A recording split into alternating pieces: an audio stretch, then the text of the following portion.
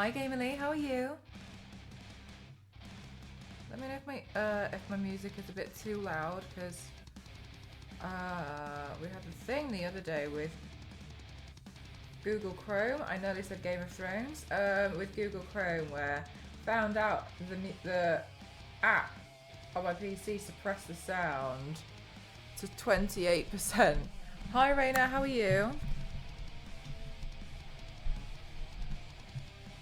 Oh, Pedro's gone. Where'd Pedro go? Oh my god.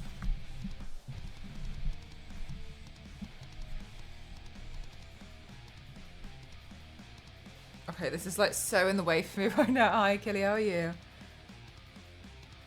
Let's just do my makeup and then I'll get to work on putting Pedro back in. I don't know where he goes sometimes. Maybe he needs to be woken up.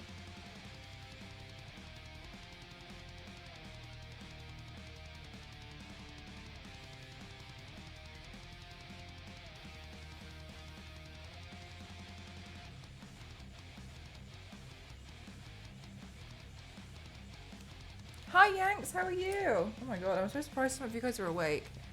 Which I know is... maybe this is more normal for everybody else. So I'm like, Jesus Christ, it's like the middle of the night. I'm going to be rhinestoning today. And I was like, well, it's really not a lot for me to just sit here. I'm going to sit here and rhinestone anyway, so... I'll just stream while I'm doing it. What a surprise! Yeah, I'm kind of like, as you probably all know, fed up of like not doing anything. But yesterday I was a bit tired, so I was like, well, that's okay. I'll just, I'll chill out, and then I'll just do like a 48-hour stream on Sunday. Dusty, thank you so much. 81. Thanks so much, Dusty. Oh my god. 81. It's getting a lot. I'm getting into scary numbers now, Dusty. Hey, you got some good rest. Yes, I did. However, I really need to sort out my sleep schedule. I've realised that now that I've tried to start reading, because I was, I was telling you guys I felt like my eyes were going square because I was just sat watching stuff and I got annoyed. I didn't like it. Now that I've been reading, I realised that like it keeps me up at night, because usually it makes me quite sleepy. But now I've noticed, like, oh, I just keep reading and reading and reading. I went to bed at 5 a.m. And so, I think and also, what's been happening is I go to bed and then I just read until I kind of fall asleep. And I think I haven't been falling asleep until like 4 o'clock in the morning without realising, which makes sense why I start waking up at like 3 o'clock in the afternoon. So I think I just didn't realise that I had just been reading and reading and reading and reading. Yeah, I know. And so now and last night I looked at the time and was like, so I need to fix my sleep schedule. So I was also thinking, if I stream all day today and do this rhinestoning, it might exhaust me enough that I will be able to go to bed at a more respectable time. So that I'm trying to fix my sleep schedule by, hi Nivius, yeah, we're doing it. I'm just going to be rhinestoning all day anyway. So that's what my plan is. Oh my god, I nearly put that on my eyebrow then. Morning gang, how are you? Me as a child, I switched to audio, but that's a good idea. I feel like do you find you get distracted and you have to rewind it quite a lot? Because that's what I found with audiobooks now. But there's some that I've heard are really good. But I think I get too distracted sometimes when I stop listening to them, and then I don't know when to go back. That's my only thing with an audiobook. I have tried them and I did enjoy them prior. Hope you're all doing well today, and you guys.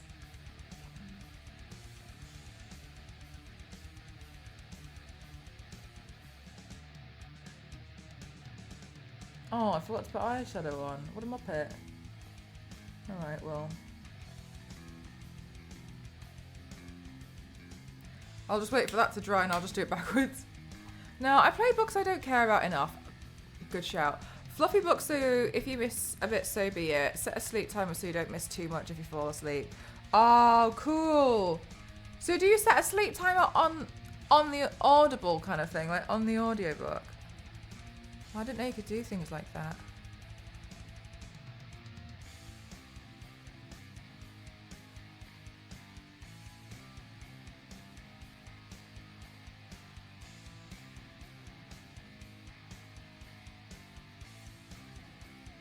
Yay, it's so sparkly. Hi, Mr. Palmy, how are you?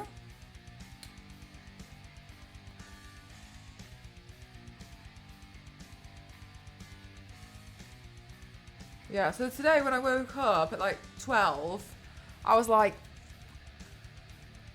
get up. I need to get up. I need to get up. And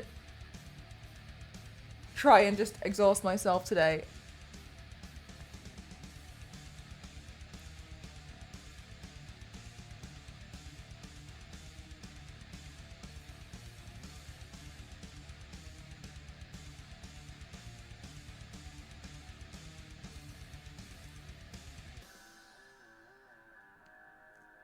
You just had some Oreos.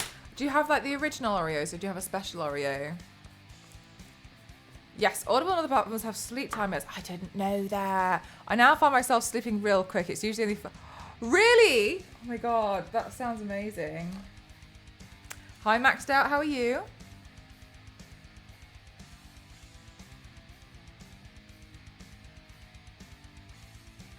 I'm reading Throne of Glass, and it's gotten to the part where a lot of things are happening. Well, no. A lot of things seem to be set up to happen. And there's a lot of characters that have just been introduced, and I'm kind of like, I'm getting confused between who's who, who's what, who's dead, and I'm like, okay, who's the myth, who's real?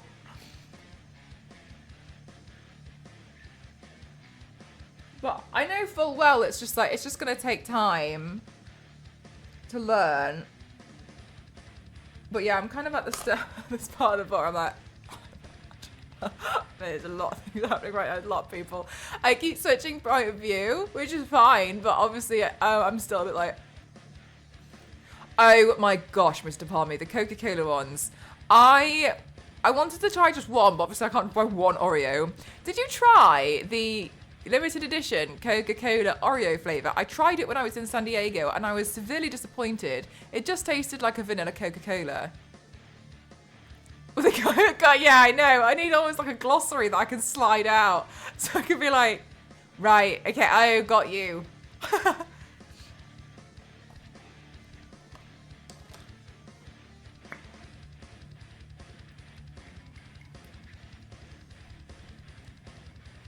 Just stayed over, so very tired. Oh, bless you. Yeah, quite a lot of social battery gets used in those instances.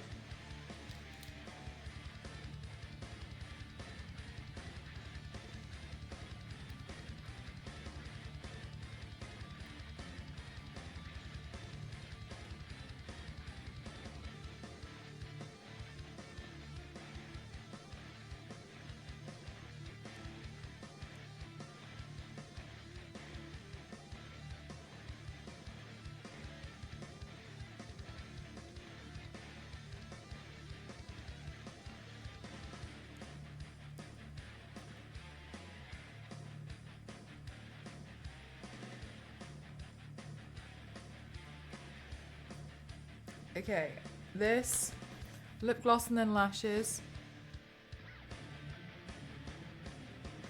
of who this person is. I wonder if that works for audiobooks. I wonder if that works for books. I wouldn't know. I am getting a bit confused. Also, the main character has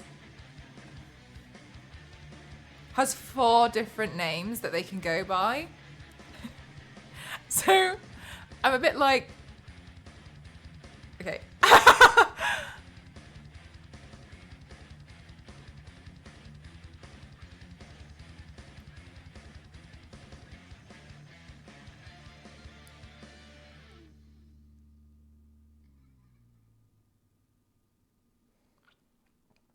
Yeah, I know. Right, Yanks? And like, it's over the course of, I'm on the third book so far. And it's been not like a slow burn. That's not what it is. It's more like it's made sense as it's gone along and been introduced. But sometimes I'm like, okay. Okay. Okay. Yeah, I got you. So I'm just in like that phase at the moment. Anyway, so I think when it normally makes me quite sleepy, I've been concentrating quite a lot to try and figure out who to. I went to bed so late, I didn't even realise. I just laid up reading. Because you know the Kindle's backlit as well, isn't it? So I've just been laid there, like, just reading and reading and reading and reading until I felt sleepy. I think I must have been doing this for the past 2 nights and not even realised. Just been like, oh, God, I'm pretty tired now, just go to sleep. Because also, like, you know how, like, you don't change the time on your car? When time goes forward and back for the seasons, I don't do it on my Kindle. I can't be bothered. I'm not interested. So I don't look up the time on my Kindle because I know it's wrong. So I've just been ignoring it. So I haven't even looked at it on that. So I think I must have been going to bed like ridiculous hours without even noticing. I think I've just. Oh well, at least my eyes don't go square anymore from watching too much. Like, I just felt like my eyes were going funny because I've been looking at my phone. Well, no, but no, I was looking at, when I was recovering, like last week in bed rest, I felt like I was looking at the iPad and my phone, so much that my eyes were starting to go funny, and I was like, I can't look at this anymore, like it's stressing me out. And then all I did was just look at TikTok again. I felt like I looked at TikTok for a week, because I was just laid in bed, like, oh my God, I'm so bored. And anything I was doing, it was like I was looking at a screen and it was driving me insane. And I don't have physical books. I don't really like them because I'm not going to read it again after I've read it, right? And I don't particularly find like a fiction book, that one that I would want to just have lying around. I usually give them away to someone. So I prefer the Kindle because yeah. You know, sometimes you feel like you get like a weird headache. I was getting that, and I was like, I need to stop. So I was just a bit like, oh, I'm kind of fed up now. I'm really fed up. So I was trying to find. So then I was like, oh, okay, I'll go and do try and read. And I was thinking for a while, I was like, oh, I'm really not in the mood to read. But then once I kind of got into it, it was okay. Yeah, I'm glad I got back into it, but I think I need to. I mean, yesterday all I did was read. I just laid on the sofa and was reading because I was feeling low energy anyway. So maybe what I'm trying to do today is we'll stream, because I'm just gonna be rhinestoning, so it's not like it's crazy hard to do. I'll just rhinestone as much as I can. I hope I've got enough rhinestone, and then we'll just go from there. My plan is to kind of exhaust myself to go to bed at a decent time.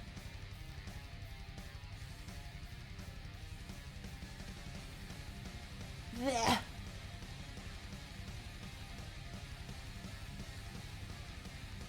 It would be right at least for a certain time of the year, yeah. Oh no, actually, Matt, I don't think it would be, because I think I brought my Kindle on holiday at some point, and I think for some bizarre, stupid reason I changed the time on it, so I don't even know. So I live in a permanent state of absolute chaos. So I don't know. I haven't got a clue, to be honest. I don't know what time it is. I should probably check, but I'm not going to go get it.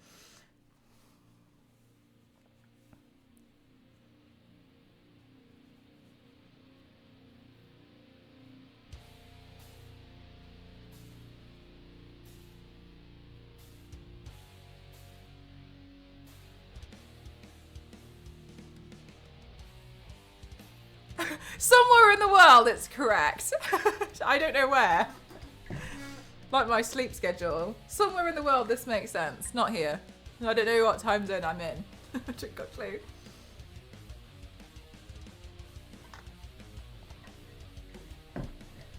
Okay. Oh, I need to put Pedro back. Pedro disappeared. But also, last time I tried to change it on my IQ, it wasn't there. It's like as if I didn't have a screen. Oh, it's here now. It's back. So weird. Screen setup. Hardware screen. There's Pedro. This is what it used to be. So these are the ones I used to have. There's my Star Wars one, look. When it goes to the Sith. Can you see? I used to do... Hi, Zonta. So I used to do the makeup transitions as my... And then what else did I have? I had this one. That was my first one. It's my profile picture. So because it's such a short gift to me to be like this, right? So I used to have it as my makeup transition. That's what they used to be. But yeah, Pedro.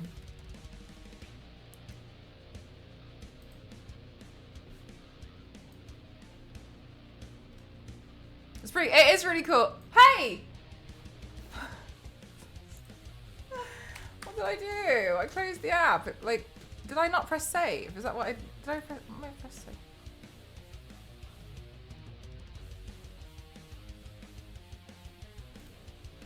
Honestly, it is really good. Like, you can zoom out and stuff. So if you wanted to, we could have tiny Pedro. Can you see? Like, there's a lot of cool things you can do with it. It's actually really good, to be honest with you. Tiny Pedro. And you can just pretty much put any GIF on there. I know some people have like stuff on like anime. That's how they get the anime stuff in there. There's like a little screen on here, and I'm just adjusting it within. But yeah, there's a lot of cool stuff you can do with it, I think. I've seen now some of them aren't circles. You can get like just a whole screen, like a little square thing. And that seems pretty cool too. Right, what I need to do, check, is I want to angle my camera so you can kind of see what I'm doing.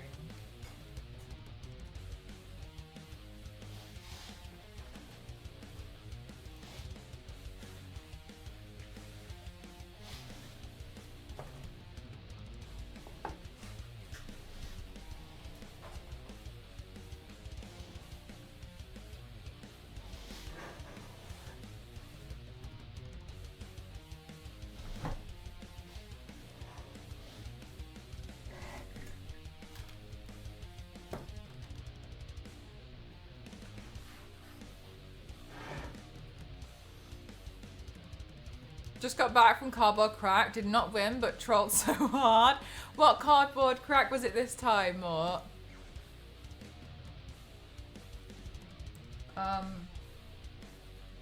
There's some rhinestones. I left them out. I thought so. Right, so here's some.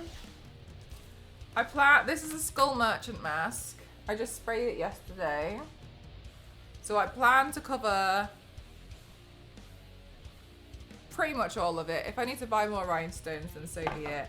Apart from this, I bought a set of cheap sunglasses a month ago to smash up to use the lens to place over it. Where that went though, I haven't got a clue. It's in here. It's in one of these boxes somewhere. I'll find that another time. Right, so I need to get some glue. I think I could probably just get away with PVA. It's not a big deal.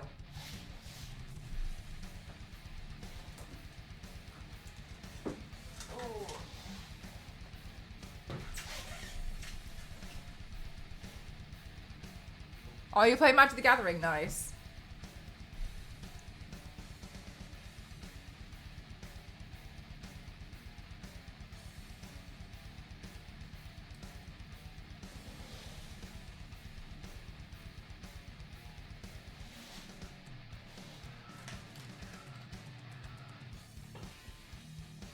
I don't know if you can hear that, but there's a crow on my window ledge on the other side. I can hear it. I don't want to open the blind, but if you can hear it, that's what that noise is. Use this business card.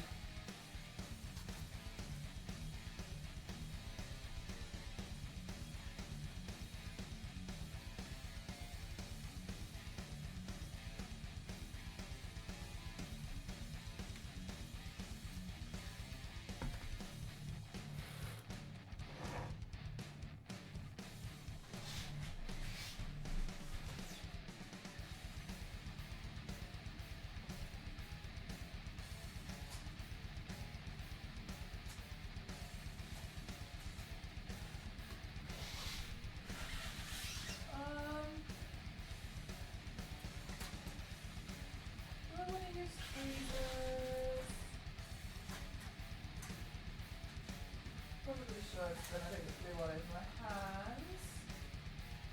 Right, let's see. Now we can get started.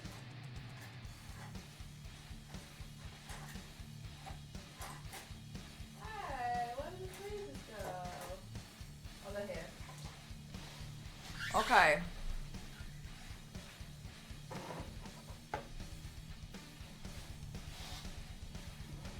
Mort is addicted to eating cardboard.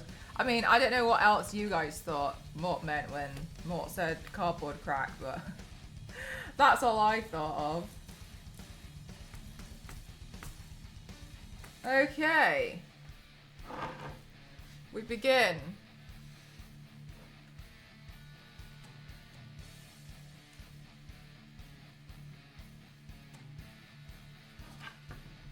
I actually think this could be quite difficult because it's not really a flat surface, so I think it might prove to be a bit tricky, honestly.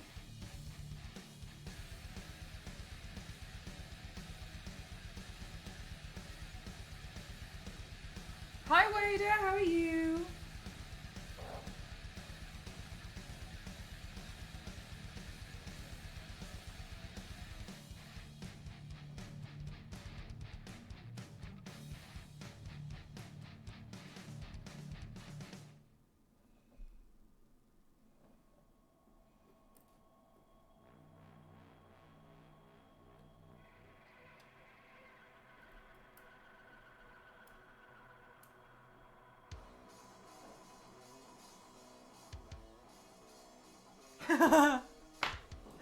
Oh yeah, this is gonna take me a long time. Yeah, we're in for the long haul today, chat. Really in for it. Yeah, this is gonna take a while. So that's why I was kind of like, I'm pretty sure it is gonna take me a while. So I guess I'll just stream while I'm doing it. It's a nice chill stream for me at least.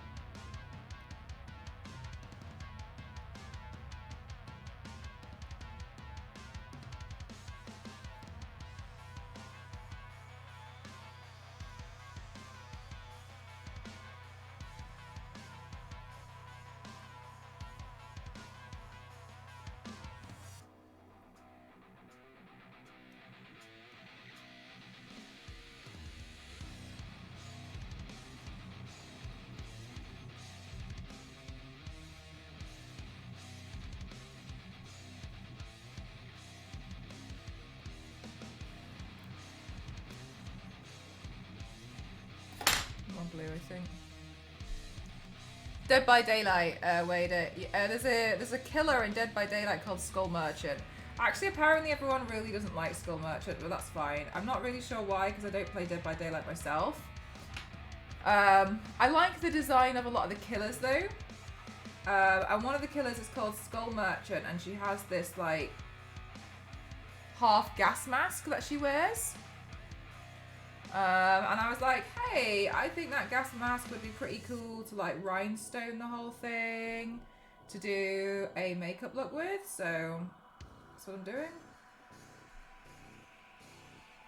I just thought that would be cool. So that's what I'm doing.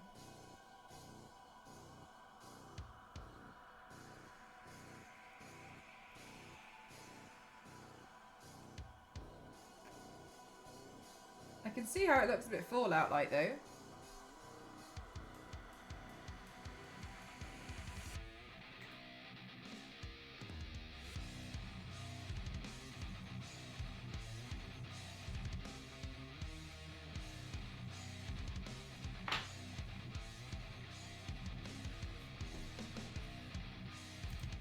But yeah, only hate because people who play are shitty. Oh really? It's really interesting. It's like seeing the Dead by Daylight community. I didn't realise that a lot of people were quite But it has a lot of its own toxicities. I didn't know until I started doing Dead by Daylight makeup looks.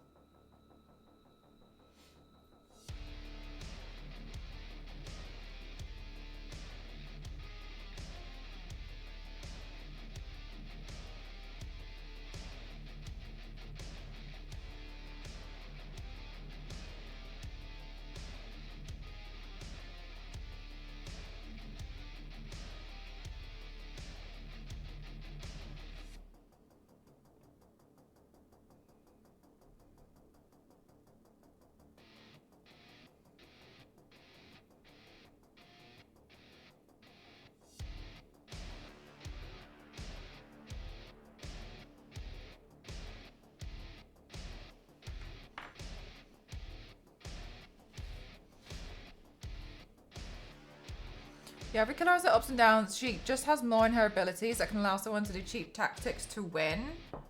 Valid strats, but no skill in them. Oh, okay, got you. All right. So would you... In that case, would Skull Merchant be good for someone who's a bit more of a beginner to play? To kind of like learn the capabilities of the game without it being too hard?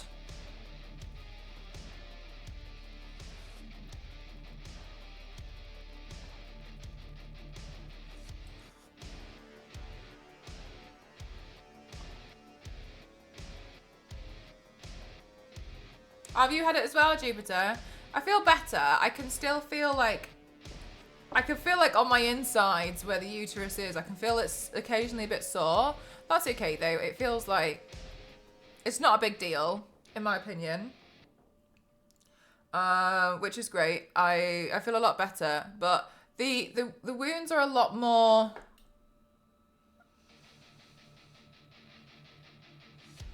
They are closed. But I wouldn't want to risk it. But they're like sore to touch. Obviously, I'm not like poking them. But like if I was to touch them, then they're a bit sore. It feels like a raw kind of sore. My uterus feels kind of like, it feels like it's been shaved. With like a potato peeler. That's how it feels. Which is fine, that's what's happened, so fine, whatever. But I showed my cousin the size of my incisions, and she said, with incisions like that, it would have likely been done with a robot arm. And I was like, oh, interesting. I wouldn't recommend it for that. She still has a bit to learn in terms of how she works. But easy to pick up when you know the rest of the game. Okay, cool. That's really interesting. Thank you. Yeah, it sounds awful. Yeah. It's okay. Yeah, it's been interesting for sure. Do I want it on this side? I don't know. It's been interesting for sure. But my incisions have closed. I will show you the size of the incisions when they're not dark red, because I'm scared of Twitch's gore depictions and stuff, because I'm fair enough in a video game, but like IRL, I'm a bit like, oh, I don't know what I can get away with that. So when it's not dark red and it's left a little bit more of a lighter scar.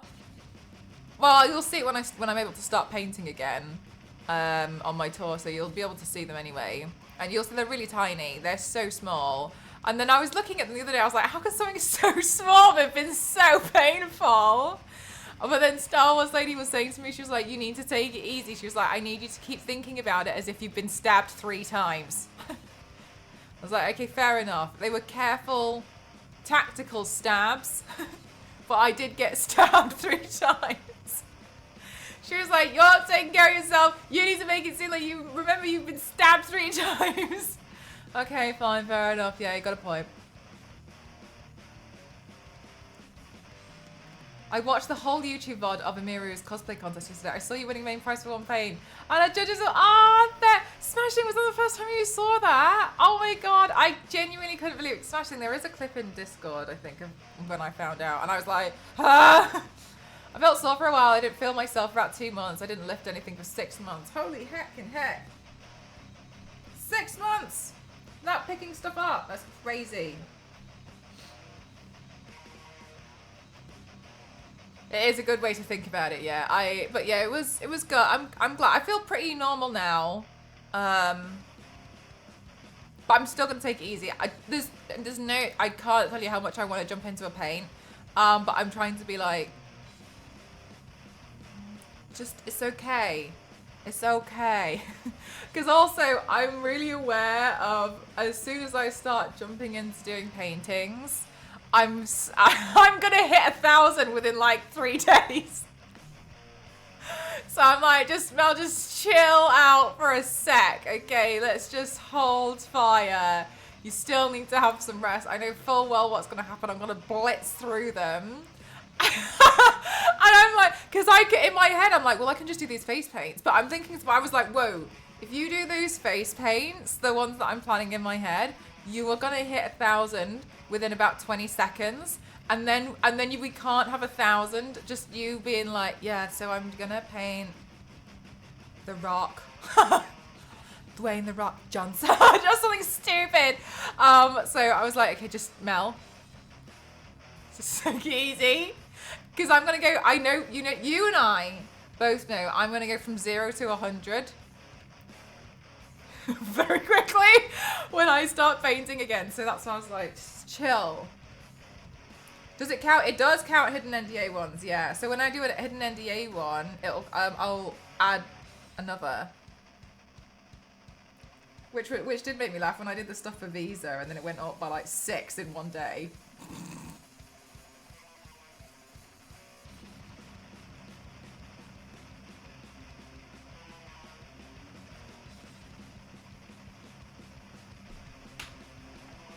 I work with some heavy items at work and I didn't want to risk hurting myself. Oh, if you're working with a lot of heavy items and such, then that makes so much sense.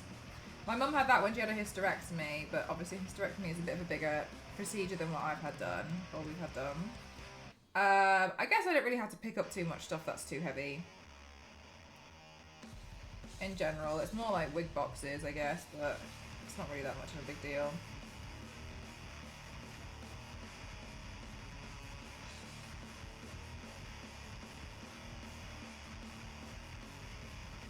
But I can just get Ghost to come move those.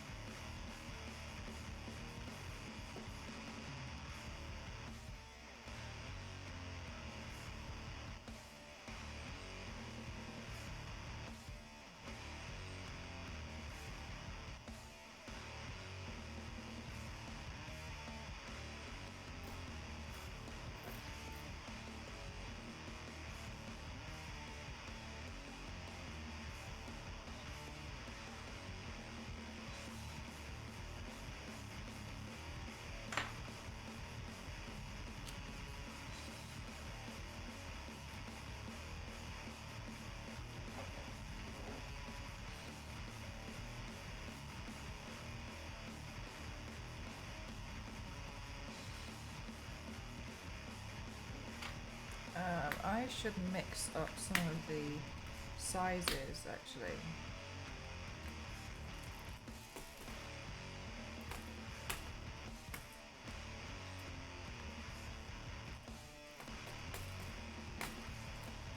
There we go. We're driving crazy. Yeah. We'll see how this goes. I don't know how I'm gonna handle it, but we'll see. Maybe I'm a bit more like, well, can't do anything else right now. So.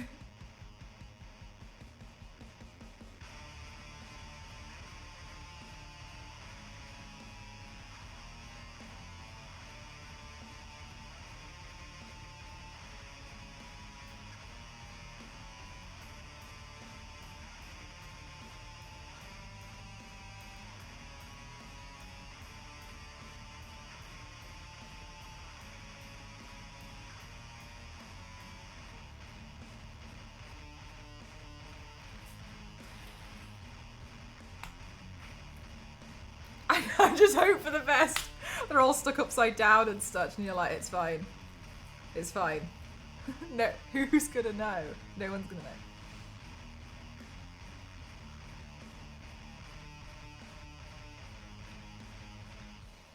You could pop a stitch and deflate like a cartoon character. Exactly.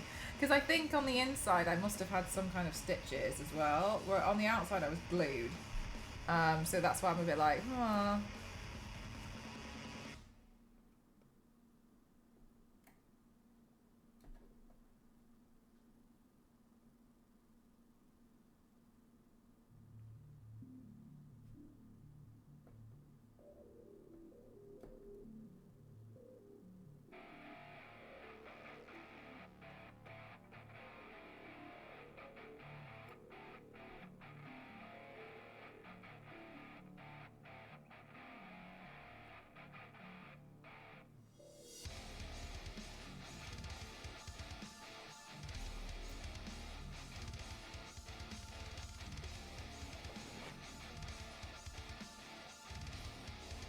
Oh, that looks okay.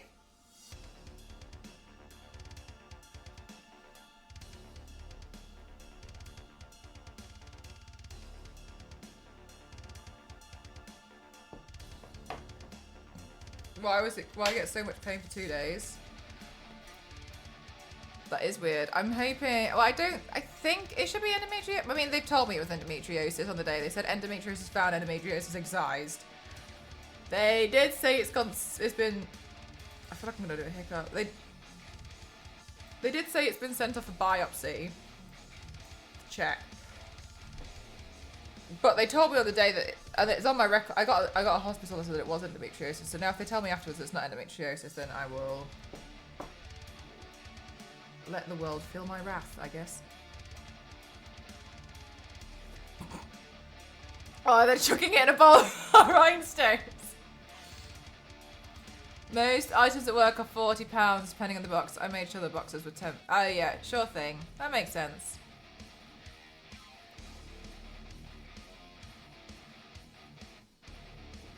I was gonna tell you guys something and then now I've completely forgotten. No idea. Gone from my mind, just disappeared.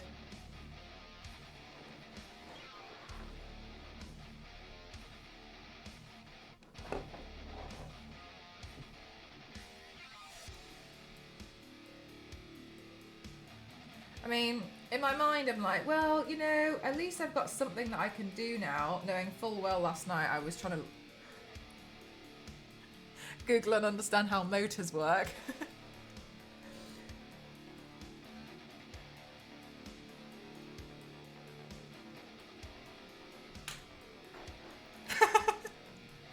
Maybe my most insane headpiece yet?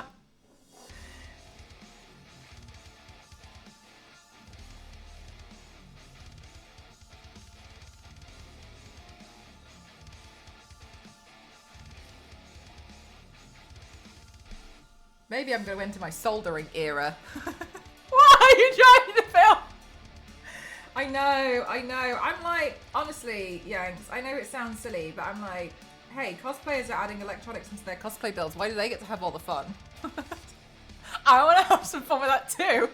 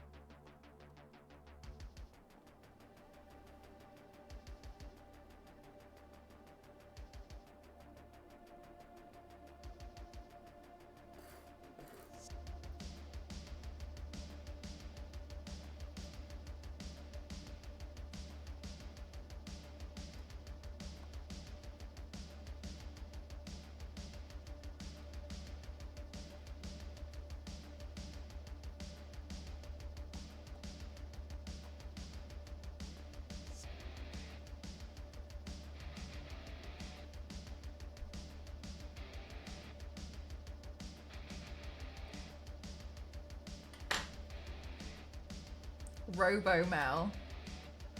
Yeah, I do wanna learn. I wanna try and like, because I feel like as soon as I understand a little bit, then I can at least, you know, go from there. So I kind of just want to understand like what would be involved if I was to try and drive some kind of motor to make stuff move on my headpieces. I'm like, that should be simple enough. I can learn how to do that.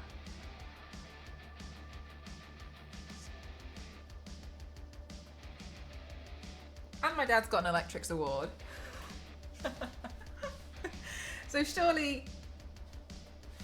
So I did text him and I was like, can you teach me how to do this? And he was like, okay, we just need to make sure we find a motor small enough and then I can help you. And I was like, okay, cool. I was like, I want you to teach me how to run a small motor in a headpiece. He was like, okay, I'll keep an eye out for something, for something that's suitable.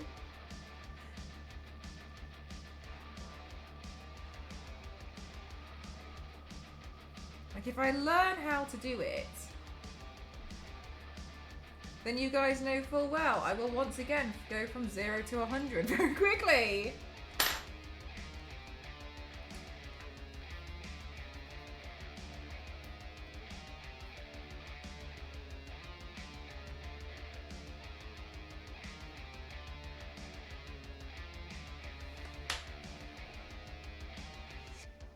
You're gonna throw in a little rocket science next? Look, Yanks, I would say no, but who knows?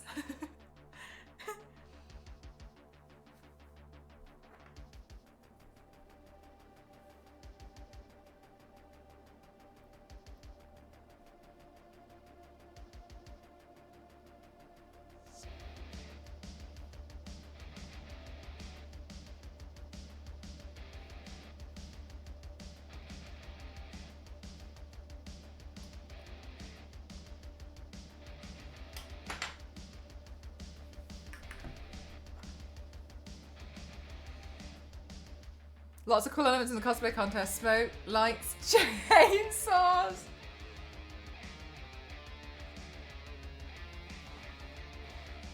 Oh, I'm glad that you've got a new doctor now, Jupiter. That'll make a big difference, hopefully.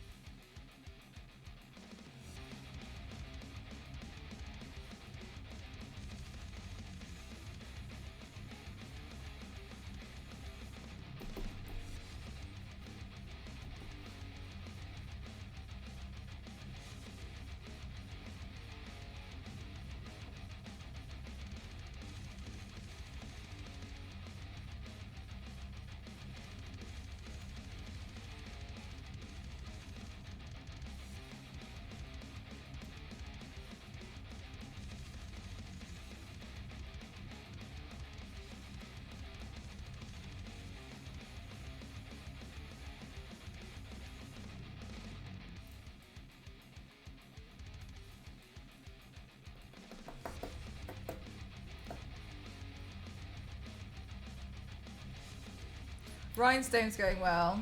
Yeah, I think so. I mean, I could stick them all on. They could all immediately fall off. I think it looks okay so far. Not bad. It's gonna be like this.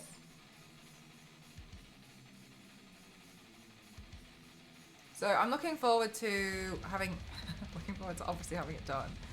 But I know it's going to take a while. Basically, I want to do this anyway. I might as well do it now while I'm not really doing much makeup, which makes sense. I'm also trying to exhaust myself a little bit today, Ken, which I know sounds like a bad idea.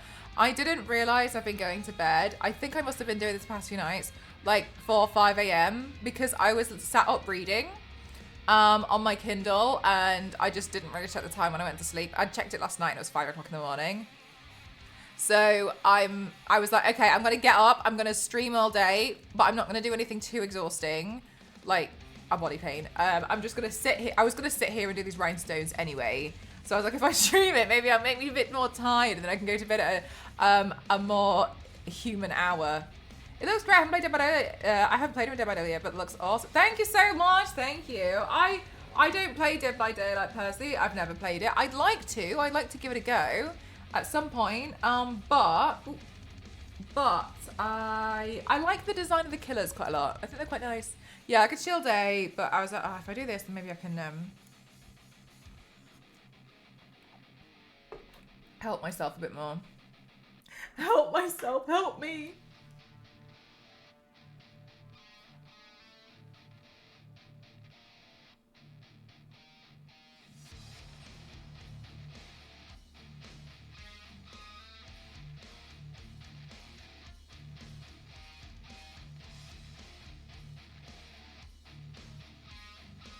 I did feel bad for this one girl. I've seen there's this makeup girl online. Honestly, her stuff's amazing. Her stuff's amazing because what she used to do is she used to paint the character and then rhinestone the whole thing.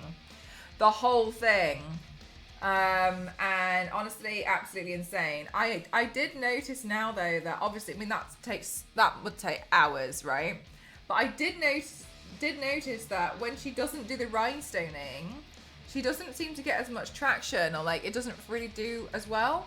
So I think, and then I've seen she's been asking online, like, you know, do you guys prefer seeing rhinestone looks? They take me a long time, and people are like, yes. And I was thinking, I was like, oh my god, like I feel so bad for her. Like she's made her whole thing rhinestoning, her whole thing, like. And when she doesn't do it, people are like, I know, Yanks. I know. So I was thinking, I was like, oh no, imagine getting yourself in that little bit, in that situation. where you make your life as a content creator, where your thing is rhinestoning, and when you don't do rhinestoning, people aren't interested.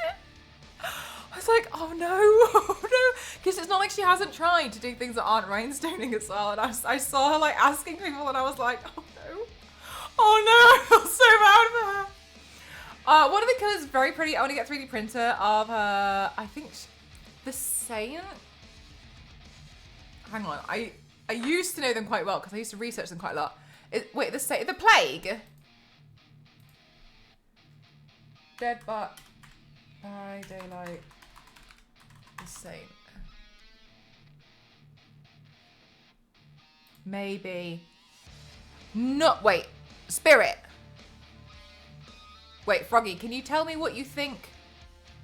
What you remember they slightly looked like? Did they have like a headpiece on, or were they blue? Damn, that is rough. Making that your thing. Yeah, that's what I was thinking, Yanks. I was like,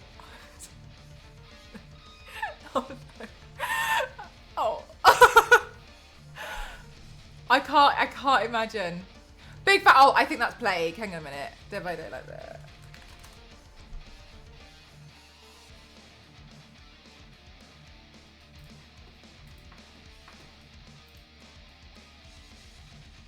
Hang on, Froggy. This one. This lady. She kind of looks like a mummy a little bit, with all the fabric. Big fancy gold halo thing. Yeah, this one. I think it's this one. Yeah, she does look cool, doesn't she? Yeah. This one, she's called the Plague. You're really close. She does kind of actually look. It looks very religious, doesn't it? It looks very. It's almost got like a Baroque type style to it, doesn't it? Actually, it does actually have quite a lot of like, looks like it has quite a lot of like religious connotations from maybe a potentially different, a few different religions over time. Yeah, right, Yanks. I basically, Froggy. A lot of people have requested that I try and like do this one. I think I can do it. I just need to figure out. You see here how it like sits atop. I'm gonna have to put some supports in for that. Oh Christ, she's so fleshy. I think I can do that. That should be fine. The comb over. What's going on her head there? I have some crep hair. Actually, we could just glue on some little bits of like the underside of a wig that I could cut off. But yeah, that's Plague. So cool. That's a really, really awesome. She's a really awesome design, isn't she? 2 o'clock on a Sunday. I know, Biscuit. I'm sat here rhinestoning, so I was like, well, I might as well just go live. And I was a bit tired yesterday, and obviously you guys know that I just want to stream now because I'm fed up of just being sat around. So I was like, I'm just going to sit here and glue these rhinestones on.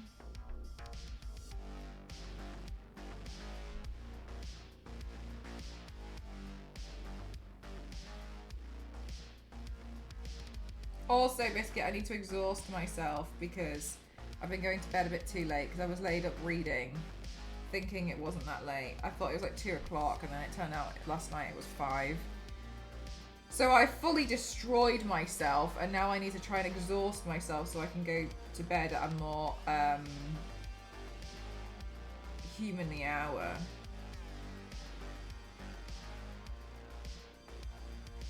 Bald cap, gold wire. Yeah, I'm not doing the gold wire. I'm gonna print it out. There's no way.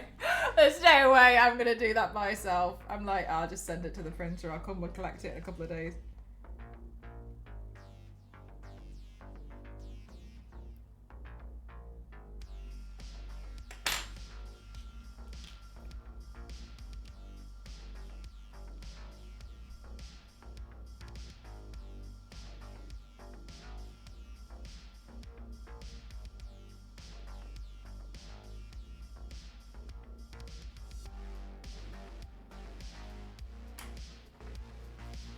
Hey, Under Steel, how are you?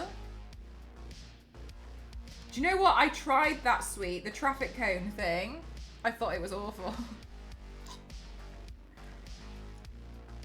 I hated the texture of it. Oh, what is it? Candy cone or something? What do you call it? Anyway, to me it looks like a traffic cone.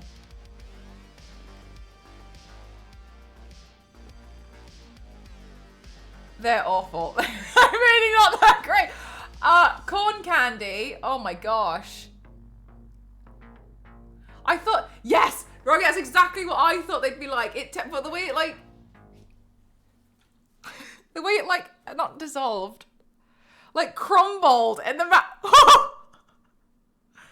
Yeah, no, not a fan. Do you know what? I really expected them to be like top tier sweets because I see them all the time and people always refer to them in like makeup looks and they're always, yes, it was like stale fondant. I was so excited because someone gave me one and I was like, oh sweet, like I don't have to buy a bag to try it. And I was like, oh yeah. What is that? What is that? Yeah, but some people really look, they're so crazy. Yeah, it tastes, yeah, like stale fondant. I'm not a fan of that. Interestingly though, what sweets do you lot like, out of interest? It tastes like, you know when you get that icing that you like roll out and you drape over a cake, right? You know when it's like, and then when you get a piece of cake, you get like a slice of like the thing that's covered it to decorate it. If you imagine that but stale.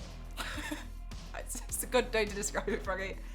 No, there was no flavour to it. It just tasted like sugar. That was it. It was just sugar. No, it doesn't taste like corn. I don't know why it's called candy corn. It tastes like how I would expect a traffic cone to taste like.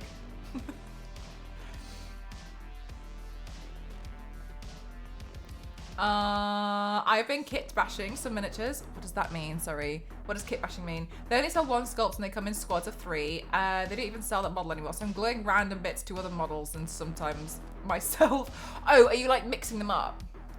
Royal icing. I don't know the difference between those two. I thought that about Twizzlers. I don't see a reason why Americans love them. Oh my god, I've never tried a Twizzler. I forgot about those. Are they the same? No, the one that I really detested was the Twinkie. Oh, no. No, I was so excited about the Twinkie because of Zombieland. I was like, this is going to change my life. And I had it and I was like...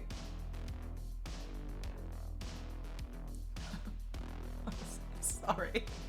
He risked his life. He risked his life and multiple lives for this Twinkie. But I was told that the Twinkie changed recipes and now it's not as nice. So a lot of people feel that way about the Twinkie now. Apparently the Twinkie used to be a good thing. Now it's not.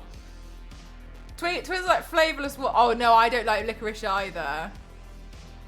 You like gummy candies. Gummy. Like a Haribo. Isn't it candy corn because it's shaped like a corn and made from corn syrup? You think it looks like corn? I think it looks like a cone. Rise and a Glorious. Anything toffee or fudge? Oh, I didn't try anything of those. Twinkie rubbish too. Like, yeah. Oh, yeah. Mmm. Oh, like a corn kernel. I feel like I still think they look more like a cone. Sour gummy. Oh, yeah. Sour gummy worms are great. Next time you find a Hostess honey bun. I really love them. Oh, I've never seen that. I don't really look in the sweets aisle, actually. It's like a cinnamon swirl with honey flavour. Oh, nice. Okay. I'm trying to think what kind of sweets I like. I like things like,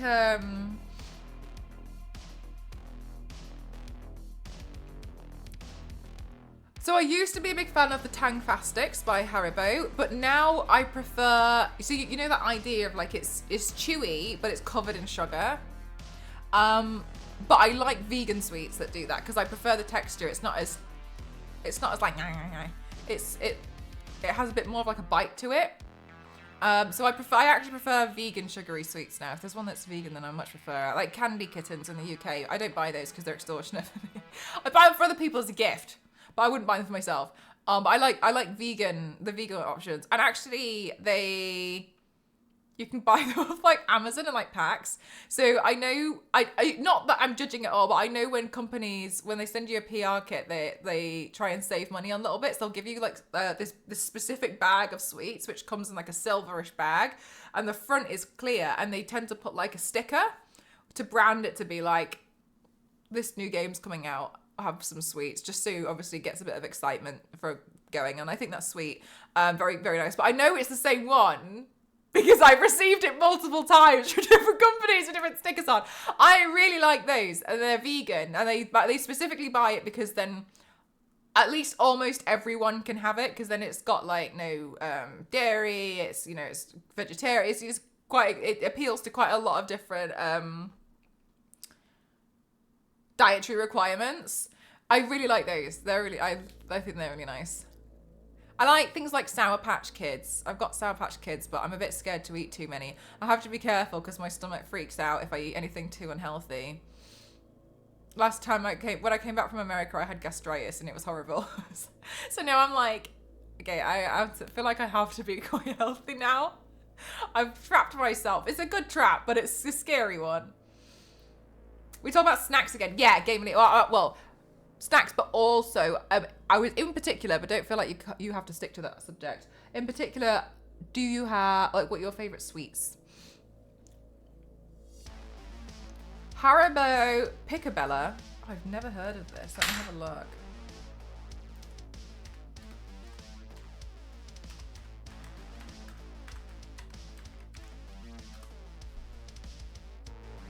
Oh, these look like something that my dad would really like. Do you know what? My dad loves the, I don't really like them, but they're the, squashies.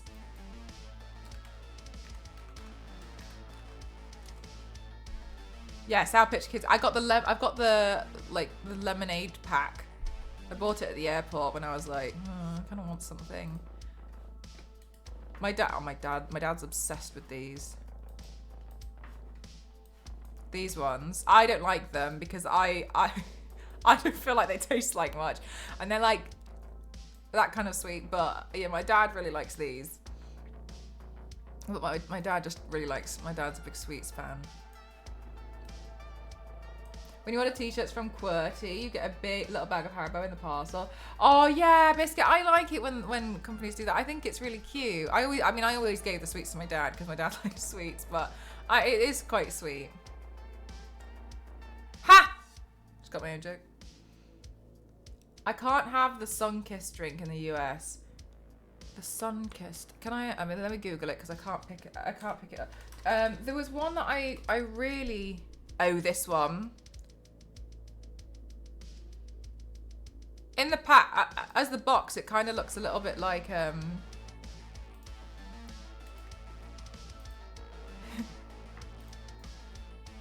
does this look like something you'd put in a dishwasher? The box.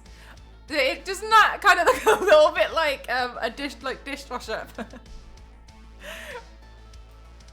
Like the salt crystals that you would put in a dishwasher. I feel like the packaging looks the same. I haven't tried. That's washing powder. Oh, it is washing. It is. No, it's not. That goes in the water. Okay, yeah. I can see it does look like a washing powder. I actually haven't tried this. I tried Snapple, and I was so excited because I remember when I was a kid, I really liked it, and I had some, and then I couldn't put my finger on why it was weird, and then Ghost said to me, "Don't you think that tastes like detergent?" And as soon as he pointed it out, it just tasted like chemicals. And then I was like, I don't want this anymore. It tastes disgusting to me. But so it was, for me, it was Snapple. I didn't like Snapple. It tasted like detergent to me. But you can't have that one because it makes you feel a bit funny. American Fanta or Tango, but it's not great. I didn't get a chance to try Baja Blast. I was looking for it in supermarkets, but I failed to realize that's something that you get from Taco Bell. I didn't understand, but that's okay. Hopefully I can see you to another Twitch card and then I get to try again. But I haven't tried the Sunkist. Honestly, it doesn't really look like something I would want to try. It looks a little bit too orange for my preference. That's not the soda, that is the water. Oh, got you. Oh, cool, Gank. What's that badge? Ah, nice. You saw the arcade. I was actually going to stream that yesterday, but I was really exhausted and I was just like, I think I just need to just like chill out. Nerds, Kenny and Nerds wrote with gods. Oh, I've heard of good stuff about Nerds. I haven't tried them. They sound like Millions to me. There's one called Millions in the UK that I think was similar. Fun Dip and the OG Warheads. Damn, were they stronger before? Because your Warheads, I think, are like our Toxic Waste. I did a makeup look with Toxic Waste once. It's like by so many. Because I just wanted the containers. Because the containers are like tiny barrels of like Toxic Waste. And I was really proud of that makeup look actually. I still really like it. US Fanta is orange, UK Fanta is yellow. Yeah, because they've put a lot of dye in it, haven't they? Baja Blast has a dish. Does it? Oh no, gang. No. Oh no. I really want to try it. Everyone's like, oh, Baja Blast is what you should try. I kept catching the last 5 minutes of the show on stream until I got the badge. Oh, right. Okay. Nice. I'm glad you got the badge in the end. Damn. Just catching like the last little bits. It did say that you only needed to watch 15 minutes of it to get the badge.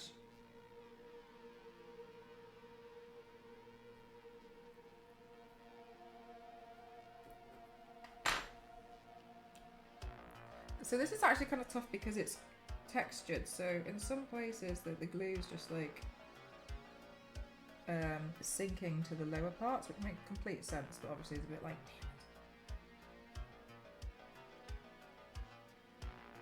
just add more glue. How's your recovery going? I think it's going pretty well, to be honest with you. I just don't want to do any paints while...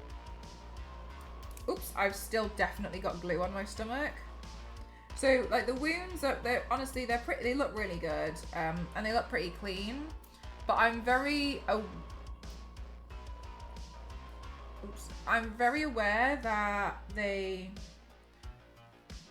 they've clotted, obviously, on the top, and they've closed. The one on the top of my stomach is like has been closed like that, right? And it looks closed, right? Probably almost like that is how my stomach one looks. The other two look more like this, but I can see that they've been filled almost with glue. So the other two are like this, like that. But they're not bleeding, they're not open, that's covered in glue. So my only thing is like, okay, so I have to be careful in the shower that I don't like melt the glue and dissolve it with too hot water. I'm one of those people that has showers comparable to hell, where I like to make sure that my body is prepared for what it's going to endure in hell when I get there. So I have to be very careful. So they're not open, but they are closed. But I can see they're like that, and that's filled with like, it's like dark red and it's like bluish. So that's why I'm a bit like, I don't want to paint on it just in case. So I was gonna be really careful. It makes me laugh because like people were like, yeah, like you just like no one can have like shower temperatures over X amount of temperature, and I remember thinking like, you can't. melt the flesh and bones kind of temperature. Like I always used to turn it up, and then I'd just turn the shower off, and then people who have a shower after me are like, why do you do that? And I'm like, do what? And they're like, why is it whenever I go into the shower it's turned up like extreme temperatures? I like cook. Boiling myself in the shower like a shrimp. And so I've got to be careful, because that's how, if it's not like I'm ruining myself, it's more like if it's less than that, to me it feels cold. So I'm like, I'm in a cold shower, I can't handle it. Like, it's too cold. So that's why I have to be quite careful. Oh yeah, it's cool, isn't it? I really like it. So I got to be careful. So that's why I'm like, oh yeah, I don't really want to. I like a burning hot shower right before. Yeah, gang, yeah. I can't understand the like cold shower thing. Ghost used to pass away from asbestos. Yeah, they did a blood test and it came back asbestos positive. Ghost went through a phase where he was like, I've got to try and do like 30 seconds cold shower at the end of a shower. And to me, I'm like, why? Like, he said apparently it's really good for your system to do it, like especially because he does a lot of exercise and working out. And he's like, you should try it. And it's like, no, no. And like, I don't understand. I'm glad that other people can do it, because obviously good for you. People telling me how relaxing a cold shower is.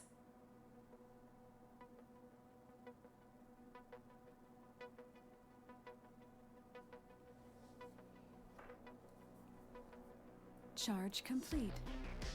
Those people need to be in therapy. Can shock the system. I don't know how he does it. I think he used to do it on his leg. I don't know how he would do it. I was watching some like exercise stuff from these like pro athletes about how they like dip in like a cold bath and hot. Oh my god, I don't know. To me it was hell. That was awful. What an awful thing to do. You watch me, I'll end up in hell and it'll be cold. I know! I don't like cold showers, but I have done an ice bath after a workout and it's amazing. Have you? I actually genuinely feel like I could not think of anything worse. There's so many things I'd rather do than that, like pull off my own toe. I would just, there's no way I could do that.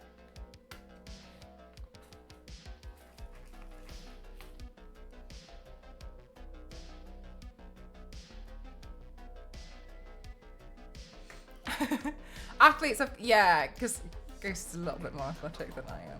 So yeah, they do a lot of the cold stuff.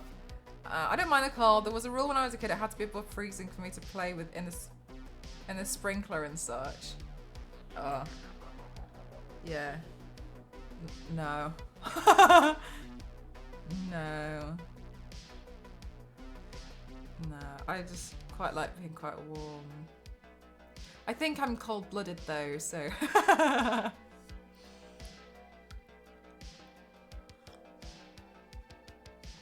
I fit in the category of, you know, when people I was actually reading this Reddit post and it made me laugh. And it was, it was like, men, what surprised you the most? Like positive things, like nothing rude, when you first got a girlfriend. And so many of them were like, why are their hands and feet so cold all the time? And that's me. I'm in that category. My hands and feet are they're cold now. And they just don't warm up. So many of the guys were like, why? Why is it so, why do they always have cold hands and cold feet? Why do girlfriends always do it? They're so cold. And they think that they can take your temperature. They take all of your heat. They come up to you asking for a hug. But they're really taking all of your heat. And it's so shocking every time. I was like, absolutely, I fit in this category. That's 100% me. I'm like, Ghost. Give a heat.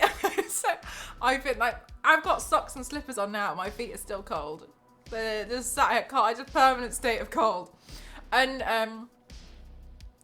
Ghost was asking me like, why? Like, I don't understand. I was like, I don't know either. Then I came up with the theory that I think it's because I'm so tall that it just takes so long for like the heat to reach my hands and feet. That must be the solution. And Ghost, being taller than me, was like, yeah, maybe. I think just because of my extreme height, it just takes a long time to reach the ends.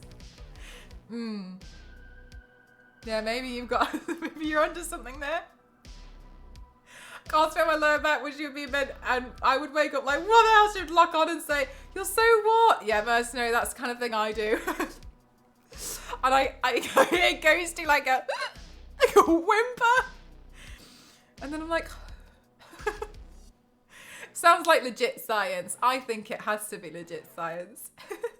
Hell is meant to be what you hate the most, so you hate the heat, it'll be warm for you. Although, Matt, hell is full of liars too, right? I could lie my whole life. Say that I don't like this, and maybe I'd get away with it. Like, hack the system like I hack my games. So less heat. Oh, really, Niveus? I wouldn't know.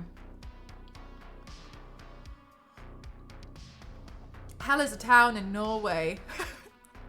Imagine everyone just ending up in Norway. I suggest socks. And she looked at me like I'm crazy. Yes, but sometimes they don't even help. Like, I wear socks now, and I'm telling you now, my feet are like ice. Do you know what? Oh no. Do you know what? As always, it freaks me out because it really scares me.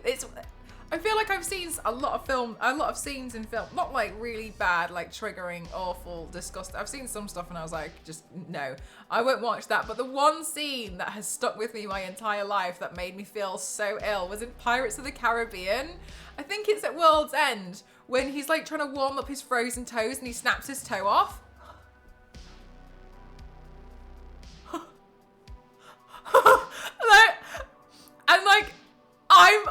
I always have cold feet, and seeing that,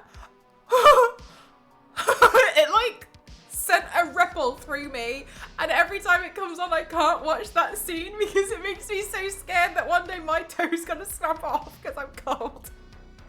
Oh no, oh no, puppies and video games, the only way it could be worse is if I had snacks.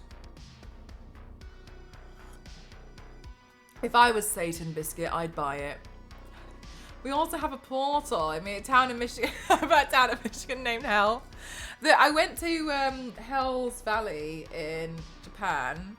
It's in Hokkaido, and it's basically like a really steamy area. It's really steamy there.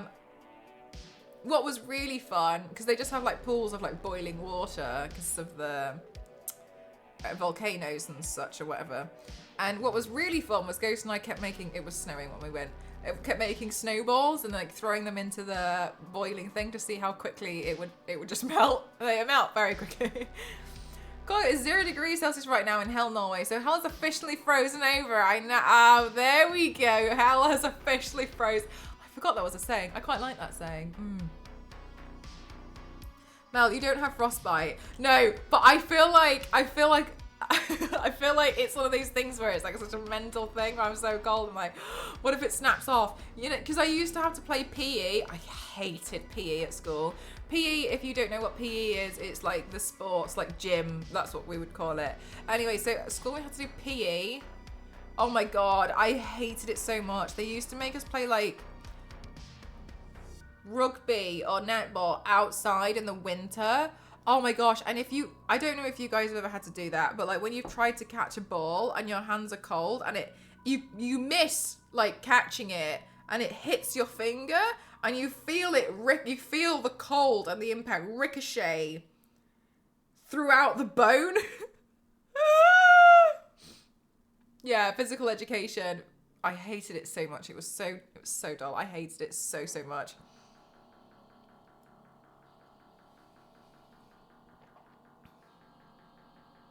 Oh yeah, mercenary, awful. And you can't warm them up. Awful.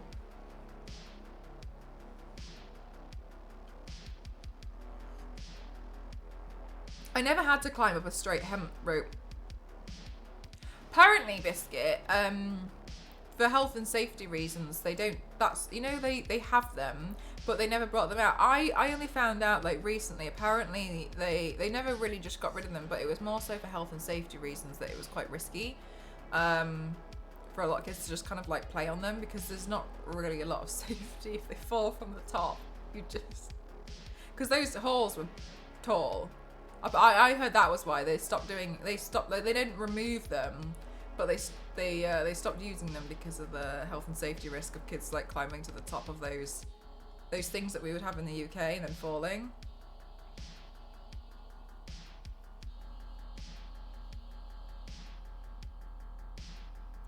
Whoa, Niveus, that's crazy. Because also, like, how would you know? Like, in some cases. I'm old as part of our classes. Really? Yeah, we never... I remember playing on it when I was in, like, infant school, and then never again. But I only found out recently that's why they didn't really do it. We played softball once in high school on a winter's day, and I had 2 boys break their fingers. Oh, yeah. Yeah, that's exactly how I imagined that would go.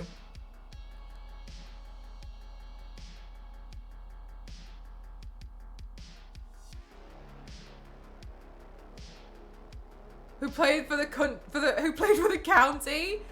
Whoa, yeah, you probably got rinsed. Damn, I did not like. I hated PE so much. It was more so because in the winter they'd still make us do it outside, and it was like raining, and then like we'd still be outside playing netball. I hate netball. I hated it so much. If you've never played netball, imagine basketball, but you're not allowed to run with the ball. So a lot of it is quite static and you're not really moving. So I wanted to play basketball because at least I'd be running. But in netball, a lot of the time you're just kind of like stood. Well, I was anyway, because I didn't want to play.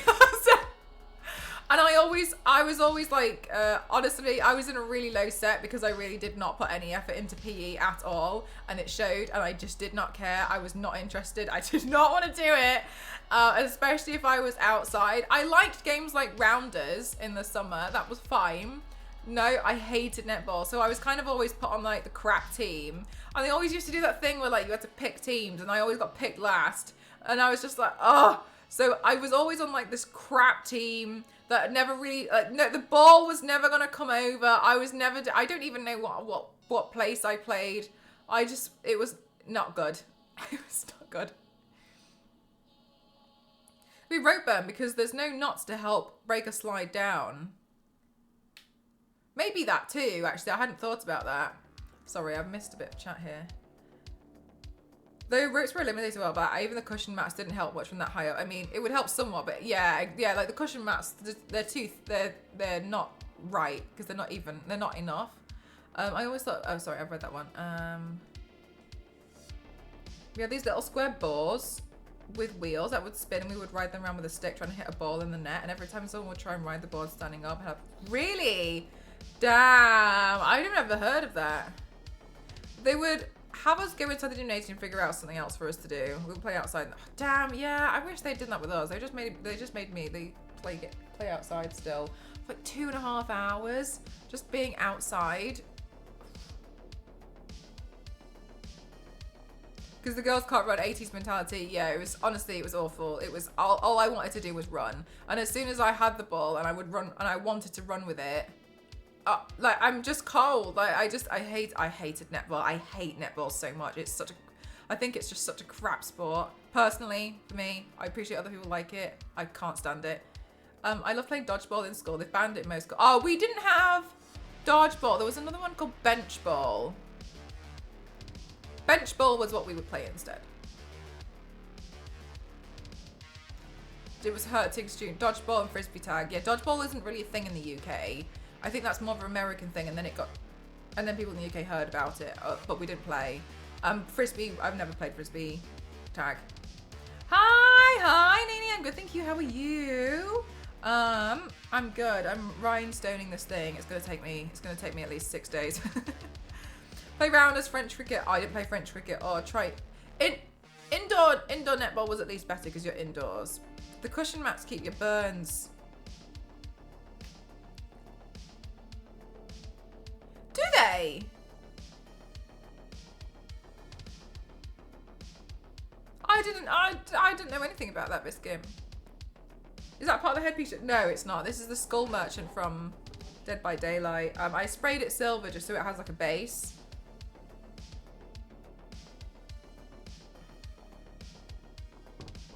We did baseball in PE and it was the least exercise I ever had. I would bat the ball so far I could just walk around. Oh, nice, Santa. GG's. I always used to be like the person to go catch the ball like yards away when no one would hit the ball that far and be like, oh, thanks so much, Nini. Yeah, I'm really happy to be live again. I'm not doing makeup looks at the moment just because I'm in recovery from surgery. I don't want to get it in my wounds, but I'll hopefully be back on it soon. I think the community's too brutal. I heard mercenary. I heard that you kind of have to go in with someone, or with like a team, so that it's a bit easier on you.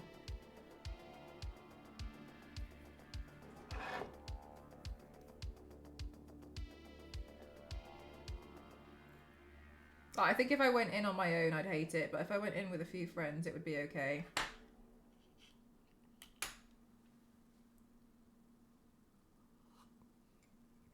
Oh, is Ghostface in it? I didn't know Ghostface was in it. I didn't know until recently the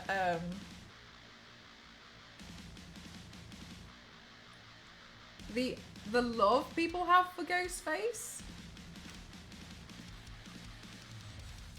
I didn't know that. A lot of questions, I suppose, but who am I to judge? Yeah, being on TikTok over Halloween and not doing much else and learning a lot about that was something to behold. That was interesting and brand new information to me. I was very surprised, I guess, but why should I be at this point? We played dodgeball. It was mostly football, netball, rounders, and rugby at my school. Rugby I was weirdly good at. I liked rugby. I used to do I liked rugby. We used to play another version as well called tag rugby. I liked tag rugby. It was more like less combat. So you wore like a tag on your shorts and it was just velcroed lightly. Oh, sugar. It was just velcroed lightly, so instead of tackling someone to the ground, if they had the ball, you would pull their tag off. That's what you'd be reaching for, to pull the tag, and then they'd have to pass the ball over us. I can't remember. But tag rugby was something I also played. It was a variation, more so for like less combat, I guess. Hi, Crimson, how are you? You're not supposed to throw it at people's head, yeah. I think that's the thing. Is like you're not supposed to, but then people get angry with each other, and then they're like, "Oh, I didn't mean to," after throwing it at someone's head. We call that flag. Oh, right. Okay, yeah, okay. Like flag rugby or just flag? Like, would you also have like flag frisbee? Oh, you call it flag football. Got you. Okay, yeah. Oh, right, flag. Yeah, for us it's tag. That's basically the same thing, isn't it?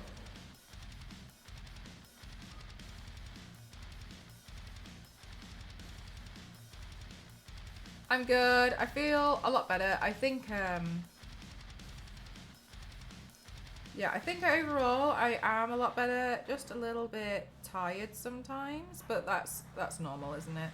Because obviously my body's just trying to use up the energy to like stitch myself back together.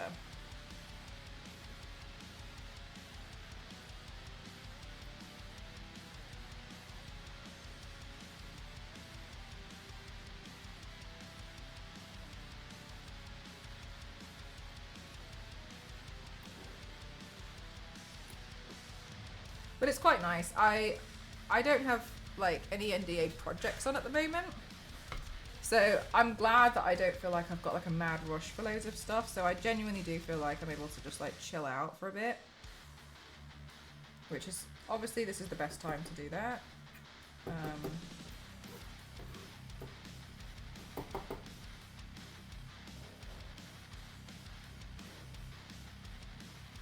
I worked really, really hard in September and October, so it's quite nice that I can chill now.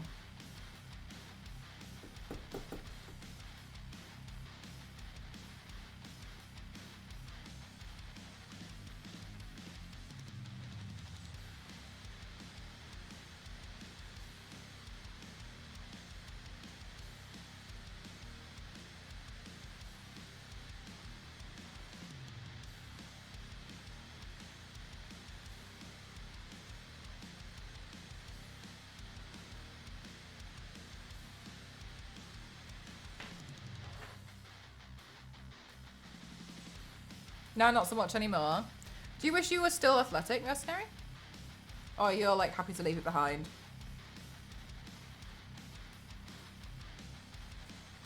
Hi, Feral, how are you?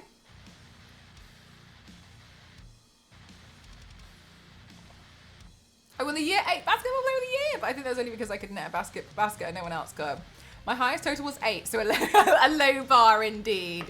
Hey, an award's an award. Look, Peter, I got the maths trophy, okay, when I was in 6th form. Okay? An award's an award. Yes, I questioned my teacher and she told me that out of everyone in the year, I got it because I put in the most effort to try. An award's an award. I got the maths trophy. I brought it home and my dad was like, "You're fucking joking." He was like, "Maths, you. Math. Where's your mother?" He was like, "There's..." He was like, "Mathematics. Get that on the mantelpiece." Charge complete. Like, almost, do you know what, Zonta? The most embarrassing thing was, I didn't know I was nominated for the Maths Award, okay? Picture the scene, chat. We were all sat at the... like, your dad... No, trust me, chat. No one here will roast me as hard as my dad has roasted me, okay? So please, just... basically what happened was we were all sat, we're all in like our nice dresses and stuff because we had this like evening dinner at like, the end of the year and stuff. Everyone, well, then you all worked really hard. Good try. Anyway, and I knew that I had been nominated for the Visual Arts Award. I studied Visual Arts, but it was that's why I'm a bit funny when people are like, "I'm going to study art." In most cases, they just make you draw loads of like consistently to try and make yourself better at it. Just for maths, to make yourself better at, which is why, like, having done it, it wasn't. I don't really feel like I was taught visual arts. I was more taught the idea of concept, which is very helpful, but no one throughout my entire time sat down with me or like taught me how to draw. No one, right? So it's still like you teach yourself kind of a thing. Anyway, whatever. I knew I was expected for that one. Anyway, maths comes up, and it came up with the nominees. I only remember 2 other people being nominated. I think there was 4, but I can't remember the last person. The 2 people studied higher level mathematics to almost a university first year degree level. Absolutely. One of them was my best friend at the time, and she is now an accountant.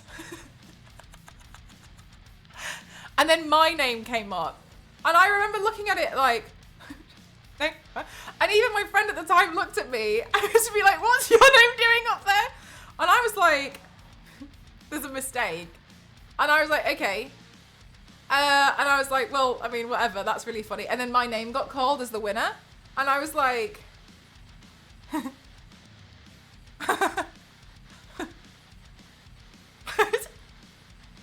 and I remember just everyone in the year group being confused. I took the lowest level maths possible because I knew I couldn't do it. The maths I was learning and I had to study at this point included, but not limited to, Venn diagrams,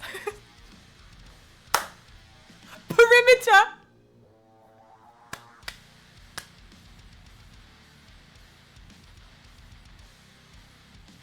and then, no, it was that I tried the hardest to try and improve maths, gang. And then I asked my teacher at the time, I was like, why? Like, why? And then she did say, I mean, fair enough.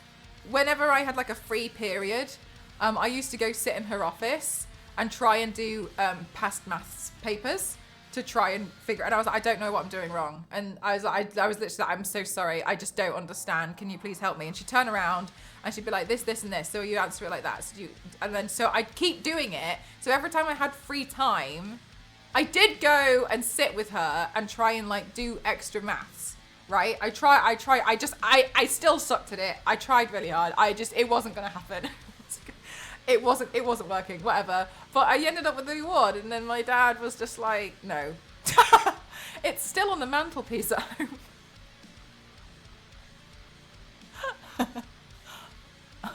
But I did get most improved at university. I started, when I was in first year of university, it was really shocking. I was always one of those people at like school, but if we ignore the maths, who was classified as like, oh, you're gifted and talented and you're really good at X, Y, and Z and you're going to go far in life. There was no, I can't tell you, like the absolute shock of going from like that and being told you're so great to then going to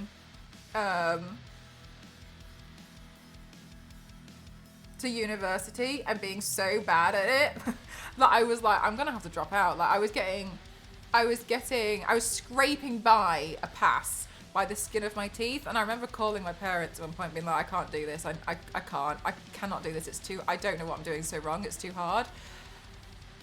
So then at the end, getting one, not one of the highest marks, but I ended up with a first at university.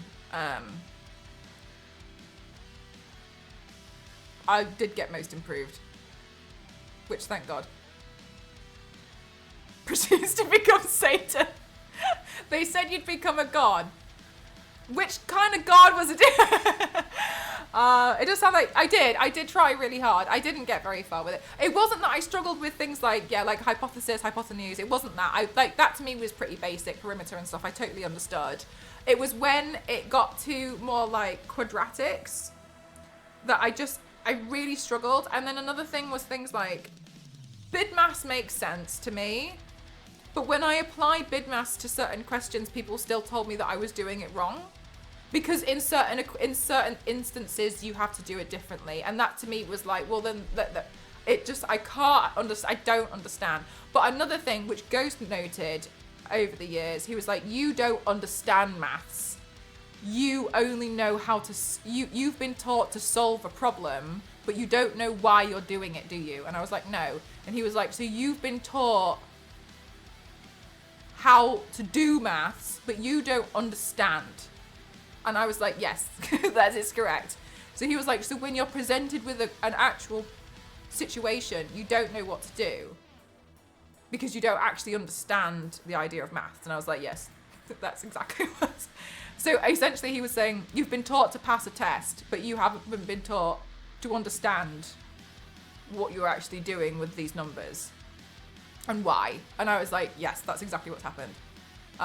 Yeah, that's your problem too. I think that's quite a lot of people's problem from what I've understood. I also feel like when there's too many numbers, I start going a bit like funny, which is why I was thinking like, maybe I do have a little bit of dyscalculia, maybe it's a bit mild.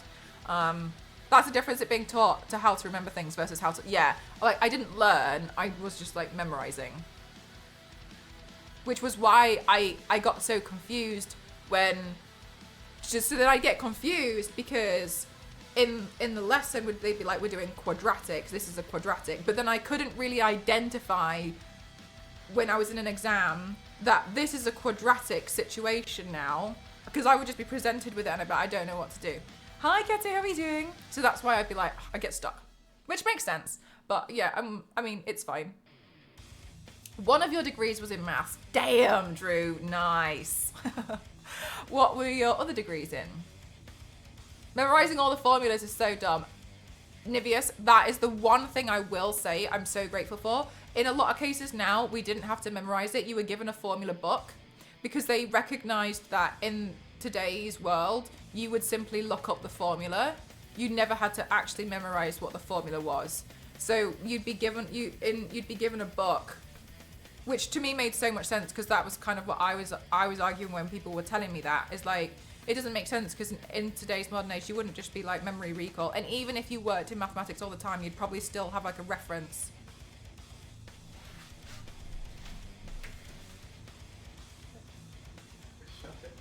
Wait, I was gonna put it in a cup. It's a bit hot. It's warmed up. Yeah, but can I please have it in a cup? No, because I'm gonna spill it on myself. You know what I'm like. I'll show you. I am scared. Yeah, but this is good for you because you've got good hand-eye coordination. I don't have good hand-eye coordination. Here, I'll put it in this bottle of glue and then I'll drink it.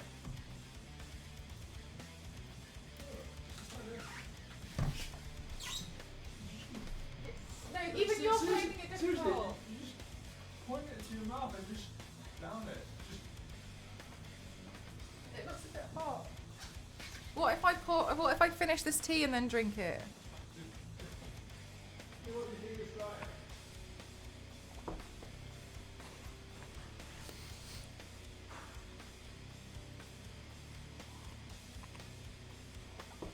No, we're not. I was trying to. Oh, okay. Sorry. Hi everyone. Sorry. I'm going to catch up with chat in just a second. So this was gifted to me by Ghost's mum. She bought this specifically. It is like a herbal drink that you give to, I don't know if it's just women, but you give to people who are in like recovery. So you would give it to someone who's like after they've had a C-section or something. So Ghost's sister-in-law was also taking it, and she bought them specifically for me from Hong Kong. When she found out that I was going to undergo this surgery. So she's bought them for me. But Ghost was telling me to just drink it out of this. So it gets heated up. It's meant to like, just like help your system and stuff. It's got loads of like nutrients and such in it. But I think she's given me one similar to this before and it tasted very bitter. But I wanted it in a cup. So that's why I was like, oh, what if I put it in this bottle of glue? Because I was trying to convince Ghost to go back downstairs and put it in a cup for me. As you can see, it didn't work. Even I would spill it, yeah, so I'm gonna... No, Zonta, I've put it on my heat mat. That is so... Yeah, it's really, really kind. She's really lovely. But yeah, he was telling me to just shot it out of the packet. I know full well it's gonna go all over myself. So I'm just gonna finish the tea, pour it in the tea, and then drink it. What the glue it is! Yeah, if I just pour it in here, then... I was like waiting for him to be like, oh, I'll go get you a cup. It didn't work. It looks like it does look a little bit, yeah.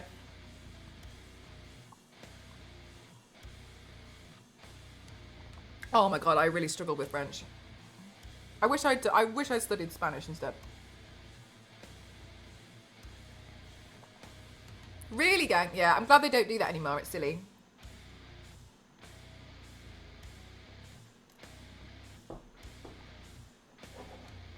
Rhinestones are these little things. They're little shiny things there. Oh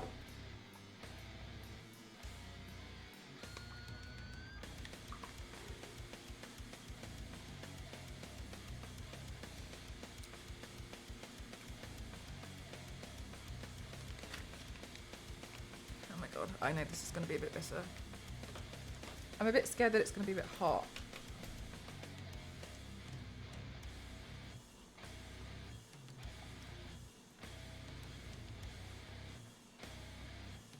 Okay, it is bitter. I have to shot this. There's not much. There's like an American sized shot.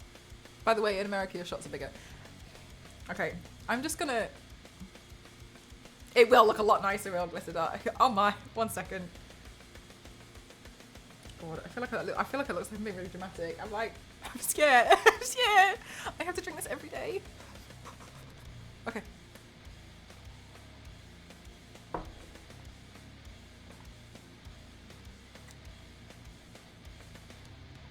Okay, this is a thing that I don't that Chinese mums do. Thanks so much, Sarah. Thank you. Where they're like, drink it. It's not bitter at all. It's like the most bitter thing you've ever put in your mouth. And then you're drinking it like, and they're like, see? They always do it. See, it's fine.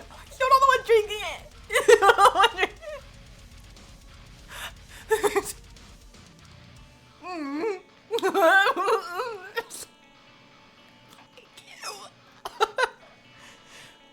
Okay. She gave me this other one, which is meant to help specific women who have cold hands and feet and feel cold all the time. Just do it! Just Make do it. your dreams come true! And she was like, see, it's barely bitter at all. And again, I was like, But that one, she was watching me while I was drinking it, and I was like, I was trying so hard to like hide it. I was like,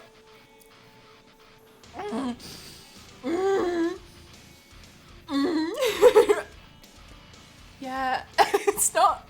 It's okay.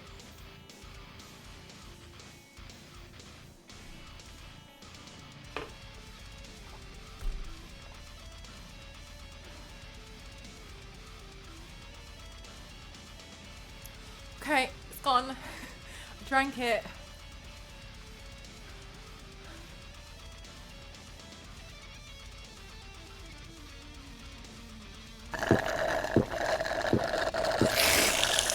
Thank you. Very much, Ken, thank you. Oh, those tough cookies, chat. My eyes are a little bit wet. Okay, it's good. All right, we did it. Someone. Okay. I remember when I had to code a morphing app. I actually can full screen my entire thing. I don't know why I'm not full screening this. Once I had to code a morphing app, I would take one picture and morph it into another one, and then the first time I learned it, that learning percentage maths came in really handy because morph code is mostly understanding. Is it? Oh, yeah, so that's when you first start actually understanding. I felt like I started to understand ratio a lot more when I was doing video editing and social media. That's when I genuinely, when it was like understanding the ratio, because they give you a ratio and be like, what are we doing this? And then I started understanding like, oh, okay. And like using Photoshop was when I understood ratio. I didn't understand it then before that. I was like, what? I do actually have water on standby, but I completely forgot about it. Only the tip is blinked up. Yeah, I'm slowly going through it. My fiance makes those faces when I cook. The kind of bitter that you use, the kind of bitter that you would, where am I reading this? Where you lose control of your eyes. Yeah, exactly. When you're a bit like, anyway, at least we drank it now. It's good. Fine. Done. Oh gosh, this one like dripped all the way down. Oh, I feel better. Yeah, so she's, like, the least I can do is obviously drink it. She's like gone out of her way to like bring it back from Hong Kong for me. I don't know if you guys remember, it made me laugh because she didn't know. Ginny went to Hong Kong a couple of years ago and she stopped on the side of the street to like try this drink. And I showed it to Ghost and Ghost was like, oh no. And I think she thought it might have been some kind of like hot drink or soup thing. And it was one of those like bitter drinks to help, like kind of what I just had. And Ghost was watching like, oh no, she doesn't know. And she was, you're expected to kind of like stand there and drink it. And I think she didn't realize that either. And she essentially had the same reaction I did of being like, oh, because she didn't really understand what it was for. She just stopped on the side of the street and tried it. That's basically what it was. It's like a herbal thing. And I showed Ghost and he was watching as she was approaching and he was like, no. No, she's not gonna like that. She's not gonna like. Yeah, just waiting.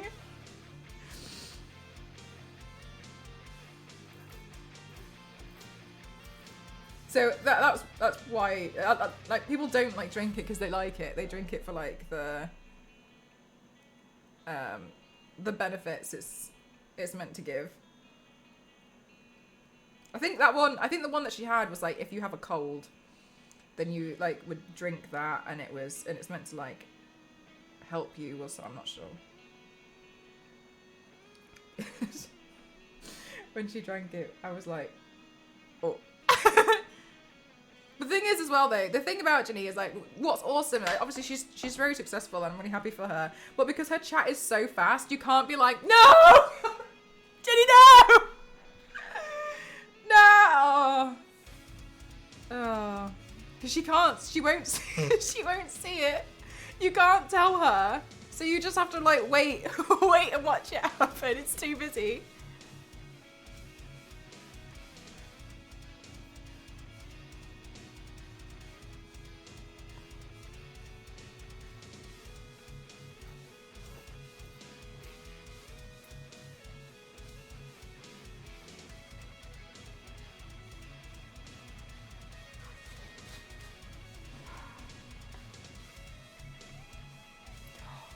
Whoa, Panama, that does sound like a huge challenge. When I was at university at Freshers Week, they had this challenge. Who could eat a tin of baked beans the fastest would get free entry to like the Freshers Week clubs for 2 weeks. And I was about, I don't know where that rhinestone just went. I was about to attempt it. A cold can, like they just open it and you basically drink the can like you raw dog it. And then I was like, wait, just before I was about to do it, I was like, wait, what's the best time so far? And they told me it was 6 seconds. I was like, I'm not, there's no way. There's no way. No, maybe it was 8 seconds. They told me it was like either 6 or 8 seconds to down an entire can of beans. I was like, well, you might as well just give them the, as if anyone's gonna beat that. And also, what kind of a person managed to do that? I just, yeah, so I didn't even try. I was like, there's no point in me trying. Like, I know I'm not going to beat that. There's no way. 8 for a whole can. Exactly, Yanks. That's what I was thinking. I was like, Jesus Christ. I don't know what kind of, like, impressive monster had managed that, but...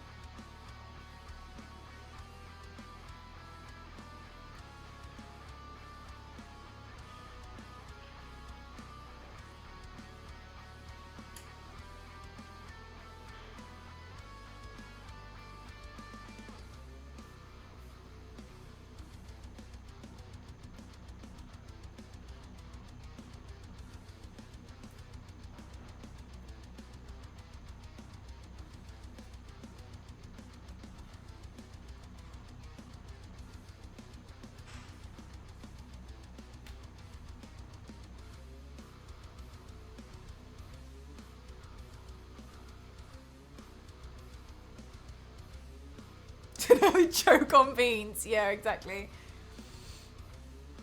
That's part of the fun. Yeah, it is. It's that's why I think like what Ginny does is like it's so cool. I mean, obviously it's a lot of work and it must be so expensive as well to do what she does, but Ginny, I feel like, is one of those people who you can look at and be like, you've really lived. You know what I mean? Like, you've lived so well. Depends on the size of the can. Like a normal, like, Heinz beans can. Oh my god, gang. Yeah. I forgot about those people. Yeah, some people can do it when they, like, drink water. Oh my goodness gracious. Hello, lovely. How are you doing? Hi, Farusha. How are you doing? Am I pronouncing your name correctly? Please let me know. Hi, Gorilla. How are you doing? Welcome on in, everyone. My name is Mel. I'm Cross 07. I like to classify myself as the extreme makeup athlete. I am rhinestoning a skull merchant's skull mask today to use in a future makeup look. How are you doing? Welcome on in, Fader. How are you doing? I heard beans. Hi, Frosia. How are you doing? Am I pronouncing your name correctly? Please correct me if I'm doing it wrong. Hi, Congo. How are you doing? Welcome on in. Hi, everyone. Hi, Solop. How are you doing? Hi, welcome on in. If you guys are new to my channel, welcome. So I do makeup. I'm a makeup channel on Twitch. These are some of my, this is kind of an out-of-date video, but this is what I generally do. And my social media is very different.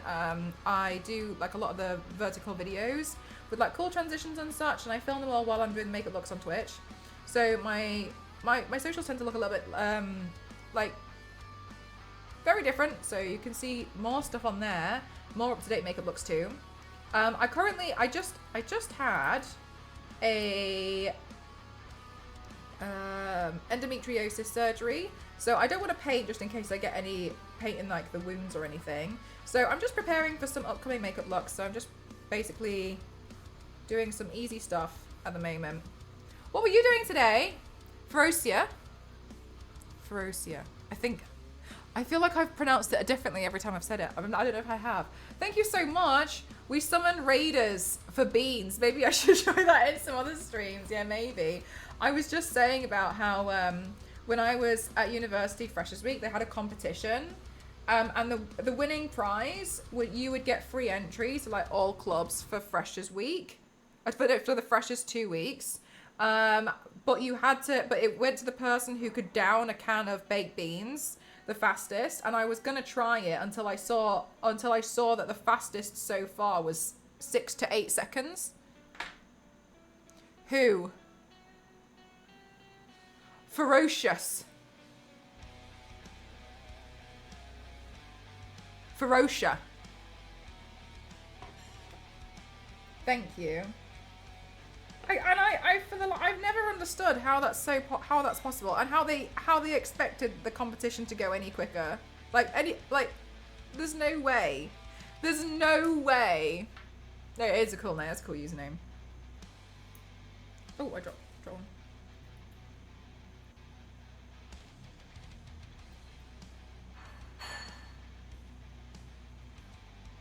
I'm reminded of the prank video where a guy fills a computer tower with beans and calls the detective to fix it, and he pretends not to know there were beans in it.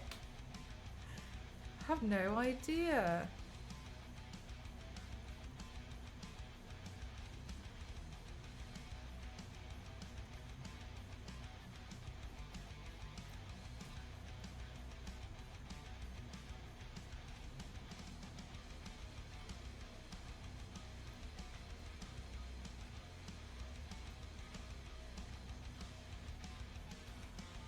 Slowly but surely. I need some more glue. Yes, Ferocia. A can of beans in I can't remember if it was 6 seconds or 8 seconds. It was one of those. That's why I was like, well, I don't even want to try. So there's no, a can of beans. A can of beans. Like a baked bean, like a tin.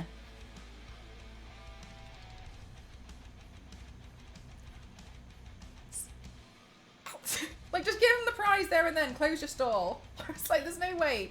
There's just no way anyone's going to beat that. And if they do, a monster. They should be put in prison. It's almost an offence.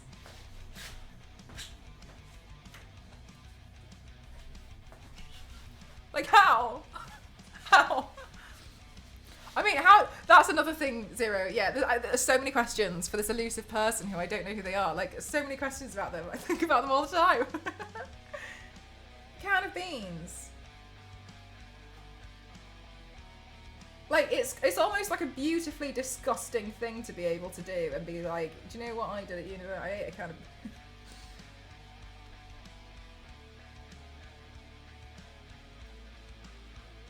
Two things, your cat continues to be the only reason I exit bed before noon. And then two, on the topic of computers, I recently learned what an SSD is and now feel smarter for it. GG's.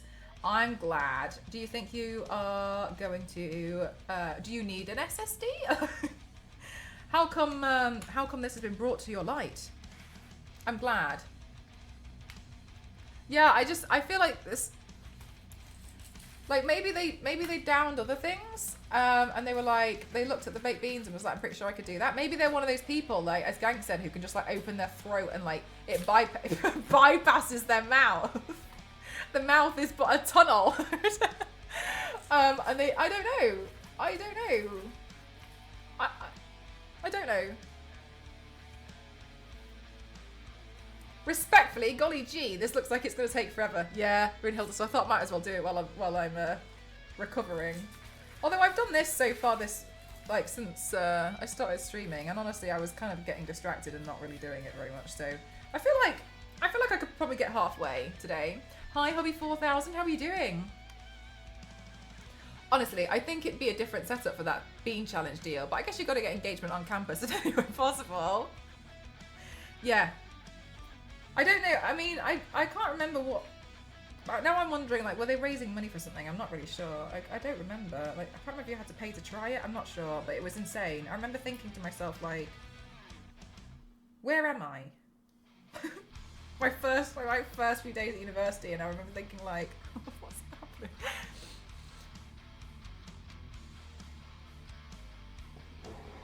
But accidentally pick up a tin of beans. Yeah, exactly. Just completely down it in one.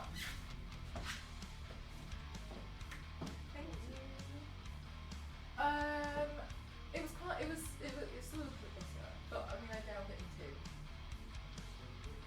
Yeah, I know. Yeah, I managed it. I did pour it into my cup though.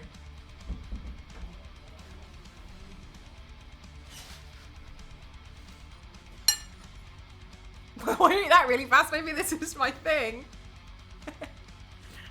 I found my calling. That must like... Jesus Christ, that must set you up so much. Imagine if that was the first time they tried something like that. And it's like their first few days of university. Can you imagine, like... You'd feel like you could take on anything. Oh, I mean, I would at least. This is a salmon burger. With pesto, pasta, tomatoes, and spinach. Gorgeous.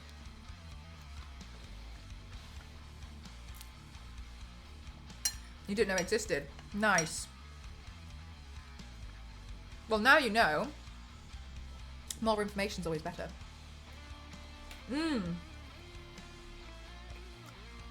Yeah, I really like salmon, but it's so expensive, isn't it? Keep finding ways to like still try and have it, but cheaper.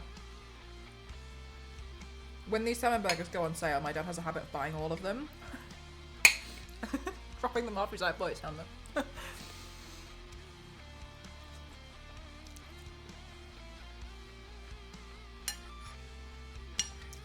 The beans were baked beans.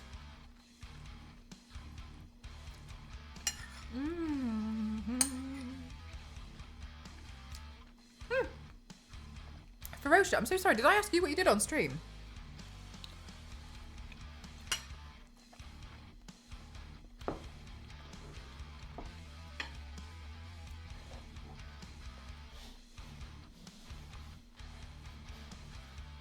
It's about enough for the week part. I mean, it's tough.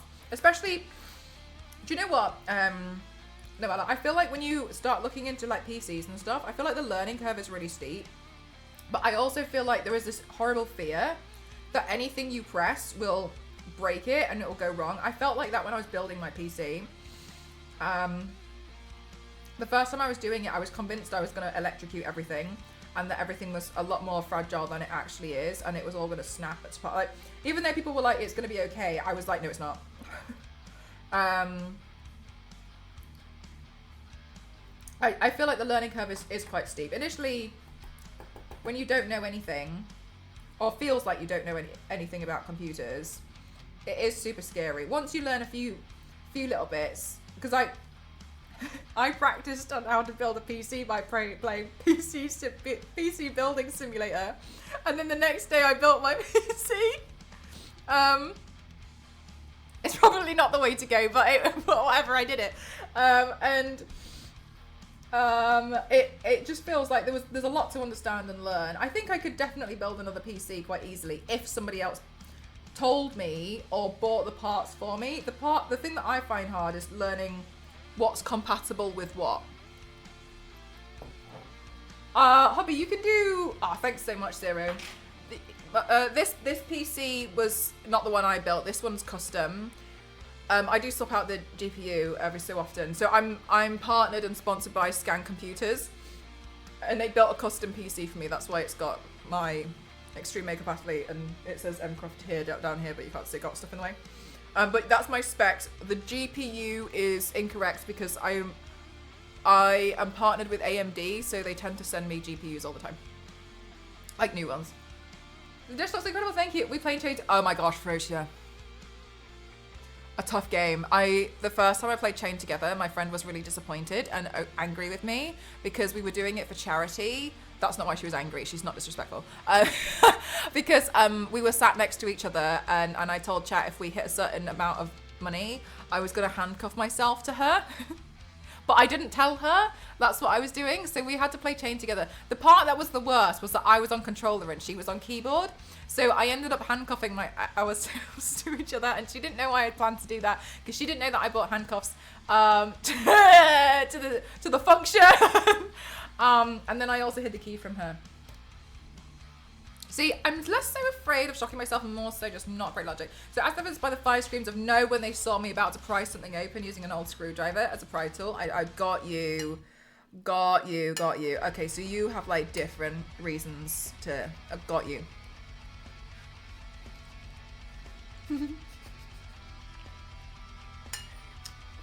Surprise!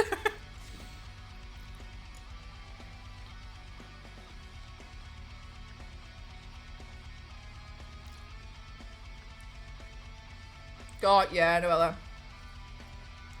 Yeah, honestly, it makes sense to...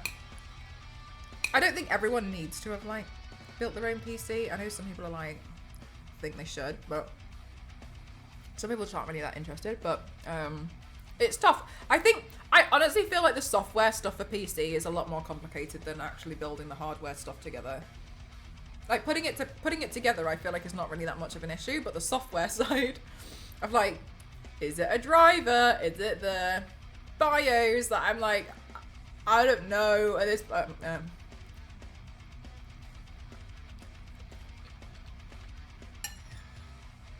I like AMD. Well, I mean, AMD have been amazing to me. They often do giveaways, actually, on my channel for like GPUs and stuff. Crazy lucky.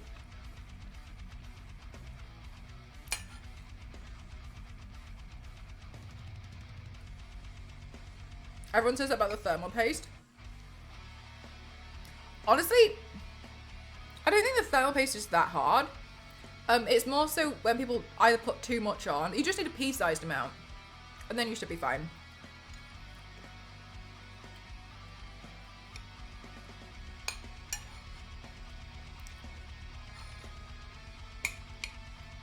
But it makes sense that a lot of people would overthink it, I think. I think I overthought it when I was doing it.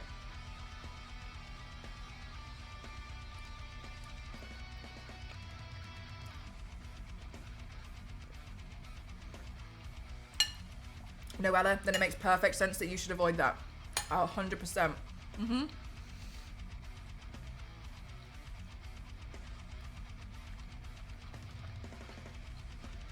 Yeah, definitely feral.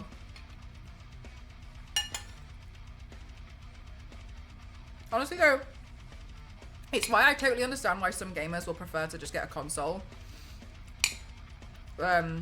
I was the same. The reason why I got into PCs was because of streaming.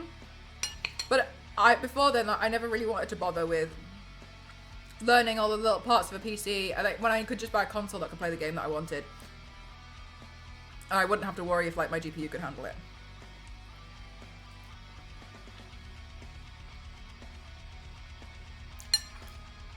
Yeah, Feral.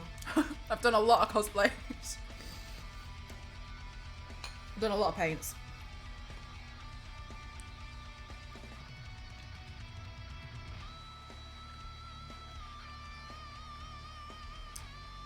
That kill rate was over a decade. Damn. Yeah, Noella, you... I also think this, and I know this is a theory, but hear me out. Some people just have some people just have like bad PC or technology aura, and they have to give their thing to someone who's got good PC or like good technology aura, and then it will work. You know, like when something's broken and you give it to somebody else, then it starts working.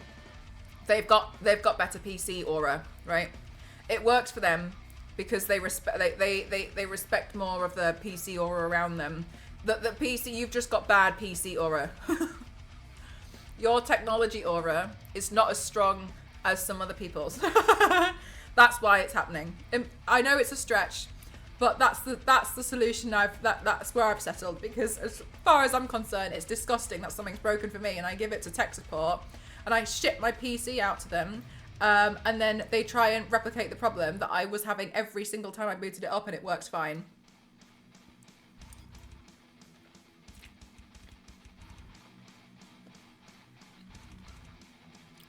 Exactly, Majim.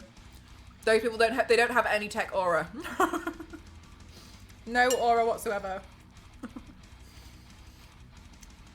Because in some cases, it's not even that they're bad at tech. They just got bad tech aura. It's just not working for them. The aura, it's mind-numbing at times. The aura is real. It's real.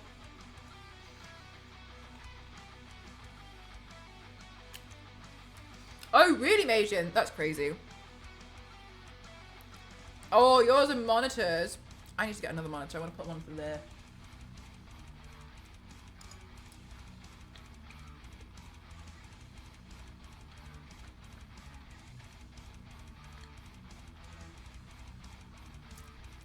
See? See, Ella? Printers can smell fear, though. I stand by it. Hi, Base. How are you?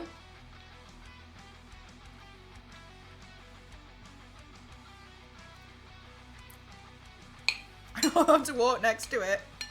You can just admire it from a distance. Right, plugging it into a better outlet. Oh, do you think? For me, I can't remember. I actually can't remember what the problem was. Oh, I had something installed and my computer didn't like it all of a sudden. That's what happened with last time. They did a 1000 reboot test for me at Scam when they fixed my PC to make sure it was going to be fine. And then they were like, yeah, passed all check. I got it and it wouldn't turn on. And then it turned out like I needed to change out my GPU. But they booted it up 1,000 times. 1,000. They do it as a standard test to make sure that it will not blue screen. And as soon as I got it, plugged it in, it wouldn't turn on. And I was like, why? And then, yeah, then I changed out the, I can't remember what I did. I changed something out and then it was fine. No idea. They told me to do something. Oh, I had to reset this, I think. Put it in. I don't know. And then it was alright. I don't know. It's so stupid. It stressed me out beyond no compare.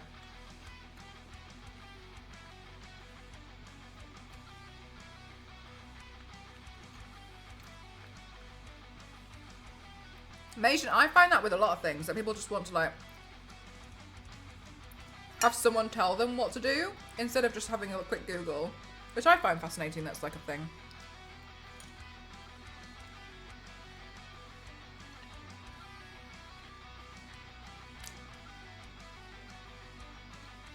A pet? No.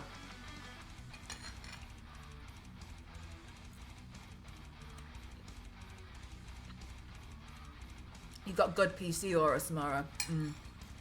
I didn't build this one. I built one before, but then Scan Computers were amazing and they built this as a gift, which is a very large gift.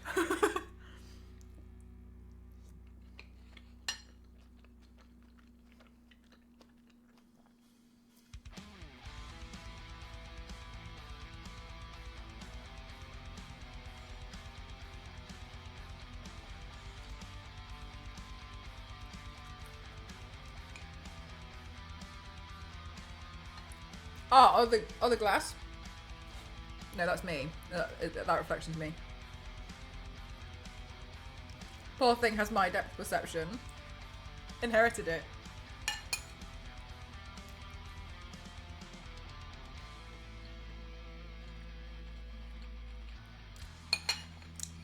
Zero. Bad PC aura.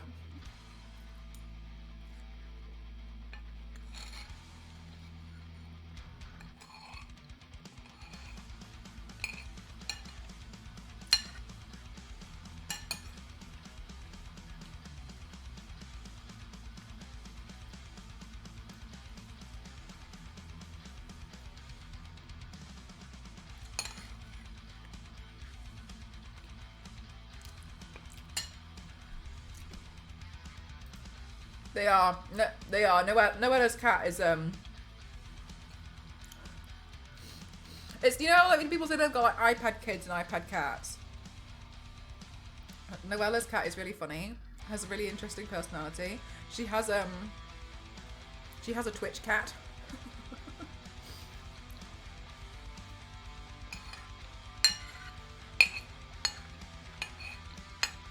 Gets annoyed with Noella if my channel's not on. Feral, because I do body painting, I have a lot of random words that had to be banned because people were really, really rude to me. So small words like jump then was always used. People telling me to like jump around and stuff. Tiny, people were really rude about my body shape, and so certain words I had to completely remove. That's why. It's nothing like you've done anything bad, which is why I've permitted what you've said. It's more so because of the nature of my content. Unfortunately, people think it's allowable to be disrespectful. So I've had so many random words. Even hug at one point I had to ban it. Because people were being really weird about it.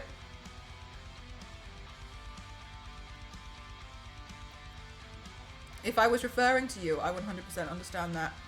Yes, but Automod doesn't understand context. So when you said, but I thought Nat's a tiny, Automod's like, hey, Lee's used a word that you've previously banned. Like, is this okay? Do you want to permit it or not? So that's why all kinds of words get automated because some can be weird. I had words blocked too. Yeah, it's just like once you've been chatting for a while, you'll realize after a while it's like, oh, it's like the word baby got banned because people were like, hey baby, how you doing? Ugh, love to hug you when you got that body paint on. Like, oh, it's just so nasty. Some of the nasty stuff like people would say. So I just had to remove loads of stuff, like loads of random words to stop it. Oh, it was so gross. Like, they get banned from the channel, but because there you go, more. They get banned from the channel, but because it happened relentlessly, of like people saying the same stuff. In the end, everything became easier when I banned like 6 words. They're just so gross. So gross.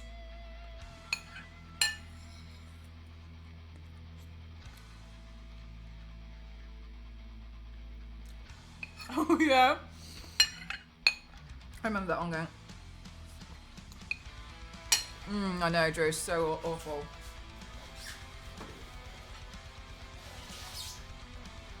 People be gross. With that facial expression too, yeah. Right, these ones are sliding. So yeah, just gotta be careful. That's why certain words are banned. My Automod doesn't understand if you're talking to me or you're talking about something in general. But that's okay.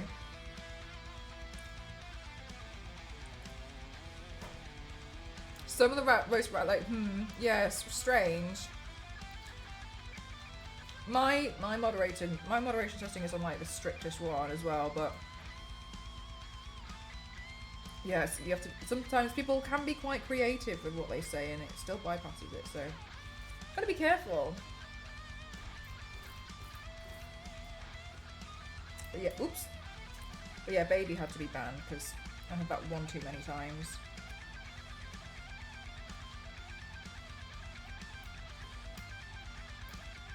We have to use the word newborn.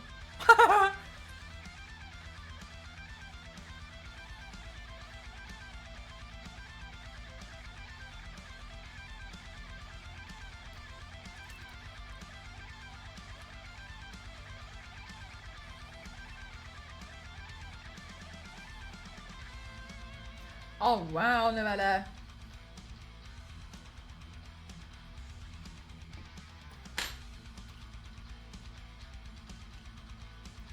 What an interesting style. Wasn't there a time when like the fedora, like when like the 2000s was big? I've never really personally liked them.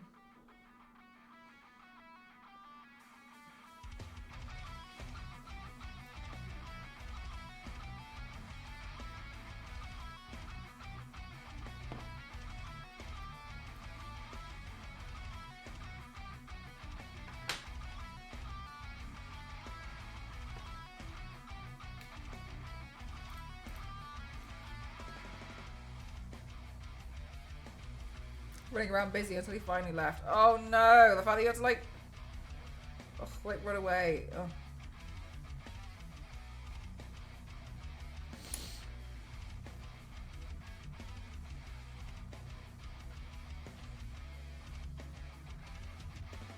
Dude, some people can be way too intense. When I used to work in game, oh my god, some of the people there, some of the customers were not, they were not okay. I was working one of the Call of Duty launches, so we used to do the midnight launches. I can't remember which COD it was, honestly. If I could remember, I'd tell you. And it was really, really interesting seeing the difference in different crowds. So the GTA one, like most people were actually okay, but a lot of them would make really bold assumptions. One of their assumptions was when I was walking up and down the line, what my job was to tell people that you can also get like bits of merchandise behind the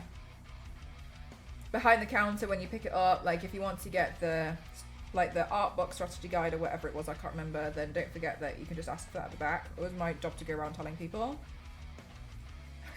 Most people were like, oh cool, and I'd be like, yeah, it comes with some artwork, you know, if you want it, it's up to you, looks pretty cool. And I had a book that I was showing around and people would be like, strategy guides are for cheaters and people who can't play games properly and all this. But anyway, most people were fine, but the Call of Duty one, oh my god, that was so gross. Honestly, it was the worst crowd. I had one guy jab his phone into my leg, like jam it into my leg on add contact, and he was literally like, put your number in my phone. And I was like, sorry, that's not, no, thank you. I'm not gonna do that. Enjoy Call of Duty. I don't know. And he was like, put your number in my phone. And he still had it on like add contact, and I was like, no, thank you. No, thank you. I'm okay. And then he was like getting angry about it. So in the end, I went back inside, and then I told my manager about it. My manager was amazing. He was really, really helpful in like situations like that. And he was like, if he forces you to do anything like that again, he was like, give him my phone number.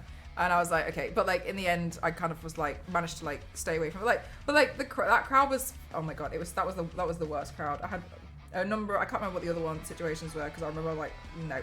But yeah, not nice. It was not nice. Not a nice crowd. Oh yeah, and the bold assumptions was like, yeah, well, I mean, you work at games, so obviously you would have been playing the new GTA game like for like the past week or so because you've got early access. And I was like, no, no, I haven't.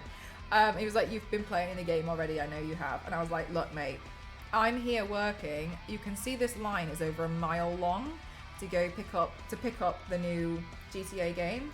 You are at the front of the line. you are going to pick this game up and go home and play, and I'm still going to be here selling this game to the people at the back of the line. So actually, you're going to be able to play the game before I will be able to play the game. But they didn't believe me. But whatever, he could think what he wants. Oh no, yeah, I know. People were... Did you drop a gem? I think I've dropped loads.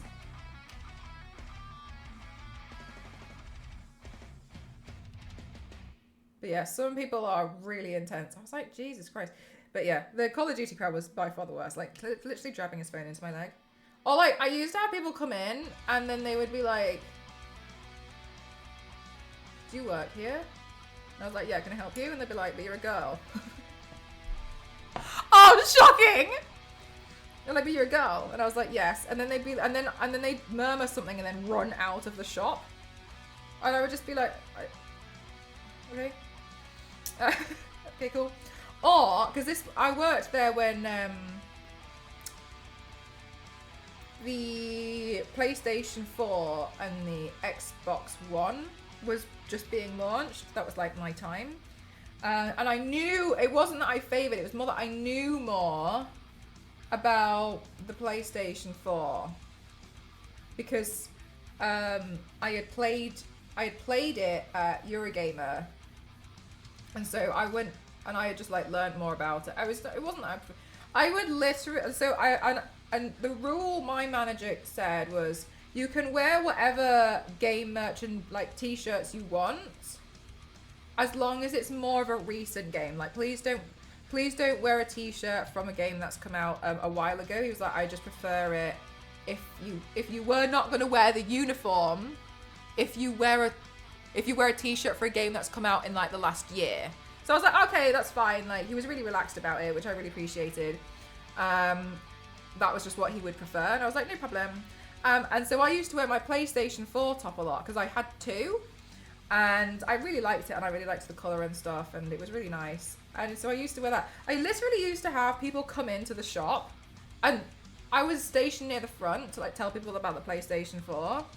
I would have people come into the shop and be like, Xbox is better. And I'd be like, okay, if you want to buy Xbox. And then they'd be like, because PlayStation's crap. And I was like, you know, you're entitled to your opinion. And then they just leave.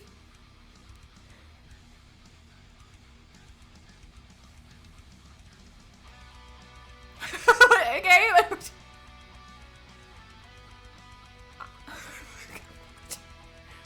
Okay.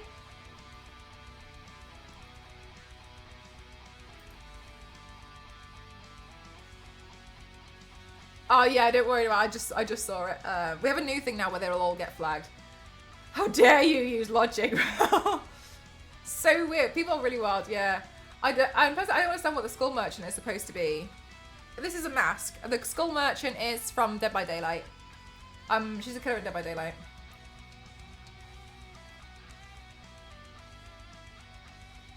A girl working in games, shocking. I know. And the local gaming hobby store sold like D&D, Magic, Warhammer and such, yeah. Watching how guys would instantly change when people walked in. The soda machine where the heap is in town. So a lot of the ladies working there, they will come by and get a diet soda. Oh my god, people freak out. They freak out, and honestly, it's really off-putting because you immediately feel it as well when you kind of like walk in and you're like, oh no, oh no. I tend to get it when I walk in. There was like a smaller Forbidden Planet place that I used to go to in London, and every time I go in there, I see 6 heads turn, but they don't like just turn when I open the door and then look away. It's like as I'm walking around, I can see them watching me, and I'm not going to ask any questions. I was like, I'm going to go. I'm going to leave. I don't want to be here anymore. And every time I go in there, there's sometimes a woman who works in there, and she's really nice. And she obviously doesn't do it, but the other one, I'm like, oh, I'm going to go. I'm out. I don't want to be here, actually. I changed my mind. I don't want to look at the box. I'm fine. I'm fine, okay. I'm going to go. That was me on Thursday. Well, he didn't run this phone and he stood across the counter and was like, you should give me a number for an after-hours computer lesson. Oh, no, so gross. Yeah, came all the way just to say that. Just for what? It's so weird. Commodore is better. Like, it's so such a, like, okay. Sure.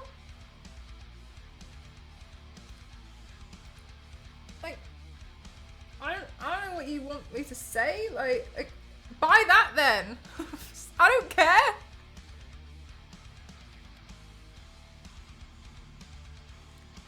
And not buy a single thing. Absolutely, Gamely. They didn't buy a single thing. They walked in, told me that they thought PlayStation was crap, tried to convince me of it, and then would walk out. And I never even argued with them because I was like, I'm not in a position to be biased. I was just like, oh, if I'm gonna buy one, I'll probably buy PlayStation. That's all I would say if they asked me if I was gonna buy one, and then they'd be telling me that I'm wrong. Okay. And they'd be like, when PlayStation, he was like, yeah, but no one's even played the PlayStation, so you don't even know. And I was like, I have played the PlayStation 4 because I went to EGX and they had PlayStation 4s there to demo and play on. And then they'd get angry and be like, no, you didn't. Oh, shocking. I went to a con where I was able to play the new console, which is a video game con, and you don't believe me because you didn't go to... Okay. Sure. Cool. Whatever. Loser.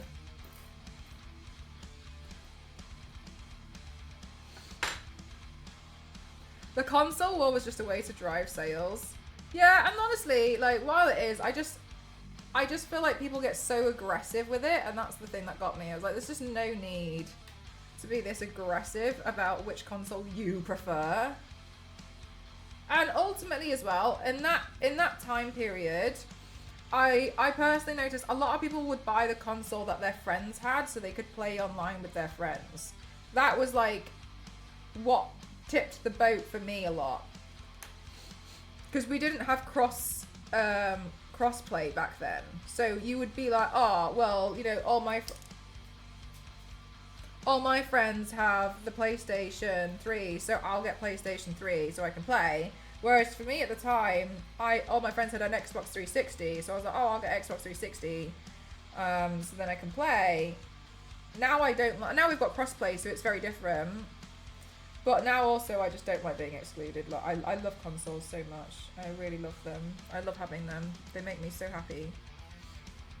And also I don't like being excluded from anything. I'm like, what do you mean I can't play it? Ah! What do you mean I can't play it because I don't have a PlayStation? That makes me sad.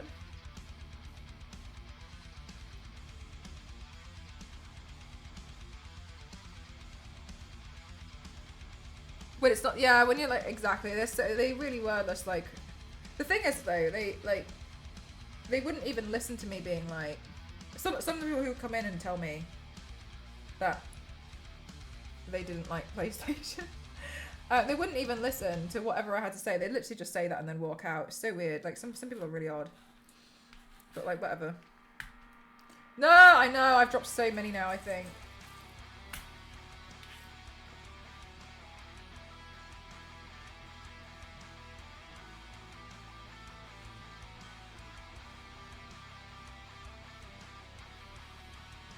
Well, it does look pretty funky though. Isn't there a tool? Yeah, this one. We're probably gonna need one. I think I've got 4 so far. I actually don't remember how to do those.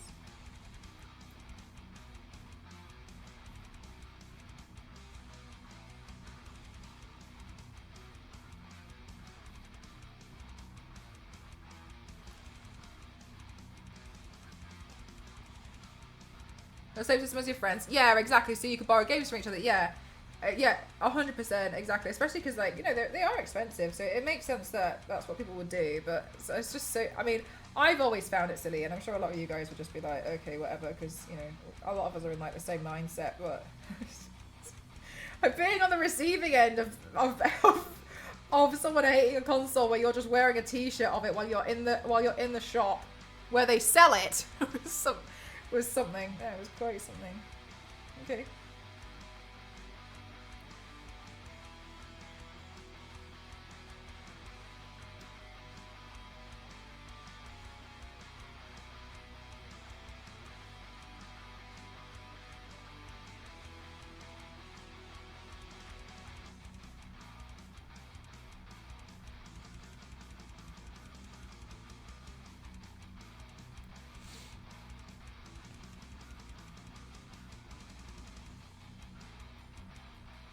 Oh my god, is that what? Oh no, Biscuit, that's so annoying. I haven't heard about that because obviously I'm not really in the Warhammer community despite having attracted quite a lot of you guys to my streams. But I have heard of people criticising those who just want to paint the models, which to me is like, that's ridiculous, man. Like, saying that they're not real fans and such, that's quite something. Like, shut up! Jesus Christ, why do you always have to prove that you're like better than someone else? Like, stop putting people down. They just want to play, they just want to paint like a tiny model that like looks cool.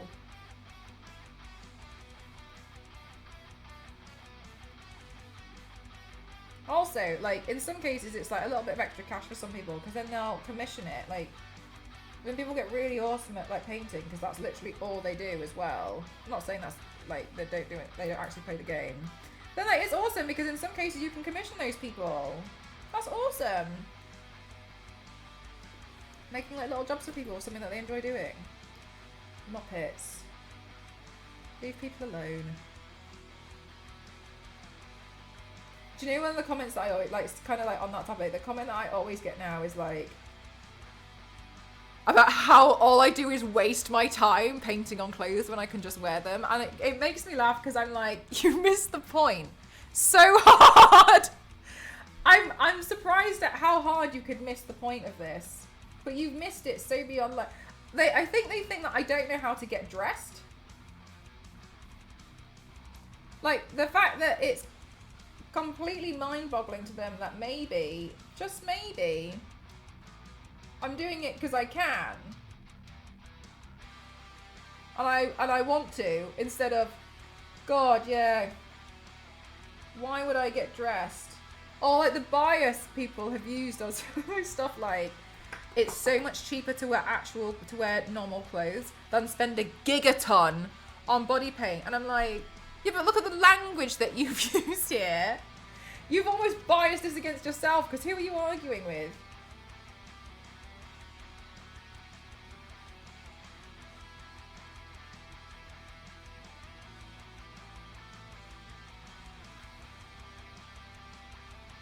I thought, yeah, exactly, Farrell. It's so silly. People were so foolish. Yeah, it's one of the, you know, when you have like those days where like you come to the realization of like, oh, some people aren't really that smart. I feel like I'm always shocked at how foolish some people can be. I'm like, okay.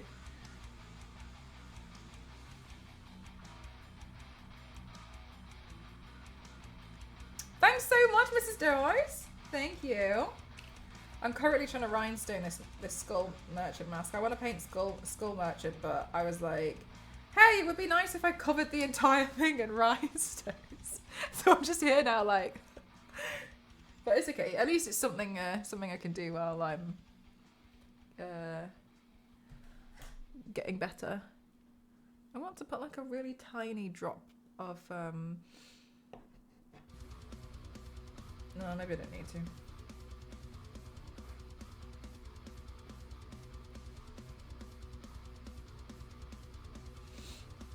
I've still not going to see that wall with the collect sisters of the battle and all female. Like, in my experience, Tyrants, the alien bugs are the most popular with girls young and old.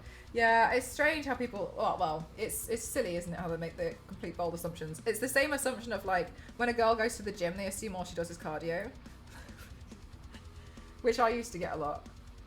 They'd be like, oh yeah, so you just like do cardio and stretches. Like, no, no, like, move out the way. I want to lift the weights too.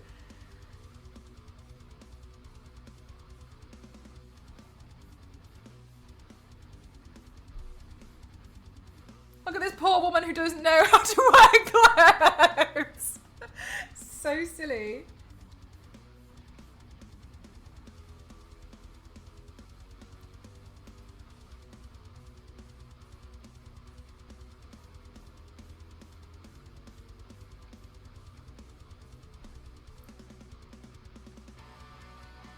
Honestly, I received so many dumb comments over the past few months that like, I think the past 2 weeks, it's gotten to the point where like I haven't even read some of the comments. There's so many that are so stupid that I've just gotten to the point of being like, I don't want to look. I can't. I'm done. I'm so done.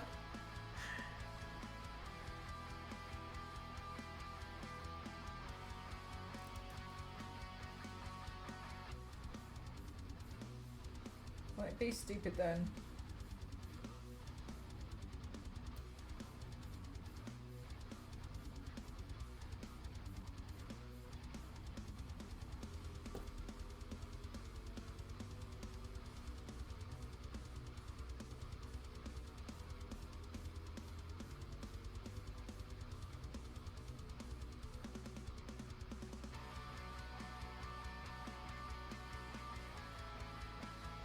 Alright, well that one got embedded in sideways, so I'll just leave that one.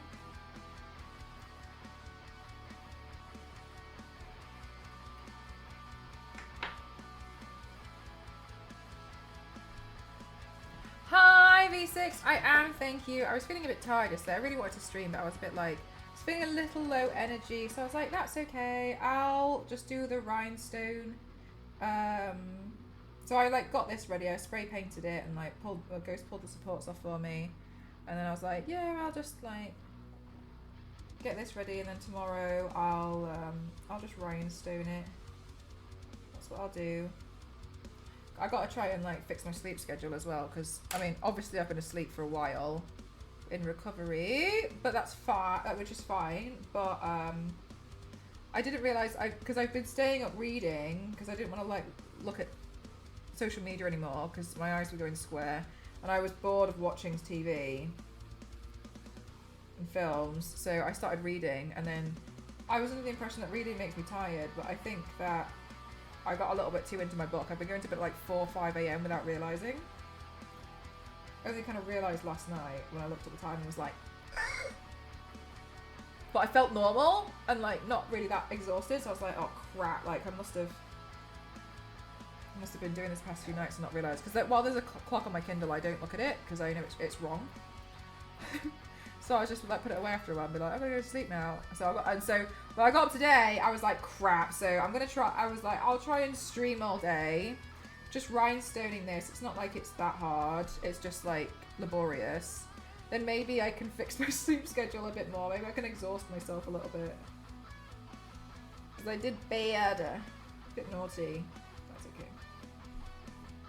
Your sleep schedule. Oh no, V6. When do you? What's your current sleep schedule? Are you going to? What time are you falling asleep? What time are you getting up? I destroyed mine too. The blinking's looking good. Yeah, it's looking pretty cool, isn't it? It looks a lot better than this part. This part almost looks like a mistake, doesn't it? Like the. I appreciate the bottom, but it just doesn't really look right. I'm glad to do the rhinestoning. I think it looks a lot better.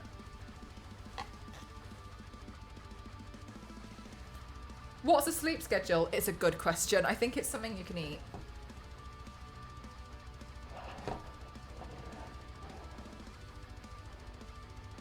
You played Warhammer? Oh, really? Have you played anything since, Gank? And would you want to get back into it, or are you like happy to leave that behind now? I don't even know. Oh, bless you. Yeah, mine's like, I mean, I'm being a bit more forgiving with myself, fair enough, because I was kind of like sleeping a lot anyway, because I was trying to like make sure I was getting a lot of recovery. Because at the moment I feel mostly fine, but I'm pretty sure that my insides aren't 100% fixed. That's where like most of the work had been done with the operation. So that's why I'm like, well, it makes sense to still take it easy.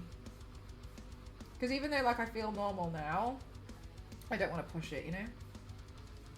There's no point.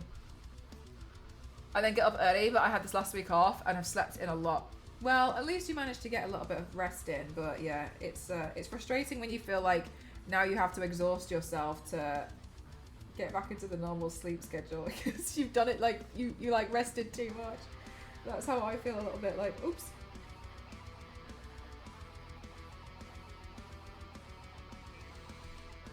My main hobby is tabletop role playing, so games like Warhammer Magic will always side get. I got you. Okay, cool.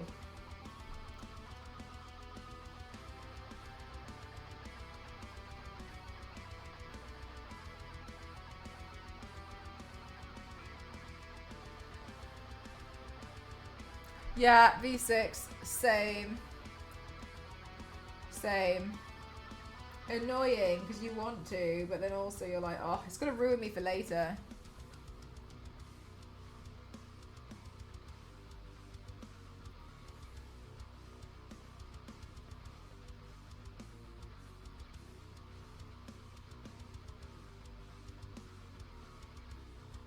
I've noticed that with Ghost, he has a really hard time with going to bed at a decent time when he's playing Apex, because sometimes he plays ranked, and he's trying to learn to be better. And so when he has like really good matches, he can't get off it because he's really he's like, oh no, he's like, I'm doing really well and I'm getting loads of points, but like today's a really good day for me for Apex, so I can't go to bed. So he keeps staying up on PC. No, he plays on PlayStation, so he keeps staying up. And then, but they just did the new season, didn't they? And then I think last week, before they did the new season, he was teetering in Diamond.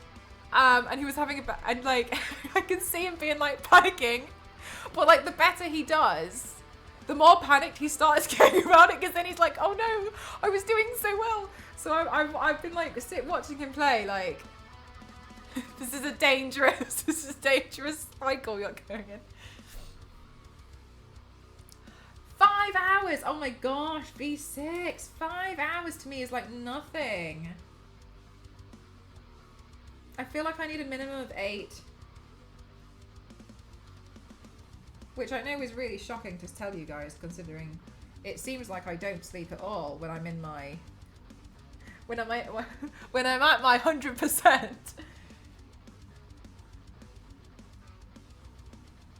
It makes me laugh because I had I'm friends with one of my clients, and he was saying to me, he was like, I just don't know how you get all this done and you sleep. He was like, you must barely sleep. He was like, and I'm getting really worried. And I was like, no, I sleep like 10 hours a day. And the silence followed by like, how?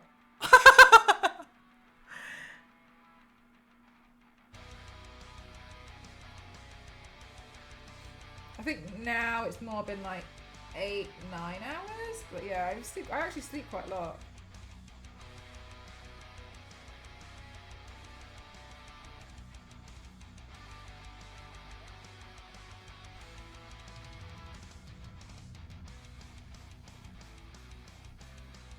Ghost. I think it's a free Ash pack as one of the free things for the week for Apex Legends. I've never played the game myself though.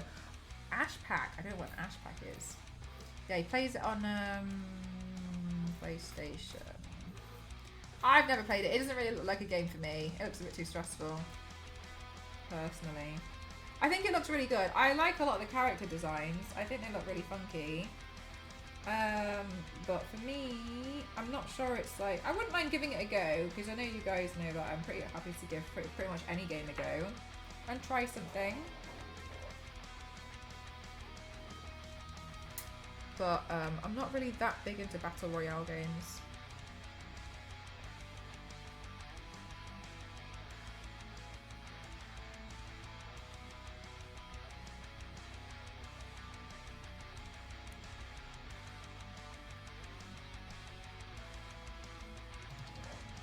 Do you have enough rhinestones? No, you're fine, going off topic. I don't know. I don't know, to be honest with you. I'm just gonna do as much as I can. I think I've got another packet of the silver ones somewhere. If I don't have enough, then I'll just order some more and then we'll carry on in a few days. But it's okay, it's fine.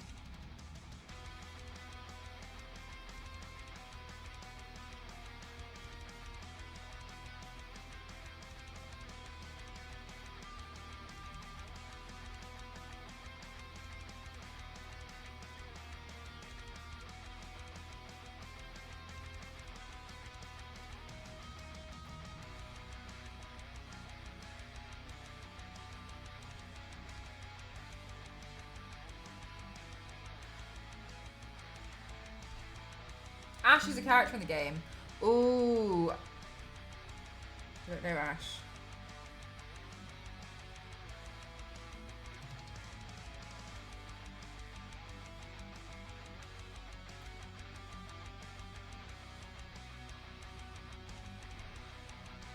It's like diamond painting. Yeah, it is a little bit, yeah. I tried it when it first launched, but there are just so many games that require you to play a lot and I couldn't fit it in. Yes, B6. I don't like those games as well. Kind of like when you have to come back all the time. Because then I think in some cases it starts to feel like a chore.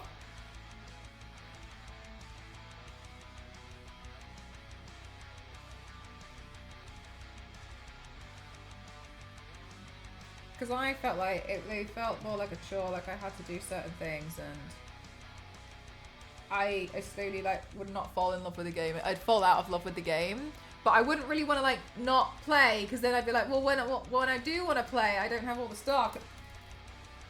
I didn't do the thing when I could have done the thing, so I feel like I end up with it being a bit like,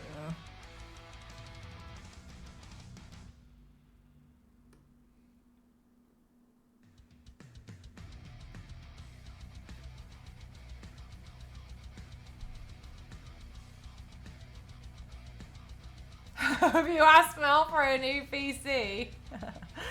Do you know what, Mart? I called her and was like, hey, like, what's going on? Oh my god, sorry to hear that you're going to go into retirement. What's happened with your PC? And she told me that it's because she just needed some more RAM.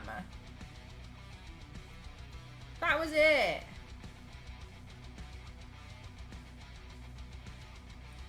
That's what she said. I mean, I don't know if there's other things, but that's what she said was the problem.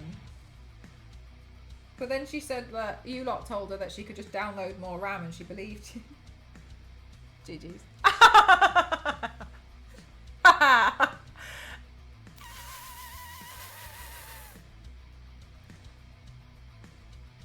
She was like, and then I was told to download more RAM, and I was like, did you try that? And she was like, yeah, I did. And I was like, oh. And then she said someone clipped it, and I was like, oh, she did it while streaming.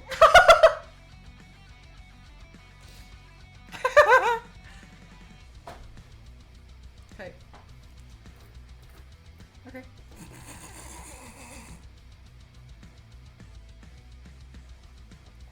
At least try and do it in the privacy of your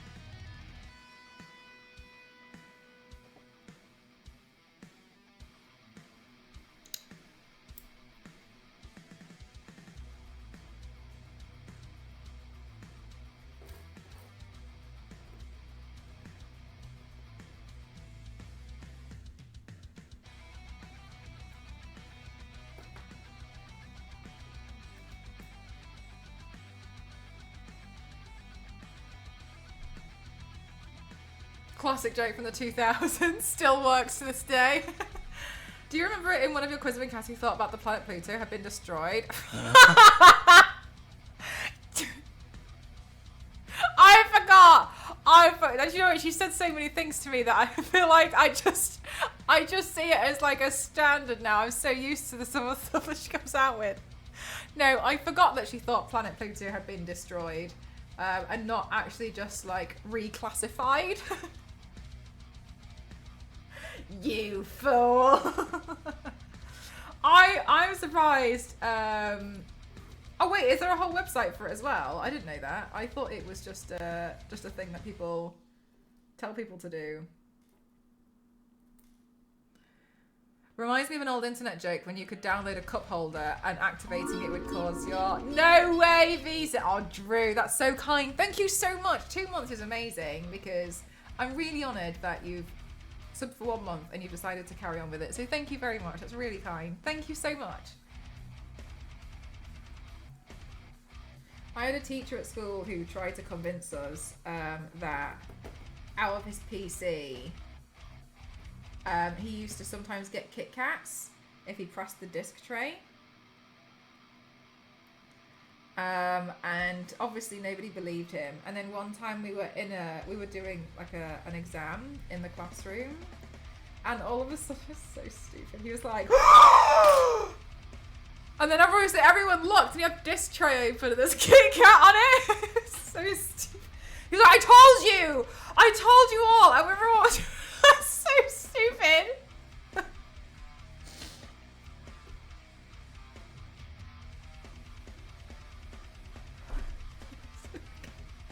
As if anyone believed him. No one believed it. Everyone knows.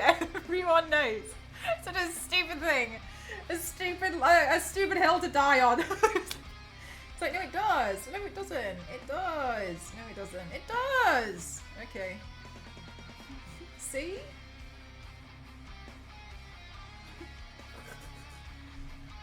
To be fair, if I was a little bit older, I'd probably just do stuff like that because it makes me laugh. I'd probably do that now.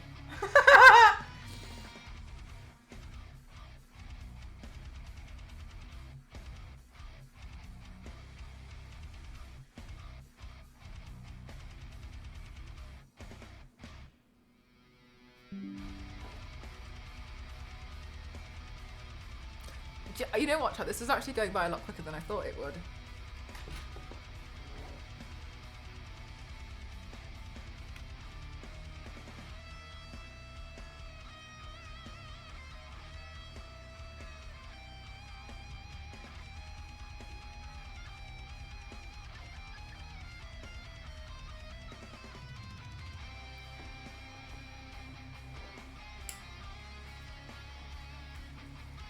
Yeah, it's pretty quick. I don't know if you guys know. I don't know if she streams anymore. She's called Ollie Bits. I saw her at TwitchCon, and I was telling her like I wanted to rhinestone this, and then she told me that actually what she used to do for a living was like rhinestone and like bedazzle clothes for like people's competition wear. And she was like, I can't do it anymore. She's like, it's drove me insane. She showed me some of the pictures, like full outfits, and I was like, no, absolutely not. Because I think that's really hard as well, because you have to consider like the fabric moves and bends. So while yes, you'd use a specific type of glue, I feel like it's more stressful doing clothes. I was like, yeah, no, there's no way. She was like, I just couldn't do it anymore. Like, fair enough, yeah, my patience too, I think, would wear thin. I don't mind doing it on the occasional thing, but like the whole, like, damn. What an interesting job.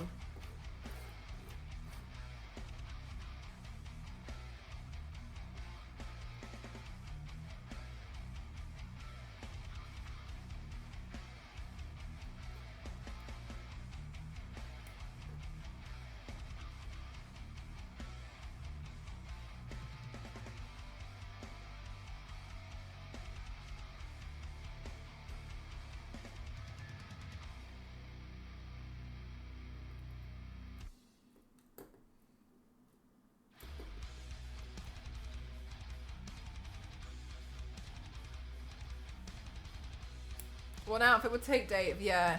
I wonder how quick you'd get at it though.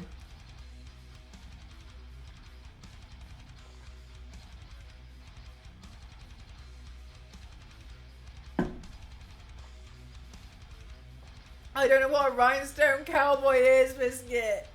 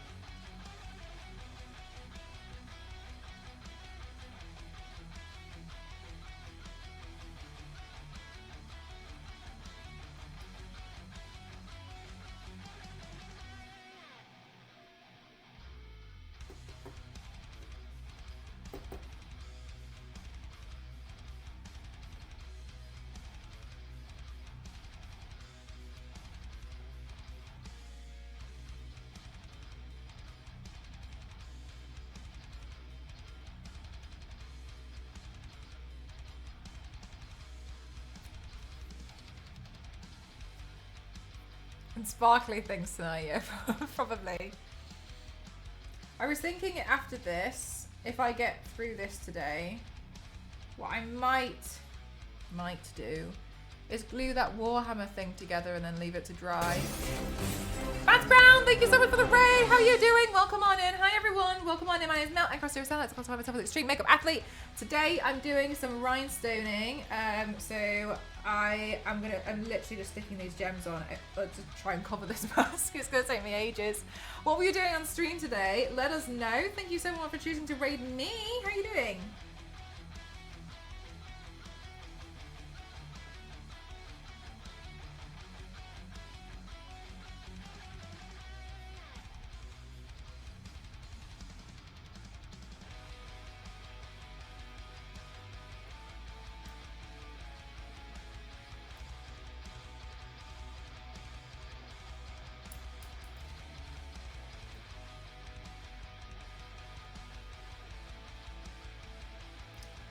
Hi, Fats Brown. What were you doing today?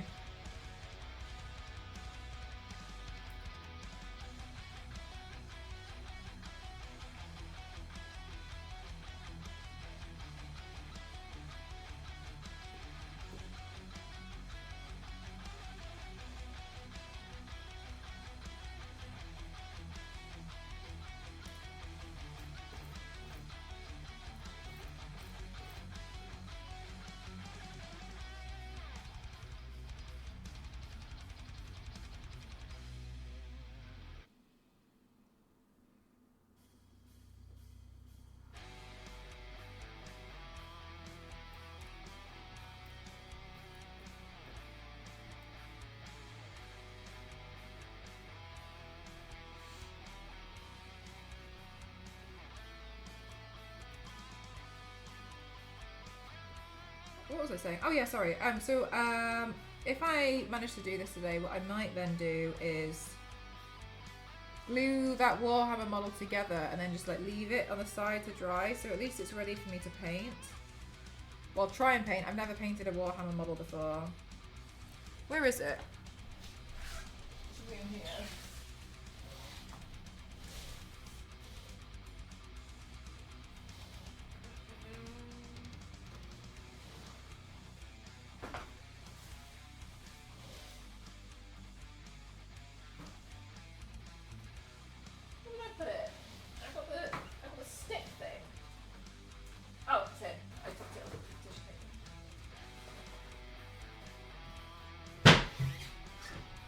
This one.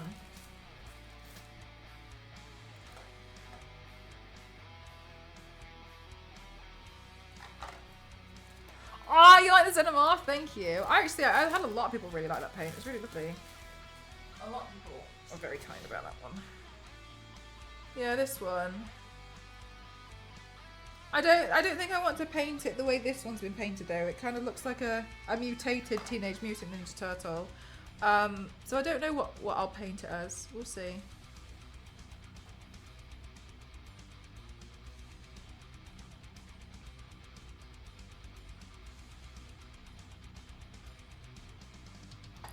It's not focusing at all.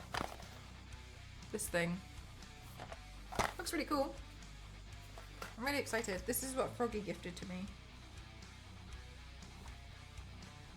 But I'll try it. I mean, the worst thing is I find like I don't like painting those.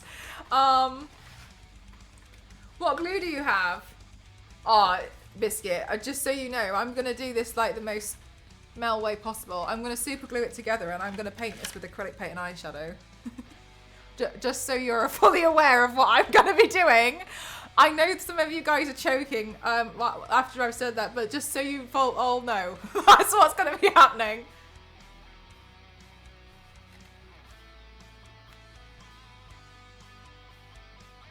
They are tiny. I'm actually quite shocked at how tiny they are. For some reason, I thought they'd be bigger. Do it, yeah. I paint a lot. You know what? I actually do paint a lot of stuff with eyeshadow, and then afterwards I put a gloss finish over it, and then it's fine. Like it doesn't smudge. I do it a lot. Yeah. So if I manage to get further with this today, then I'll glue it together.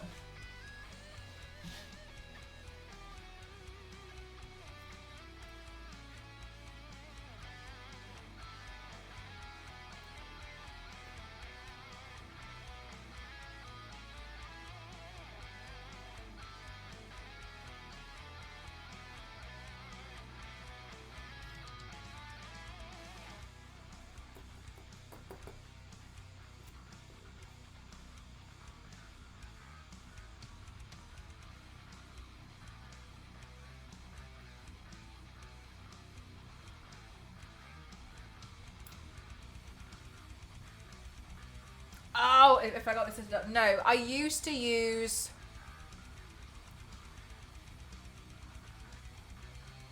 Revel. I used to build like Tamiya models when I was younger. So I feel like it's not that, but they're obviously bigger, but I don't feel like it's like like a brand new task for me. It's just that I haven't done them in a while. And I used to specifically paint a lot of I used to build a lot of motorcycles. They were the most fun. I didn't really like planes and stuff. I just found them a bit boring. I found them boring because they had so many like big things on them, like just the wing, that I just didn't really find it interesting. Whereas what I liked about painting and building motorcycles was I didn't really do a lot of the ones where they like the modern motorcycles. I used to do like a lot of the old ones because I liked how there was like a lot of pieces that would still be on show after you stuck it together. Because that was the thing for me, is like, well, I built like cars and stuff, but like putting the engine together, then you just put like the body on it and then you can't see it. So I used to get fed up of that. I was like, well, there's not much point in putting it on. So that's why I used to like doing the motorcycle. So I thought I had some glue like that lying around, but I couldn't find any. So I'm just going to glue it together with super glue. I'll botch it together, see how it goes. Hi Nostra, how are you doing today? I was so sad to miss that session at the con. Do you know what, Drew? If you are going to go to another TwitchCon, I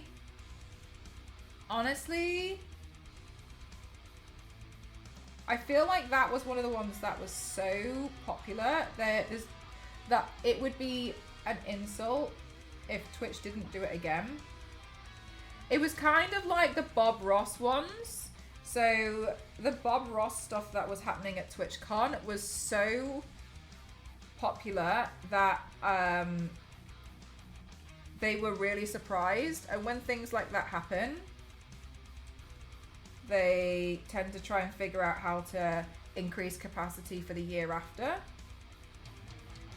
I'm really hoping that because of the success of the panel that I ran, there would be the same thing. With when I did the SFX one with Fallout, I hope that I would be able to do it again, because honestly I was really surprised. I was really honoured at like the feedback. A lot of people told me that they were so inspired, and you know what I mean. So I think anyway, but for Warhammer, I think they had the same thing that my panel had, where people were like, "Oh my god, I'm so sad I missed it. I really wanted to attend," or like they queued and they couldn't get in because there's just like not room enough for people, like health and safety reasons. So whoa, that's so close. The glue that's about to fall off on that. Okay, so it makes sense to me that they would surely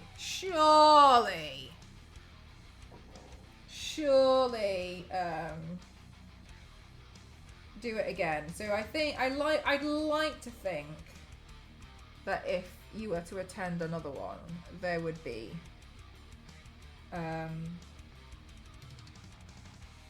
another Warhammer session. A lot of people are really interested in it.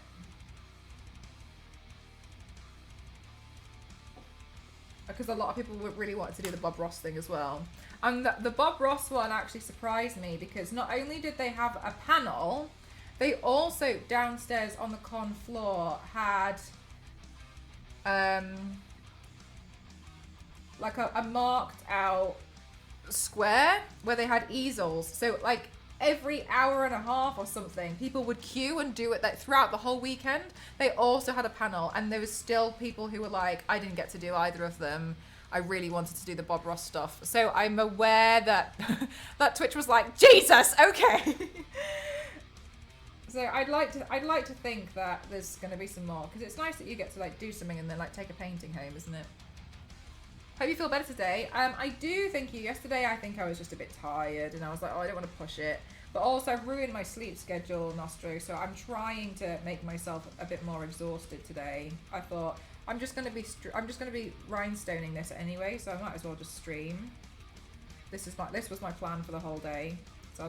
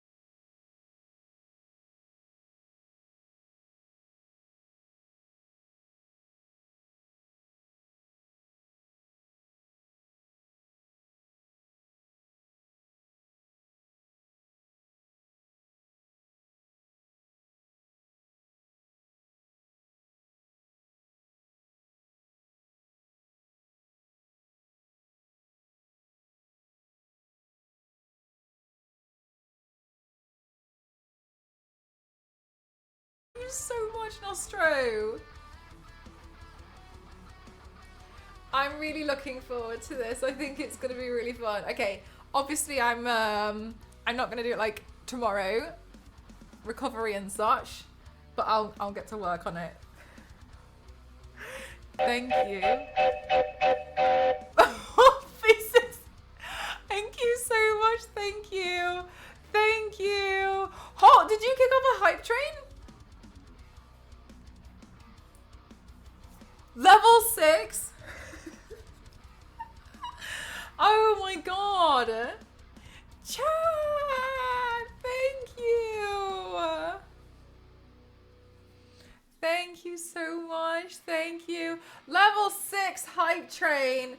Bloody hell. I can't believe this. Oh my god.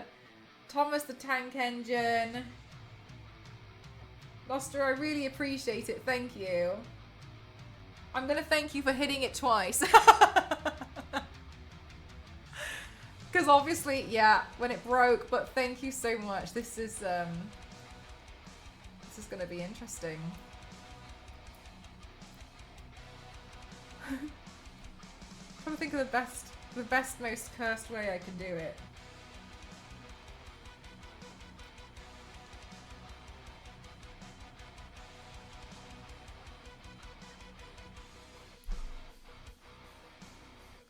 Hi, Goddard, I'm good, thank you. How are you? Still a little bit tired, but I'm happy and I'm over the moon now because we just hit our sub goal.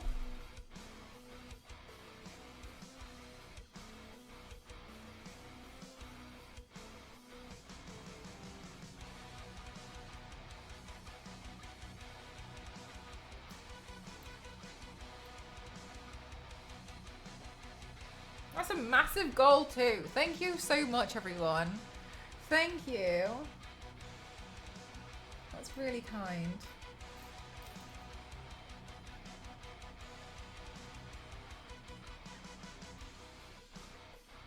Oh my god. I think I figured out how I'll probably roughly do it when I was thinking about it the first time.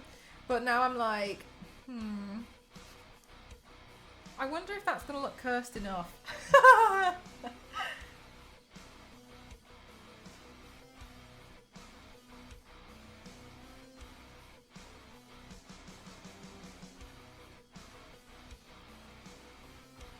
Finishing the gem gluing. Yeah, actually, it's gone by a bit quicker than I thought it would. I'm not sure what I'm going to do on this bit yet. Part of me is wondering now maybe I should pull that part off and put the studs on it. I'm not 100% sure. It's actually going a bit quicker though. I thought it was going to take me a lot longer. I'm surprised.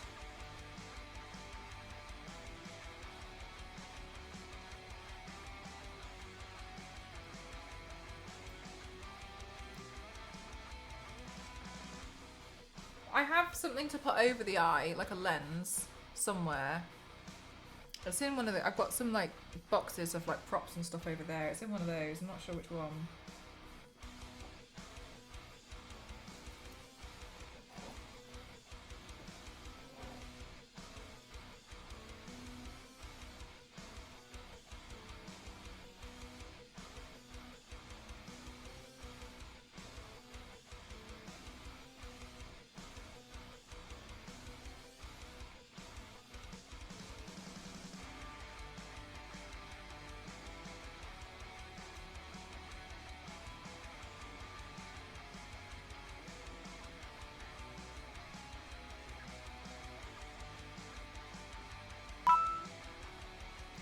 Modrover, thank you so much. Thank you. Just PVA. I understand it's probably not the strongest one, but I don't really feel like it needs to be anything crazy. Thank you so much, Modrover. Thank you for the 100 bits. Thank you so much. Thank you. Thank you. Thank you.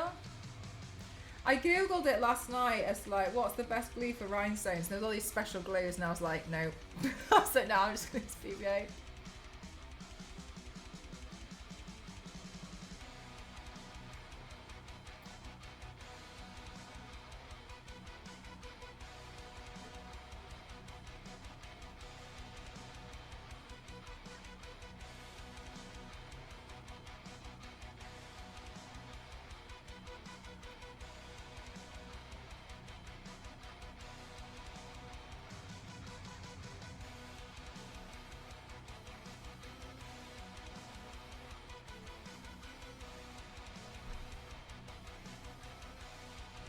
Thank you so much for this hype train chat. You guys are phenomenal. Thank you.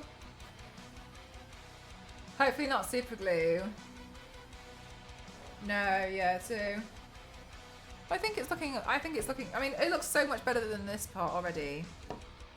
I do think I would have been able to, honestly, I probably could have made the mask itself straight off the printer look better if I had done a few extra things, but I knew I wanted to cover it in rhinestones anyway, so for me it was more so I just needed like the base of the mask. And then to go from there. So I'm happy, I don't really care. Which I feel like with a lot of my stuff, the actual quality of my 3D prints, I usually stinge on because it's not important for me, because a lot of the time it's usually being viewed from quite a distance on my photos, or I know full well I'm gonna paint it and it'll be hidden.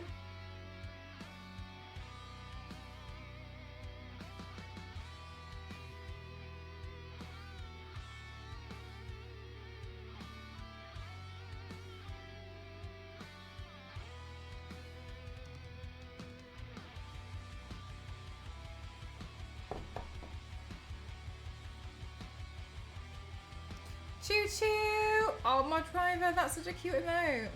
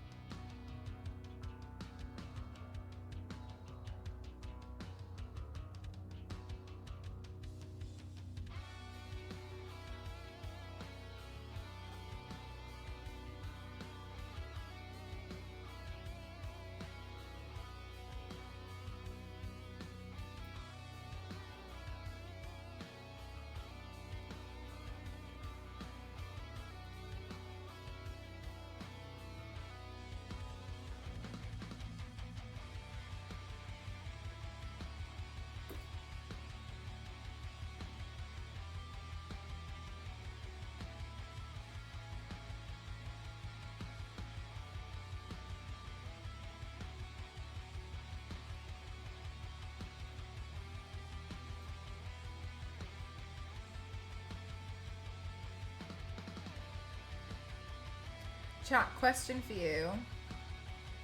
What number do you think the next sub goal should be?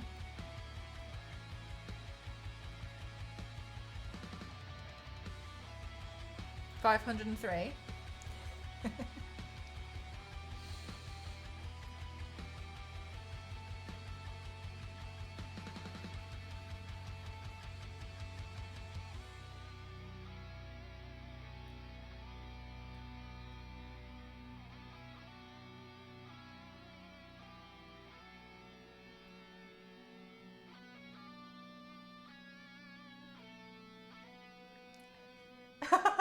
Seven, seven, seven. What number do you think the next sub goal should be?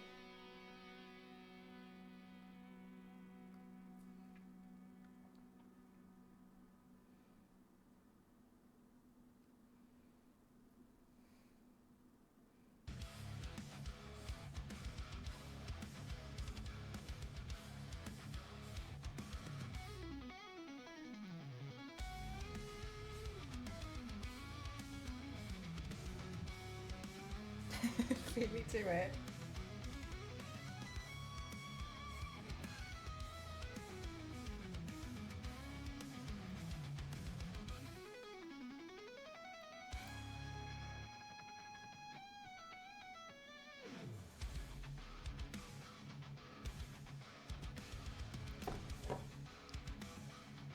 Because I plan to cover myself in googly eyes.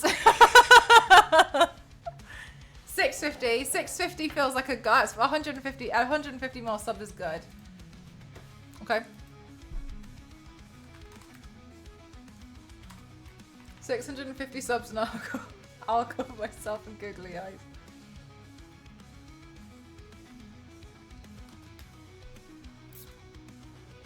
Like that, yes, like that paint Lex once did. I've seen it's quite a popular thing for a lot of people to play with and do. So I was like, I want to have a go. It looks like it would be quite a fun thing to paint. That took her hours. Yeah, and you know, I'm kind of used to it with the rhinestoning today, so. Oh, what am I doing? Oh yeah, that's where I am. I was correct. It would be fun. Yeah, it'd be, I feel like it would be nice to watch, to have like the noises, like 650.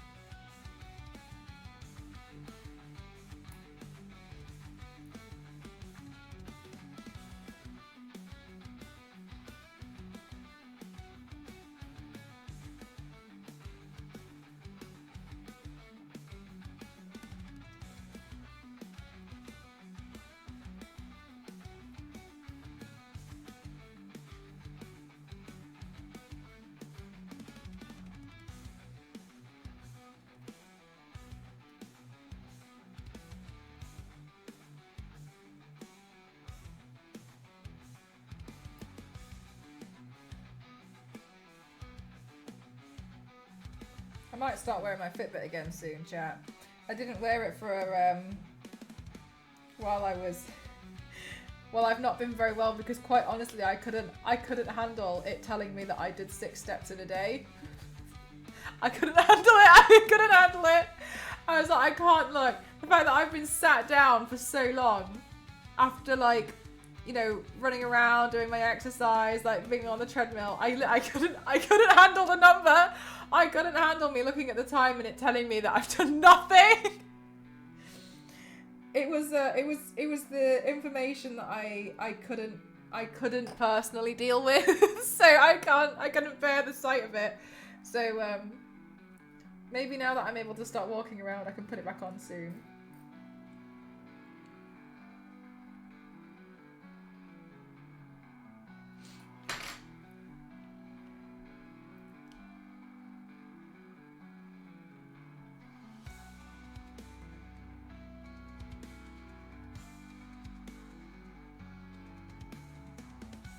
How's your Tomb Raider fun thing going? I haven't really done much on this one.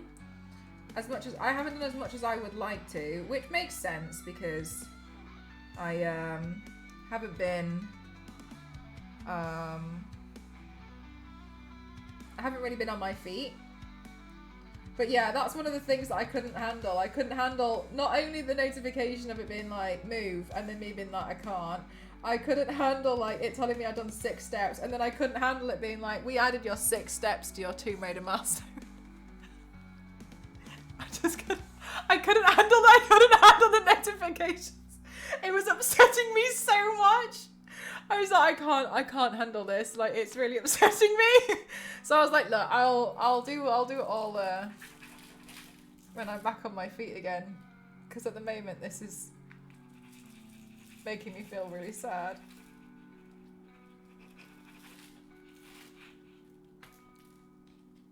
Just to see how much I do at Comic-Con. Oh, cool!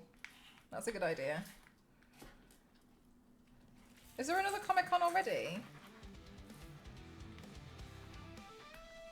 I feel like they just did the London one.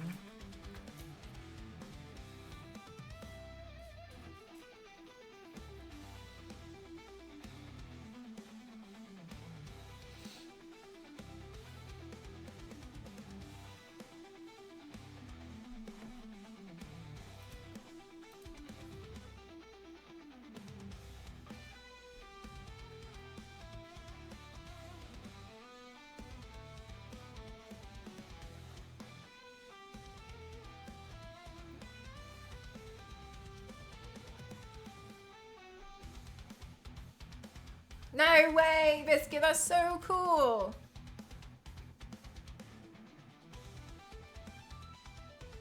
Are you gonna do all the days? Is it 2 days or 3 days?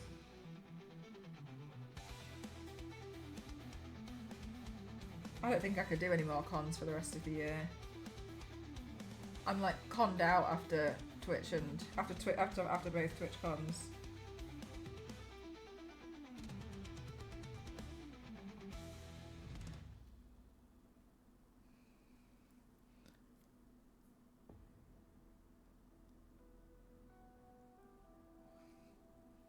I don't know what that is, Nostro. Let me have a look.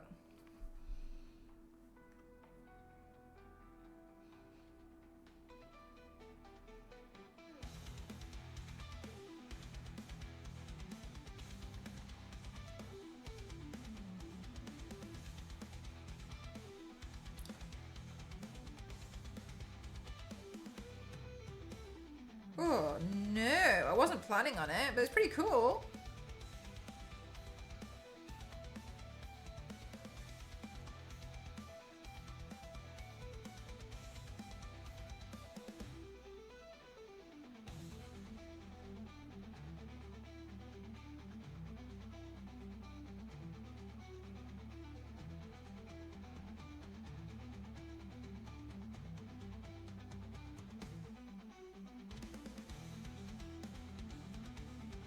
Let me have a look at Skull Merchant a bit more. Hang on a minute. Let me have a look at her mask while I'm here.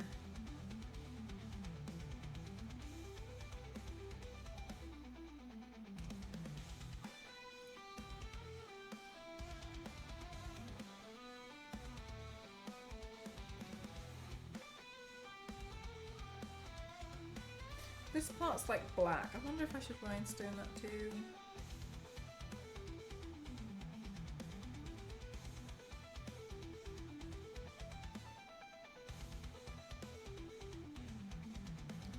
Undecided.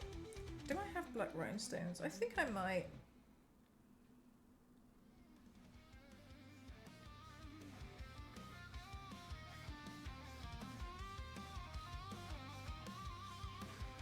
What is interesting is she does have like blood splattered on this one, so part of me is like, I don't really want to, but it's interesting that I could use red rhinestones throughout it, but I feel like that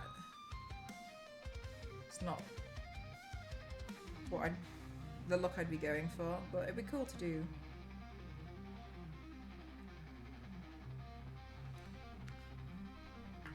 Three days. There's a Charge complete. D&D live show on Friday, so I'm going to try and do it all in one day.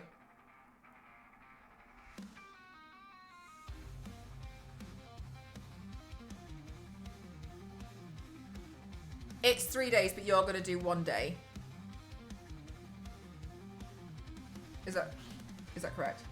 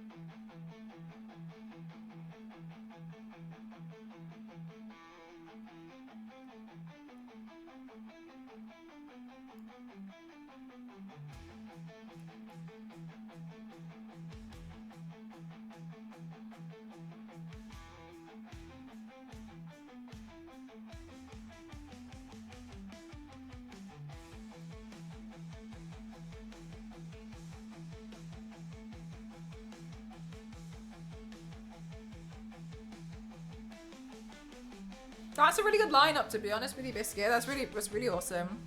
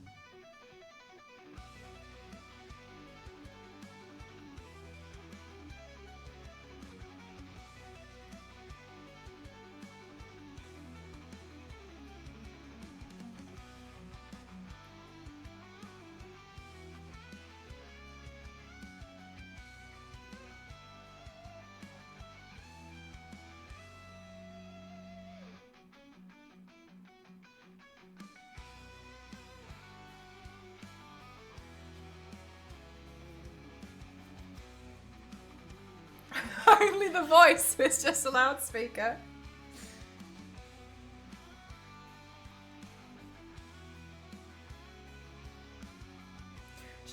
think was really interesting was when I was at TwitchCon, the VTuber meet and greet was really interesting. Because you queued up for like it was like a booth, but the booth, it wasn't like you would go behind a curtain or anything. It was like you go queue up for this like screen, and then the VTuber was like on the screen. So obviously they were like from home or something, and then you could talk to them and like meet them. And I just thought it was so interesting. Like, what an interesting concept of like how like they can also have meet and greets too. They seem pretty cool. It's nice that they get to have those cool opportunities at TwitchCon too. And they're not being held back by... Because in a lot of cases, a lot of people are faceless, right? They want to still do content creation, but they don't want to reveal their own face, which is completely understandable. So it's nice that they still get to have those opportunities. So if you do get walked around on a table at TwitchCon, that was a cool idea. It is interesting.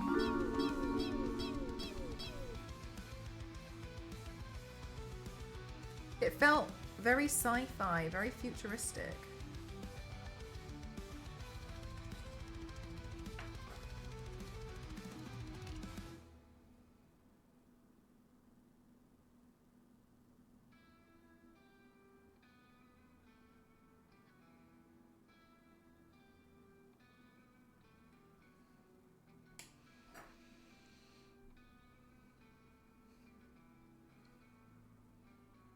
IRL, what's the point? I mean, what is the point? I'd be sad if I went to TwitchCon and I wasn't able to like see a VTuber. So many other reasons I could have gone, but no. But yeah, it's cool that they get to have like those opportunities too. Happy for them.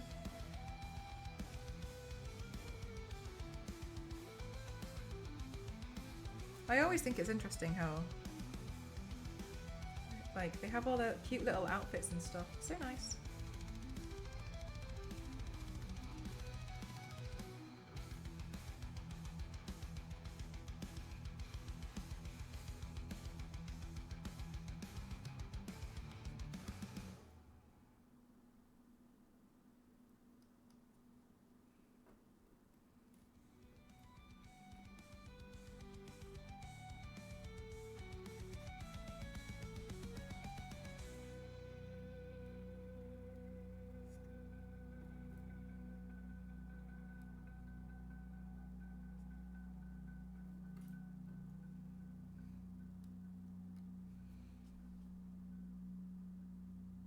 You're telling me they aren't a 2V Jimmy person?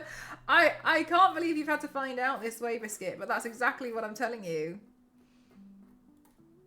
My favourite, it's like a PNG tuber that I've ever seen is Donut Hearts, which is a sock. It's a sock puppet with googly eyes and a wig. Oh, and it's got lipstick on the end of the sock. I feel like I spent most of my time just watching the sock move. Then it's so cute, yeah. Then watching the actual stream, I thought it was fun.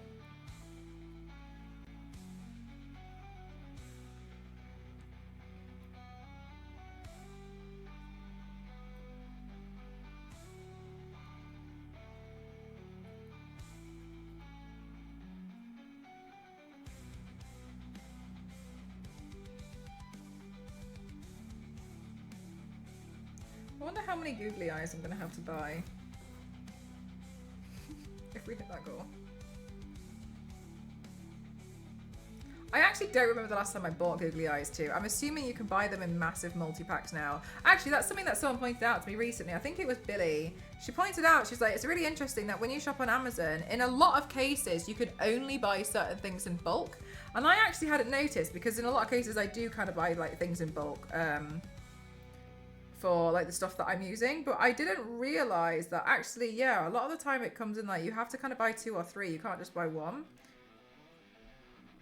And I hadn't noticed that.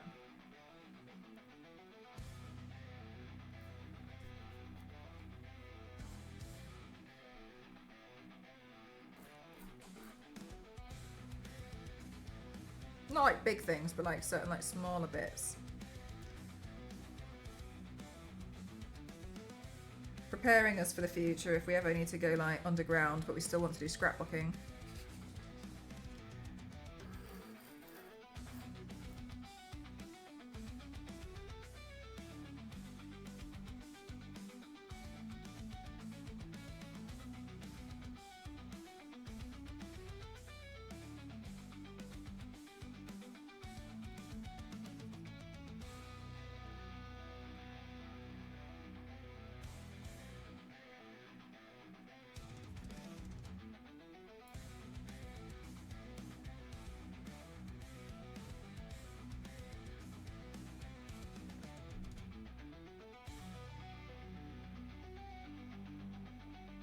Maybe meeting might, yeah. Maybe not meeting might be better, exactly. You wouldn't know.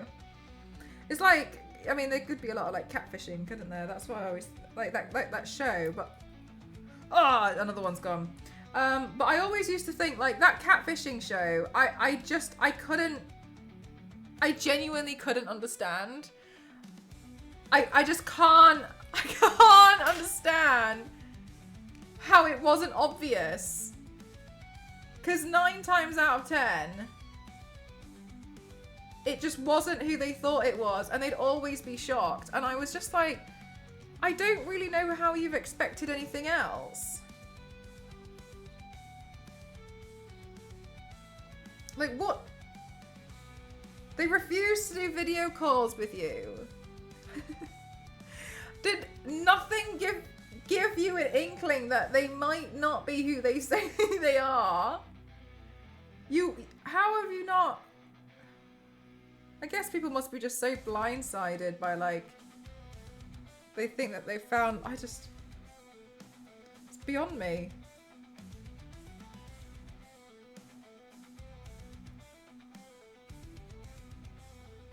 Winning, son. I am, Kenny. We're slowly getting there, look. Done quite a lot of rhinestoning so far. Nearly halfway, like a third of the way. I'm going to move the glue over to this side, and I'm going to move the rhinestones closer to me because it feels like that's more commonsensical. Sensical a word? Zonta! Can you imagine me doing that and trying to hoover?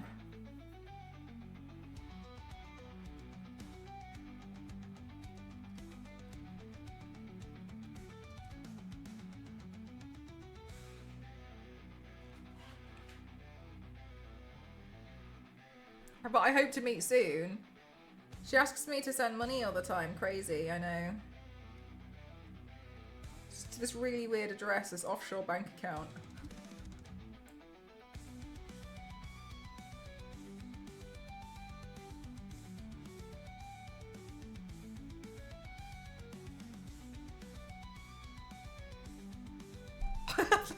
Thanks, Kenny. Which I know, it's shocking, really.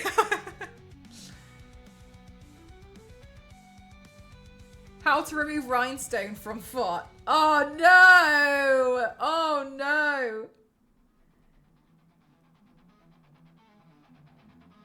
Hi, Coffer, how are you? I hope you're having a good day.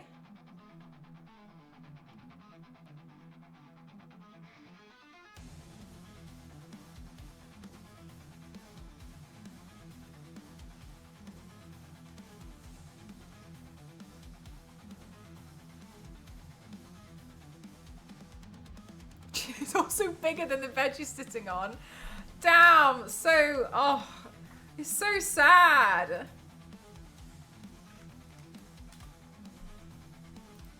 How?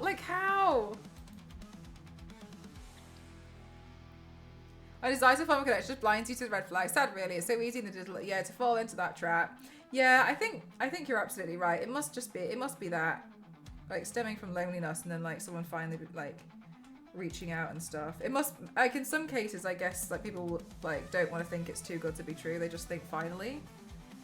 It's really sad that they get taken advantage of like that. It's similar to like when scam people, like phone people, specifically target old people because they can make them panic a bit more. It happened to Ghost's grandma. God, that was... I only heard about it afterwards, but I can't imagine the sheer stress that the family must have gone through. She had received a scam phone call of someone pretending to be Ghost, saying that they were in prison. Ghost in prison. Don't make me laugh. That they were in prison, but they can't tell their mum, so don't tell anyone.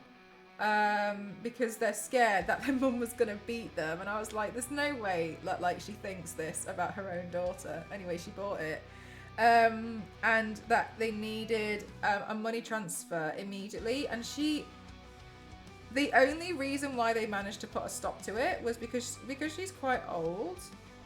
They had like they had a thing on her bank account where when there was activity, another member of the family would get an alert, and she wasn't able to, but she was trying to withdraw the money to do it, and then somebody else got a notification, and then they called being like, what's going on? And then she explained, and then oh my god, and it became a whole thing. They had to like put her on like they were trying to like find the number, call in the police. This was in Hong Kong. This was in Hong Kong, and the people who got the alert were in Rotterdam and the UK.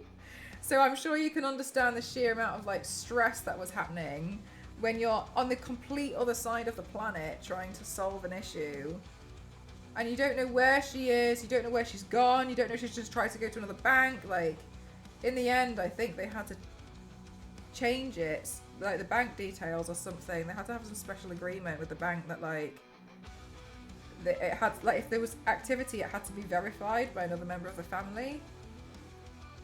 Christ. I would have loved to hear her explanation. Yeah, she's just so old. Like, I'm unable to like talk to her because there's the language barrier. Oh no! Oh yeah! Oh no! It's on my leggings. It's fine. But yeah, she's just so old that she was just convinced, and she was like, "Oh my gosh! Like, I have to help my grandson." And it got to the point where like they were trying to put Ghost on the phone to be like, "Look, he's not in prison." Like, obviously we can laugh about it now, but at the time I can't even imagine the sheer amount of stress. Made me laugh. I was like, Ghost in prison. I was like, of all the people to go to prison, it wouldn't be Ghost. It would probably be me.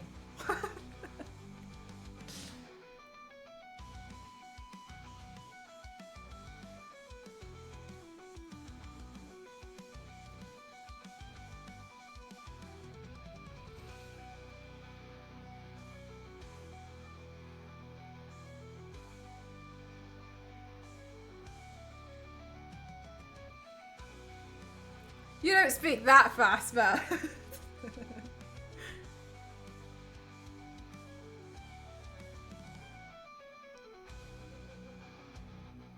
At least you can admit you're up to no good. I am up to good stuff, right? It's just that the world's not ready. I think if I was going to go to prison, it would be because I was going to do something like trying to film a video, but I'm dressed as like the Exorcist, like running down the street or something. And I genuinely think someone would call the police. Me and my like horror cosplay on like the 4th of February, running around the street trying to film something, chasing Cassie down.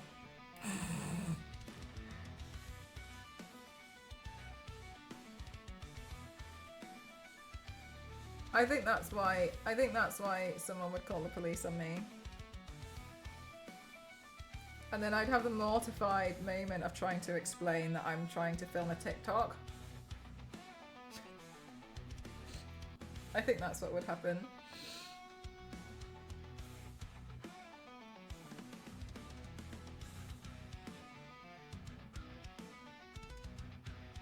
Like, no, see, no, that's not what it is. Yeah, no, so Lionsgate hired me to, yeah, no, it's for an ad, no. Yeah, okay, yeah, yeah, okay, maybe it was a bit scary, but like,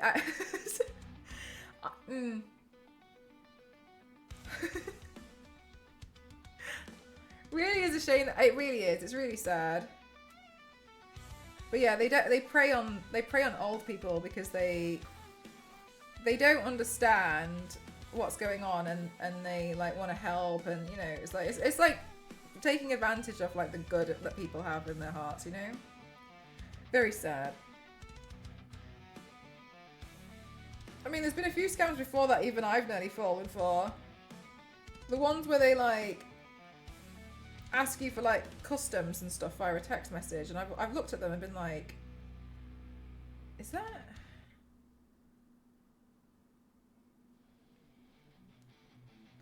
confusing?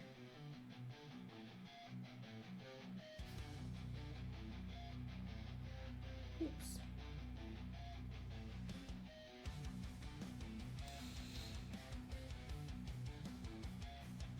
Anti-scams offer to protect your family members. It's really good. It blocks remote desktop apps and blocks web pages that are really new. There is a free version of it called Seraph Secure. I've never heard of that. That does sound really interesting.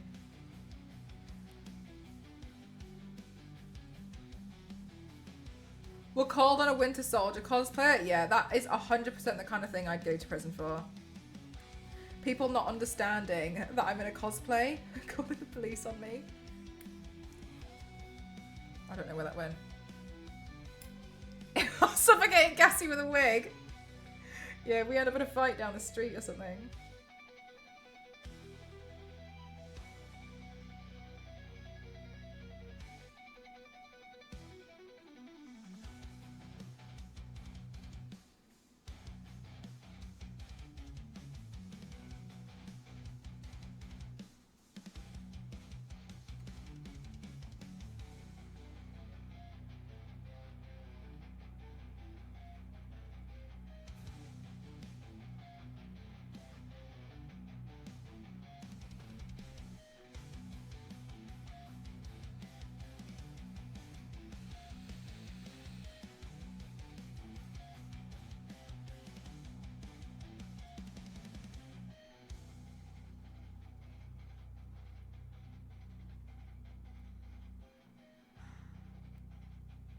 Luckily, I found this weirdly relaxing.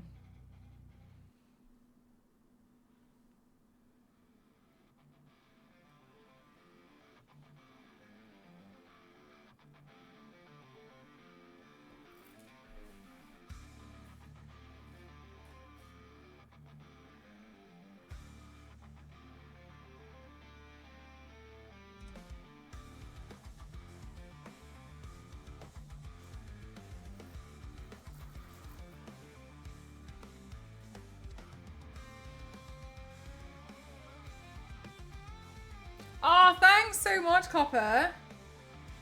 That one was quite tough. I think it was. Well, what I'm glad I did was I extended the top of my forehead with the paper, because I think that was the key thing for me. It was just the way that the hair also was spiraling. Oh my god, we didn't even talk about that. Those of you who watched Uzumaki in the Discord movie night the other day, how did you find it? I know we've talked about it briefly. It's weird, isn't it?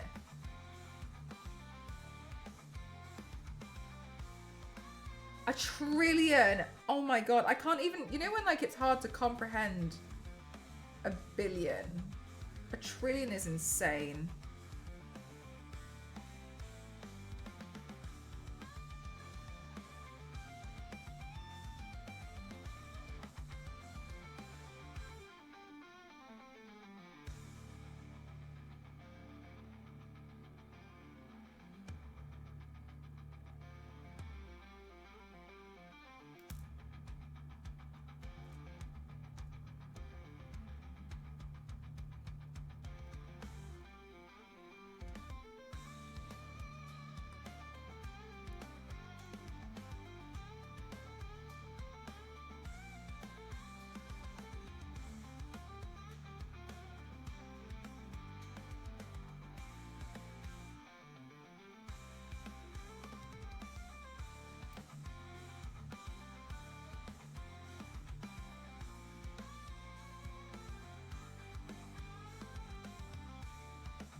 Can you remember when there was that trend to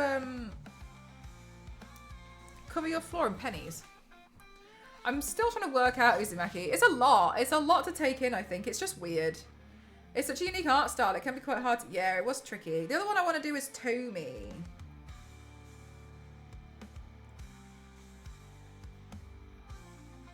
I got left out of the verse. I couldn't take it. As in, like, because it was just too weird, or like just made him feel uncomfortable. I think it's just a bit It's just a bit uneasy. It's weird. It is a weird shirt. Well, it's.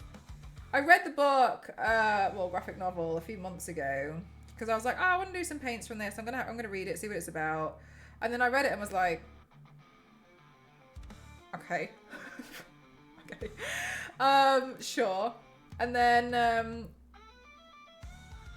can't remember if I read it just before or after they announced the film or the show. I thought the show had better pacing personally than the book, which makes sense. The thing that I really didn't like was the snail people. Oh, God. The whole idea of them. I didn't like the eyeball scene. Fair enough, that was weird, yeah. Yeah, it is. It's just strange, like...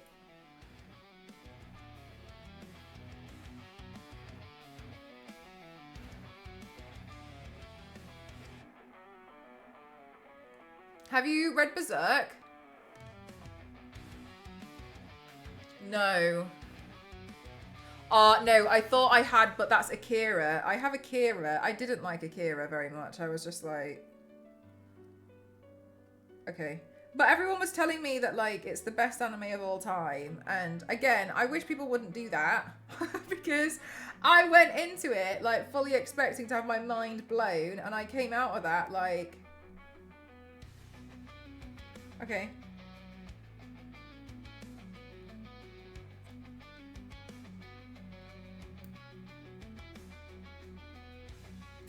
Did you see they're making a Death Note video game? I don't know how that's gonna go. But that will be interesting.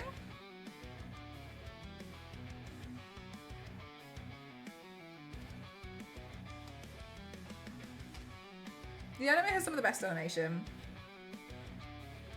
Yeah, I don't know anything about Berserk. I don't watch too much anime.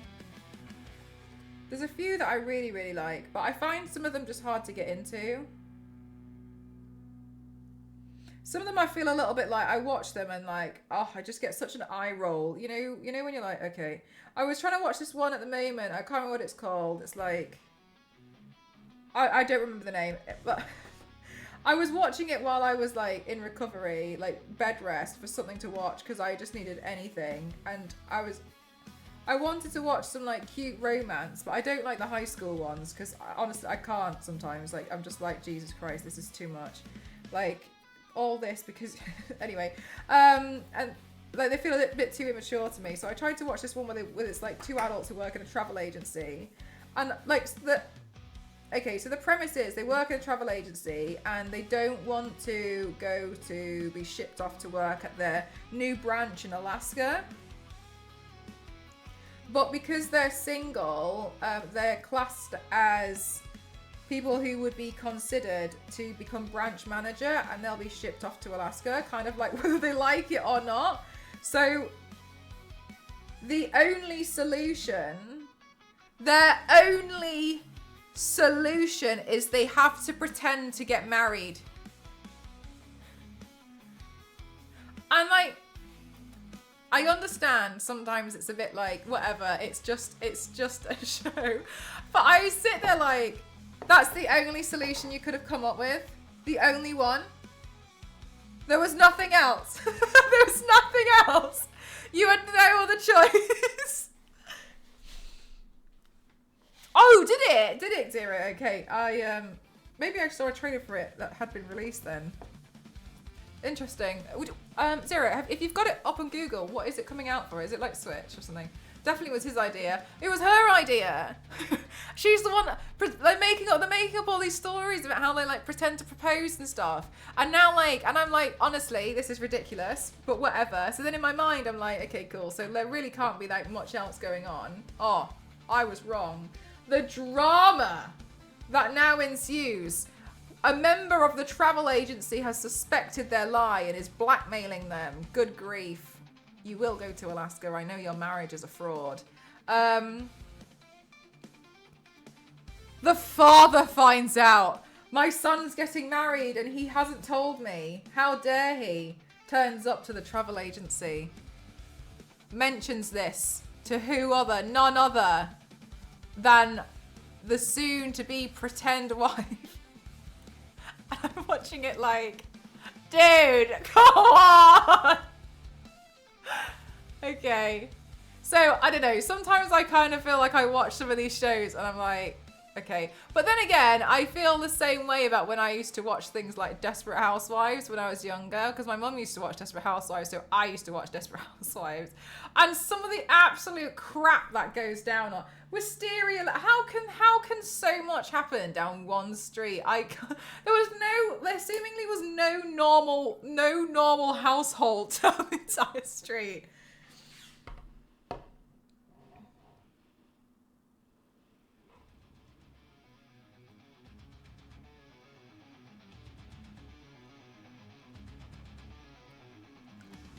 I just know so I'm getting to a point where I'm like, okay, sure, okay. Like do you know what V6?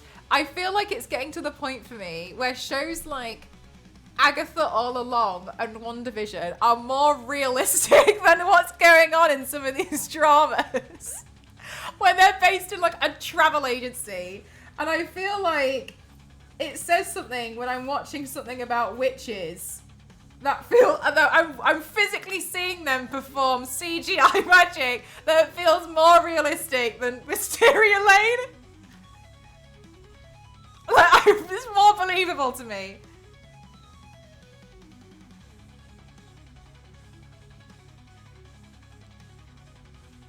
Noted, I will not get the job in Alaska. Good, thank God. PlayStation and Steam, interesting. I thought they'd have it on the Switch, to be honest with you. Most TV makes me want to throw myself in traffic. Honestly, V6, there's so much, I agree with you with that. Like the TV that we see nowadays, because it feels like they'll turn anything into TV as well. And as long as there's something ridiculous that happens in it, then it feels like they can sell it. I just feel like I watch some of this stuff and I'm like, no. And I know it's just entertainment, but I kind of feel like some of it is like...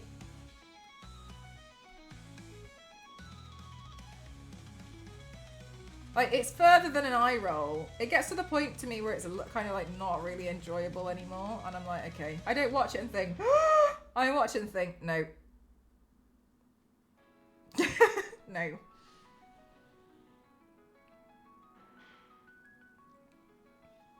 Put the how to play. Oh, thanks so much, Zero.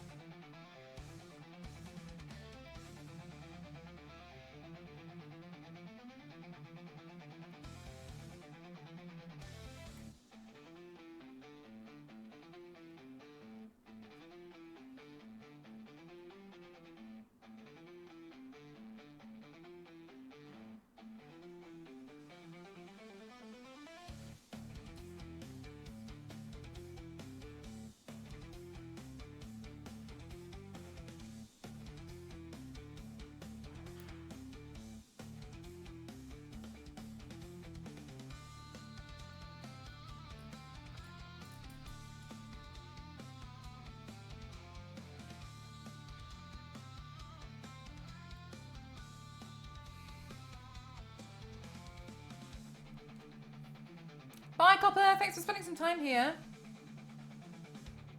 Oh, V6. Yeah, the police ones. I've heard of them. I haven't seen any myself because I just don't think I could handle it.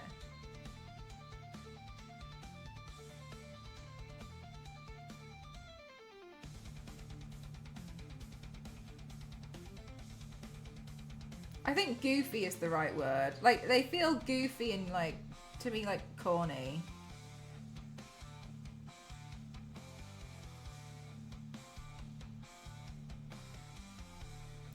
Oh, Zero, really? I can't... Oh, okay, that's not the kind of game I thought it was. My feet are still frozen. Maybe I'm gonna go... Maybe I'll see if I can find some thicker socks. Not that it's gonna change anything, but I can try.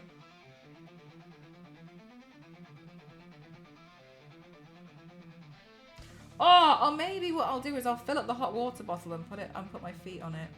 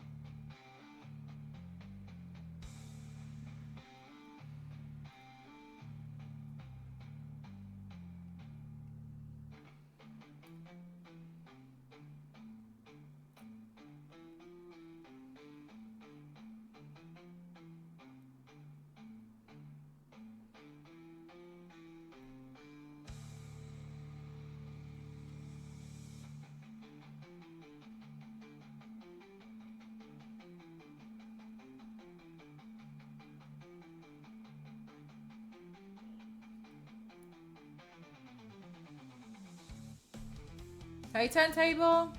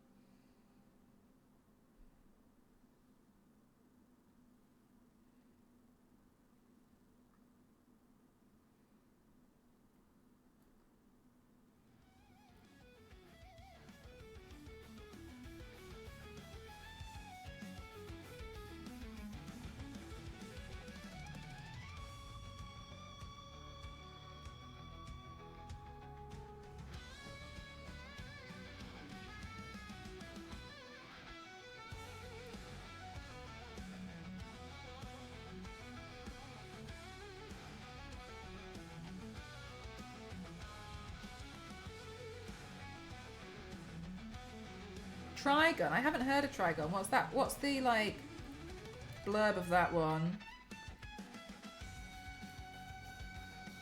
I wanted to get into, is it Black Butler? But then when I was trying to watch it, on like the one I had, it only started on like season 2 or season 3 or something, and I was like, oh, okay, okay, cool. I guess I won't watch it then.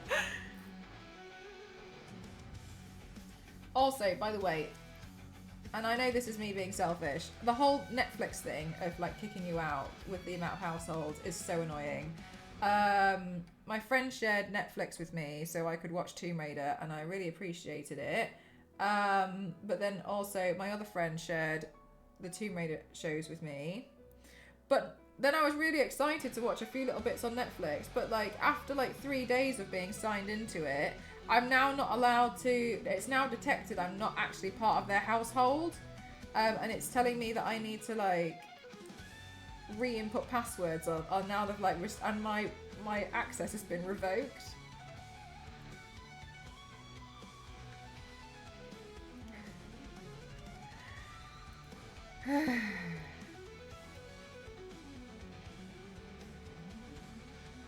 So I can't watch Arcane at the moment. I'm gonna have to ask my friend if I can have the password back. Oh, sorry, it's not just the password. They want to send a text message and have verification codes and stuff. I get it, but also I'm like, oh, come on.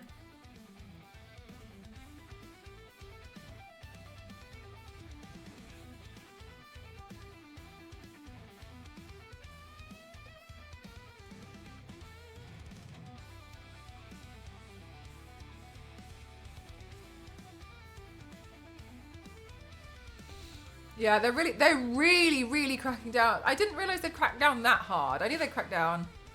What do you think of the new Tomb Raider? I really liked it. I thought it was really fun. It was nice seeing a new show. They had like a YouTube animation a long time ago, which I enjoy watching. She was really fun in that. That one's based off her as if she was like at school. But yeah, I liked it.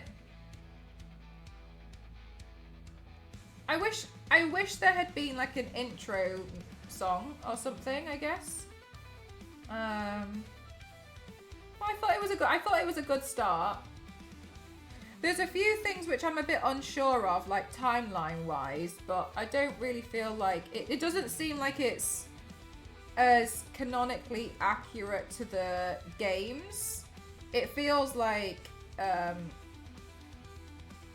I'm not 100% sure on the timeline of it, but that's fine. Like, I think the books are a bit more canonically accurate than the show. But I enjoyed it. I thought it was fun. I thought it was cool. It was nice watching. It was nice watching her in her own little way. I liked Zip. I thought he was really cool. But I personally have always liked Zip as well. Like, Zip to me in Legend was one of the best parts. Like, having him on the earpiece was really nice. Like, knowing he was kind of like keeping an eye out was nice. So it was nice to bring Zip back.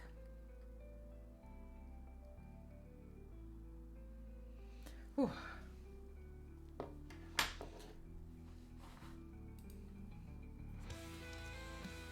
Oh my god. I still have to watch the first season. I keep forgetting about that. Oh, the first season. I don't think there's that many episodes of the first season of Arcane, so you could probably get through it quite quickly. I think I got through it in an afternoon one time. I liked it. I thought it was pretty cool. I thought it was nice. It was nice to see her in a multitude of outfits as well. Yanks, I scream laughed when she was like, we have to go to the worst place in the world, and then they're in Paris. And you remember when I was telling you, like, a lot of Europeans don't like Paris? And when she said that, I did laugh really hard. I was like, oh my god, okay. I remember saying when TwitchCon was in Paris, and like so many of me and my friends were like, oh no, I'm not going. I don't know. I didn't think I'll go. It's in Paris. I'm not going. I ended up going because I was doing a panel. I can't remember what else I did. So I ended up going anyway. But I remember so many of my friends were like, no, it's in Paris. I'm not going. Thanks so much, Panda. Thank you. I feel like you know all of her incarnations already. Yeah, there's like a lot of different eras of Tomb Raider. The way I see a lot of these different eras of Tomb Raider personally, maybe other people will disagree with me, that's completely fine. This is just how I personally see it, is I kind of see it as she's in a lot of different stages of her life, which I really like, to be honest with you, because when the version of Lara Croft that we see in the 90s, to me, she's like mid 30s to like early 40s is like how I imagine her age. Which, I mean, people can disagree with me all they want, that's fine. That's just how I personally view her, because of her maturity. And then the way I've seen some of the other games is as younger versions of her. I saw that show as a bit more of a younger version of her as well. That to me was still in the like 2013 reboot era. I see her as like different ages, and with those different ages comes different levels of emotional intelligence as well, and like emotional maturity. So in some cases it makes sense that she's still really upset and she's quite traumatized about things that have happened in her life because they're more recent, whereas like from the version of the 90s, which I know a lot of people still prefer, because she's kind of like over it. But I know it's like those traumas are introduced later on from the way that the timeline's been done. That's just how I see it personally, and I like it. I prefer it that way. I think it's more inspiring to view it that way from my point of view, because it's nice to see like, well, we know and we love her as the version in the 90s because she's really strong. She's quite witty. You know, she can handle herself. She's really cool, especially from like the films with Angelina Jolie. And it's nice to see, and to me, it's not nice to see someone going through trauma, but it's nice to see that when she's gone through these traumatic experiences in her early stages in life, we know that's what she's going to become as like the 90s version. So we know she's going to grow and be stronger. And that's how I personally see them all. I think it's inspiring to know like, yeah, this is rough now, but like, it doesn't mean that in the future I'm not going to be, I'm not going to move forwards. And that's how I see it personally. And yeah, I appreciate some people just don't want to see it that way, or they see it completely differently, and that's up to them. That's fine. From the different versions of Lara Croft that I've come across in different forms of media, because I have the graphic novels and the comics, like the archive comics. I've also read some of the books which were set between some of the games. I haven't got all of them. Some of them are so hard to find, and if you find them, they're like £40 for like a novel. So I'm still trying to hunt some of those down. I just see it as like different periods of her life. Like to me, they're just set at like different ages. The one that I wasn't too personally keen on was the recent film. I think Alicia Vikander did an amazing job. To me, it was the script that let it down. It was a bit confusing. However, I think that the script is good if you are completely new to the new version of Tomb Raider. You haven't played any games. The last thing that you saw was probably the Angelina Jolie version. In which case, then yeah, it was probably great. But for somebody like me, I was a bit confused as to like what they were doing. But it's kind of like an amalgamation of a bunch of different things going on, as if like a too long didn't read. Here's roughly what's kind of going on, but not 100% accurate. I feel stronger now. Your cosplays are amazing. Oh, thank you. Oh, like the little effects. Yeah, I really like playing with them in post-production. I feel like it adds something a bit more. I liked the cat in the cat cafe.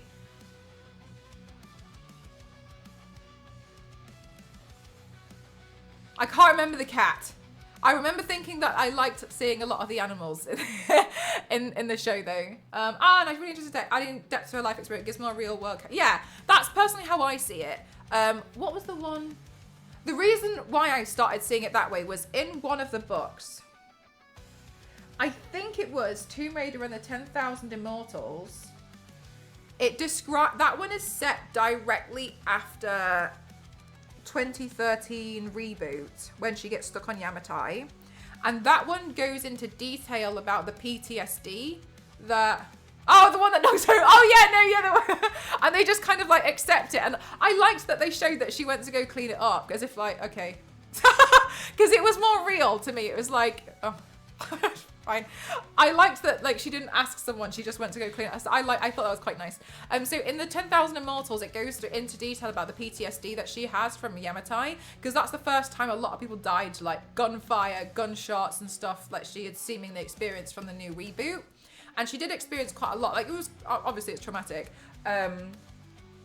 And it goes into detail about whenever she hears like a loud noise, like she kind of freaks out because she immediately thinks like, oh my God, like it's gunshot. She thinks it's that and it could be something like the back of a boat that's kind of like given way and it makes a loud bang. But she freaks, and it goes into detail about how those things would have affected her. And I personally really liked it because at that point in my life, I felt like I was going through, I feel like depression is too strong of a word for what I was going through, but I was really unhappy. It was actually when I started on Twitch. Twitch didn't make me depressed. It was actually when I started on, just before on that era, because I was really unhappy in my job, like severely unhappy, and I wasn't really sure what I was going to do. But anyway, so reading that, I felt like I understood her a lot more. Not like PTSD trauma, but I remember thinking like mental health is really hard at that moment, and it's nice to know that, you know, like she moves forward from it, but we know she moves forward from it because we can see her from like Tomb Raider Chronicles, and we see her from like when we imagine Tomb Raider, we tend to imagine her from like the 90s version, or like, you know, Tomb Raider Anniversary for a cleaner outlook on that game. And so it felt nice to me to be able to be like, oh, you know, she's gonna grow past it. Like, maybe she went through some stuff that was just never spoken about, because sometimes I feel like when we think about Lara Croft in the 90s, and if you assuming my take from it, I'm not saying it's correct, assuming my take from Tomb Raider from like the 90s, it's like everything in her life's gone great. She's really rich. Doesn't really, she's gonna find the thing. She'll survive. Everything in her life has gone great. She's got a manor house. Good. So it's nice to know that to get to that point, she did have some hard experiences in her life too. I can understand a lot of people not being happy that she's like going through a lot of grieving at the moment. But then I would only say that a lot of people deal with grief differently. Some people like kind of like try and swallow it, and they don't actually properly mourn certain things. Other people do move past it a lot quicker than others. Like, everybody's different in that. So I just felt like, you know, especially because a lot of it was, to her, seemed like it was her fault. Because if you haven't played the first game where she goes to Yamatai, she's the one who says, no, we should go this direction. I've got a better feeling about it, because she's been reading something and she thinks they should change course. They change course, and then they hit a storm. The ship sinks, and they all wind up on this island, which was the island kind of thing that I think they were looking for, but then a lot of them die. So then she feels like extreme responsibility for that. Even though, yes, it went the right way, she feels responsibility for all those deaths. So it makes sense. I'm interested to see what they're going to do with Sam, considering what happened with Sam in the graphic novels, is where I was a bit like, where are we going with that? No idea what they're gonna do with Sam. But she has her own kind of like interesting storyline that hasn't fully been explored. It's been suggested what's happening to her. She's not okay, but it's gonna be. I thought it was interesting that Sam was mentioned. She has a problem trapping houseworkers in the freezer. She's sick, really. Cruel, even. Yeah, for real. My friend told me, he was like, don't you think it's really weird that like, when we played these games in the 90s, like, social media was non-existent. Yet you'd speak to anyone nowadays and every single person locked him in the freezer. Like, he was like, don't you think there's some kind of sick, twisted thing that humans would do? The fact that everyone did the same thing. The fact that everyone would play The Sims, put them in a swimming pool, and then take the ladder out and wait for them to die. It's like, it's interesting, isn't it? Like, we all did it. It's like, yeah, fair point. But yeah, personally, that's how I see it, and I know that a lot of Tomb Raider fans disagree with me. That's okay. I don't feel like we all have to agree on it. There's different things that we all like from a franchise as a whole. It's the same way as like in any franchise, there's probably parts of it that you like and parts of it that you don't like. But the thing that brings people together about the franchise is that generally, hopefully, overall, you like it. Yeah? Look at how we play The Sims and you see these exactly, you see the dark side of humanity. Exactly. Portraying trauma is always a tricky one, but can be really interesting for character arcs. I agree, yeah. Especially in like Arcane, right? I haven't seen season 2, but like in season 1. Or certainly a more fertile ground to write stories on. Like in real life, and yeah, exactly. Like humans can totally relate to a lot of it. Like it's his own fault for walking in there so slowly. He was into it. Yeah, it's I think it makes things more especially in a world now where we've had a lot more progression with talking about mental health, and there's a lot less stigma around it than there used to be. There's still some stigma, but I think it's really great because you're able to look at a character and be like, huh, that's nice. I found it inspiring when I read like her trauma and like her PTSD and how she was struggling mentally after what she'd been through on Yamatai, and it made me feel like, you know, there is means to an end of me feeling like this with my mental health. And I've always wanted to be like Lara Croft. She's an idol to me, like a role model. And to me, it was like, and it was a bit more like, I can definitely get past this, you know? So that's how I see it personally. So I don't mind. I don't mind that, like, I think it's good that she went through some kind of trauma, but a lot of people say that she's quite whiny now. I don't personally see it. But maybe I'm whiny. So maybe I'm like, no, she's not. I don't know. But I really liked it personally. And if you read some of the different, I'm not saying you should to be like a real fan or anything, but if you were to read some of the graphic novels, Dark Horse have some novels as well, and they're set between the reboot version of Tomb Raider. They don't dive into it 100%, but there's parts of it which you can see so Sam has a lot of mental health issues now, and it's interesting seeing that. It's also interesting seeing Lara, essentially, she pushes away the wealth of her family, which you would have seen in the TV series.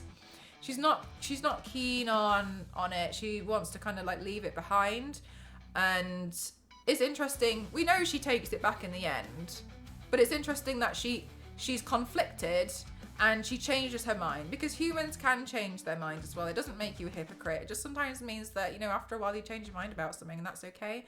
And I feel like little nods like this are really important to characters, to be like, actually, you know, that's okay.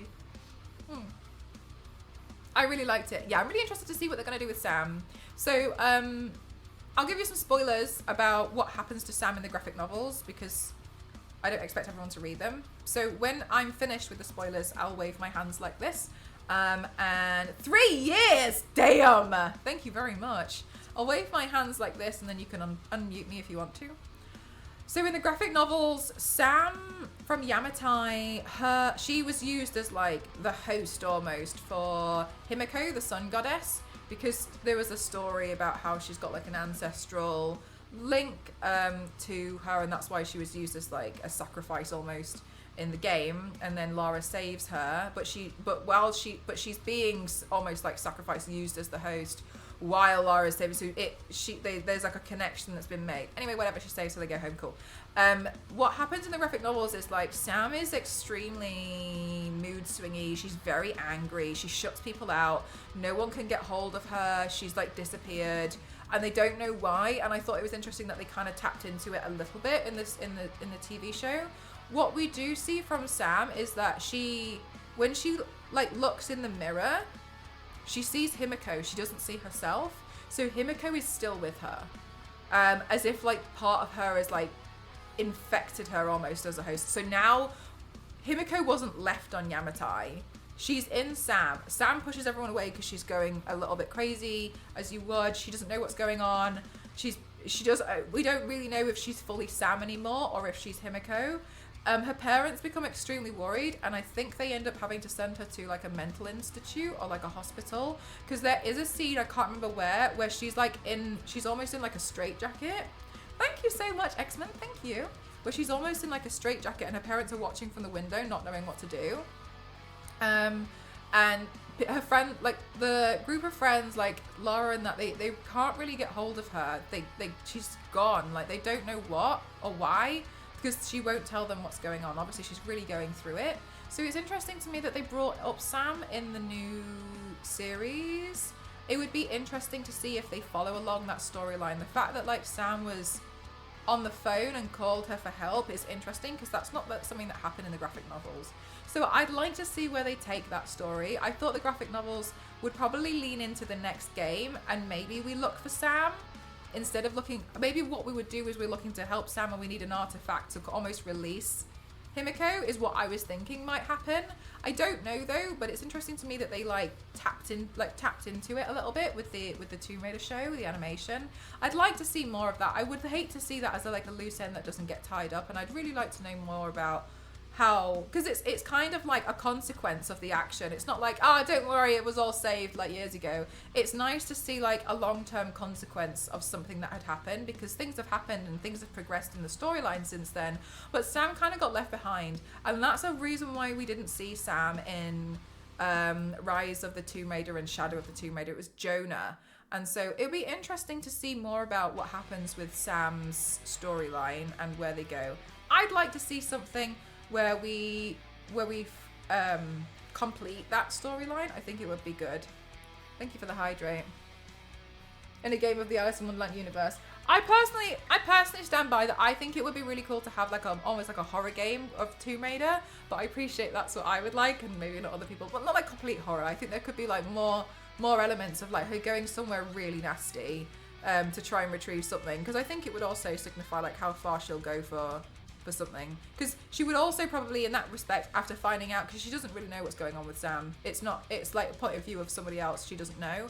It would be really interesting to see, does she feel responsibility for that too? Because one of the big problems is that she feels the responsibility for what's happened on Yamatai, and that's why she's really struggling with the grief side of it. So I think it would be interesting personally.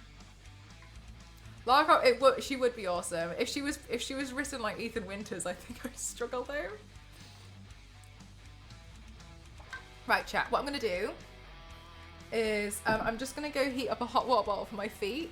I'm going to heat up a hot water bottle for my feet because I'm so frozen, and I'm just going to bring some of my bowls downstairs. So I'm going to be right back, but I'll probably be in a few minutes because I'm going to go try and warm my feet up. There's still ice. Rise was awesome. I remember the first time the snow leopard jumped out in front of me from the bushes. Rise was really cool. I really enjoyed Shadow as well because of the scarier, the spookier part at the end of the game. I just thought it was interesting, and I also really like Shadow for the fact that we see more of her person. We see more of her growth as a person when there are consequences to what she does. She thinks she knows best in taking certain things, and she immediately causes disaster. And I think that hasn't really shown to affect other people a lot. It's kind of like in Marvel films and stuff, isn't it? When things happen, but we don't focus on the civilians. No. That'll be fine. But it's nice to see something there's genuine consequences to what you're doing. You can't mess around with some of these ancient artifacts. You shouldn't have taken it, because I think it's interesting that it's almost I can just take it, it's up for grabs, whatever. Everyone if you saw it, you take it too. So I personally like that there was consequences for those actions too, because I think it's good to be you shouldn't certain things you shouldn't take. Just leave it. When they go into the Egyptian tombs and they're look at this, and they take it with them, and I'm just put it back, put it back. No. How I would see it. It's I'd like to look at it and be that's cool, but then I wouldn't take it, which I appreciate is her whole thing, stealing artifacts and stuff. So I personally like that in the games. I think there should be a few more consequences for certain things that happen. Not everything, obviously, but I understand people want to use them and create power, etc. But it's interesting that some stuff was almost disaster. But yeah. Right, I'm going to do a quick beer back. I'll go bring my stuff downstairs. I'll let you look at my half rhinestone skull, which I feel is going pretty well, but I also... This is a bigger area. And I also need to see what other rhinestones I've got. I think I've got some black ones, but have a look. Right, I'm just going to bring it back.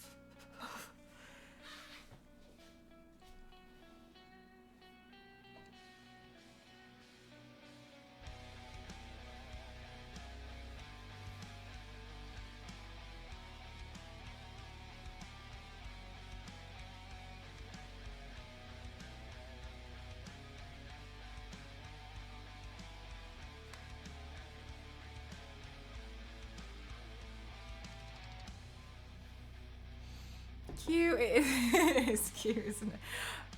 It's getting a little bit like worn down now. Like I've used it so many years. The fabric is so thin.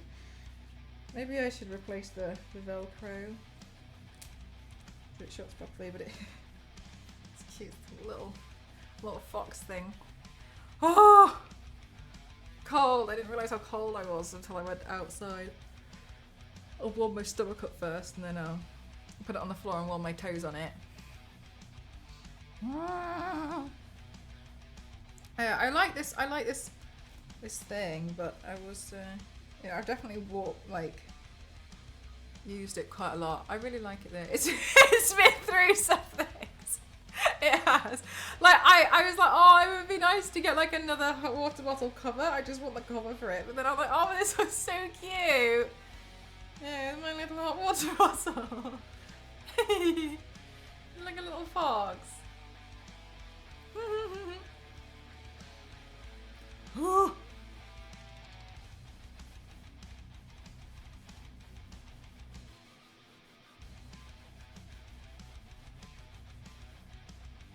Okay. Ooh, I'm gonna put it on the floor. And then I'm gonna put my. Oh wait, hang on. I can put it on top of my toes. That's a good idea. That feels much nicer. Yeah. Oh. Okay.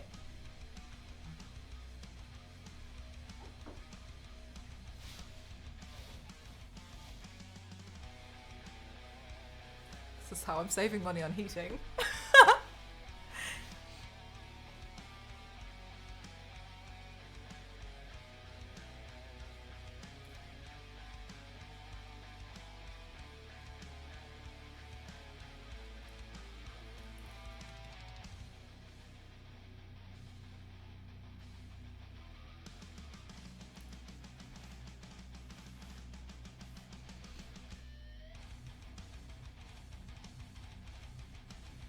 Todd, thank you so 35 months. Thank you.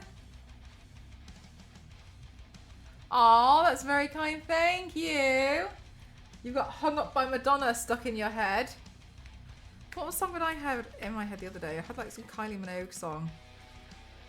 She was wearing red in the video. That's all I remember.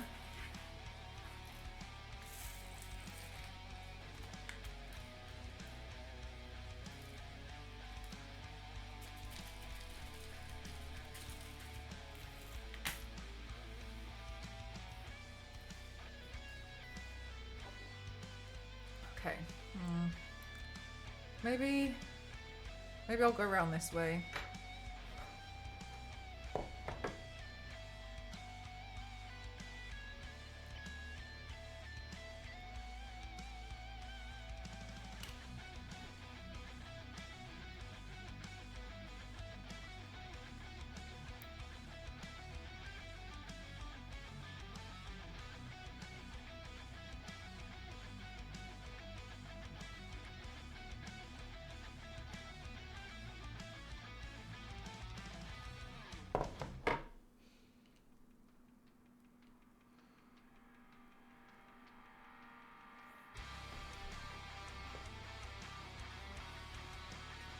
Spinning around. No, she came out with a new one earlier this year.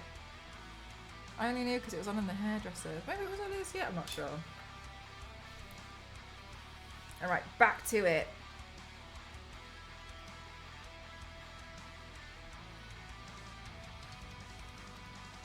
We had a Tomb Raider break. Best kind of break.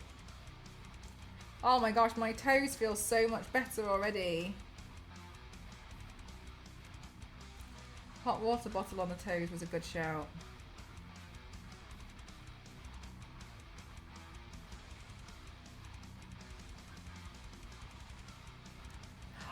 Oh, wait, Evil Tree, I think you're right. That sounds familiar. Ba-dum, ba-dum. That one?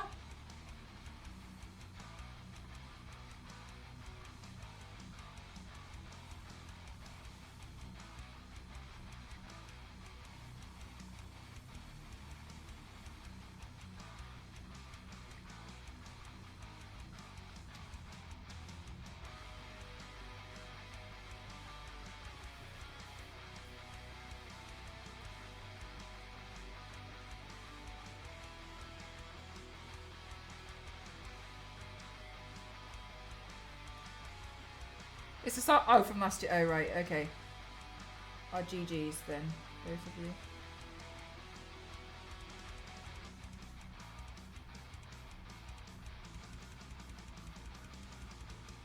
Yeah, she surprisingly, contrary to popular belief, she sang more than 3 songs.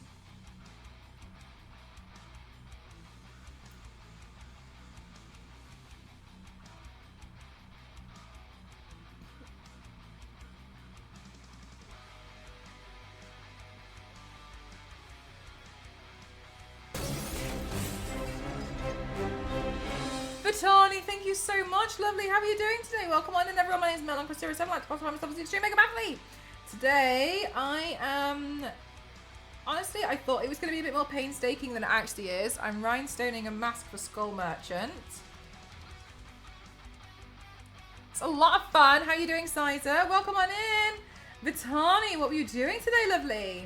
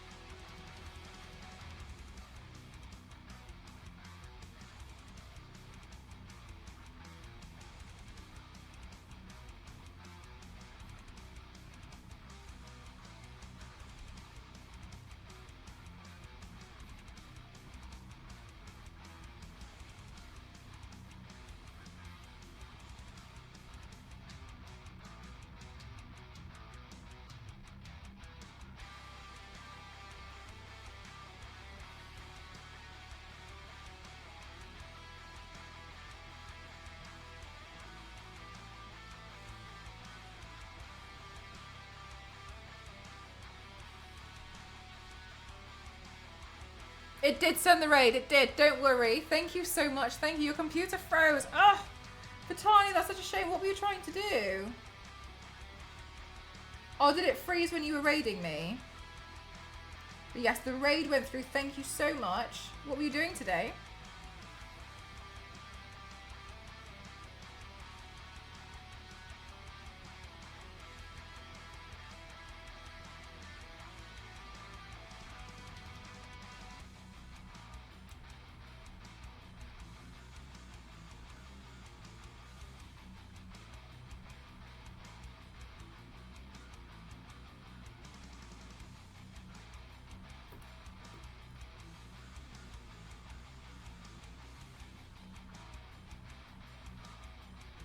Oh, cute!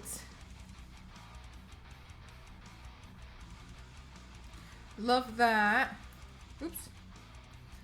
There's a few, like, wintry looks I'm thinking of doing this year, but I'm not sure how I want to do them. You know when you have, like, you know you want to do, like, something along a theme, but you're not sure how you're gonna go about it yet. Kind of me.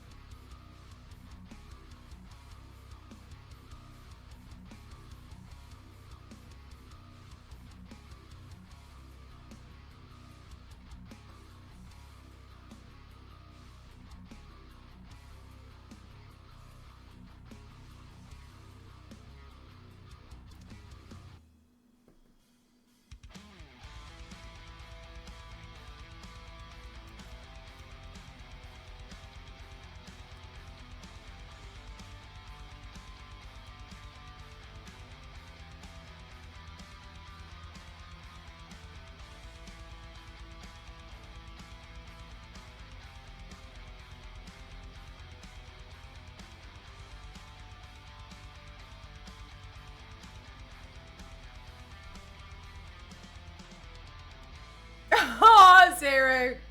Honestly, don't beat yourself up about it. It's if you had the notification on Twitch, you would have gone, wouldn't you? That's a glitch on the platform. That's not you.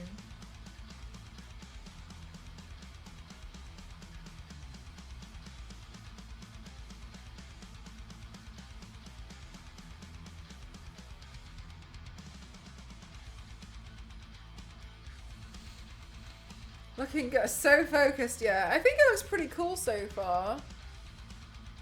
I think it'll look really nice when I put the lens on the eye.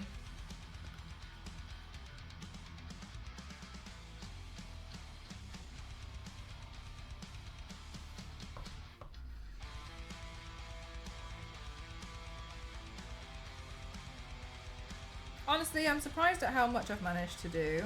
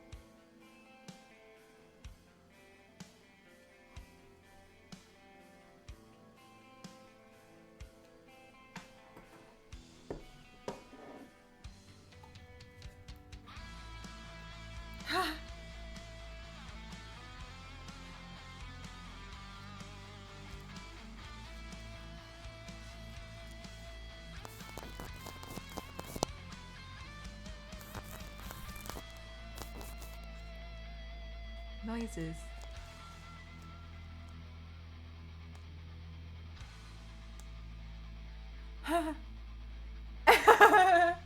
That's cute.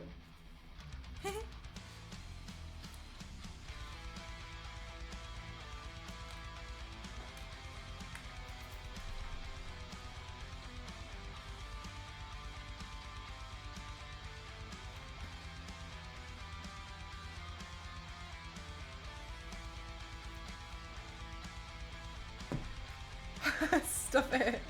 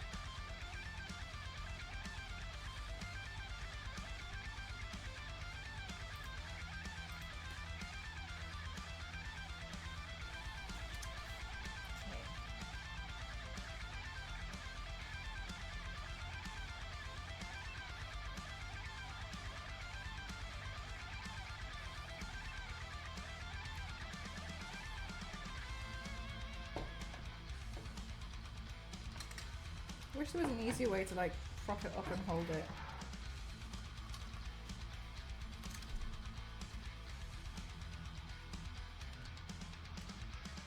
It's a bit of an awkward shape.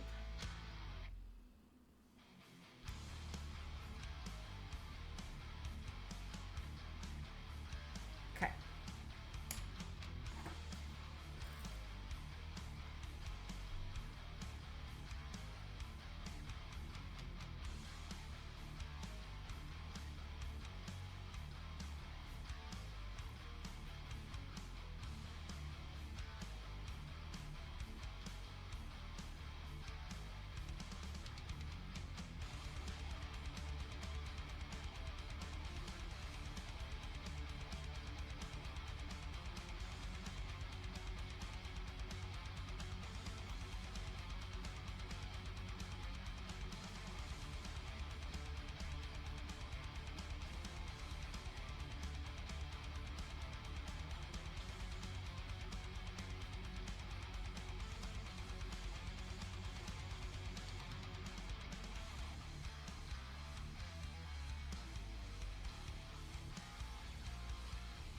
I feel like I'm really getting really excited for how it's gonna look in the end. I'm starting to feel like I can see the vision come to life a bit more.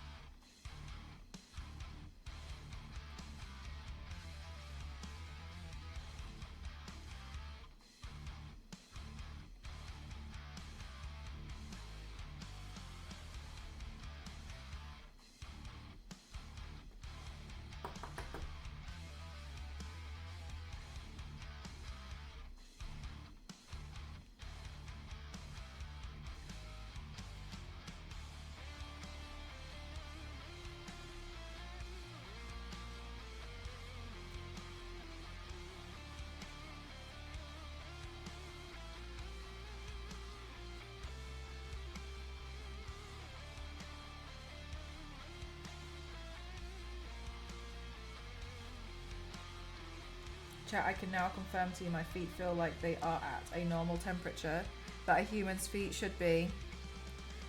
The hot water bottle has succeeded. Thank God. Because honestly, for like 4 hours today, I was like, that's it. I guess I'm going to lose my toes. Couldn't warm them up, put socks on, nothing changed. Guess I'll lose them.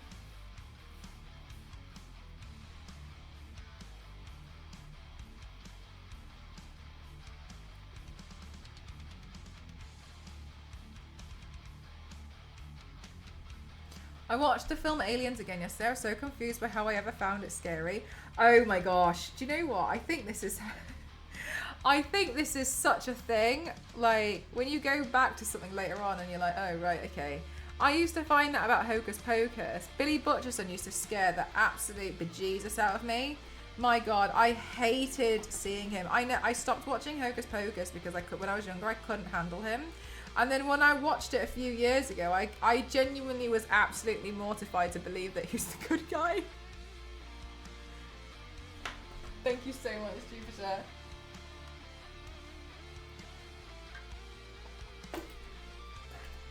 But you do right, you watch something and you're like, oh wait. Oh, another one's gone. Yeah, he is nice.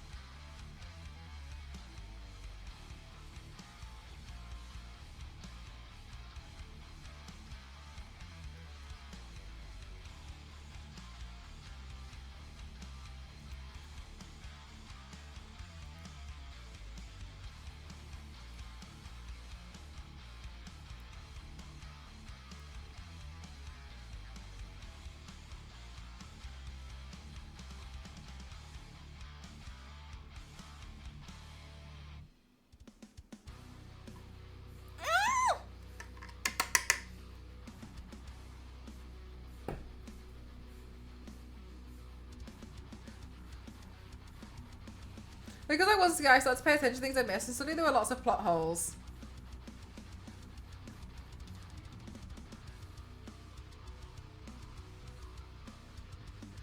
I don't know. I don't know if you've experienced that like much before, but I was talking to my friend about it. I was actually talking to Elise about it, about how I sometimes struggle when I read books or watch films because I studied English literature a lot. Like I took it to I studied the International Baccalaureate, and I didn't do A levels, and I studied higher level English literature. And kind of being forced to anything you read, you like look for foreshadowing, like you like overanalyze everything that you're reading for a long time, and even still now, a lot of it does ruin stories. Like you read stuff, like for instance in the book I'm reading, to me, I see things happen and I'm like, well, that's obviously going to become important later because otherwise it's such an insignificant thing that you've mentioned. And then, lo and behold, like 3 chapters later, it's like, oh, plot twist, that thing we saw. And I'm kind of like, yes. Why else would you have mentioned it? Obviously, and I'm like, I'm reading things and it hasn't said what something is. And I'm 98% sure. Like, you know when you read stuff and you like know? And I kind of find it when I watch certain films as well. The one that I'm still proud, it's been a long time since I watched it, but I predicted the ending of Tenet. And I was watching it and it was just to me pretty obvious what was going to happen, because of a lot of like things leading up to it, and I can't remember now. It's been a long time, and I remember thinking like, oh, okay, it was a cool film, but like I remember thinking like, obviously this is gonna happen, and it did. And sometimes it really does. Oh my god, that happened with you with Tenet. I found it was so predictable. Yeah, and it was. Yeah, you saw Tenet coming too. Yeah, and it's shocking to me when people say that they still can't comprehend the film, because I'm like, I comprehended the film before it finished. So yeah, and like Tenet to me was meant to be one of those films which people would, I think they wanted people to find it similar to, what's that film about dreams that everyone liked? What was it? Someone help me. With Leonardo da Bearman. What's his name? Inception. Thank you. Yeah, I think they kind of wanted people to keep going back and finding it, like Inception. And I just did not feel that at all. Also, I felt like with Inception, I understood, and it was strange that a lot of people couldn't understand. But I think it comes bound down to like, you know, when you've assessed certain media quite a lot. But yeah, Tenet to me was clear. Like clear as day. And so sometimes I feel like having probably like certain experiences in your life, and so when you have to like, analyze things, it kind of ruins a lot of film for you. I feel like I ruined a lot of books for myself. I studied a lot of poetry. I studied poetry so hard. I don't think I've read a poem since. A lot of my English literature was very heavily focused on poetry. But I haven't read poetry since, but one of the things one of my teachers told me, and I really like it, is a lot, like nowadays poems are not as common as they used to be, but what is really common is songwriting.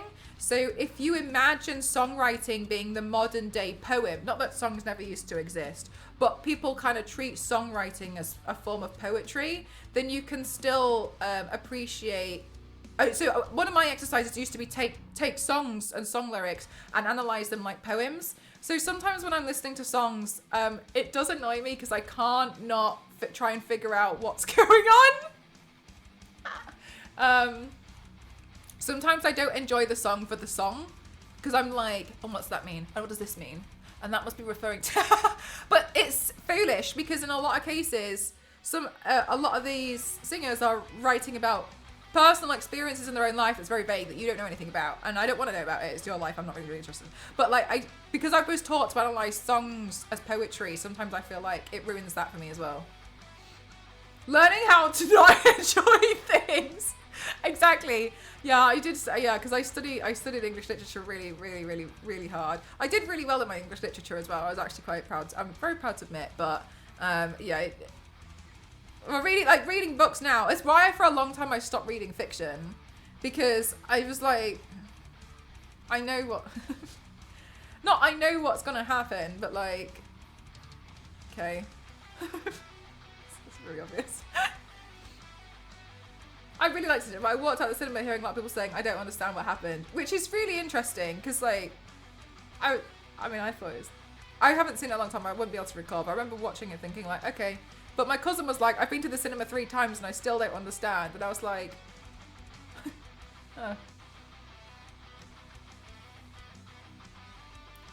You're not allowed to vote. Maybe this is similar. Sometimes figuring out how to play a song can ruin it a bit for me. Oh yeah, probably because similarly when you like really overanalyze certain things though, isn't it? Like you can be like, Do you know what has ruined certain things for me, Night, is when I watch certain films and TV shows and I see the SFX makeup in them, and sometimes I see it and it's not very good, or it's an animatronic mask. But if you look at it, you can kind of see like the only parts that are animatronic are the ears, and then it suddenly feels so static because you know it's makeup. The one that I was interested in recently was actually one from Agatha All Along. Zero, I know you've seen it. You'll know who I'm talking about. And I was looking at it and then I was like, huh. But then I saw online a photo that it was practical. There's no way, because I saw a comparison photo. So it was interesting to me that they were saying, people were saying it wasn't. Like, people were then saying that the practical effects might not have been used because they were using it as a form of study for lighting. Yeah, because if you look at you know who I'm talking about, Zero. So type in that character, type in practical versus CGI, and you'll see photos. It looks completely different because it doesn't make any sense, and you'll see what I mean when you see that photo, because they've had to try so hard to create the nose area to be lifted, you know. So that's why but when you see the CGI, like it doesn't need to be done. It was definitely CGI. It was definitely CGI because I was looking at it and then someone told me it was practical and I was looking at it. I was like, there's no way. Like, that's not physically possible. Like, there's no way. But then when I saw the practical, I was like, no, that doesn't look like what was in the actual show at all, in my opinion. So it's interesting seeing things like that. But I find now, knowing a lot about SFX makeup, you know what to look for. Yeah, the immersion gets a little bit ruined. There's some stuff which I'm like, ugh. The CGI stuff, when it's done really well, I think is good. It's what ruined Doctor Strange and the Multiverse of Madness for me. Seeing his zombie makeup at the end, I didn't think it was. I wasn't convinced by it. I just felt like it looked a bit like. Okay, it looked like something that I would expect to see at that I would do, like a con or something. It wasn't something I would have expected from an extremely high budget film. But yeah, that one, I think they must have done practical to see what they were going to do. I don't know, but yeah, seeing that ruins it for me. But in some films like Talk to Me, oh no, absolutely not. That there was some scenes in that which were. They must be CGI. I felt like they were hard to watch. No. Charge complete. Thank you, headphone lady. Absolutely no. Very well done in a way that makes me want to be like, ah.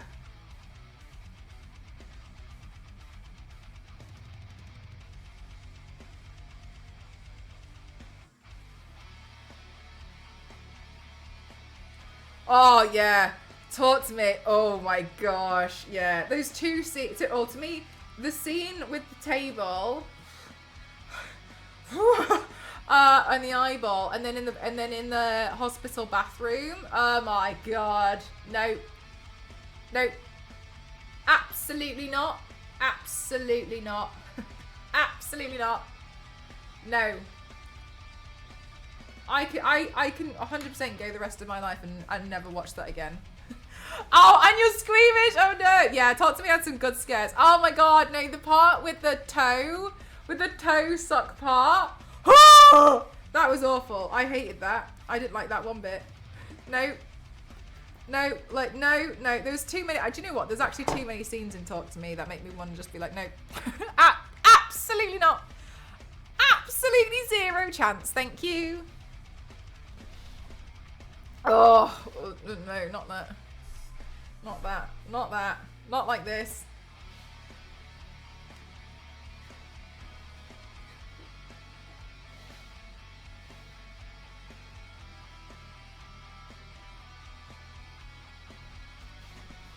Oh yeah, I forgot. Lives in my mind rent free, unfortunately. Damn it.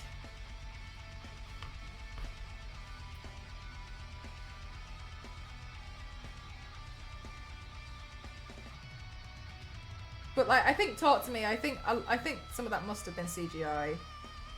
Not all of it, obviously, but yeah, some of it. That was a rough film. In the best way possible. I also really liked how they used a lot of like actors. This is such a personal thing. Actors that I didn't know, which is honestly not hard. But because I felt like it made it feel a bit more real. Which is what I mean, I honestly, like, all due respect and stuff, but I really like it when a lot of films use up and coming actors or actresses, because I feel like in some cases it's like, you feel a bit more convinced instead of being like, oh wow, like Brad Pitt is now, you know what I mean? Because then it feels like they're acting, whereas when you don't really know them, it feels more like, ooh, to me anyway. But but that's like saying everyone can only be a one-hit wonder.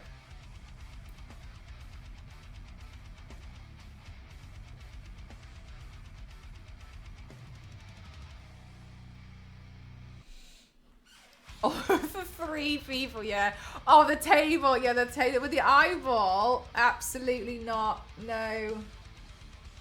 Jesus Christ, that was such an intense scene. It was very well done. And you know what? It happened so quickly. But you knew, everyone knew that was a bad thing. That shouldn't have happened. Everyone knew. They shouldn't have been there in the first place. Everyone knew, and oh my god. But it's a horror film, isn't it? Of course it happened.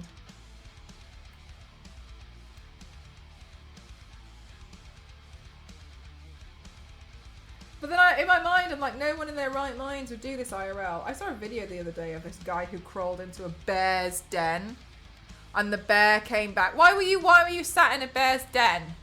Why were you in there? And he was like videoing himself trying to climb out, and the bear was like sniffing at him, and he was really scared because the bear was back, and I was like, what? Why are you in there? Why did you see that and climb in? So then I sit there and I think some of these stupid things that happen in horror films, I'm like, yeah, checks out.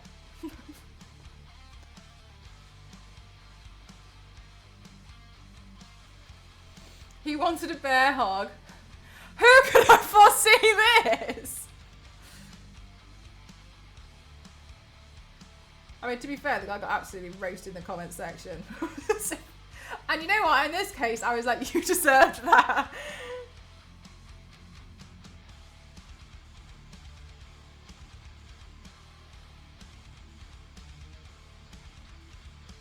Mel, I know, V6. I give people too much credit all the time, I think. This is what my therapist has been helping me with. She's like, you just need to, it's really hard to accept, but you need to accept that people are not great.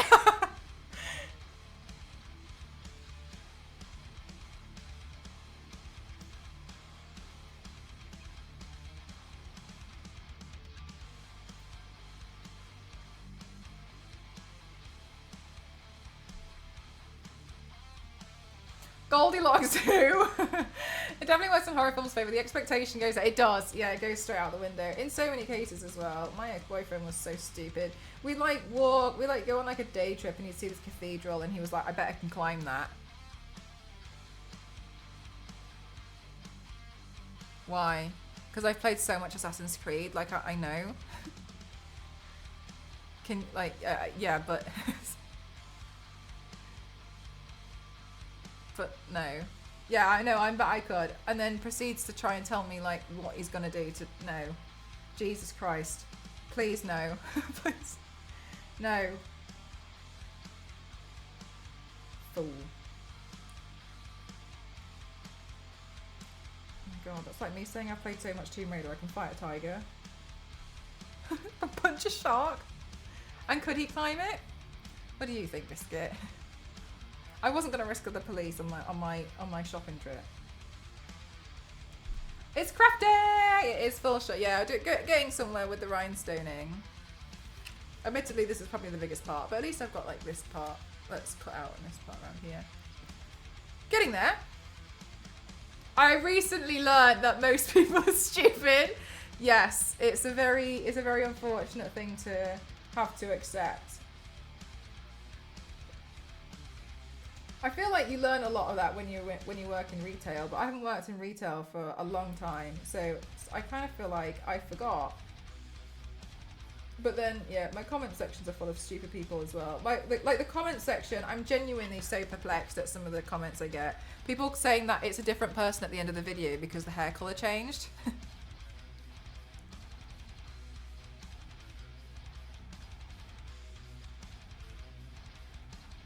So therefore, it's clickbait.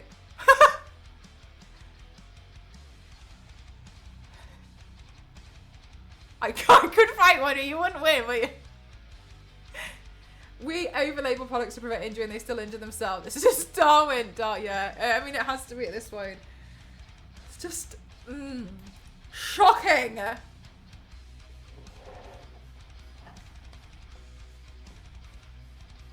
Shockingly foolish. Like, I can understand everyone seems to have like a little bit of a bad day here and there, you know what I mean? You can have a bit of like a oops. But I mean,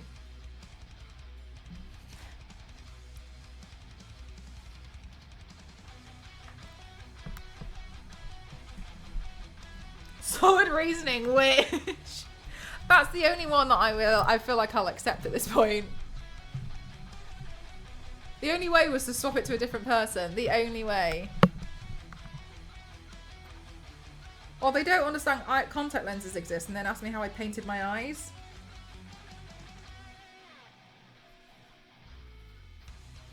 Anyway, I've pretty much stopped looking now because I just can't be bothered. I've received too many stupid comments in the past few months that I can't be bothered to even look anymore. I just open the notification and then to make the I open the notification tab to make the notifications go away at this point, which feels sad because I feel like I'm missing a lot of the nice stuff. But I'm also like I'm so done.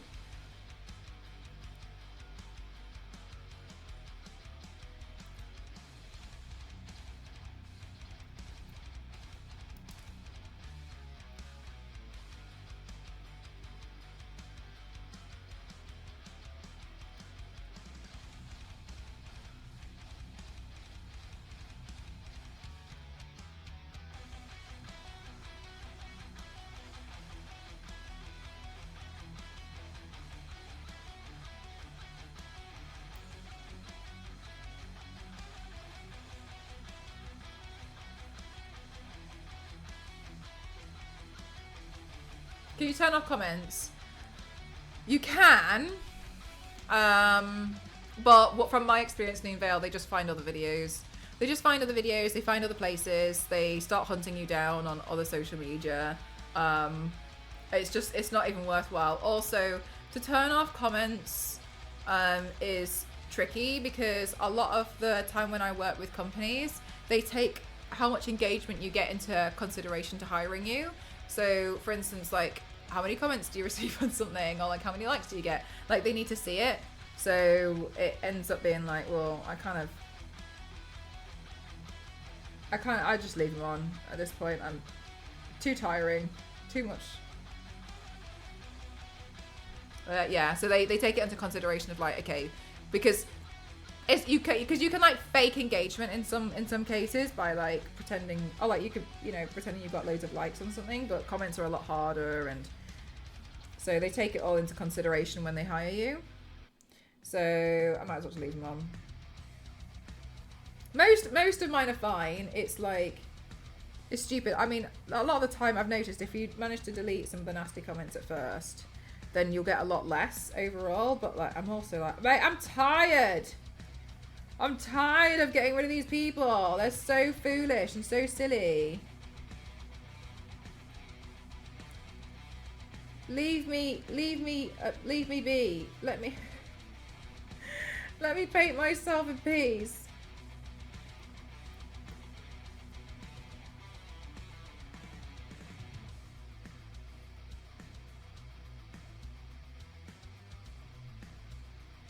Yeah, it helps with the algorithm, absolutely.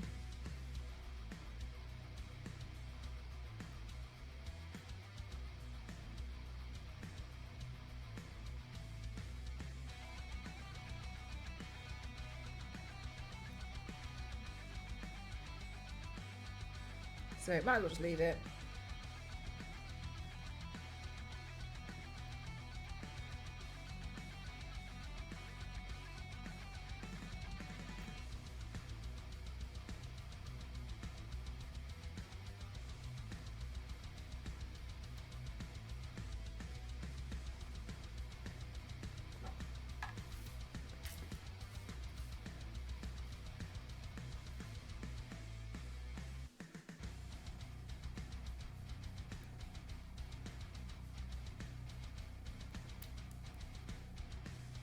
Where the hell did that one go?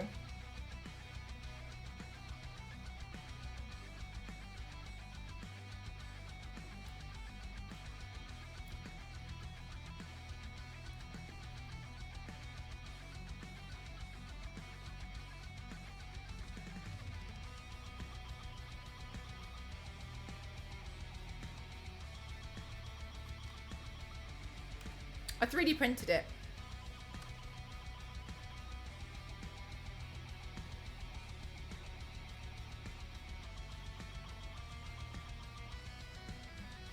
Thanks for the repeated engagement, my guy. Yeah, a lot of cases it is like that. The only time that I found that has been frustrating and why I delete some of the comments is sometimes it shows my post to more people like that. Is the only time when it's like, damn it! But usually, I mean, most people are fine. But yeah, it's happened once or twice where like, it's shown it to more haters and I'm like, no! Yes, I do 3D print a lot of stuff. So if you'll see on here, there's certain props which I'll 3D print. I don't know if that wasn't printed. I bought a gun. It's not a real gun. Let's see. That's foam. Nothing on this one. Let's have a look.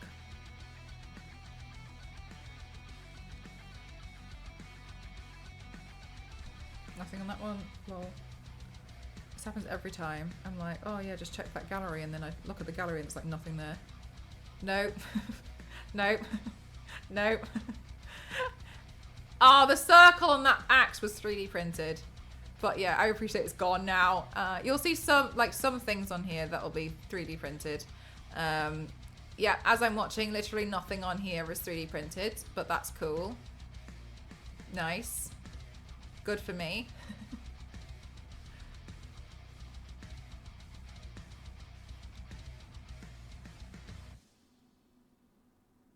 Okay. Yes, I 3D print quite a lot of stuff. I prefer to try and just, it saves money that way, and I've got a lot more freedom with like making things the right size. But I don't, it depends, like some stuff I'm like, oh, it's not worth the effort. I might as well like buy, like toy guns for instance. Like buying a Nerf gun and then just repainting it is a lot easier than trying to build a gun. If it's a specific gun, like Diva's gun from Overwatch, then yeah, that will be, I would rather just paint, I would rather 3D print that because it's very specific. But like for like Lara Croft and Domino or like certain characters when they just like they use like a pistol. Then I have a bunch of prop toy guns, like children's guns that I've just repainted, and then I'll just go use those. Like you'll see sort of the same guns being used over and over again. A lot of them are just Nerf guns. As I example, no, absolutely no examples. Yeah, some of the nastier ones. Yeah, exactly.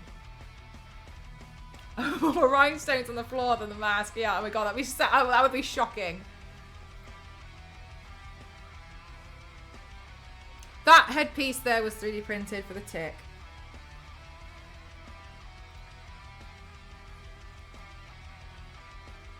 That gun was 3D printed.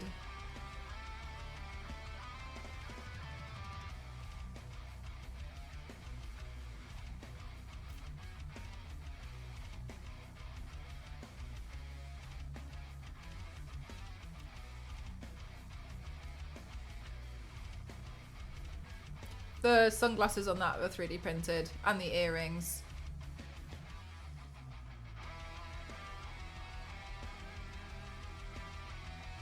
You get your choice of firearm in your welcome package.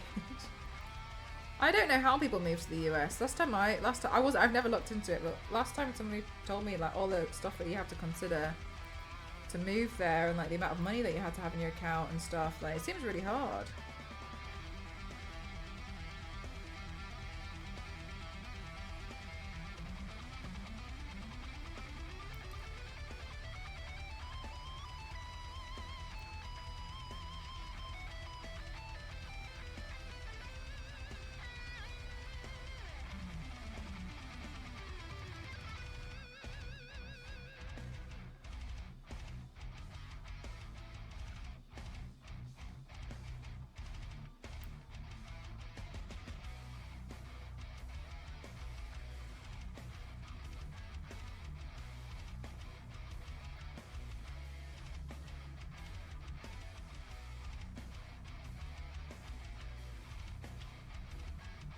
Yeah, for sure not worth it. I mean, I don't think it's worth it personally, but for a plethora of reasons.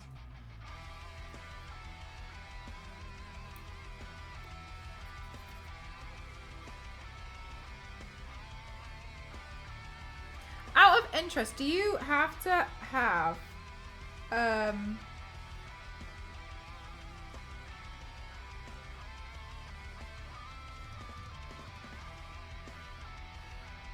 citizenship in a country to buy a house there? Or like, could you buy a house and then be like, that's my holiday home, but you actually live in like France? Or is that like different kinds of paperwork? Oh!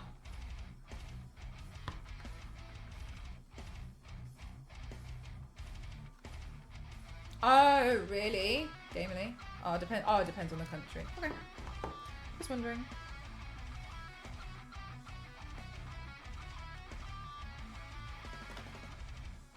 Without actually living there beforehand. Yeah, because I was thinking people do that with Spain a lot, don't they? And they have like a villa. But I wasn't sure if it was like a different type of thing or...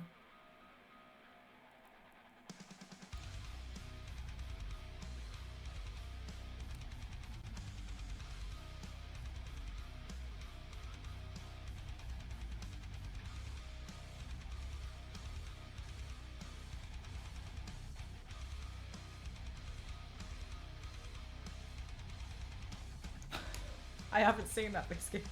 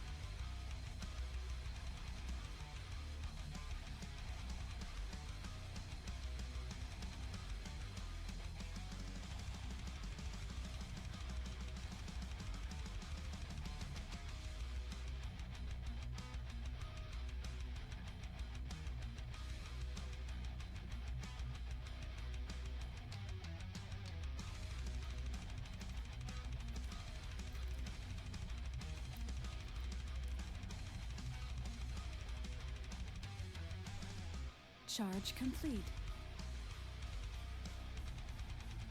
Yeah, surely V6.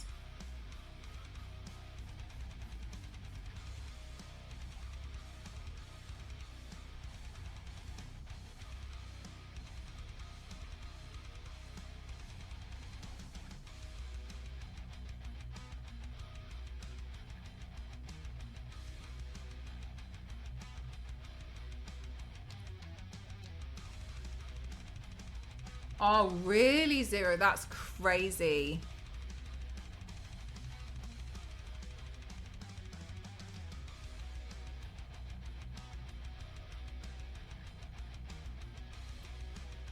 There was a period of time, I think, I can't remember if it was in Spain or Portugal, where they were like selling some of their castles for like something crazy, like 10 quid, or something really cheap for like a whole castle. But in the clause, you had to sign that it's your responsibility that over like the next 20 years, you're going to renovate it back to its original glory. So they take like, it's kind of like abandoned castle. So it was like, I think it was like their way of encouraging more people to take on the renovation project. Where you get it really cheap, but you had to make sure, like in the contract, like they would check that you were working on the renovation to restore it back to its initial.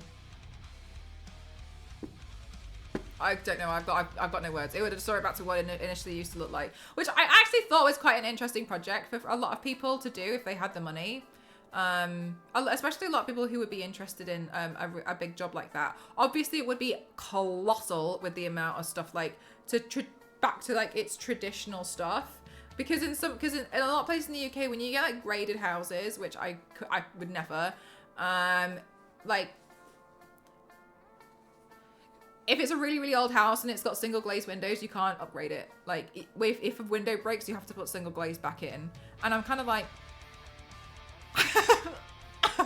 oh!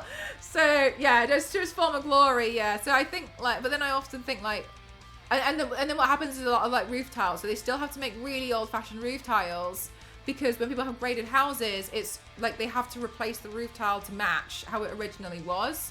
And I know somebody who used to live in a graded house, and I think they had an issue with this Spider-Man. Thank you so much for 27 years. Thank you. How you doing? Thank you. And they had an issue, I think, with the roof, and it was really expensive because they needed like 30 tiles, and they couldn't get them anywhere. They have to have them specially made, and yeah, V6. I could never. So I think it would be interesting as a project for people who are happy to do something like that.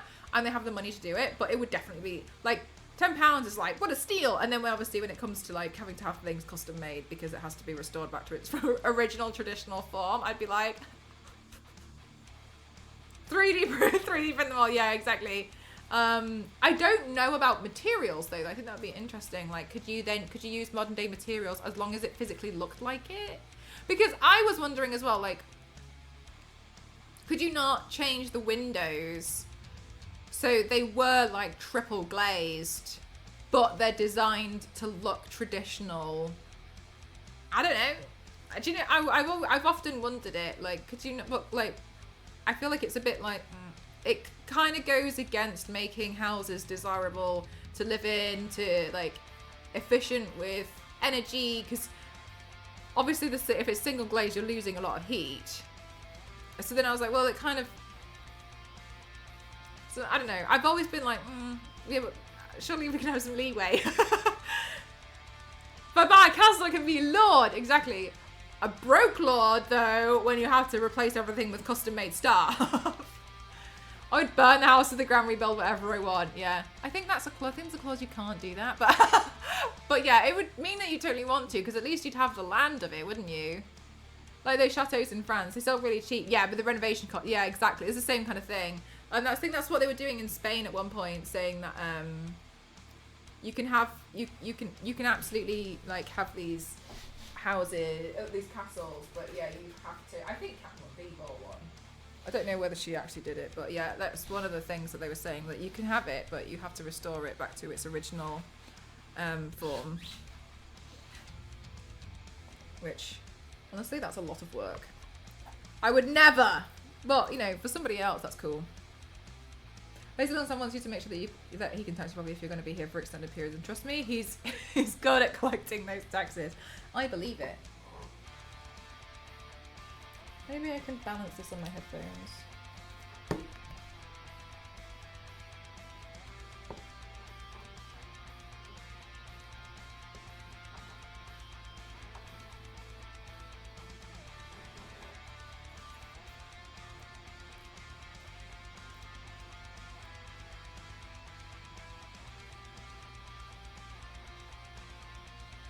Yeah, interesting project for someone who can afford it. Not me, but for somebody else.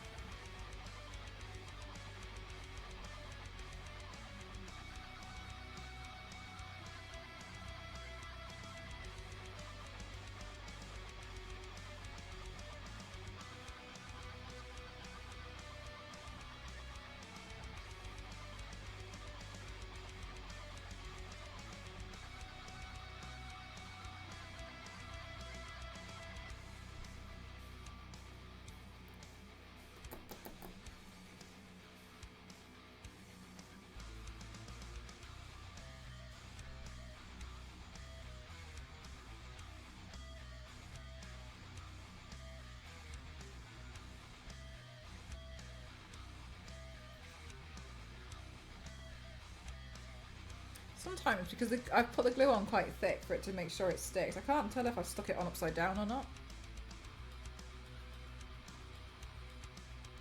Oh well.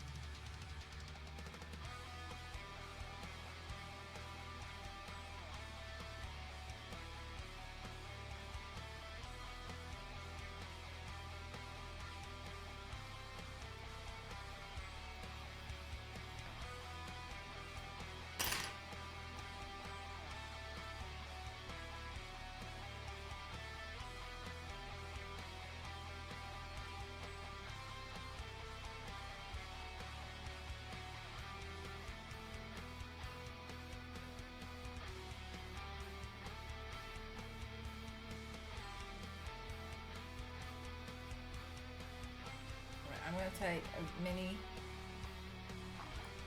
video of how far I've gotten with this.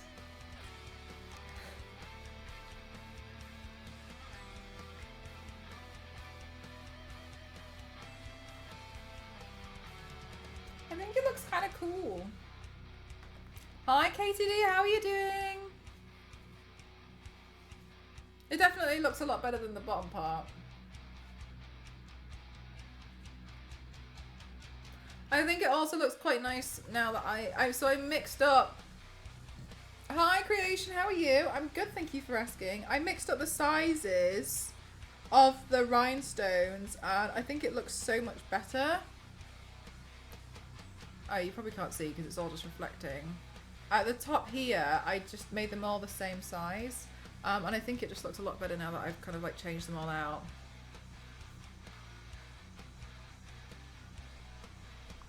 No money for sub me, sorry. Subscribing on my channel is not necessary. I just want you to enjoy being here. That's totally fine. I wouldn't expect it.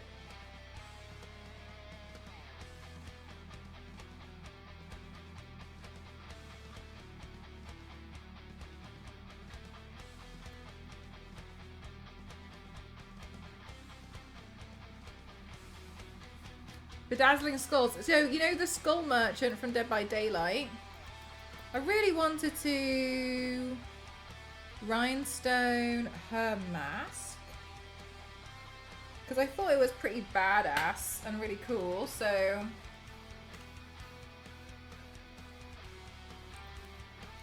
that's what I've decided to do. The only thing is...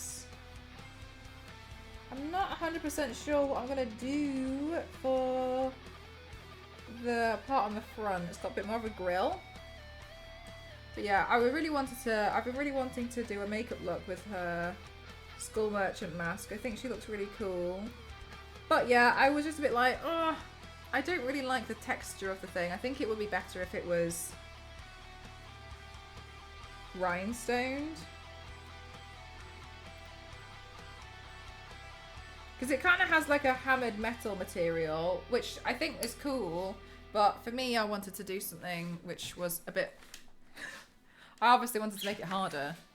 I'm good. I'm doing November for my 3rd year. Also doing the movement challenge and walking 60 kilometers for November. Plus 1 kilometer for each tolerate after that. Just over half my campaign goal. That's a pretty good start. Damn, that's amazing. Also, a kilometer for $1 is... Damn. Respect.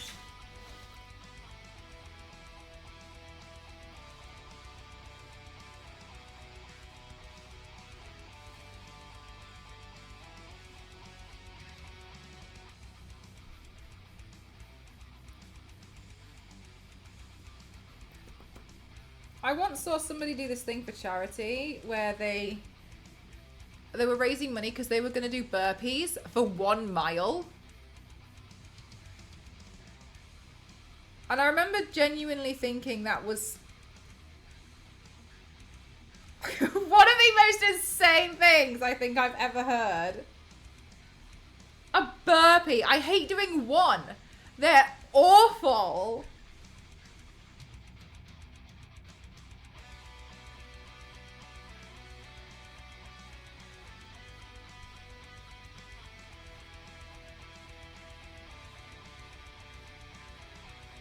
Oh, that's, yeah, no, absolutely. Obviously, I was like, no way. Like, I'm glad, happy for you. They are the worst. They're horrible. I hate burpees so much. I get why they're so great, blah, blah, blah, blah, blah. I don't care. They're nasty. The goal is 500, so I'll be doing lots of walks up and down the new year if I hit my goal. Oh, good. So you don't have to, like, try and hit all of that within November, right?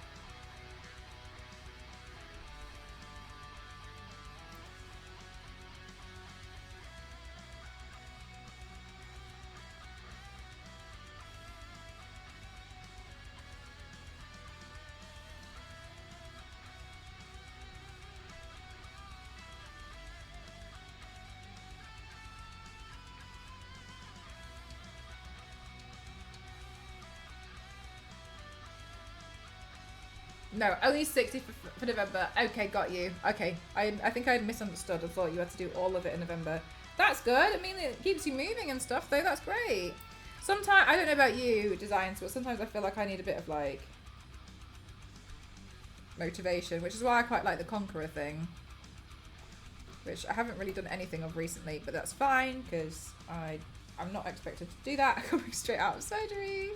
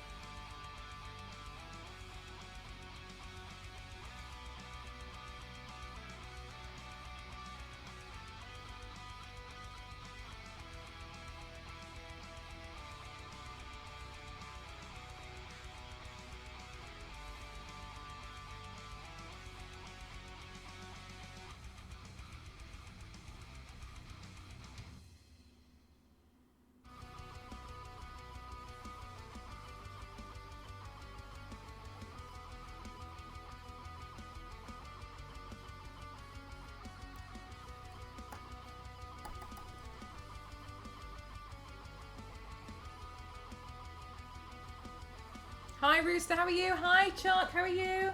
I did a hike in the Snowy Mountains yesterday. The walks have been a great way for my mental health as well, which is one of the things the foundation focuses on, so it aligns with the goal. That's really nice designs. I love that.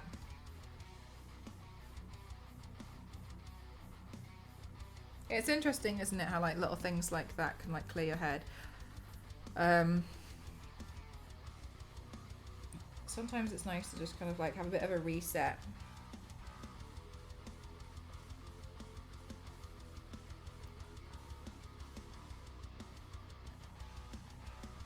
Whenever I go away on holiday or something, I'd like to try and do some like nice hikes and some big walks.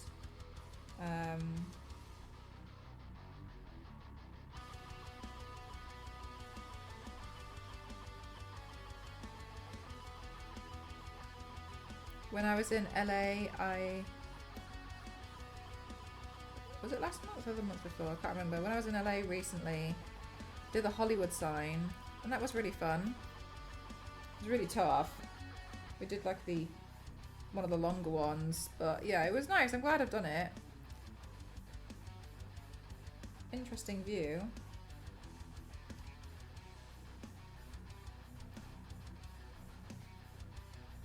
Aww.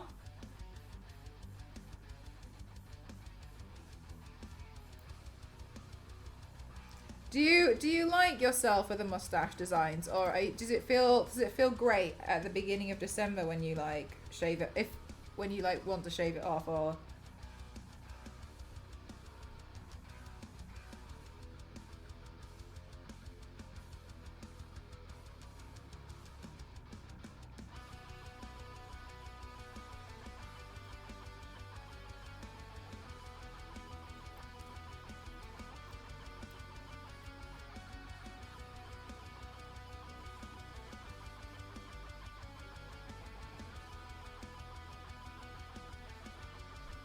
Long drives are books. So I'll just sit down and read in peace for about 3 hours. Love it. Yeah, I've been really enjoying just reading my book recently. Maybe a little bit too much.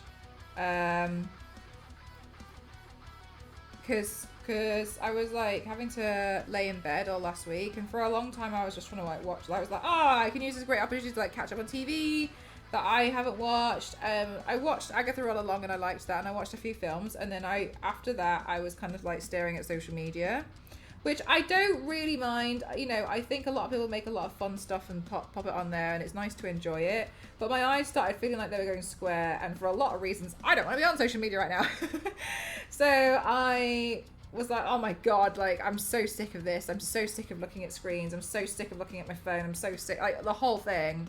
So, and I obviously I can't really do much with having to like rest and like take it easy. So I went and found my Kindle. The Kindle feels different to me as a screen because it's e-ink, isn't it? It's different kind of screen. So it doesn't give me a headache, which is great. So I've just been enjoying that at the moment.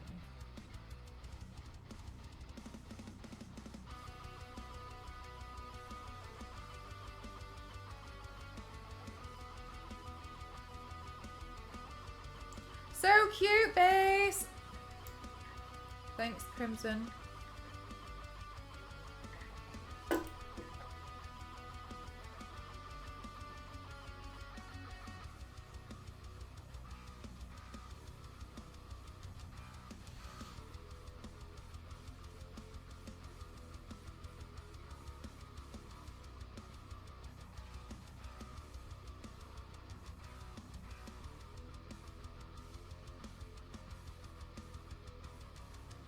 What are you making?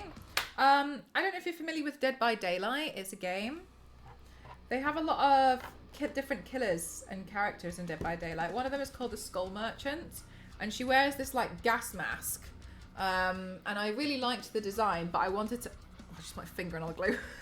I really liked her design, but I wanted to instead rhinestone it. So the one that she uses is more like a hammered metal, which is a bit more like this. And it's okay, but I wanted to rhinestone it. So I'm rhinestoning like this gas mask from Dead by Daylight. It kind of sits like this. So I think it'll look pretty cool after it's done. But yeah, so I'm trying to rhinestone the whole thing. So it's taking me a while. But that's what I'm doing today. just sat gluing rhinestones to this, which honestly it's quite therapeutic. I thought I'd get a bit frustrated, but it's not that bad.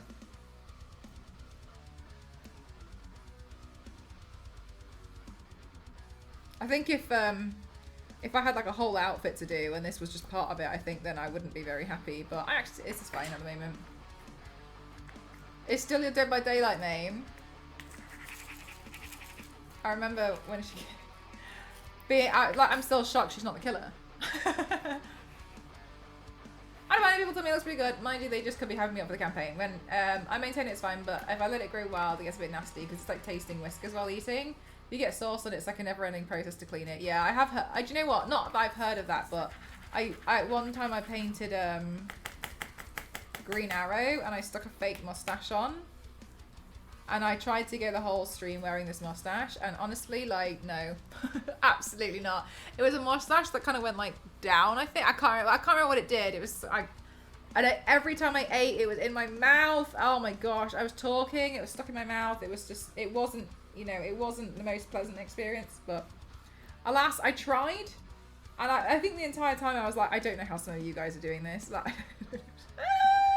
Santa, exactly. I know the game, fully aware of the killers. Hopefully it turns out great. Thanks, yeah, fingers crossed. But yeah, I've done a few of the Dead by Daylight characters now. Well, killers now. I'd like to do more for the Legion. Paint some more of those.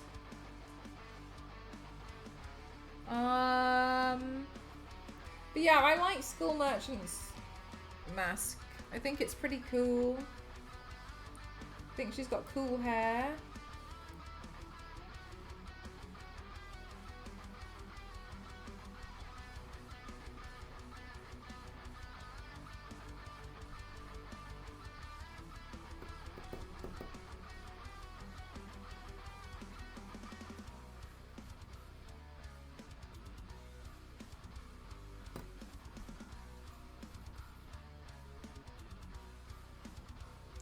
Jammed it with the I don't know about that. Sounds like torment. Do you know what? It's a lot more relaxing than I really thought it would be.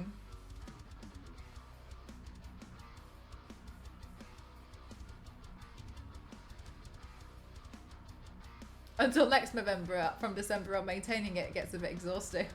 I have coarse facial hair, so shaving sucks. Oh, does it kind of like rip a little bit and like tug?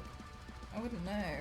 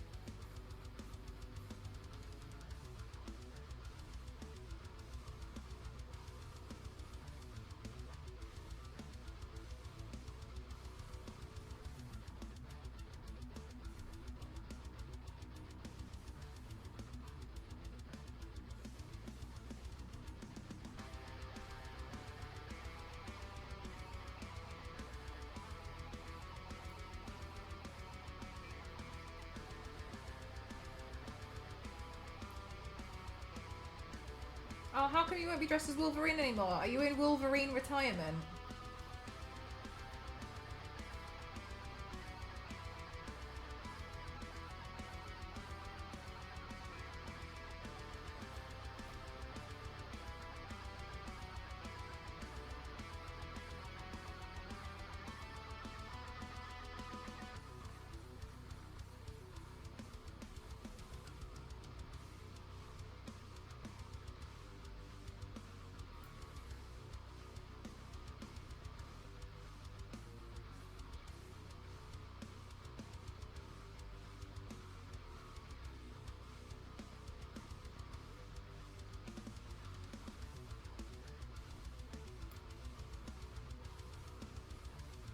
doesn't grow in that direction. I can't remember what the mustache was that I tried, but it was yeah, it was wasn't, yeah, I wouldn't. I'm not interested in going back to whatever that was. Put it that way.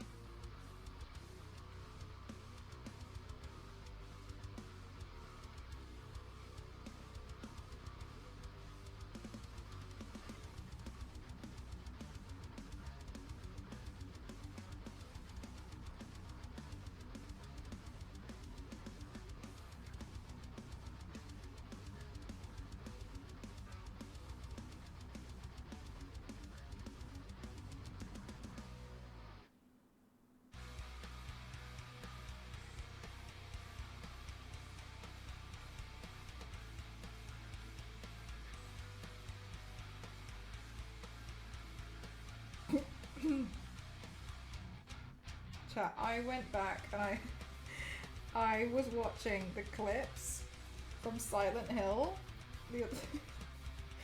from what we played on Friday, and I am so shocked again at the scream that I screamed when I opened that toilet door.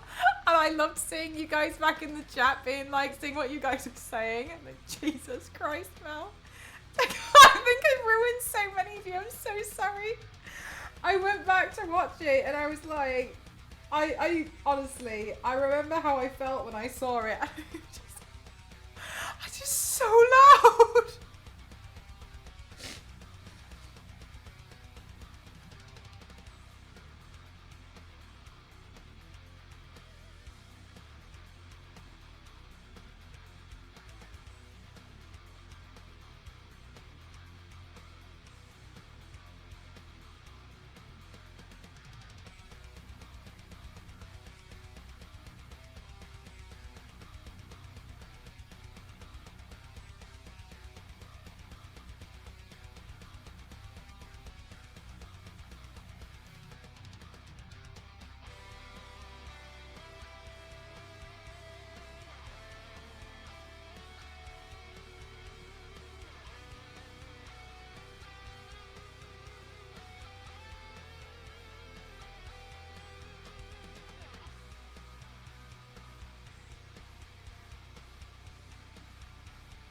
Aw, designs, that's really beautiful.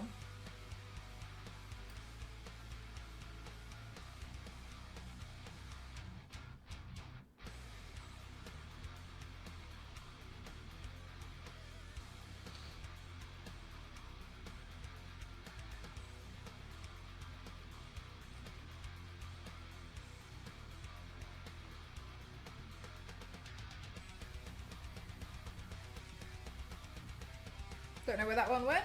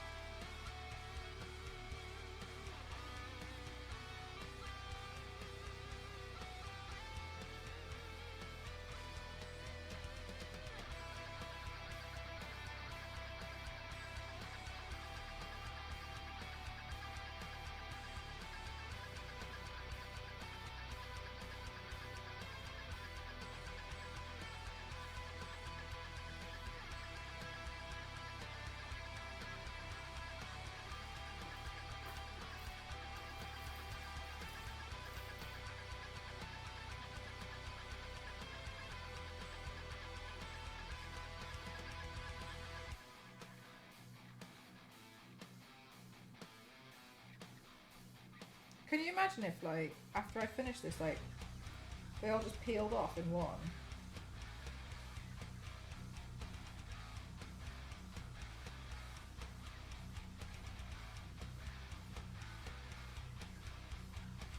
I think I'd go outside and run it over with the car.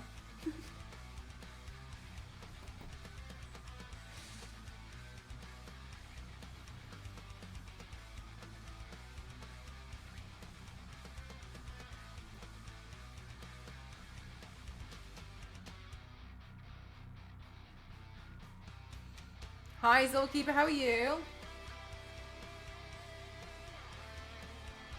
Having a lot of memories, yeah, that's really lovely. I mean, as well, like, that's one of the things that I like about being, like, in this modern day age is, like, you have, like, photos to, like, remember quite a lot of things that you don't always need to keep the actual physical items all the time. It's nice to, like, you know, have the memory of the photos and stuff. And sometimes it's nice to keep the physical items of things, but, yeah.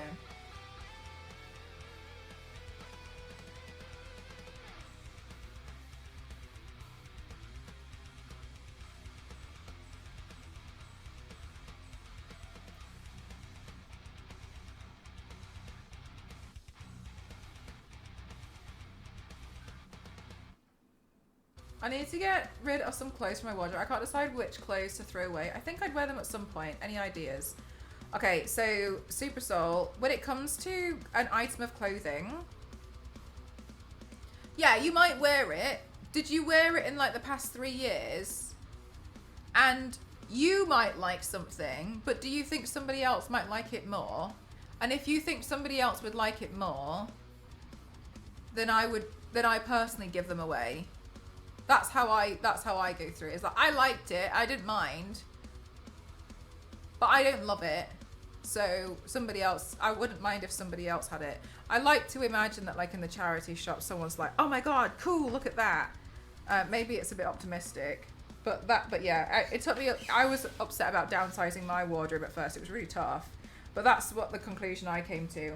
But furthermore, Super Soul, I was quite emotionally attached to a lot of t-shirts. I had a lot of t-shirts at one point, like a ridiculous amount. And so what I did was I picked out as many t-shirts as I could that I didn't mind repurposing. And I cut out a, you know, like if you get like a piece of card, I cut out a square, like that was, I can't remember the size. It was like 30 centimeters by 30 centimeters, or it was like, it would fit the smallest t-shirt. And I put it on and I cut a square out of like the front and or the back of a lot of my clothes. So I had the design. I got rid of the extra fabric and I sewed them into a blanket because I wanted the memory of when I got it, but I'm not going to wear it again. So I repurposed them into a double-sided blanket instead. And I did it with some thin hoodies too. I just made sure that the zip was all the way up and then I put a few stitches in the zip so you can't unzip it.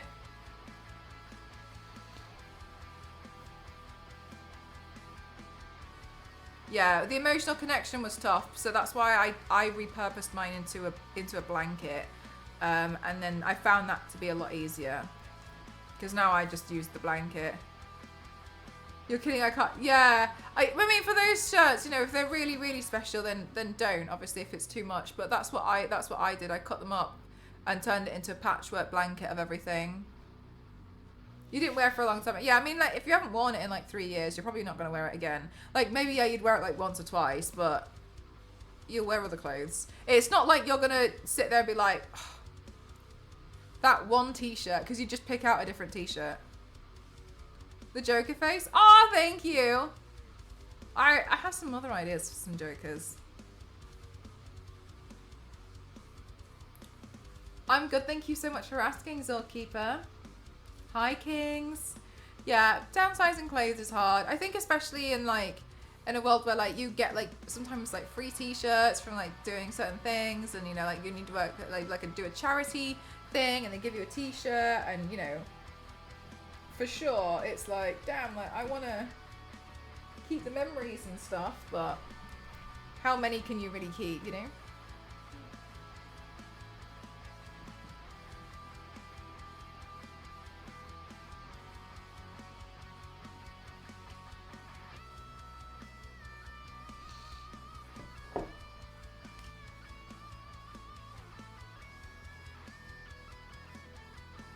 Was that a duplicate? Yes, it was.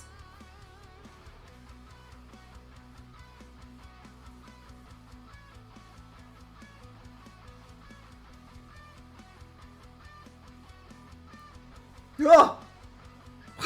Nearly dropped the click on myself. I appreciate it. Needed that push.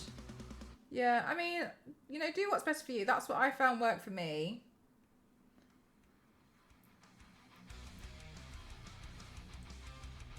Sometimes it's tough to like let some stuff go.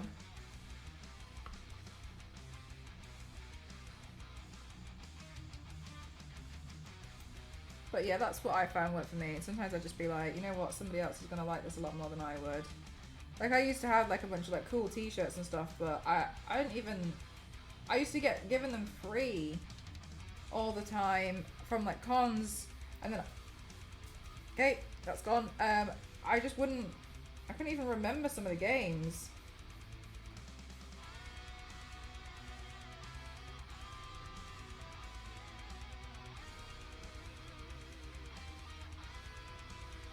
But yeah, that's, I mean, I personally prefer to try and like upcycle certain things, but into something I'm actually going to use, you know, like I know full well that I'd use a blanket, but in some cases, I'm just not, I've seen when people are like, oh, you can turn it into a handbag, and I'm like, no, I'm just not going to use that at all.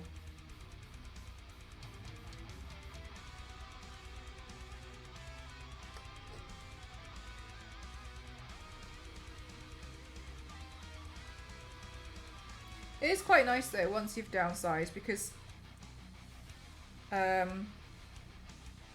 don't know about you guys if you've ever downsized like a wardrobe like considerably, but you are really selective about like buying any new clothes because you just don't want to end up in the situation again where you have to downsize.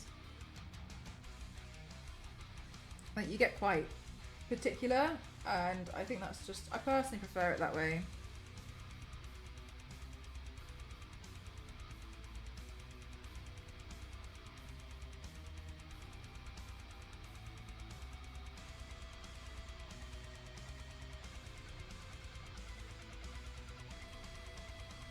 It's going to be tough. It will be tough.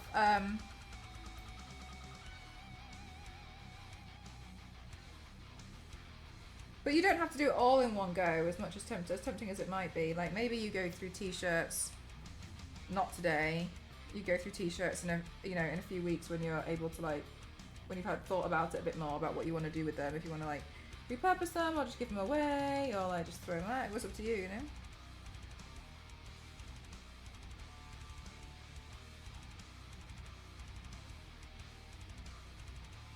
You do get a lot of free t-shirts in certain industries, yeah. I like getting free t-shirts. I think it's nice. However, one of the things that I find a little bit like, ugh, is it's so cheap to make t-shirts that I understand everyone does it. But then I kind of start thinking about like, Jesus Christ, like what's the carbon footprint of all of this? I'm like, oh my God. Because also, like, clothes aren't really mostly made the same as they used to be, right? They're just not as good quality anymore. Mostly from certain places, which are more popular now because they're cheaper. But because of that, I'm like, oh my God. I think one of the things, like, similar to what my granddad was, I've mentioned it a few times recently, of like, it's so beautiful and amazing when you get to like look around and like see so many like differences in people's faces and stuff. But I started kind of applying that concept, and I was like, I started looking around and I realized, so okay, just for a reminder in case people forget, clothes are meant to be reworn, just in case anyone forgets, because sometimes people forget that. You're meant to wash clothes and wear them again, just a reminder. And so in this world, I think it's so interesting and crazy, especially when you walk around cities. Just look at what people wear and realize how many clothes genuinely must exist for everyone to be wearing something completely different. And then when I started doing that, I was like, bloody hell, like this is insane. You don't just wear them once and toss them. Do you know what? It's actually really popular that a lot of people buy something and then only wear it once. and then get rid of it. It's really common. And I know a lot of people that's gone. No idea where that one went. And I know a lot of people, like, somebody mentioned it to me that I kind of wear the same thing all the time when I go to cons, and I'm like, yes.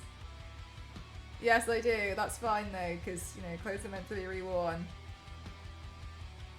Like, I'll maybe buy like one or like something to like a new top or something occasionally, but like generally, yeah, my outfits are very similar because I will rewear them. Just tore through my soul. I keep clothes forever. It's really, yeah, honestly, you'll be really surprised. I know a lot of people will be like, yeah, I bought it because I know I'm only going to wear it once. It kind of, I mean, I suppose a lot of the time, like a lot of industries kind of push for it as well. Like, how dare you be seen wearing the same outfit to an event, to 2 different events? You should have worn something different. And I just think that's insane. Like, no. It's nice to get something new, but you can still rewear clothes.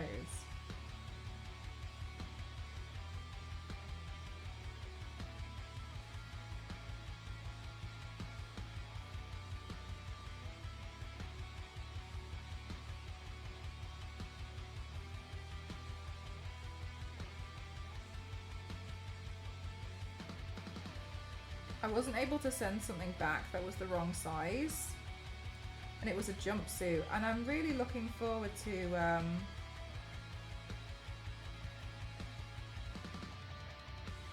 what's the word? Tailoring it so it's a bit different. I'm gonna cut it in half, so it's like a coat, like a matching top and pants set. And then I'm thinking, what I'm currently, like, whenever I'm bothered, looking for is like a really nice, like a black lace. And I'm gonna like sew it underneath the thing because it was a bit too small, but it would look correct, I think, if I took a piece of like lace and sewed that underneath, like on the bottom of the legs to extend the length a little bit. And underneath the top to try and, because I can't add more of the actual fabric, right? So that's what I'm planning to do. So I don't mind like getting bits, but I also feel like at the moment I downsized my wardrobe ages ago, like a long time ago, and it's so much better than what it used to be. Before it was disgusting. Before it was so bad because I kept every item of clothing, like I mean it, every single item of clothing since I was about 15. And when I went through and I downsized my clothes, it was during COVID. I was able to like get rid of a lot because my dad was a key worker, and he would drop it off on the way to this, like, there was this like recycling, I'm not sure, anyway, whatever. I got rid of, my dad, because of where my dad works, he was able to get these bin bags that were like, that could probably fill up a mini skip. You know those like tiny, like not like a small version of the yellow things that people leave outside their homes when they're doing renovation work.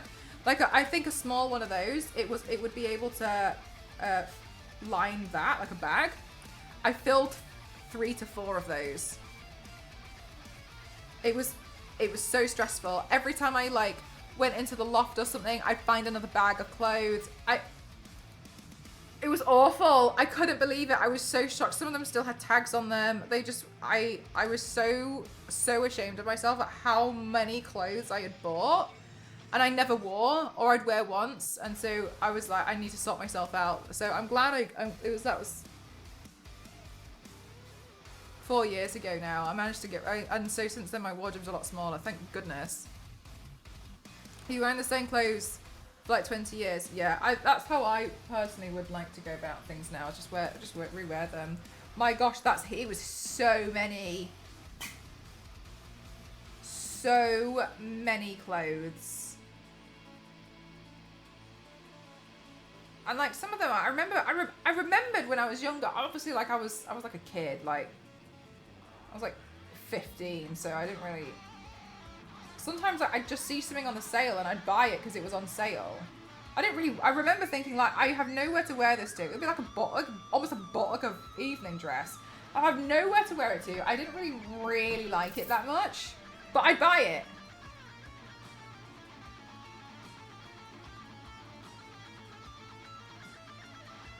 I don't know why. So stupid. It's such a silly mentality. Well, I might as well buy it because it's cheap.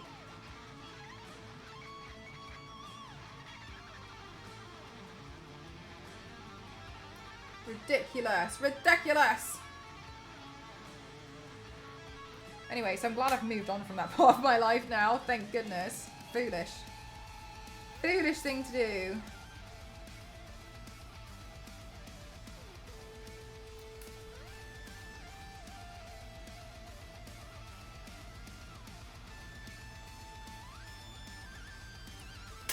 This YouTube playlist has not been paying attention to me recently. 3 hours of progressive metal.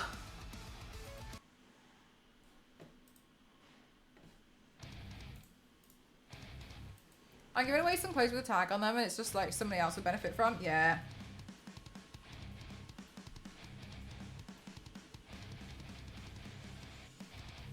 My mum should really downsize. I think she has a problem getting rid of stuff. Her wardrobes shock me.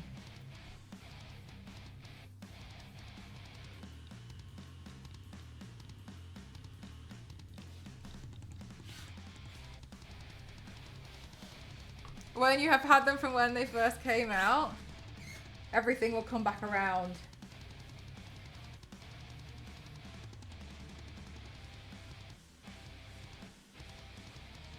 Oh, she bought the shoes! Yeah, I used to have a friend like that.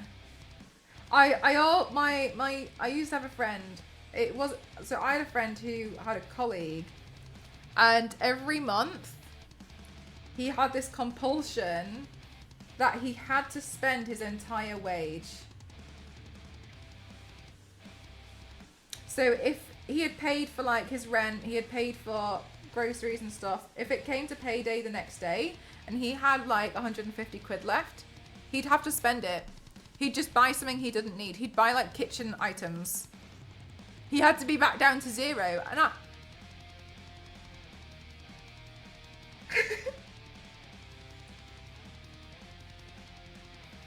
I thought it was so strange. Like, he had to make sure he spent it all. Really bizarre.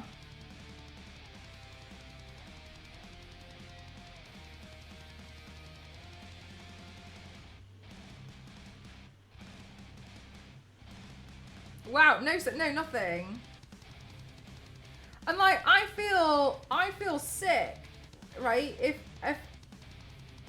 If I'm not trying to like put some money away, it makes me feel ill. Like, when I spend too much money, I feel like I'm gonna die. But I guess people just like have like different priorities and stuff. Crazy to me, but some people take, yeah, they really do. Which is, you know, fair enough and like good for them that they're enjoying stuff, but I don't even know if that guy was really enjoying half the stuff that he was buying, to be honest with you. I think he was buying it for the sake of it. But then it's nice when you're able to like keep a bit of more money to yourself, and then maybe you can save up and buy something a bit better like next month, or you know. I always fear the rainy day. I had the rainy day happen to me a few times where I really needed to access some savings. Like when, like, I think it was when I was in London, when the washing machine broke, and that was a lot of money.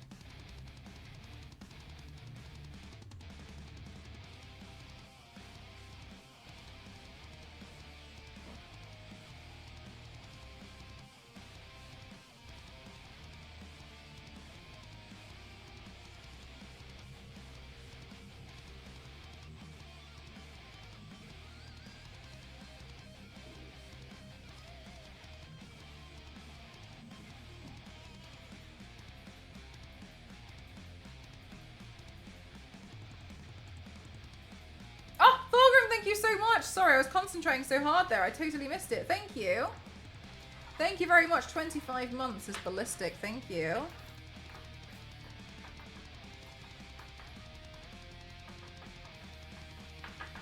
Oh, you end up justifying them after the impulse purchase, do you? Yeah, I used to be really, I used to spend a lot of money all the time, but I learned how to save money a bit more. Thank goodness. But now I feel like I've gone almost too far on the opposite end, where like I don't spend money on myself at all.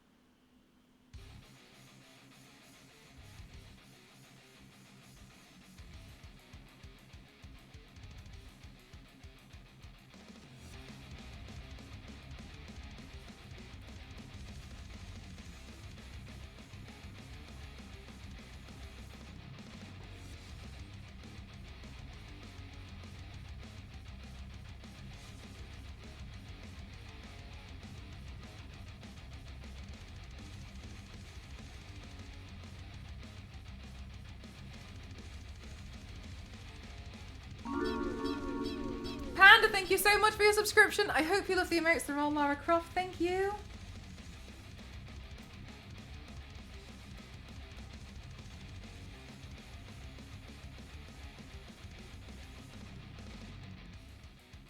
Hi, Carpenter. Thank you so much. How are you?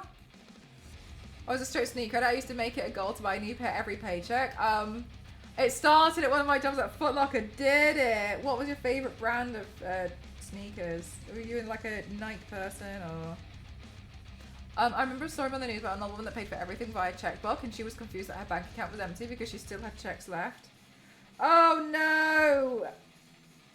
No, it's not the same. But I remember the way that I learned that how credit cards work was via That's So Raven. Because Corey was given a credit card for an emergency use by his dad, and he went off and bought loads of crap. And then his dad, like, it just explained, like, it was a good way of explaining, like, no, you have to pay all of this back at the end of the month. And like the face. And I remember thinking like, oh, I didn't know that's how they work. So like, as a kid, I thought that was a really good way of like introducing like that's how credit cards work. But yeah, you can just buy a bunch of stuff because like you're not paying for it like until the next month. Oh my gosh, Panda, that's really lovely of you to say. Thank you so much. That really does help. Thank you. I appreciate it a lot.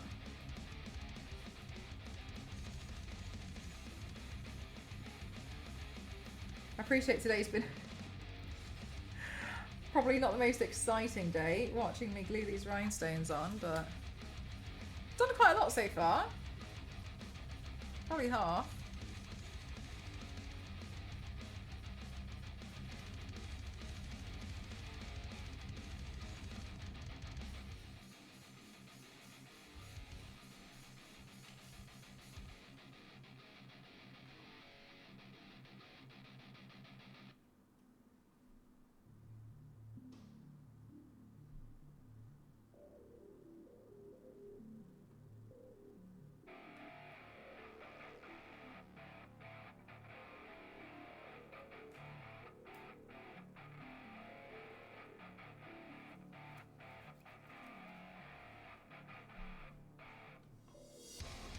OG Reebok pumps, nice. I want the Shaqnosis. Oh yeah, guys, Shaq didn't reply to me.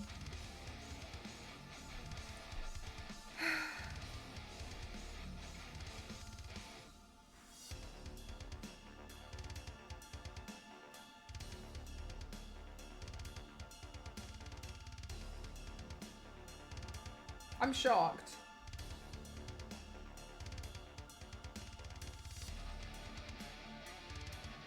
Hi, Devoured, how are you? you? It's because we've got, yeah, I've had a lot of, yeah, we've been chatting a lot, haven't we?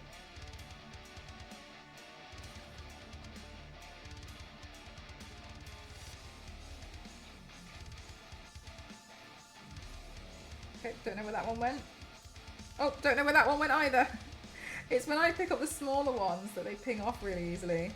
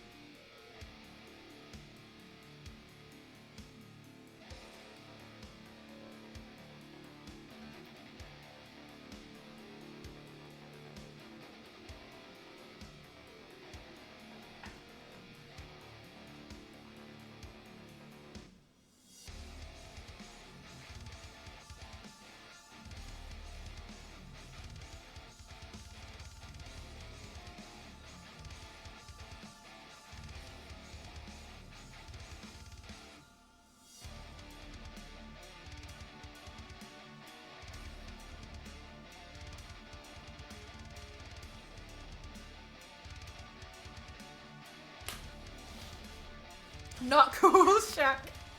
Not cool. When you put a lot of work in for one piece, do you feel the need to reuse it to justify the time? Sometimes. Not every time. Sometimes I'm like, nah, I'm happy with how it turned out.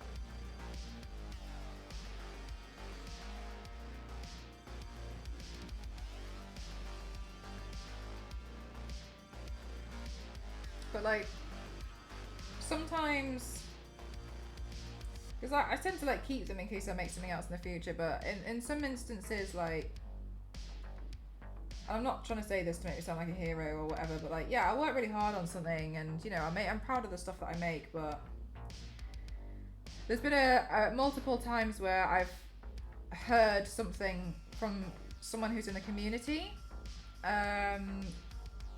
As an example, one of them, someone was going through really intense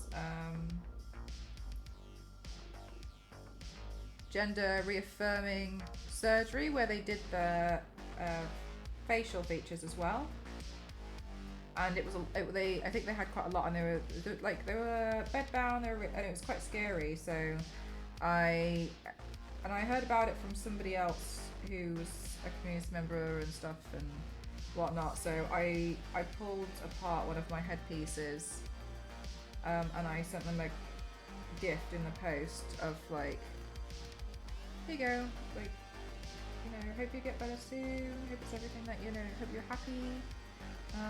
And then like, you know, I just rather like gift it to them because, you know, for them it's something that's a bit more important. Like, and it was I did something from a franchise that they really liked. So then I would like pull stuff apart and then like, you know, make it so it's a bit more pleasant as a gift. And So yeah, so even though like I will spend a long time on something, sometimes I'll just give it away. Like the Pip-Boy in at TwitchCon, I just gave it to somebody else who really likes Fallout. Because I'm probably not going to reuse it, you know. So, but somebody else who's a really big fan, like, you know, they can do with it as they wish. Pip-Boys are hard to come by. You're digging the tunes. Oh yeah, you can have them. You can have the playlist. But yeah, so in a few instances, like, I just kind of see it as like, you know, sometimes an opportunity like that will come up, and then I can just give it to someone who, you know, would probably treasure it a lot more than I would. Because I also kind of see it at the end of the day as like, if I painted it once, I could paint it again.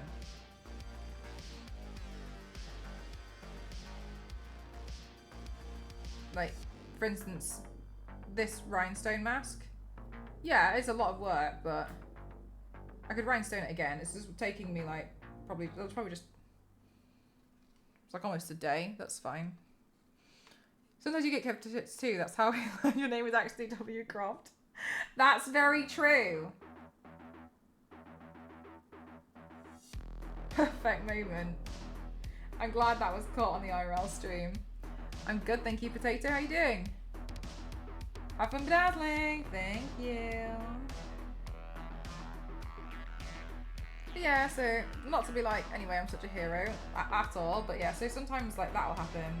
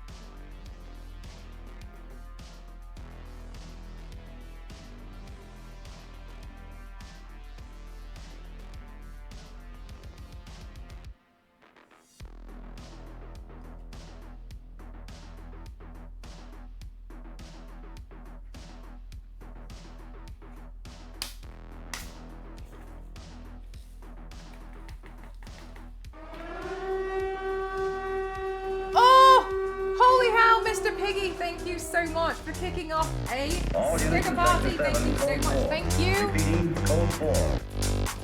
Thank you. Chat stickers now free for the next 90 seconds. Feel free to call me screaming stickers. I lost another rhinestone. Thank you so much. Thank you.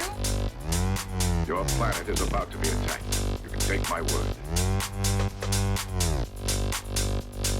3, 2, Sound the emergency.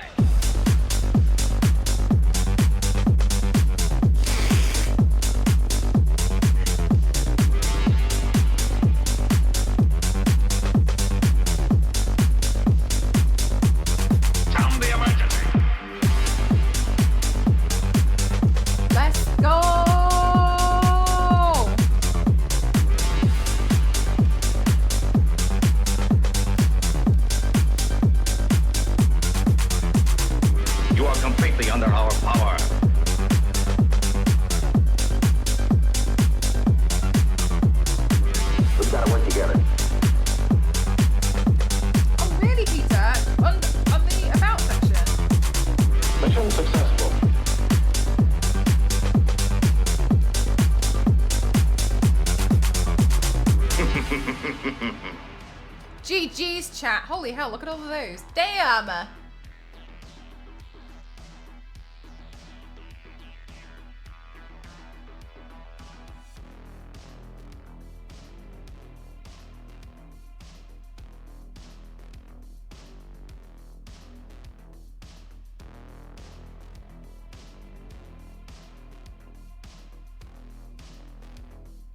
Oh, the little dogs, so cute.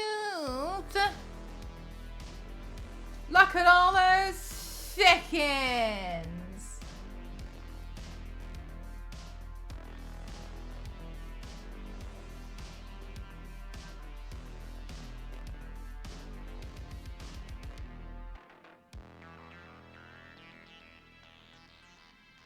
Thank you.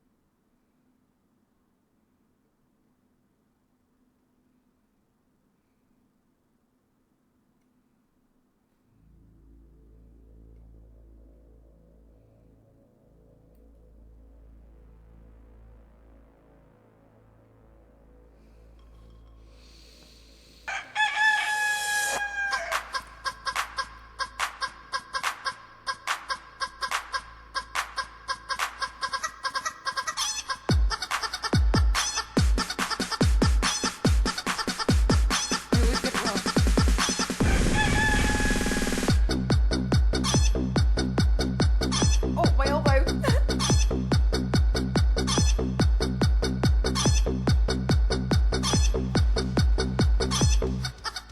What a banger.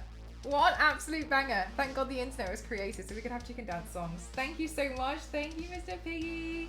Thank you.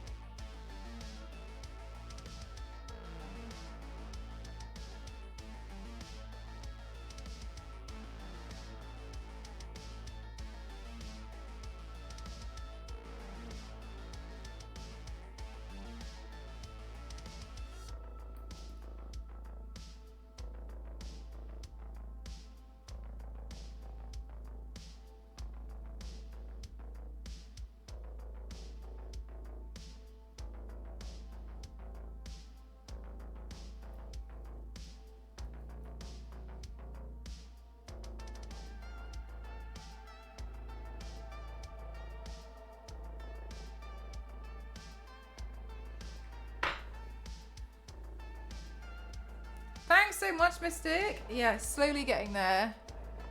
Done. I think I must have done just over half now. Apart from this bit, I'm undecided on this section what I'm gonna do yet. But yeah, I'm gonna be right back to the toilet, and then probably gonna go see if I can find a quick snack. But dinner will probably be soon. So one sec, chat. I've been sat here for like 6 hours trying to glue these rhinestones on, but we're getting somewhere. Okay, pee pee.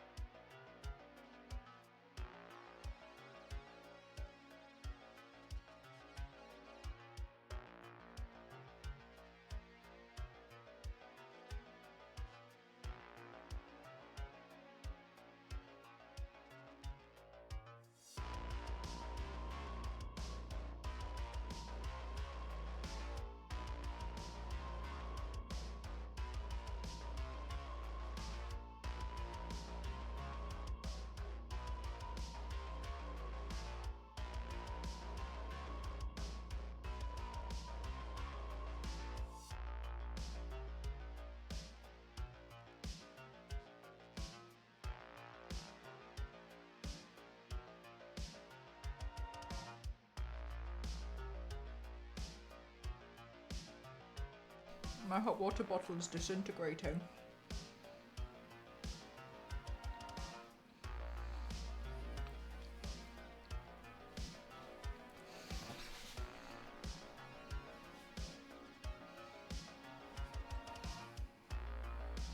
Oh!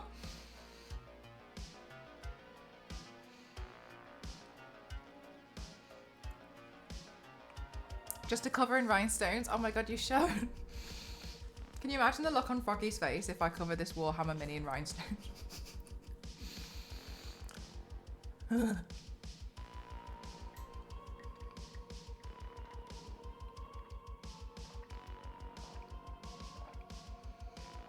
Might be time for a new one. Yeah, maybe. Might be good for another 2 years. Ugh. Cozy. Yeah, it is cozy. I really like the hot water bottle. Hot water bottles are good.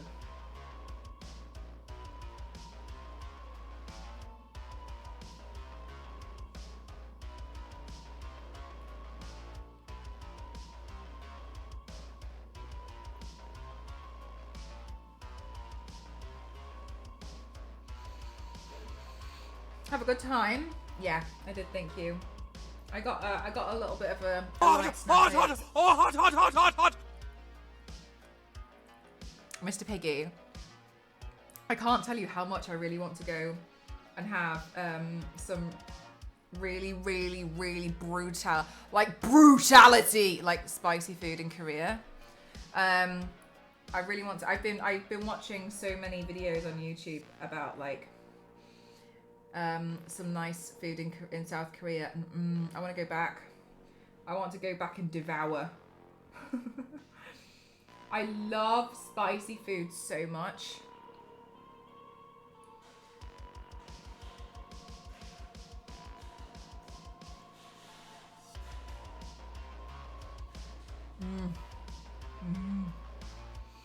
Probably hurting a bit. Oh no, devour. I'm just cold.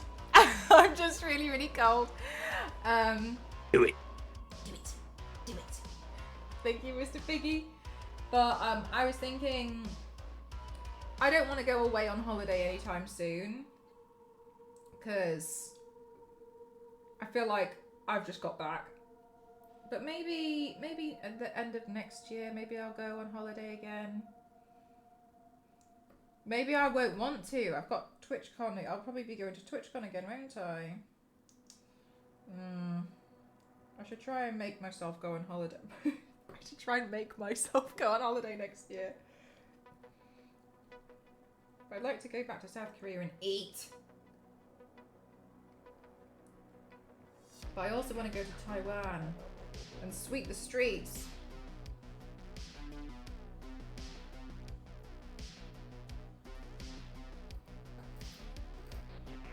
Eat. Try all their nice food.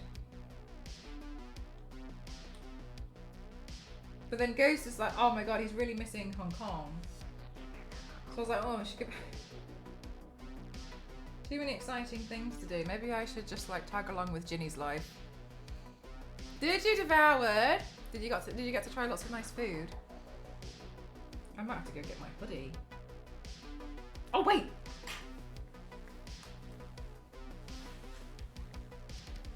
Yes! Yay, there's a hoodie here.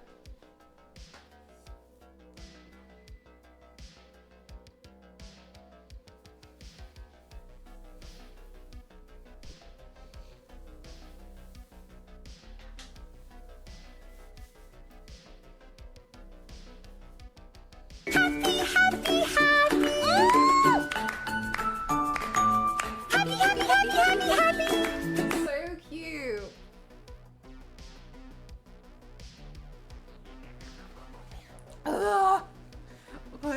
Oh, this is so cold.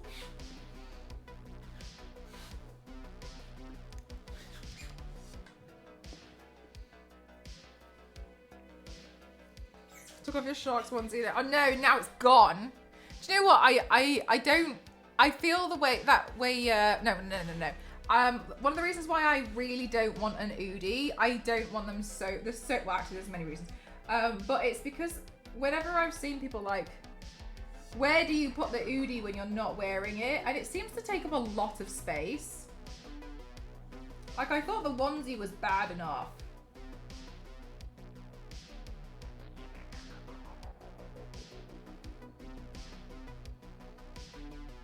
My Spyro onesie takes up loads of space. But I think the hoodie is even thicker, isn't it? Extra cozy. Yeah, gosh, I'm so cold. My feet have gone cold again. Maybe after dinner I'll redo my hot water bottle. Like, it's still warm, it's just like not hot. Ah! Oh my god, I made myself jump.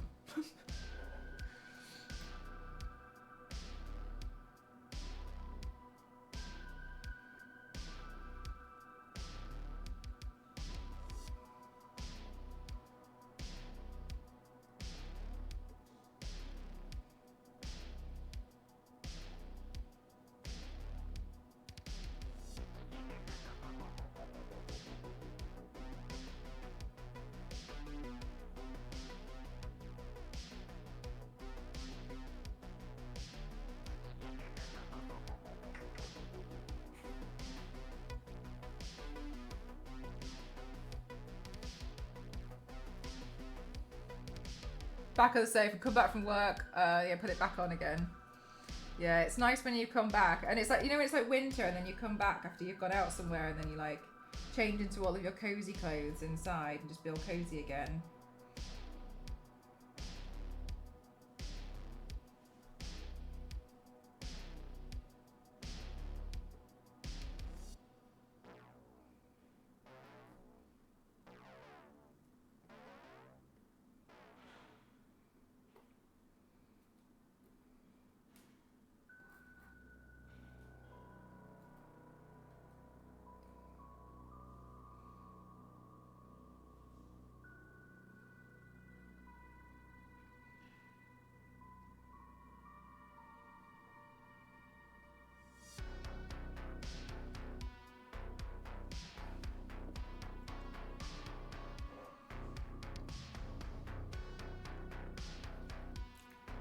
At 10 degrees in the deep north of England. I thought I was okay earlier, but I'm one of those people who just has permanently cold feet. But I have my nice sweatpants on, my joggers, and they're really cozy.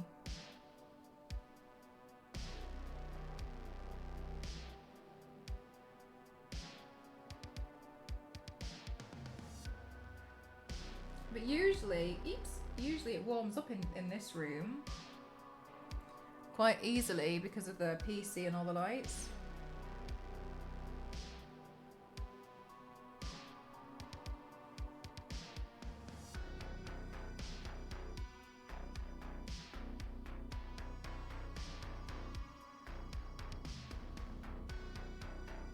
Actually, that could be a lie. That could be a lie. It used to when I was living at my parents' house, but I actually haven't spent winter here yet, have I? Oh! Panda, thank you so much for the 500 bits. Thank you so much. Thank you. Respect. Thank you very much. Thank you. 77, my favourite number, devoured.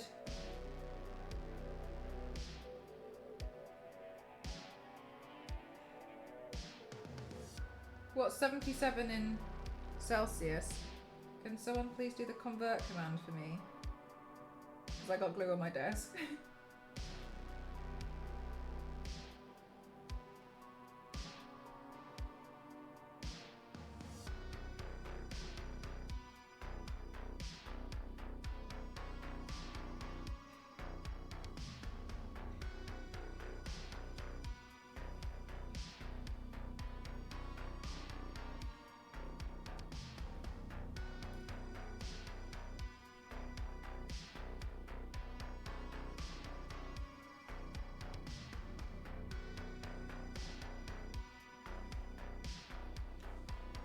25. Whew, actually that's not bad.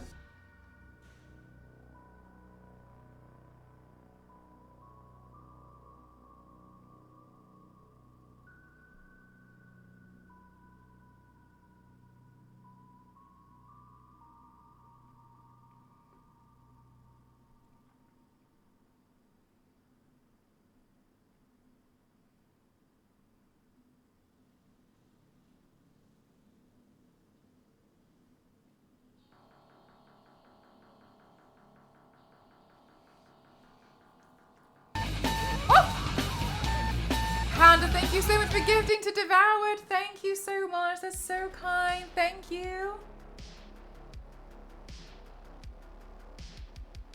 Oh! Thank you so much. Thank you. Devoured, I hope you love all the emotes. They're all Lara Croft except the ones that aren't.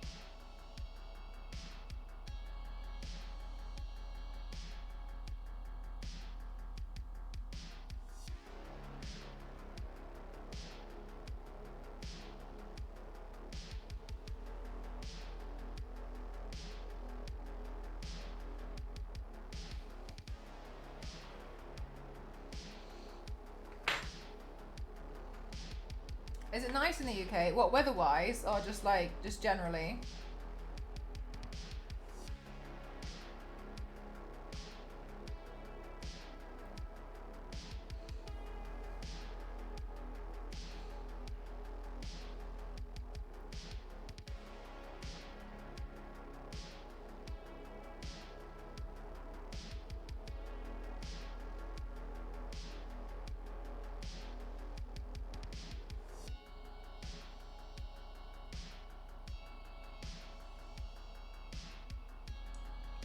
Generally. I think if you visit like London and stuff, yeah. There's a lot more to do there, I think, like if you were to visit as a tourist. We complain about the weather, it's a cultural thing. There is a reason. It's because we're an island, right? So the weather's quite volatile. So it changes around quite a lot, being like cold and windy and whatever. So that's why we tend to complain about it. It's not like, but it's also a cultural thing of like, oh, the weather. We can't help it. I think it depends kind of like what you look at and like what you go and like what you want to see and stuff. In London there's a lot more things which are like quite nice and like traditional. Classic English. But that kind of behaviour for that culture is like long gone. It's gone. It's not coming back. But it's nice for a while to pretend. They're generally like, are people nice? People are nice, but they're not really interested in like talking to you. It's probably the best way to put it. Like everyone, like most people, I would say, mind their own business. They'll just leave you alone. Like, if you speak to them, they'll probably be like, oh yeah, okay. They just mind the business, like mind your own. But I think people kind of read that as like people being passive, like being mean, when it's more so like, just leave me alone. Mind the gap and mind your business. Yeah, like I wouldn't kind of like just strike up a conversation with somebody like on the tube. I'd just be like, like, you just mind your own. Yeah, it depends on, yeah, it definitely depends on where, like the further up north you go, people are seemingly a bit more friendly, I think. And they're a bit chattier, but then there's probably like less to see for like tourist stuff. They wouldn't like me there. Probably not, no. If you're like really talkative. If you want like talk to random people in the streets and stuff, then they'd probably just be like, what? No. It's not in an aggressive way, and more like they just kind of want to just do their own thing. They're not really interested in talking. They like to you, like. But I'd say it's not in a mean way. It's just more like people will just like mind the business, and they're not interested in your business. So that's silly American. Probably. I think you'd probably like a lot of the touristy stuff in London, if that's the kind of stuff that you'd like. And it's nice to do some cool experiences and like go for like afternoon tea and stuff. That's not really a thing that's practiced much anymore. Now it's like tea just generally happens throughout the day. It's not like we all like get together and have like a little 3-4 p.m. afternoon tea. But it's nice to go out for an afternoon tea as like a treat. They like sandwiches and like little slices of cake and stuff, and it's a nice get together. It's nice. But yeah, I wouldn't necessarily say like. I think it depends on what you'd want out of a holiday. I think London is good for tourists. It's expensive though. It's pricey here. Those buildings are real. Yes, I will say we have a lot of historic buildings. And by historic I mean like 1500s and earlier. To me, a historic building is not something that was built 100 years ago. That's a normal building. We don't really tend to demolish a lot of buildings. We'll just repurpose it and use it as like a shop, or it's now a Boots, but they have they can't put like a sign on it and such. But yeah, like buildings are really pretty around. I met a man from London 2 weeks ago after a concert. He was cool. Yeah. Generally, I think like when I go to America, like I'm happy to like chat to people and stuff. But if I'm like going about my day and I was like in London, I wouldn't expect people to talk to me, and I wouldn't talk to them. Yeah, there's like a thing, like just leave people alone. Mel's house was built in 240 BC. Oh my god, Red Freckle. Doxed. But yeah, like generally our buildings are old. It's quite nice though. I think it's a bit more normal. I feel like in the UK you'd probably see a lot more things that you'd classify as like cottagecore. I think when people come to the UK and they see London, okay, this may be a stretch. I feel like when people come to the UK and they see London and they see like old buildings, it makes them feel like Harry Potter is real. But obviously Harry Potter was based around like what the UK looks like. And so, yeah, it is kind of real. But you know what I mean? Whereas that's what I've heard a lot of people say. It's like, oh my god, it feels like Harry Potter here. It's like, yes. Because it's based here. London is different. It is very different. A lot of things elsewhere in the UK are very sparse. They're kind of hard to get to. But like, I wouldn't, like if you were going to visit the UK, like I wouldn't be like, oh yeah, like absolutely. And you're definitely going to want to go visit like, I don't know, like Derbyshire for 3 weeks. Like, that was so weird. But like, you know, if you got friends there or something, I would, if you were going to do the UK, what I would do if it was me and I was a tourist here is I would probably go to London.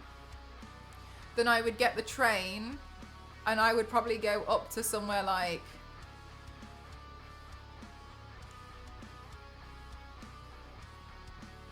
York. I think in York was where they filmed part of Diagon Alley. I think because they filmed it in multiple different places. Panda, thank you so much for gifting tonight. Thank you so much. Thank you. Hi, Asmodeus. How you doing? There's a few, yeah. And then you could go to like places like York, and they've got a lot of historic buildings there. Bath is nice, yeah. You could go to Bath while you're like near London. Thank you so much, Jupiter. And then I would probably from there like go to somewhere like I don't know, like Newcastle, and then go to like Scotland, and like keep getting the train up. And in Scotland, I'd go to if I went to Scotland, I'd go to Edinburgh, but that's a personal choice because I think Edinburgh's Gothic architecture is very pretty. Hogwarts train scene. There is another one. Is it Alnwick Castle where they based a lot of Hogwarts off, but they also CGI'd more towers in. Are there castles there? Yes. Yeah, there's different castles. There's a lot of manor houses. I'd say there's a lot more manor houses than there are castles. Like you have like Chatsworth House is where Pride and Prejudice was filmed. So you know like the fancy houses and stuff. No, that's not a dumb question at all. If you've never been here, how would you know? Yes, there are castles here. But like you have more like manor houses as well that you can visit. And yeah, you can go and look around them and stuff. You have to pay, but yeah. Yeah, York is quite touristy because it's old. Anonymous. Hey! Thank you so much, Rubber Ducky. How you doing? Welcome in. So that's what I would do if it was me and I was visiting. I'd spend a bit of time in London, but then I'd probably travel up and then go to Edinburgh. But yeah, I think now that you mentioned, you'd love to see a castle. They're quite like run down. Or by run down, I mean like they're not. Hey, you wouldn't. I don't want you to think it's like in its original form of glory. Let me have a look at Alnwick Castle for you.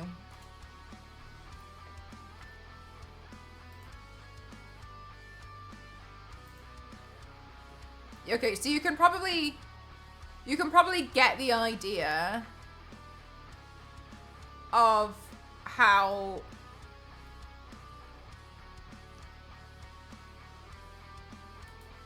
like this I believe it was Hogwarts. I remember my parents took me here when I was a kid.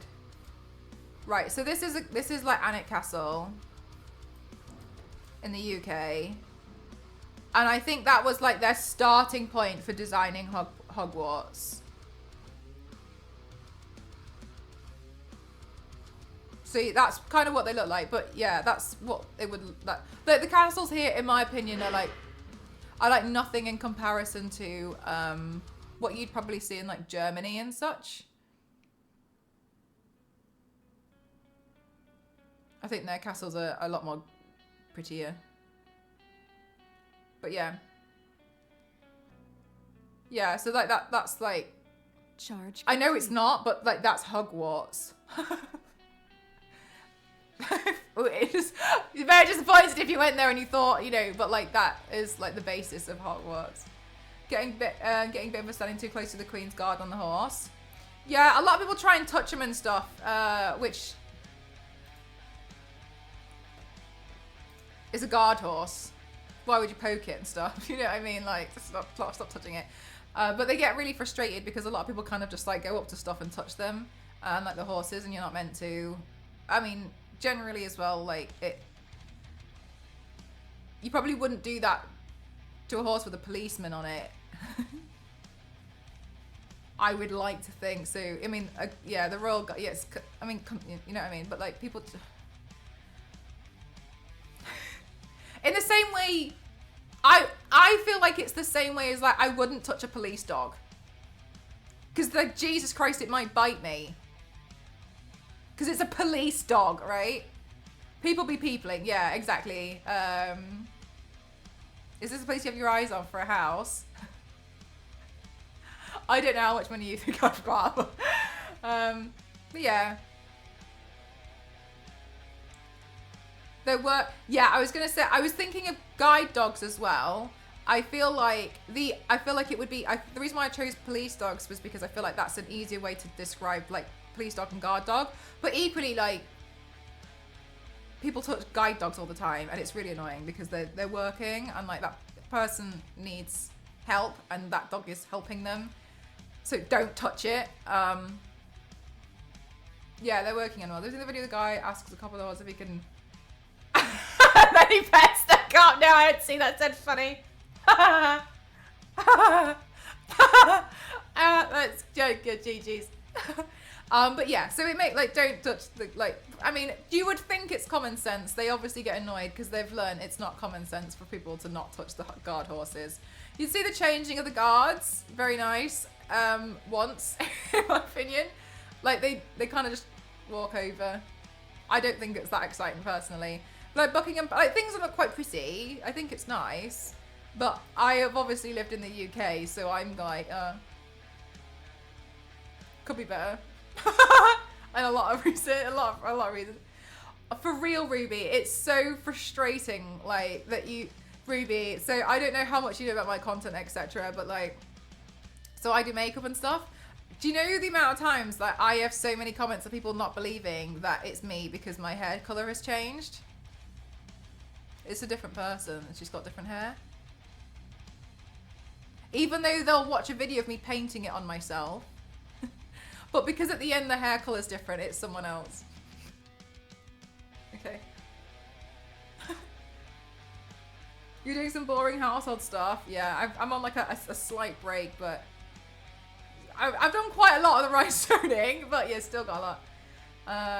Common sense is so rare, it's a superpower. Yeah, practically at this point. It's really strange how some people's mind, like children, that's how I expect a child to think. Yeah, exactly. I'm just like, okay. Like there's times where I think, oh, it's really pretty, it's really nice, and I agree with you. I've heard of Bath being really beautiful and really nice as well. But I feel like if I was going to visit somewhere, I'd just go to London and be like, yeah, that was that.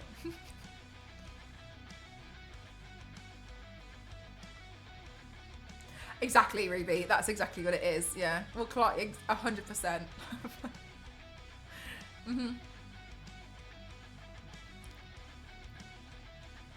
I'm trying to think about this. There's anything else, but I think London. I think this part. I think you could get like a lot. I think you could see a lot of really nice things in London. There's a few things which you would, if you were to go visit and you were to ask us, then I'd recommend certain places. But generally, like it's nice. I can see why people think it's really like posh and like English. Oh, Panda, thank you so much for giving to the noon. Thank you so much. It is very kind. Thank you so much. Thank you. I can see why people kind of like think that it's like that, but I mean, it would be nice if we did, but we don't walk around with like top hats and stuff, and people don't dress all fancy. It's more like sweatpants.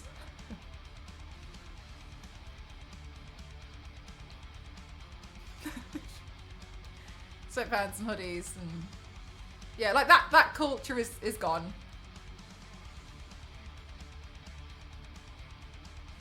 Whose brain works right? Yeah, like. Have you thought about this for any more than 2 seconds? You don't wear a top hat? I have a top hat, but I don't wear a top hat all the time. I know I have a top hat for when I was doing Zatanna. I use it a couple of times. Yeah, sorry, I'll be nice. No, you're totally fine. But yeah, I think the UK is, I think it's okay, but it's because I've always lived here. I was born here. To me, it's just like normal. Victorian dress went out with the Victorians. Yeah, it's gone. Cease to exist. But yeah, people are if anything, like when you asked earlier, like, are people in the UK nice? Like, it depends. Most of the time they just kind of want to be left alone, in the same way that, well, I mean, you said that you wanted to talk, so I kind of feel like people just mind their business, like you'd mind your business, and like they just mind their business. You're like, oh, okay. Not in a nasty way. It's almost as if like London isn't as they show it in the movies. Shocking. In the north they're friendly. Yeah, there are people in the north. So there's a bit of a divide as well. I don't know if you know, in the UK, between like the north and the south. Not like a physical one. It's more so that, unfortunately, there's a bit of a stigma that they don't really like each other very much, and they've got like stereotypes and misconceptions about one another. Like, people in the south are meant to be like, supposedly a little bit more stuck up. From what I've learnt, this is generally what people would have thought. I've been on the blunt end of it as well. and like they're a bit more stuck up and a little bit posh, and they all work in offices. Whereas like people tend to think in the north it's barren wasteland, and they barely work, and they are all poor. Is what people think. That's not true. I've lived in both. It's not true, but their idea of one another is very different. Grim up north. Yeah, they speak up north.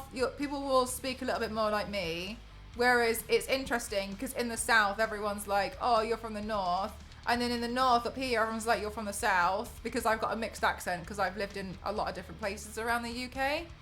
I'm not going to tell you where I live now, but I've lived in a lot of different places, like up and down, up and down, up and down. So my accent's now mixed, but a lot of the time, like they come up with misconceptions about it, and I'm like, who has the coolest accent? In my opinion, Scotland. I like the Scottish accent.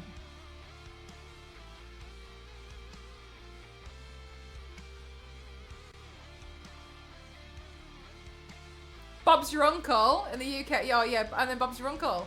Yeah. It doesn't make sense on its own, but yeah, I can see why I can see. Yeah, I'd be like, okay. I was really annoyed actually when I was in I was at TwitchCon. Somebody came up to me and was like, "Hey, are you English?" And I was like, "Yeah." And they were like, I was like, "Are you from the UK?" And I was like, "Yeah." And I was on stage like finishing up, and they were like, "I'm from England too." And I looked at them and I went, "Oh wait, oh, Panda, thank you so much. This is really kind. Thank you." I looked at them and I went, 0800 00.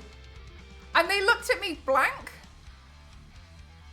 And I was like, and then he went, "Go on, finish it." And I was like, no, that.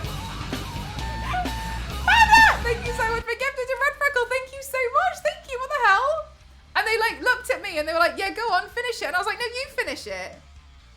And then they wouldn't say anything. And I was like, 1066 and walked away. I was really upset.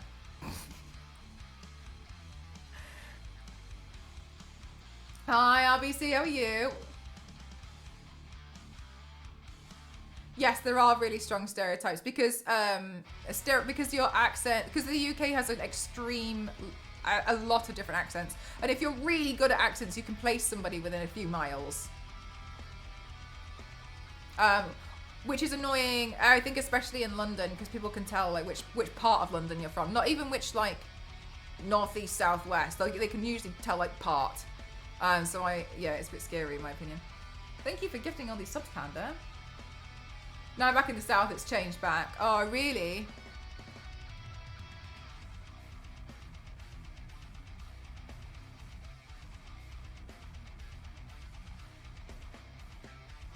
Like Scottish or Geordie?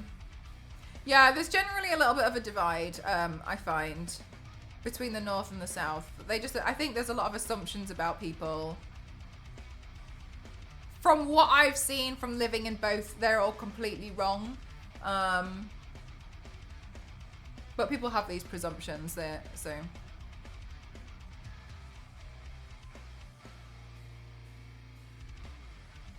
You can tell what part of the US. Yeah, so if you imagine like that, but like on a really small scale, then you'd be able to like, I think it's not, I don't like it, but you can, people have been like pinpointed as like whereabouts in the UK they live, like London especially.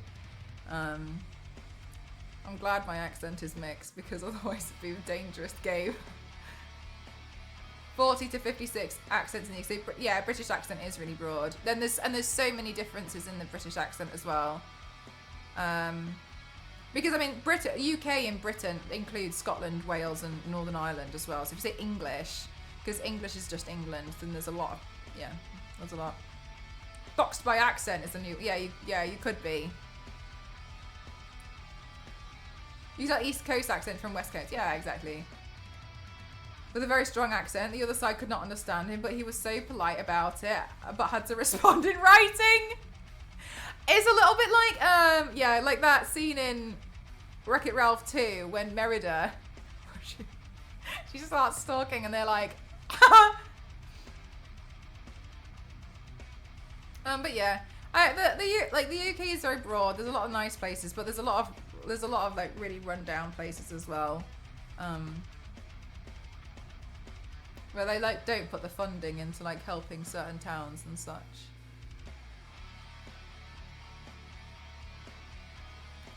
Really, Crimson, I actually tried to play Disney Dreamlight Valley again last week, and I couldn't do it. I decided I don't like the game.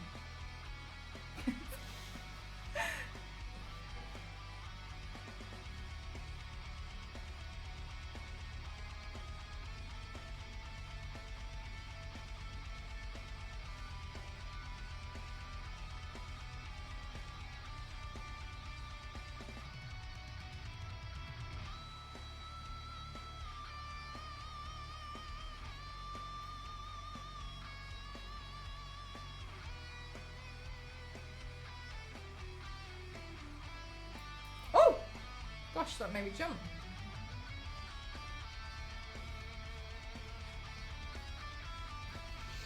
All UK money isn't London. Yeah, it's a shame. Although they're like expanding more places around London because they've realised a lot of people and businesses don't really want to be in central London. They're happy to be in like greater London. So they're doing more things to like around the areas around London, but a lot of the time it's kind of like including bringing in trains to bring more people from outside of London in London. And I'm like, yo, like, what if we just didn't focus on London?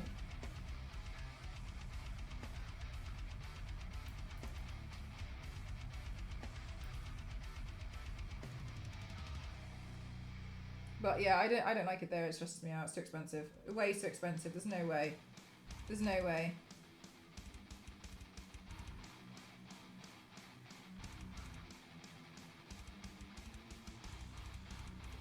But I just don't think I could have like survived and lived there. I did it for a little bit, but it's so expensive. Like the living costs are ridiculous. Ridiculous.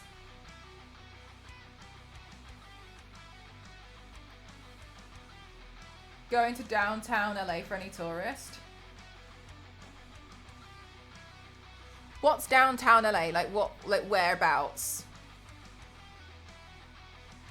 Because when you say downtown, that it means nothing to me. Because we don't say that in the UK. So I don't know what downtown means. In LA? No, I know Los Angeles, but like, but Los Angeles is big, isn't it? So what's downtown?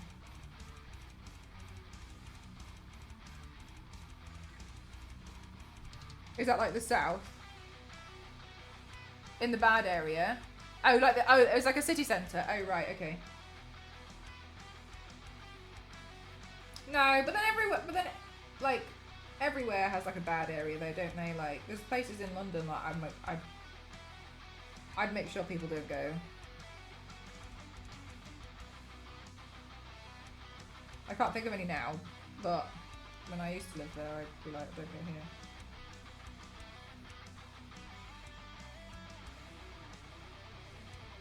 And violence, it's really dirty. Is that like, is it Skid Row?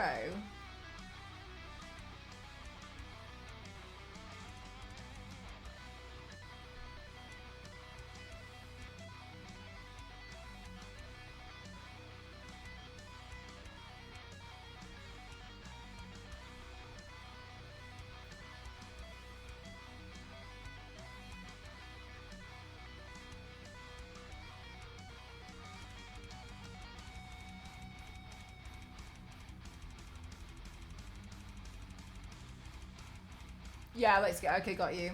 Sorry, yeah, because I heard people say like downtown New York, but like I don't really know what that means. You know what I mean? Like which part's that?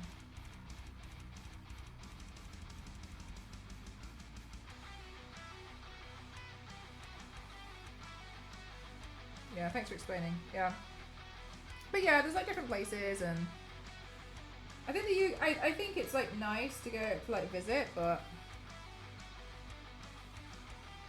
it's expensive here.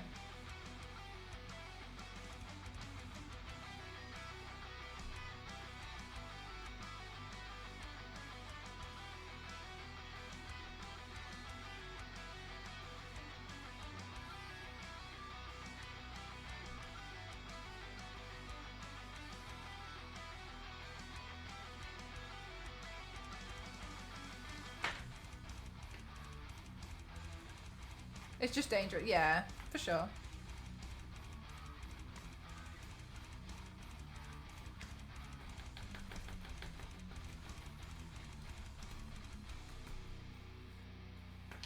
Egypt. Egypt's a lot further, a lot further away than London than I think you might think. I wish I could go to Egypt one day. It's, from like everything I've heard, it's a bit too dangerous to go. Like for women, which is really sad. Like my friend went and she had an incident where where a few people kept trying to purchase her, and it's really scary. So while I would very much love to go to a place and have a look at the pyramids and see them for myself, unfortunately I'm too scared and that's too risky for me. I really wish I could go. What a nice place that could have been.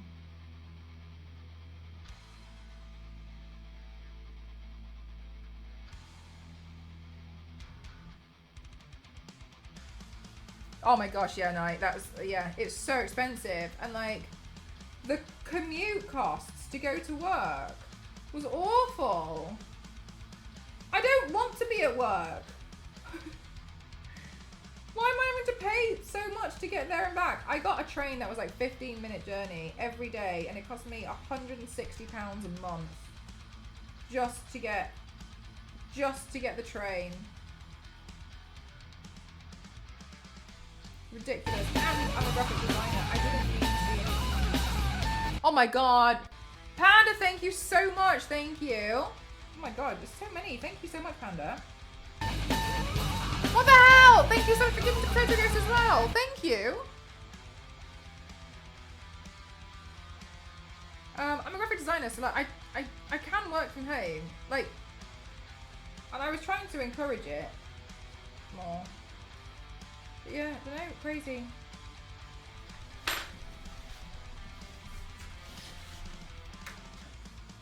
Oh, thank you. No, you did, yeah. Pay to go to work? I don't even like it there, I know! Exactly! I'm disastrously slowing down a lot on this. Thank you for the hydrate. Thank you so much for all these subs.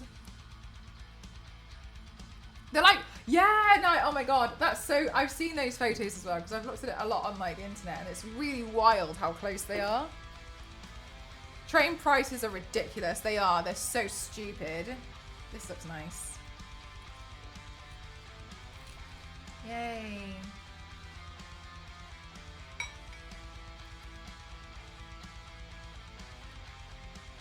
Don't put rhinestones on your dinner. I did think like, oh no. Your art is very pretty. Thank you so much. That's really kind of you. Thank you. I'm only not painting at the moment just because I had endometriosis surgery, so I just need to wait for my incisions and stuff to heal properly. So then before I paint myself again.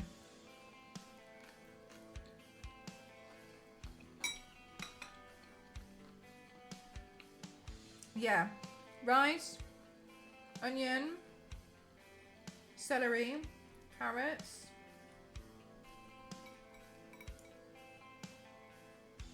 cabbage, curry, and breaded fish. Charge complete. Oh, Panda, that's really kind of you. Thank you so much. It really does help. Thank you.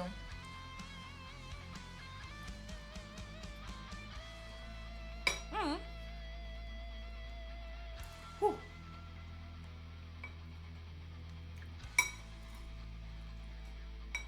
Thank you. I do more. I've got more on my socials. This is actually a really out of date video. Like by like a year and a half. But I'm too lazy to update it all the time.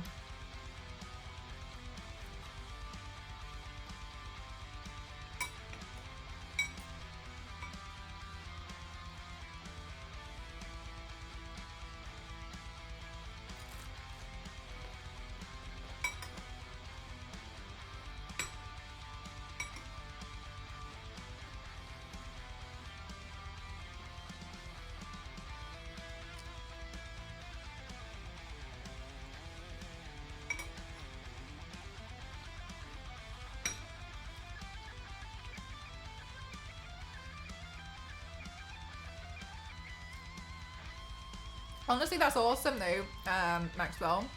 I was not originally good at this. I just kept practicing until I kept improving.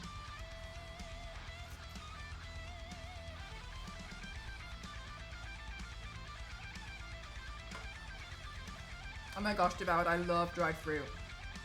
What dried fruit was it?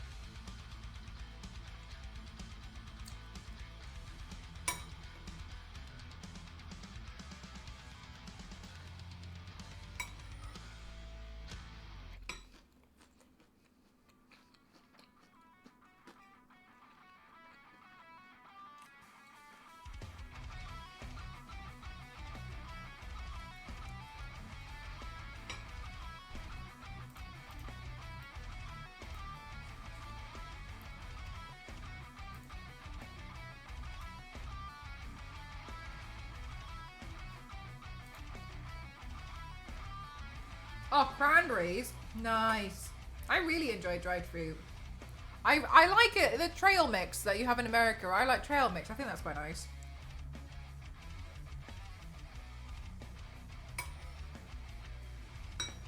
That's a snack that you guys have that I like.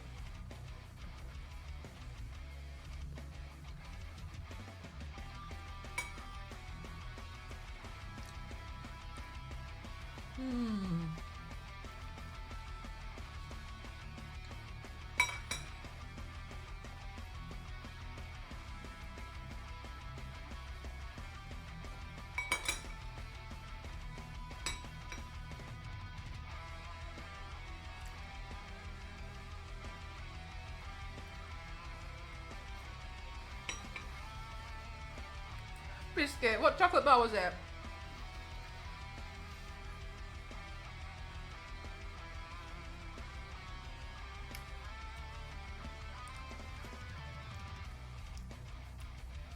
On myself, Mystic Moon.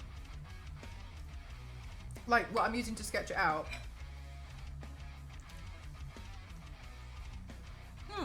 I like oat milk. I prefer soy milk, but oat milk's nice. Yeah, I mean eyebrow pencil.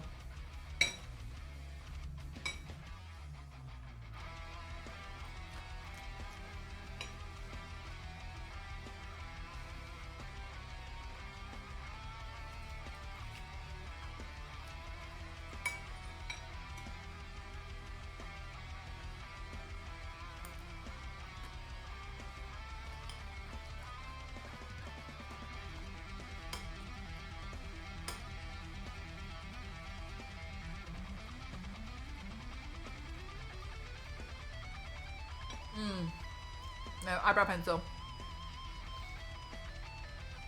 I'll use an eyeliner.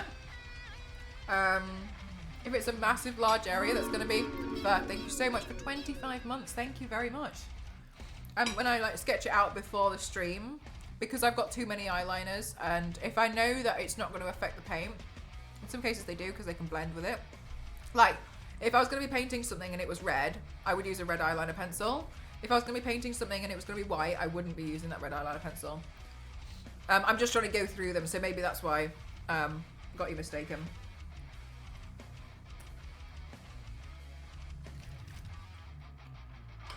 Like, I'm just trying to use them up for the big paints.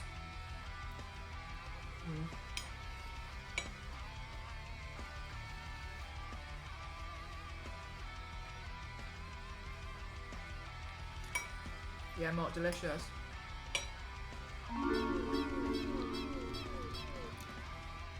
Guys, so many subs. Thank you so much. Thank you.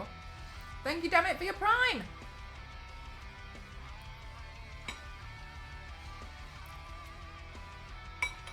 I love our little prime emote. It's so cute.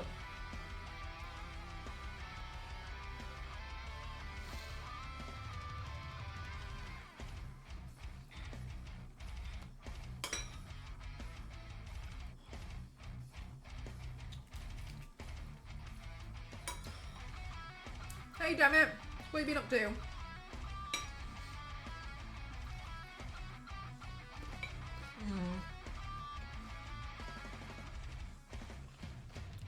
She's already moved, Nostro?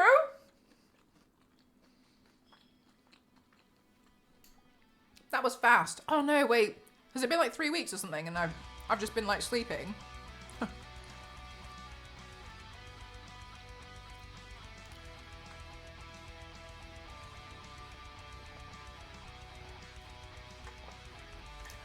Nostro.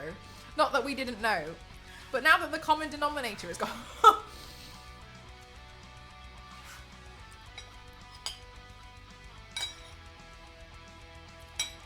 Now, unfortunately, Nostro, another neighbourhood has now become a lot more disturbed. Not letting green touch the sky, or yellow. Yeah, exactly, exactly like that. Whoa, Nostro, is it still up for sale?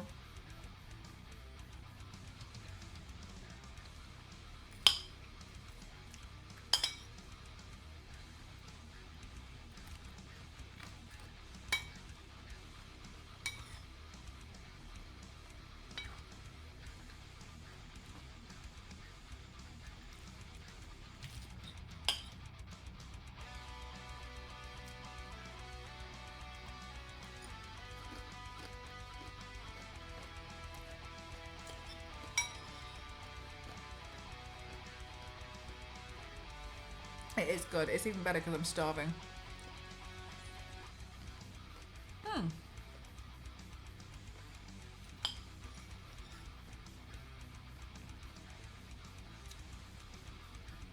Cake Lady's house is still for sale. Can't sell it.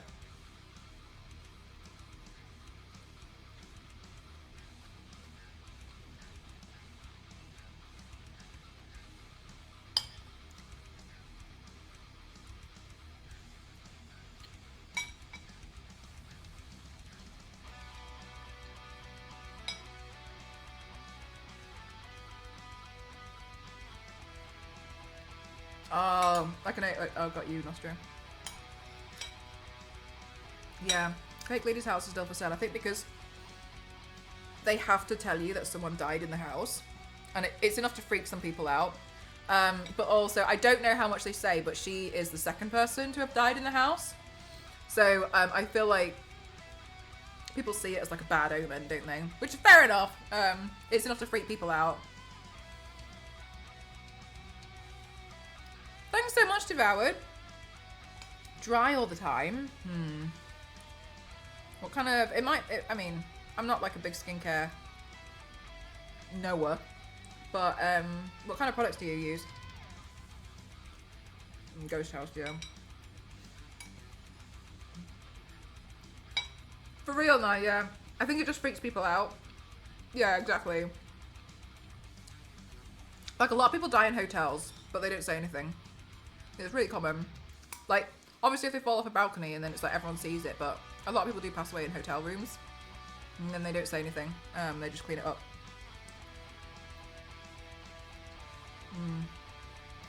I agree, research.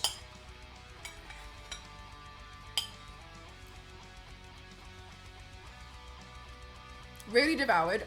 Maybe you've got an allergy to a certain ingredient. It is sad, yeah. It also gives people the spooks. I think it would give me the spooks.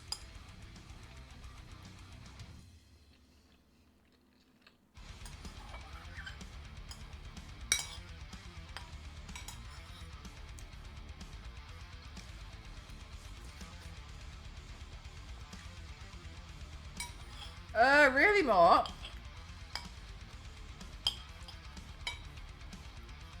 I hope they clean it up.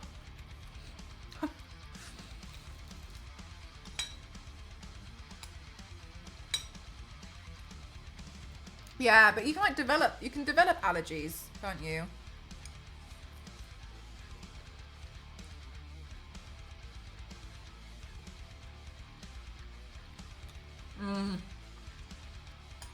Yeah, fair enough, no, fair enough.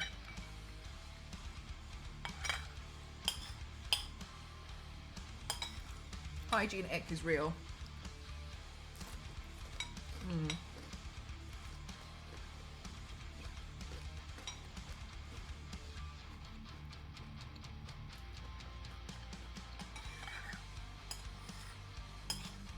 Devoured, you might find that, and I'm not saying this is your answer, but in some cases people have found that like creams don't do well on them.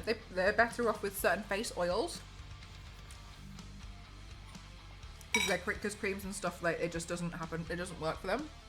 But I've only learnt that from people who've gone to their dermatologist and then told me that's what they need to do.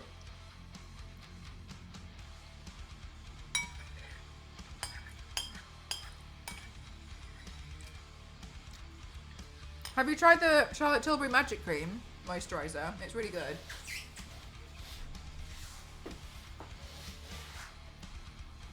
That's my favourite moisturizer.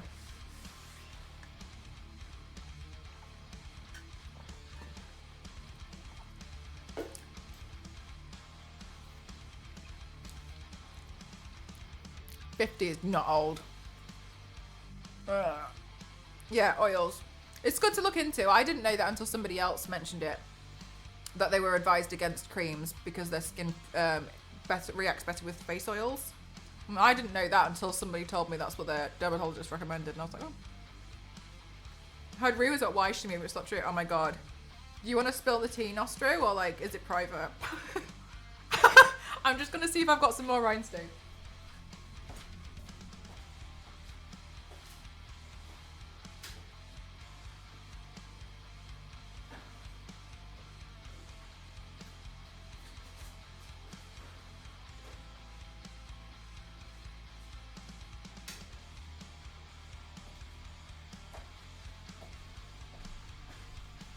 Great news, chat. We've got more rhinestones.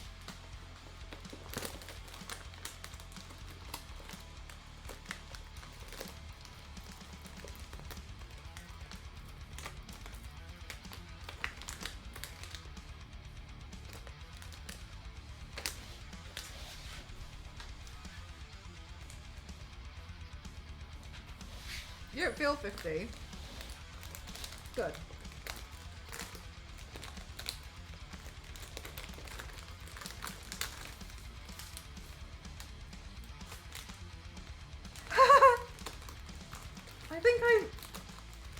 I think every single time I've meant to rhinestone something, I've forgotten that I have rhinestones, and bought more rhinestones.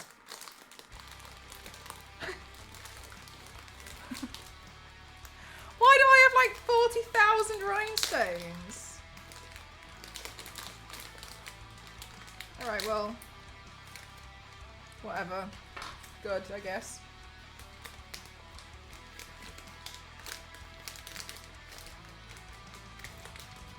A man critter. I have a man critter.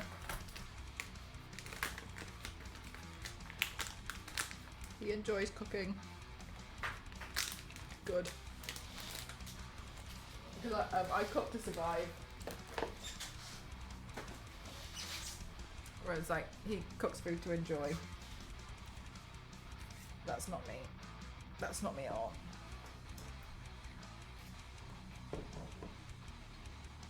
More bonita. Hi, Star Wars lady. I'm shocked.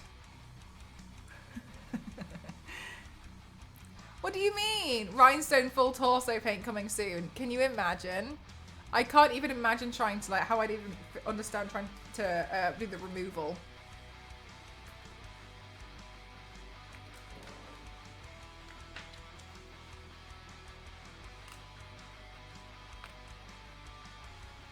These are the ones which are like, I want to get rid of this. Jesus!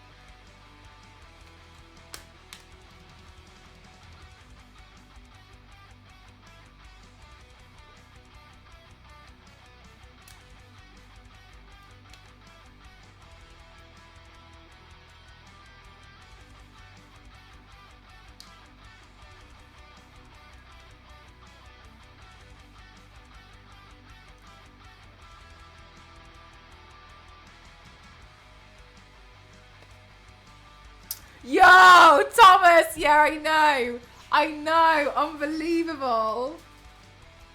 Thomas the Tank Engine inbound. Next stop, the M Cross 07 train station. Toot toot.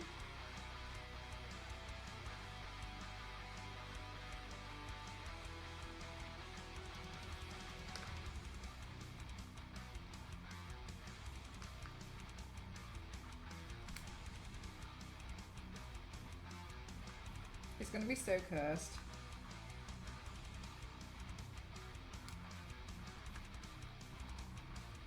I'm looking forward to it. Obviously, I can't do it right now, but I'm excited.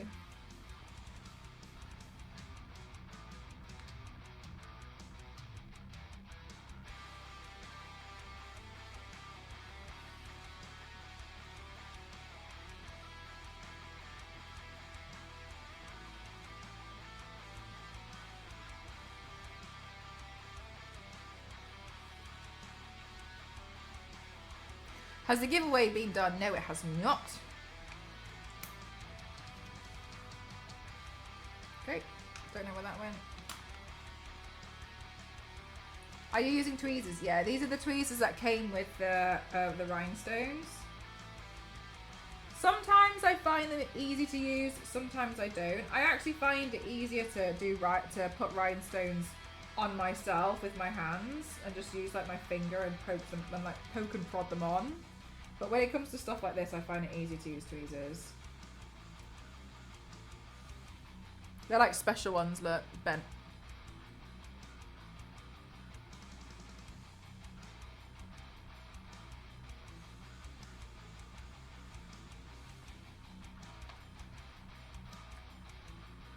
Yeah, to pick up, yeah, they come with a pencil.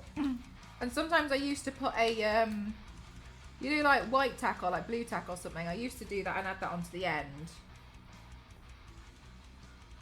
But it kind of depends on my mood, really. Because sometimes I think I've got like days where maybe I'm a bit more, I'm just naturally being more heavy-handed than another day. Very possible. Very possible. So, it depends on, sometimes I'll try it and I'll be like, this isn't working for me today.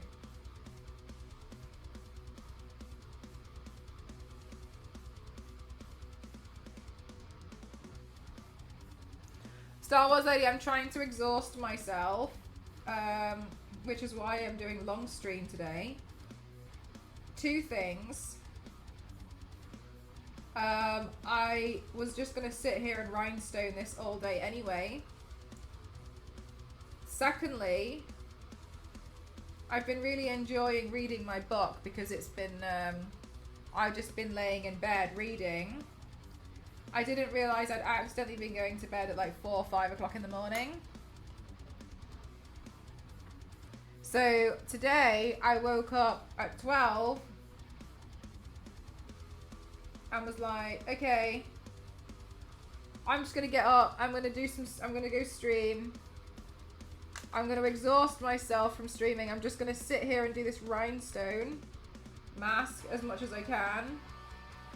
Hopefully by the end I'll be tired. I can go to bed at a human hour. 4 or 5 in the morning, yeah. What book are you reading? I'm reading the 3rd book in the Throne of Glass season, in the Throne of Glass series. Please don't worry. Yes, I have read books 1 and 2 as well.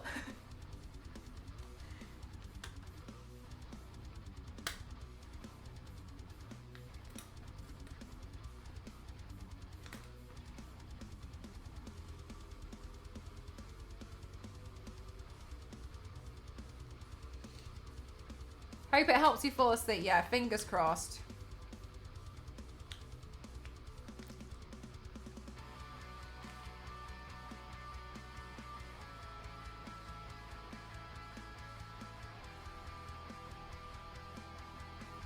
Don't they have like a rubber tipped one as well? I think they do. I don't have that one. They give me the pencil and that one's pretty decent sometimes. I find it like seems to depend on how heavy-handed I am that day. But when I'm applying rhinestones to myself, I find it easier just to use my own hand. Now, when it comes to googly eyes, however, I have no idea. I can't remember the last time I had googly eyes.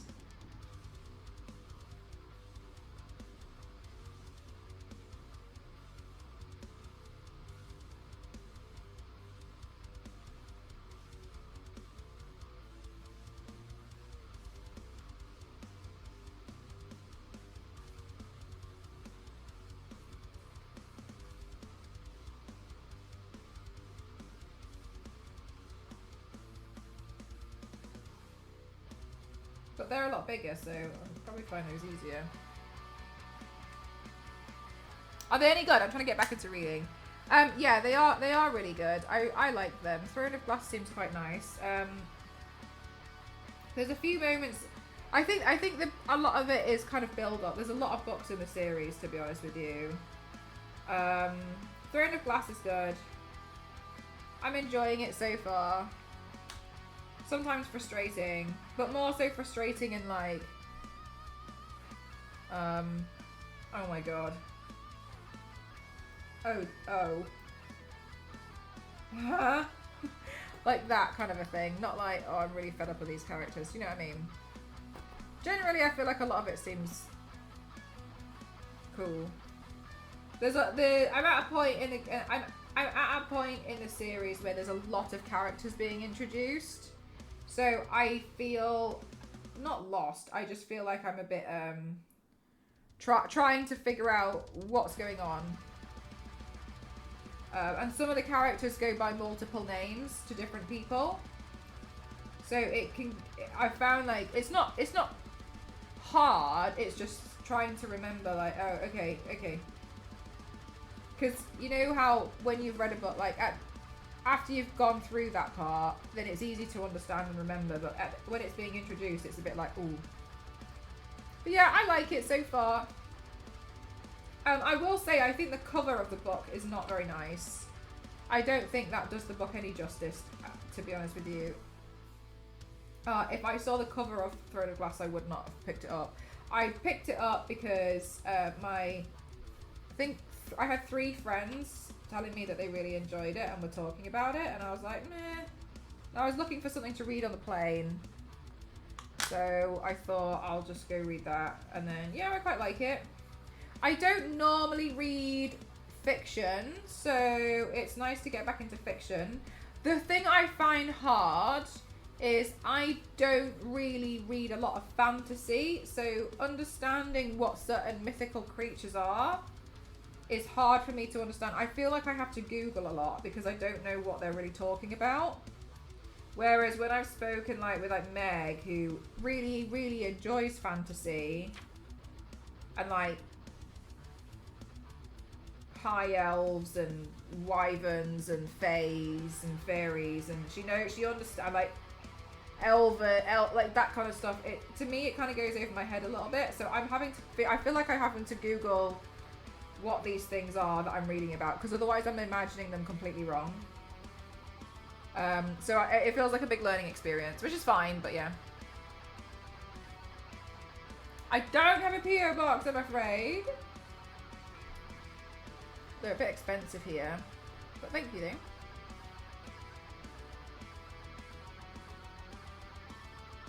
I prefer Kindle, personally. I will only buy a physical book if it's like an art book, because I don't like having them like, I just don't have room to have a bunch of like novels or books lying around. I just don't have the space for it. So if I'm gonna buy a book, it's like a picture like coffee table book. I like those, but I will not reread a book. I know I won't. I know myself. I'm not interested in having it on display. If I have a physical book, I tend to find someone to give it away to, because I don't want it. So I prefer Kindle, and also I like that it's backlit and it's comfy for me. So saves trees too. Yeah, I much prefer it. I like the Kindle a lot. Did you see they've announced finally the Kindle that's like colour? I remember going on about it years ago that I wanted a Kindle in colour. I don't I'm not gonna like buy one now, but I do need to get a case for my Kindle though. It's kind of bothering me that it doesn't have a case now. I lasted so many years, but now I'm a bit like, oh, should probably put like a case on it. The first Kindle I smashed that I had that one as a gift when I think I turned like 18 and my parents bought me a Kindle and I was really happy. And then I had it for years and years and years, and then I put it in my bag. And then I forgot that it was in my bag for like 6 months. And then when I pulled it out, the screen had been smashed completely. I didn't even know that was a thing. Anyway, yeah.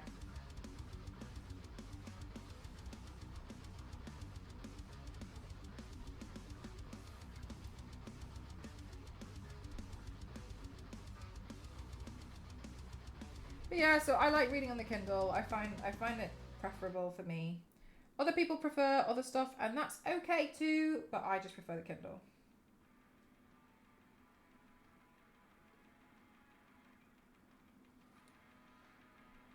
You don't have room either. Yeah, it's tough. Mel, this is making me want to bedazzle stuff, and I already have an idea for getting like a shitty clear plastic pumpkin bowl and dazzling it. That's cool. It's fun. Honestly, it's a lot. It's a lot less mind-numbing than I thought it would be. It's quite nice. I feel probably because I can see I'm getting somewhere with it. You know what I mean?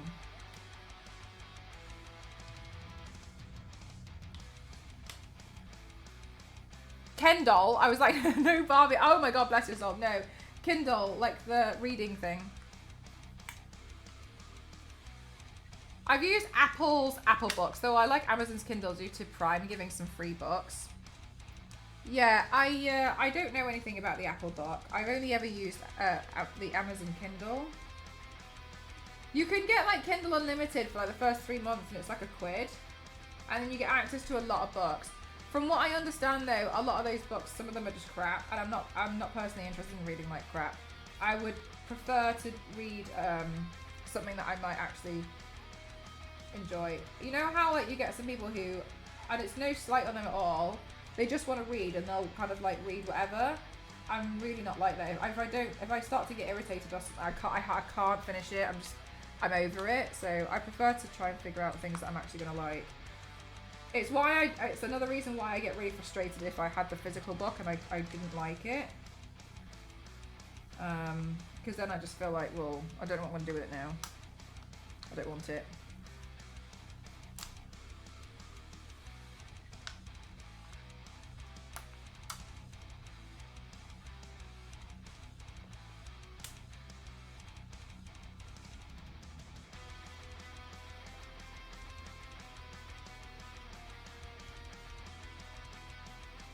Come on.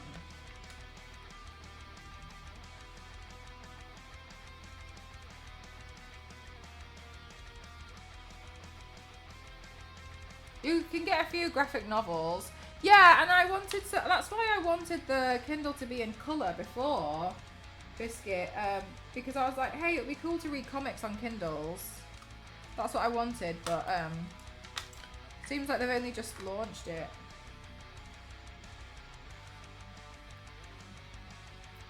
I only saw it because there's this girl that I follow online, and she's so cute. She loves tech, but specifically like cute tech. So anything that's like, she kind of like shows off and reviews like different keyboards that are really cute and pretty, or like different cases for her iPad that are really nice, and it's just quite, I just think it's quite, Jesus Christ. I just think it's quite cute. And I saw her, she was like, oh yeah, so I got the new Kindle and it was in colour, and I was like, whoa, whoa, whoa, whoa. I mean, I don't need it, but I was like, huh. I think if my Kindle was to break again, which I really hope it wouldn't, and I doubt it would, because now I'm a bit more like, well, now I don't bring it to work every day. It like sits next to my bed, so I feel like it's a lot less likely to get smashed.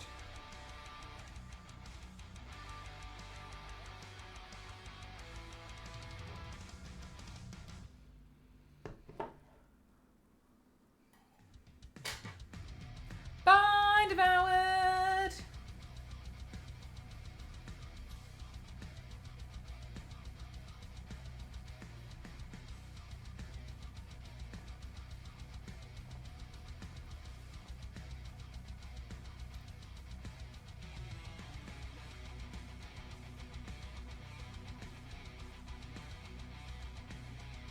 I use Amazon Fire Kindle and its color. Oh yeah, that one.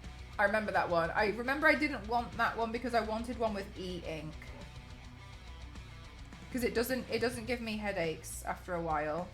Because if I look at my like phone or anything too much, or if I look at a screen for a bit too long, I get a bit of like a screen headache. But I know I don't get headaches from the e-ink ones, so that's why I prefer those.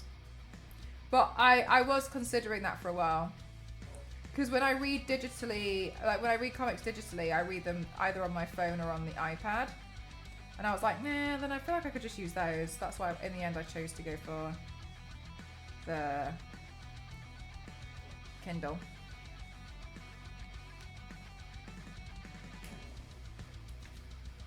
Whew.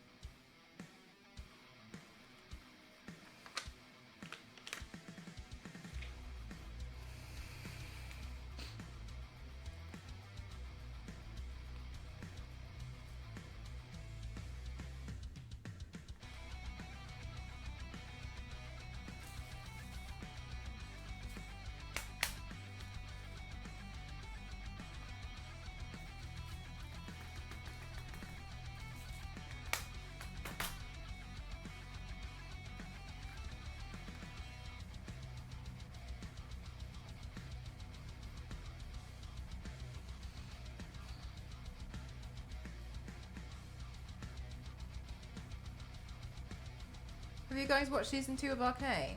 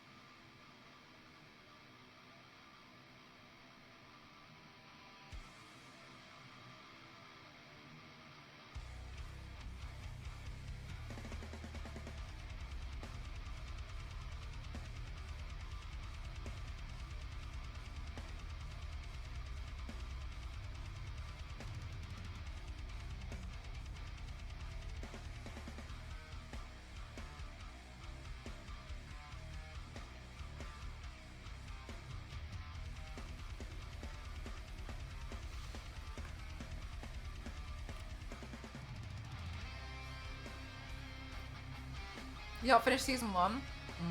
I was gonna watch it, but my Netflix access got revoked. Because you know how they like clamping down on the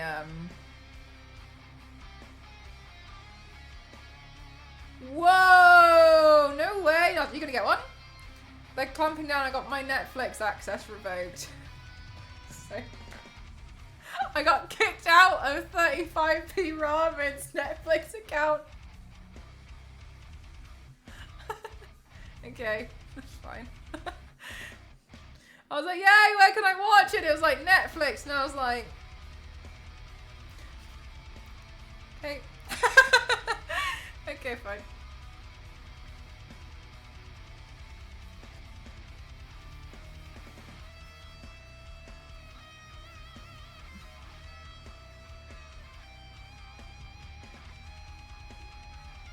I'll tell her, maybe she'll let me back in again. I guess we'll just have to watch it in Discord. No sharing accounts, not allowed. Oh, it's so annoying. You need it?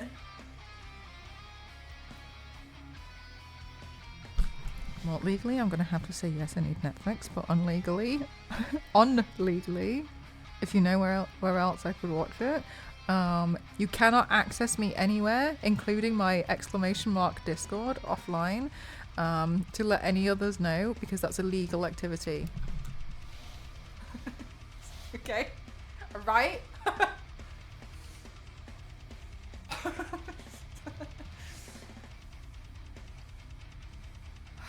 You wouldn't steal a Blu-ray?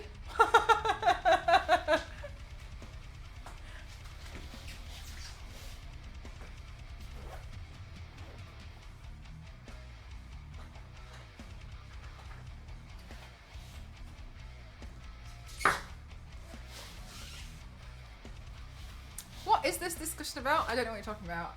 I haven't been speaking since earlier on. I've been living in pure silence.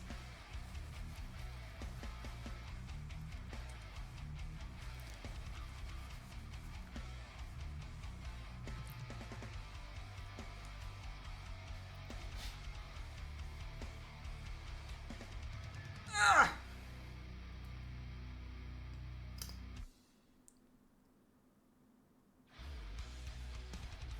Yeah, I thought so.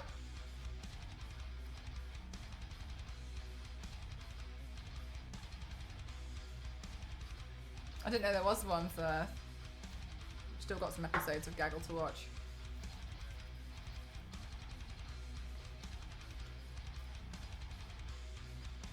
And some more Ghost Hunters.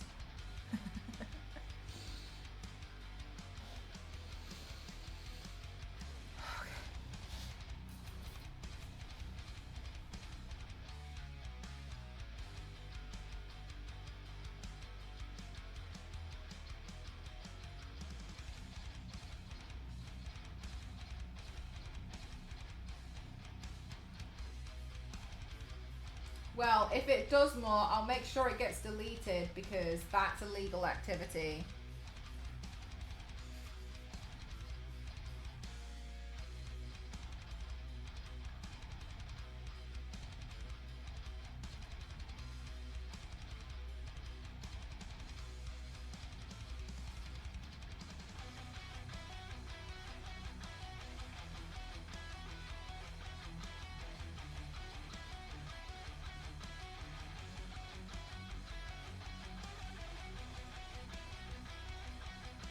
And as in the IT crowd.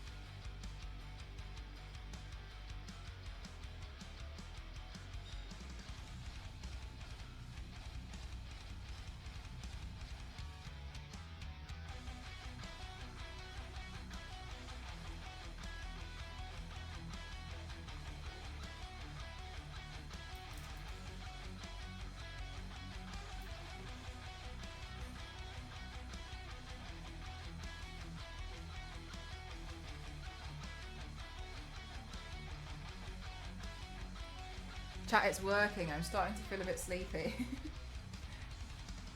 Starting to. I'm still gonna keep going. I'm just letting you know. This method was effective.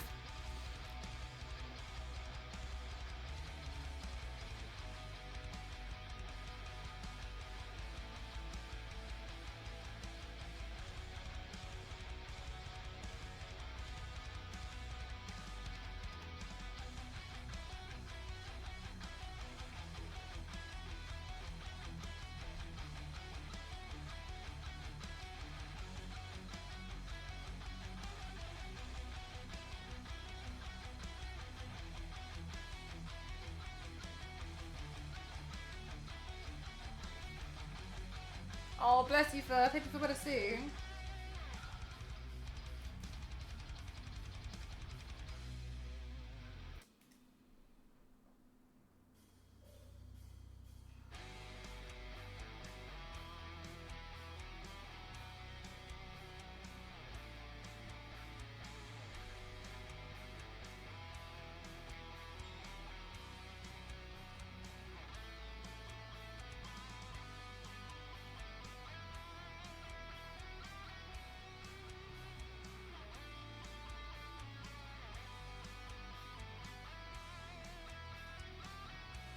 I might make a cup of tea.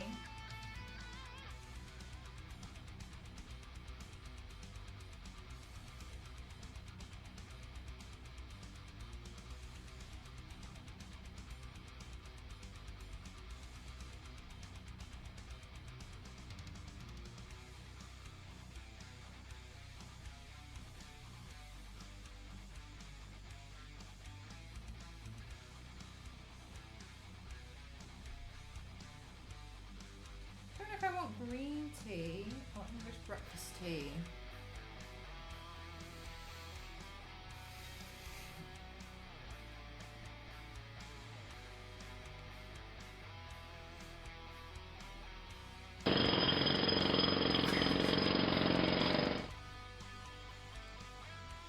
Mr. Piggy, no, now after all this hard work. Thank you very much for the bits. Thank you.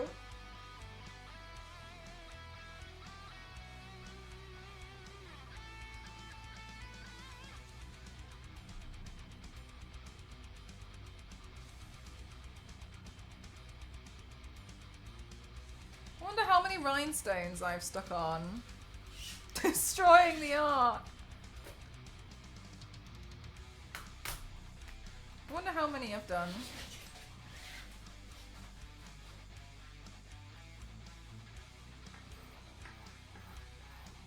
Should we count?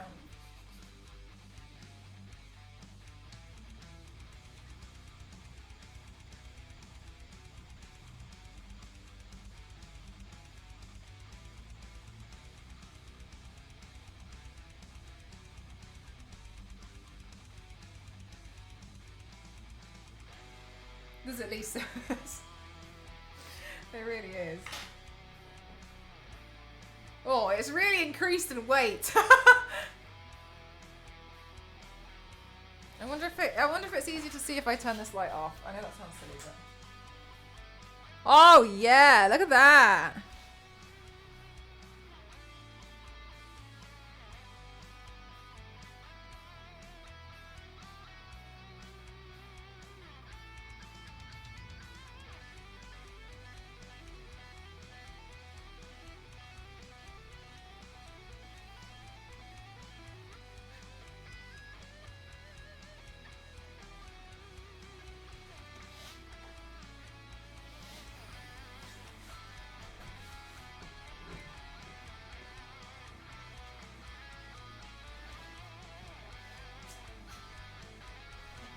Oh my god!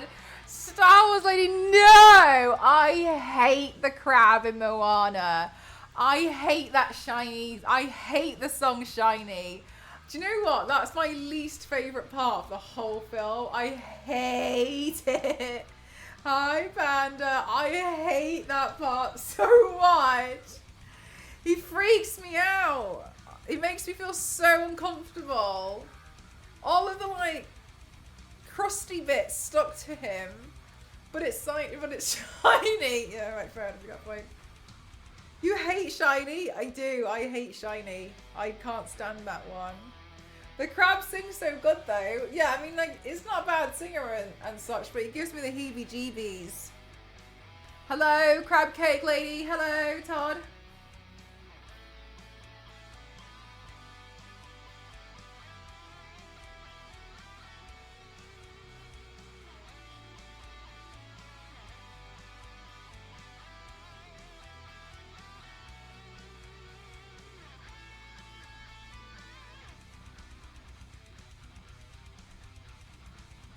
Chat, apparently tomorrow that people are coming to install the rest of the fence. But they also said that they were going to come on Wednesday. So we'll see.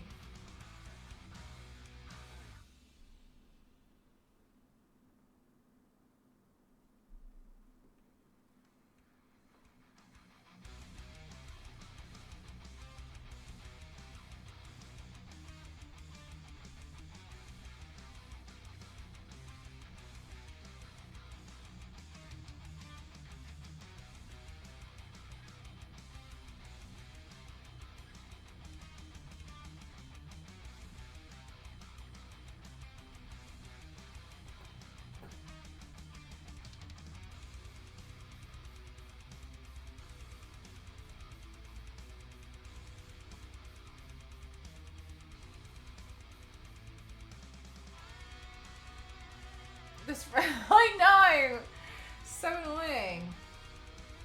And I'm like, it's just a fence.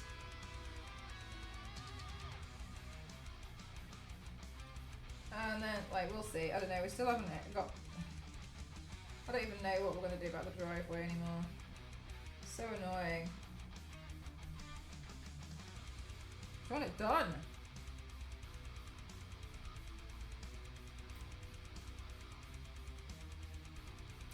I'm feeling a lot better.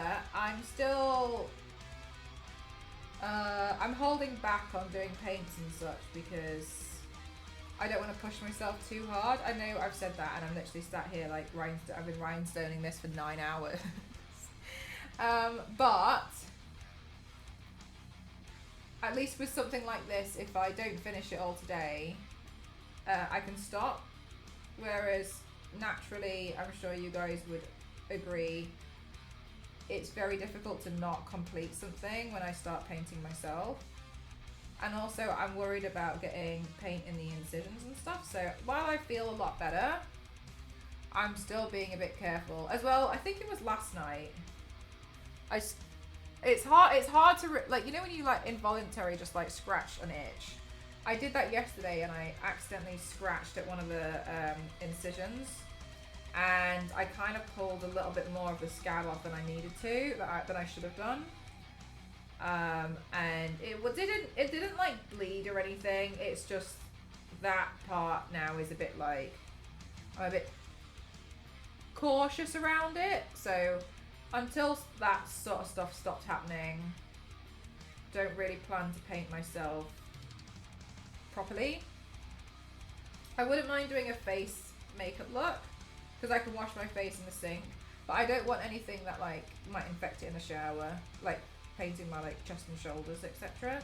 So I'm still holding back and just I'm trying to be sensible about it.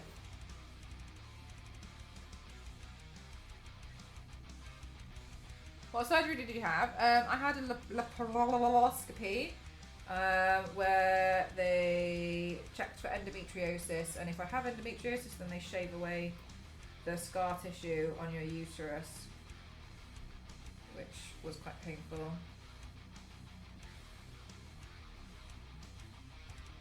My report said endometriosis found, endometriosis excised, which I like because it sounds like I had an exorcism.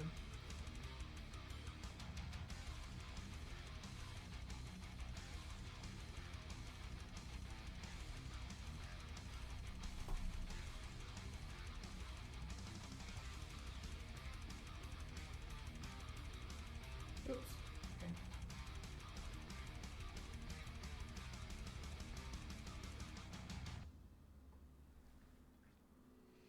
Endometriosis sounds absolutely horrible. Yes, it is. It is very painful. It's not nice.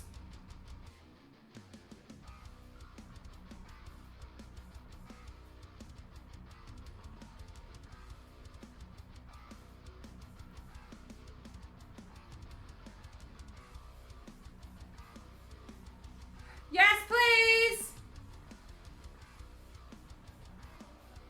Please, could I have a green tea? Can I please have the Jamaica? Jamaica?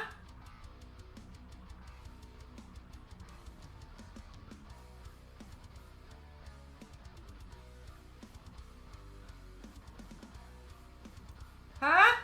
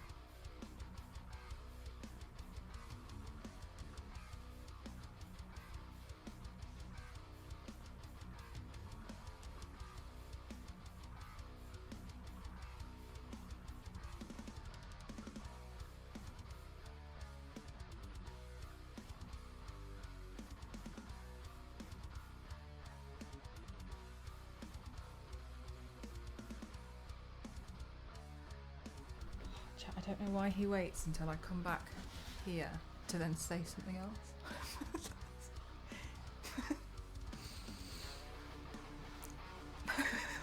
Every time I like leave the room and then he'll carry on talking so I don't go back. Anyway, whereas the time the paints are so good, we think you are done after 4 hours, then you do another 3 hours of detail and blows my... Yeah, so that's kind of the thing. I'm like, I know I'll get carried away with certain things. Mr. Figgy. Thank you so much. Thank you. Did you get your green tea? Ghost is making the green tea now. Actually, I will say, chat, do you know, those of you who drink loose leaf tea, what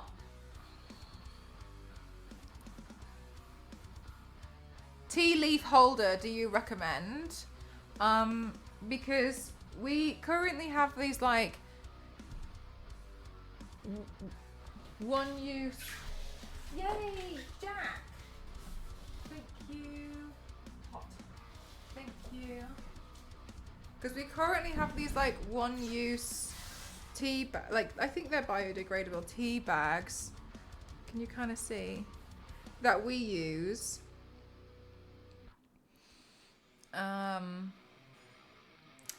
But I don't want to buy them. I think we got somebody gave them to us once, and I want to use like the thing. Like yeah, like it. Yeah, like it. Yeah. Oh hi, how you doing? Yeah, like the strainer thingy. You know what I mean? Because I don't know what's a good one. I don't want to just buy any old one and just hope for the best, really. Because I only want to buy one. It is Jack.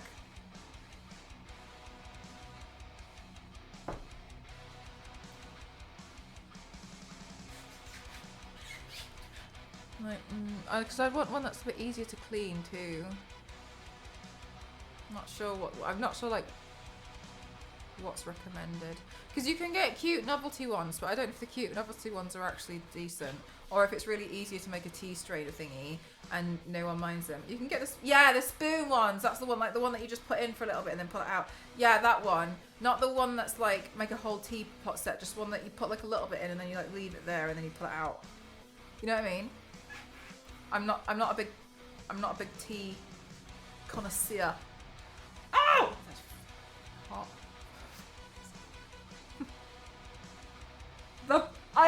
the Pumpkin King. It's me. Oh, you're so cute. I really want the cookie jar. Have you seen the cookie jar? But I can't. I don't want the cookie jar if it's not airtight.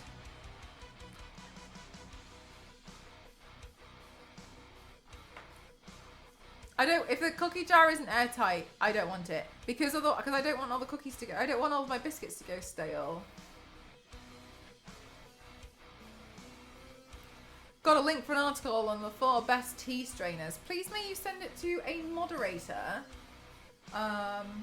Nothing against you personally. Just can't have, but links don't work in the chat. But have to have a mod post it. Mods! Mods, please help me! Mods! Ah! Mods, please! I recommend the spoon of foods for a cup brew. Yeah, the cup. Yeah, that one. I like the idea of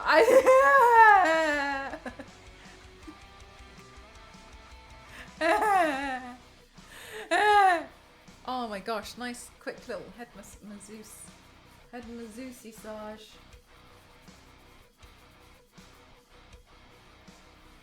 They're all conspiring against me in a call. They're all in a meeting called Mel and I'm not invited. That's what's happening. Yeah, if not, you can post it in my Discord. That's a good point. Thank you so much, Santa. If you want to join, I completely understand if you don't want to post my Discord. You can, if you already post it and leave, that's fine. I understand too.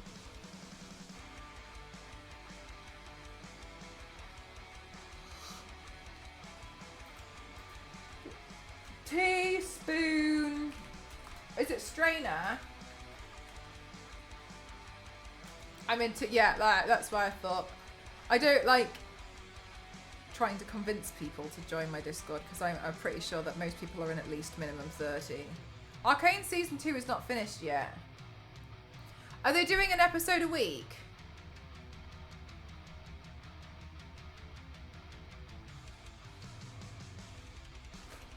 Oh! Why is it so cold? Do they have like a cute... This one looks like a dinosaur. Do they have one that's...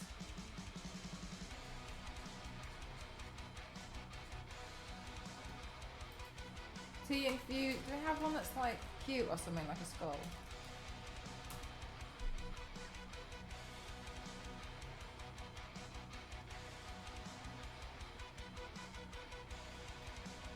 Norpro 2-inch mesh tea infuser. Alright, thank you.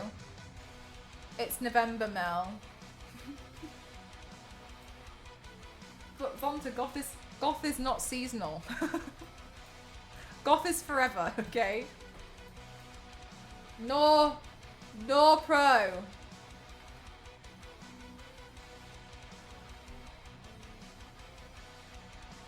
Oh, this one. Got you. Does it come in black? Thank you. Okay.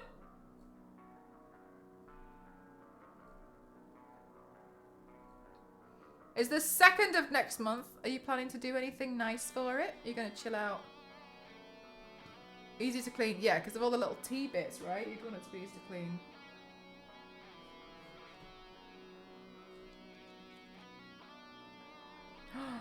Chat, my birthday's next month too. Don't know what I'm gonna do for it. Out of the bowl tea infusers we tested, the Northro was the easiest to load, remove, and clean. This stood true for fine leaf, whole leaf, and flower bud teas. The small clasp ensured the infuser stayed closed during steeping, and the chain attached an adorable mini teapot weight made retrieval easy. Have a pizza. I will definitely have a pizza, V6. You know me very well. Cake is not invited. Top discounts for you. Choker necklaces. When have I bought a choker necklace? More Helium Billion Chaos. I probably will have to go down Helium Billion Chaos era. I'll probably have to go down that avenue. I was making fair what I missed. No, you're fine. We were looking for Nordenheim was going to send a link, but we figured out a way around it. Don't worry. You're good. What food did you make, Star Wars lady? No, you're totally fine. No worries. I'm not upset at all that you've let me know. Thank you. I was asking anyway. I was asking about what spoon tea strainer is good. Gosh, not my hair like this. I look like Clark Kent. In a bad way.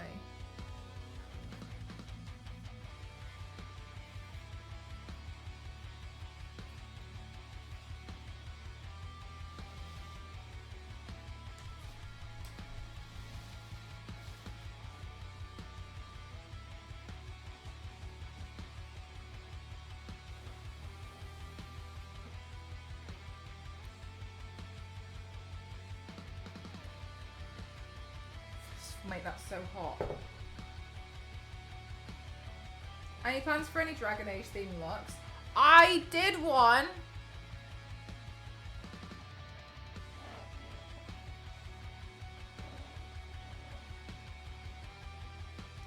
I lost my tweezers.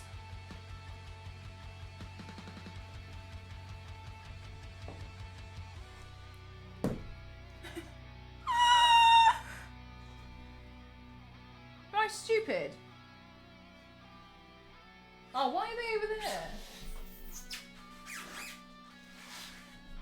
I did one. Dragon Age hired me to do a sponsored video and stream, and I did. I made a little video on my Instagram. I did Bellara. She's so cute, and in the game she's so cute too. I love her with my whole heart.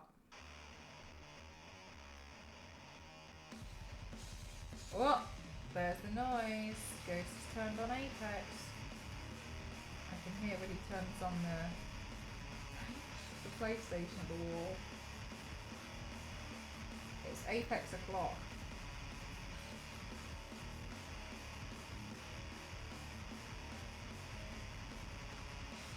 I've only done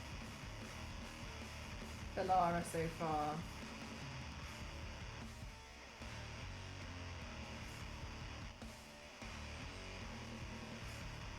It was really awesome actually. They hired a lot of cosplayers, I noticed, to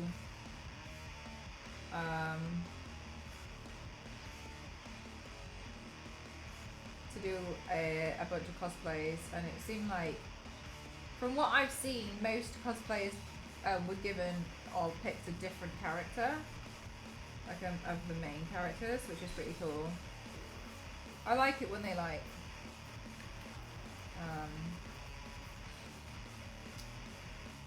what now? Coordinate things like that. And then I saw some other people, they also included some other people to do like, to create their character in the character creation, and then do a makeup look from, like, and then recreate that character as a cosplay. I thought that was cool too. It's nice when they do like a big coordinated thing.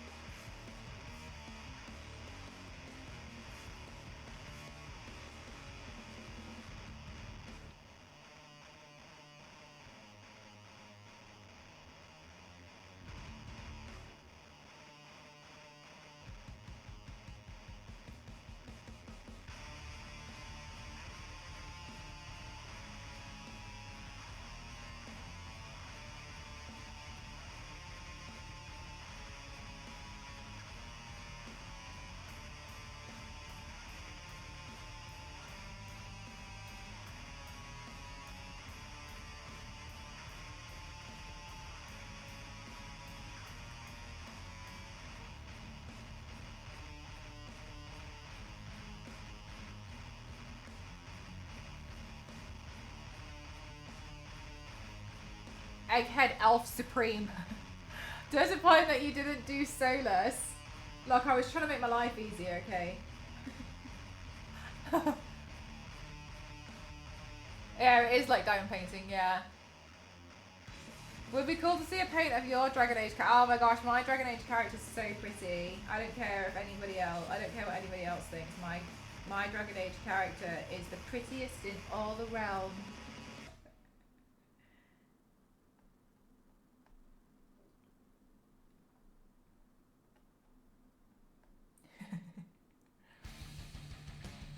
So many cool designs. Yeah, there's a lot. There's a lot. When I played like the beginning part over on Tuesday, I was like, damn. Lots of things here. Lots of things to play with.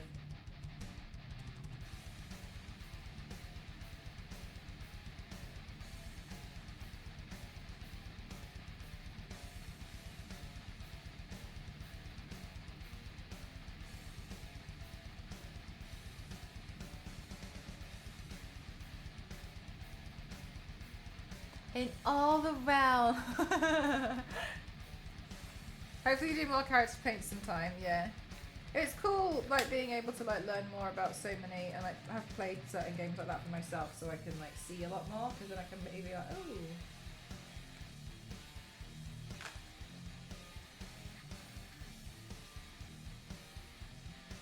oh. Ooh.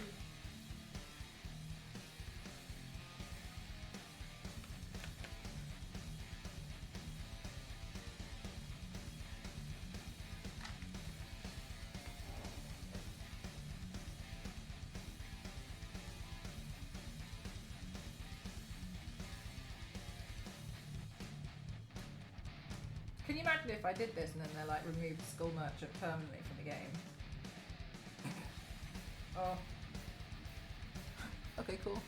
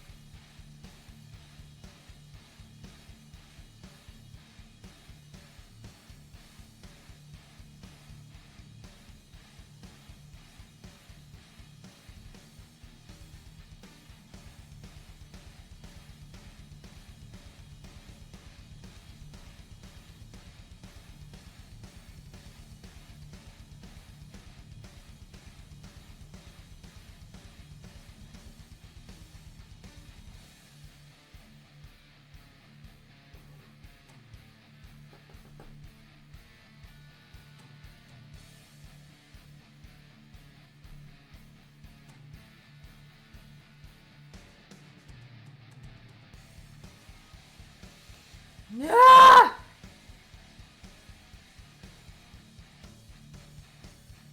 Okay, look, we're a good way through this.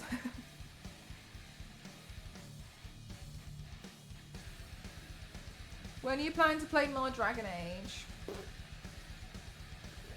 I wanna finish Silent Hill because I'm really close to the end, and then I also want to load up Still Waits the Deep and finish the end of that, and then I do want to play Dragon Age. It's just that I feel like I got a lot of loose ends with a lot of stuff and it's bothering me.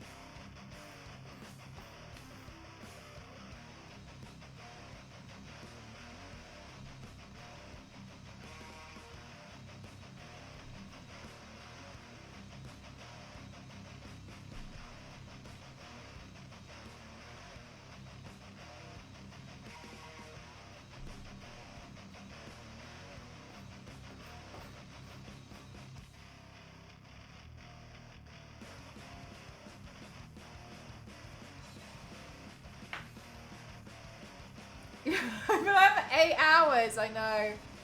Nearly 9.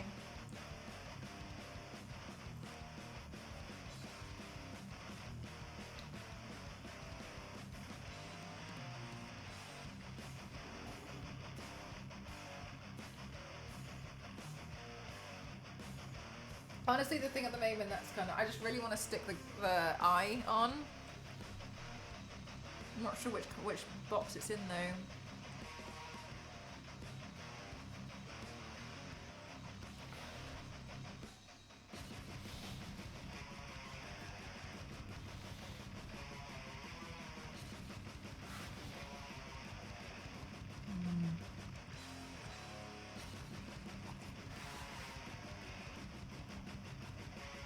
You're so close to finishing. Kind of, not really. I've got these to do as well.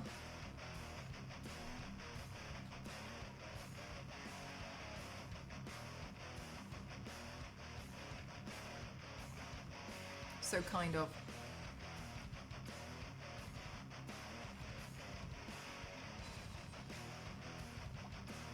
Glad you decided to come online while doing it. Yeah, I mean, I was just gonna be sat here anyway, so I thought I might as well just turn the stream on and chat to you guys all day while I do it.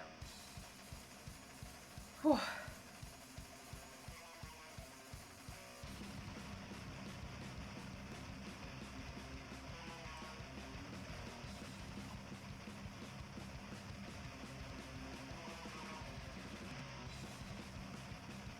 Oh, good news. My mum said I can take some of her Christmas decorations, which is great, so it saves some more money, because Christmas decor is expensive. So I'm looking forward to that. I'm gonna go raid her loft maybe at the end of the month. Find a bunch of stuff I can take. Good night, Panama. Thanks for spending time here. It's always fun in stream. It is. It is always fun. I always really enjoy it. It's nice to kind of as well like hang out while I'm just kind of like doing little bits. Because I'll just be like pottering about doing, and now I can sit in here. I was so annoyed, chat, last week when I try and like just like come here and like sit down, and I was like suddenly feeling really tired and dizzy, and I'd be like, oh, and I have to like drag myself back to bed. That was the worst, because I also like, I just like it in here. It's nice. It's my room.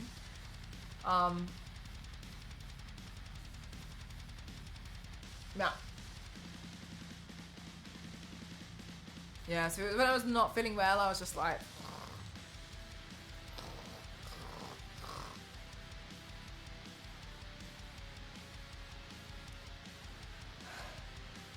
I feel like from a distance it doesn't look like the whole thing's rhinestone. Until you see this part and then you realise.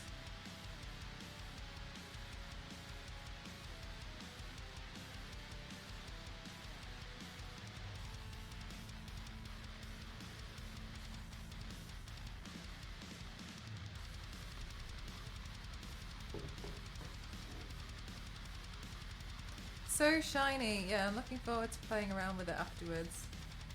I've got a whole bag. Oh, nice. You got a whole bag to give away to Goodwill.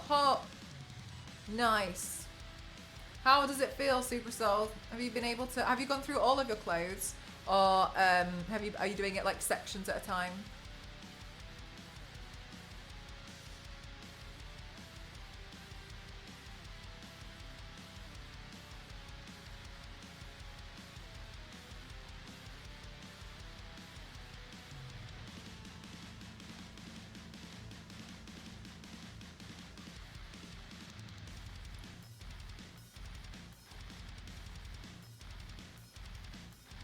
That one, that Sindel, was when I at that point I was fighting back the faint and vomit that I wasn't well. I was really unwell during that Sindel, when the original one.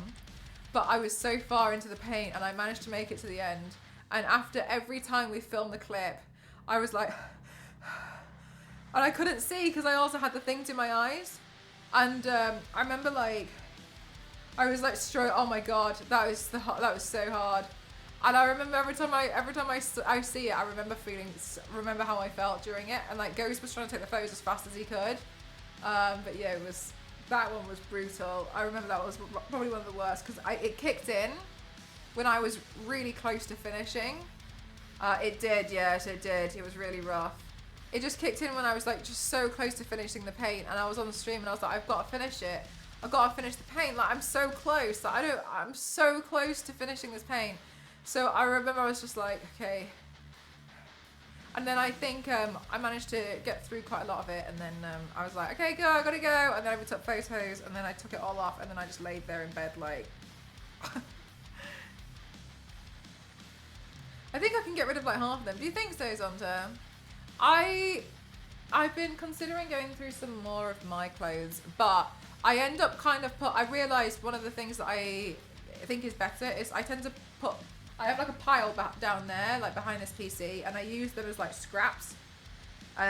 So whenever you see, you know, when I do like those makeup videos and like the clothes are I tear them up over in the video. So it starts off like I'm wearing a normal top, and then as I get like, I don't know, like more run down or battle damaged or whatever in the video, I tend to tear the top up a bit more as long as there's no branding on it. So I've just been putting them down there and reusing it, and then once they're like done, then I'll get rid of them. So I've just been like using them for those. You're gonna go through yours when you have yeah, like when you like clear it all out and stuff. A lot of them don't fit you anymore. It's much easier to get rid of them in that case than yeah.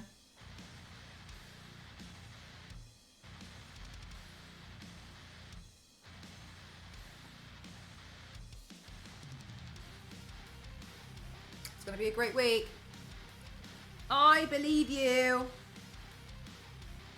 And I'm sure you're going to have a good week too. It's going to be nice to have a little bit of a fresh start of emptying something out. I just prefer as well, like living in a space where there's like not that much stuff. I was completely the opposite. Like 10 years ago, I loved having things and stuff. But I mean, obviously this room is a little bit insane, but it's a bit different in this room because it's like a work room, it's studio stuff, right? And like props and mini sets and set builds and all sorts, so it's different in this room. But like out of here, I'm like, I don't want ornaments. Don't want things lying around. I don't want like decorative stuff. I don't like I was completely the opposite like 10 years ago. I loved having things everywhere. It was nice. But I think I just slowly fell out of love with it because of it started to feel like everything was clutter.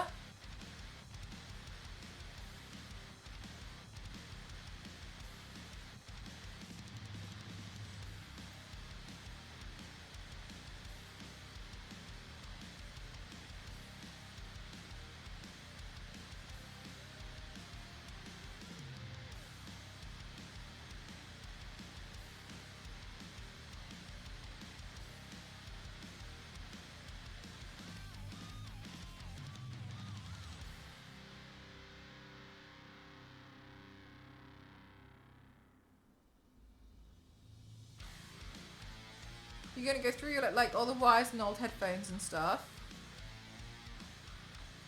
I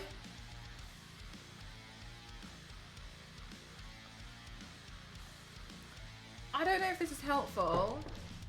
Super Soul. Chat bought it for me off my wish list. Loads of like, so these containers, you see these ones? They came in like an assorted set. I've got really big versions of them. So these are the small ones that I use for hair clips and stuff. But if you imagine I had some the size of these, right? I went through all of my electronics and cables, and I managed to bin the ones that were like absolute crap. But I created like these boxes, and then I put things like USB-C to US or whatever, like, you know, all the different types of cables, and then I just labeled them. And so now, you know, like that dreaded cable drawer or cable box that everyone tends to have, mine now is so much more organized. It's really nice. And then I'm able to just kind of like put the stuff in like that, and they all kind of like slot together, so then I can pull them out, and it just fixed everything. It fixed the whole problem. For the ones that are bigger, I got this assortment of pencil cases that are clear, and they're like chunky ones, but they also slot together in the same, like this, like these, like, so there's this one, and then like these, like that. and then they sit, and then I make them like sit together, because I can still pull one out. And honestly, it was because it made a really big difference to all of my stuff, especially if you have a drawer and you can measure and then find the bag that's gonna fit. It changed everything for me for the organization of it. It's so helpful because you can still shove stuff in it when you're like lazy. You don't have to tighten and clean the cable and tidy it properly. You can shove it in there, but you can still also like pull it out easily. So whenever I need one thing, I just pull the whole bag out. They have see what might be helpful for you, because it made a really big difference for me and like all of my drawers. I filled the drawers with bags that could be organized, and then when I need something, I just take out that bag. So if I need like HDMI cables, I take out the HDMI cable box, and then I'll go off and I'll do what I need to do. And then, so you know how sometimes some HDMI cables are a bit funny, then I can test a bunch out and be like, oh, this one works on this thing, and then I can just go put the box and slide it back in. So it might be helpful once you've cleared it out to get like little clear bags of things, and then you can put them away easier. It just means it made a big difference to me when I was doing it, because it seems like you're kind of going through doing something that I was doing like 2-3 years ago, like just finding things and clearing them all out, because you just get so done, you just get fed up of everything being in the way. Felt like drowning and stuff and the time to clean it enormous. Is enormous. So minimalistic living is great so far. You save a lot of money as well, don't you find, Nostro? Because you look at stuff and it's nice, but you kind of feel like I don't really need it. That made a big difference to me, because I used to just buy things all the time. Not that there's anything wrong with buying stuff, it's just that I realised that I saved a lot of money when I was like, oh, actually don't really. I like lost interest in them.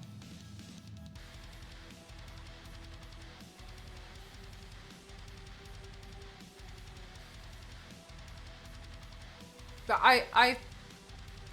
yeah, you're just sick of the clutter. Yeah, that's basically what happened with me. I was like, I'm just sick of this. Like, it's just everywhere, and I just couldn't handle it anymore. And I prefer it, to be honest with you. I prefer living in like not having as much stuff. And then I feel like I'm a lot more like cautious about what the things that I do want.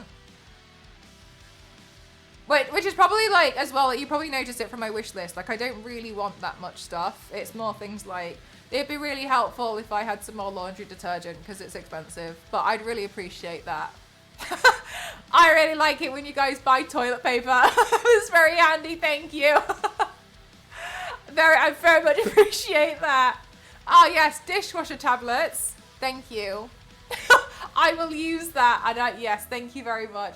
Or like a first aid kit. I like fire blankets and stuff, like things that I would need around the house. But it's expensive to pick up when you first move in somewhere, and I found that really, I like things just to help the stream. But yeah, generally there's not too much. Like, I really like the measuring spoons were really lovely, and I really like those because I didn't have any measuring spoons, and so I don't mind having like some like cute stuff as well. But yeah, there's not really a lot of stuff that like I think it sounds really horrible, and it's not my intention, but I view quite a lot of stuff as like junk. But to somebody else, I appreciate its nice ornament, sentimental stuff. But to me, it's just junk. I'm not interested.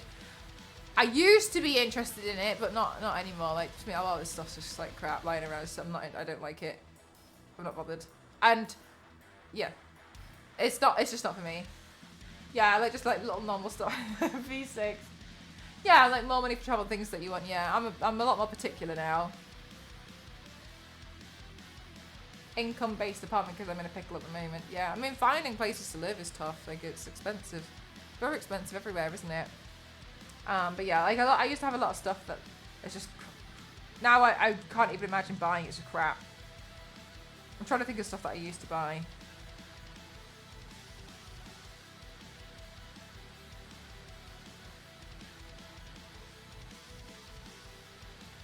I think I literally got rid of most of it. I can't even remember stuff. Especially if it doesn't have any use at all.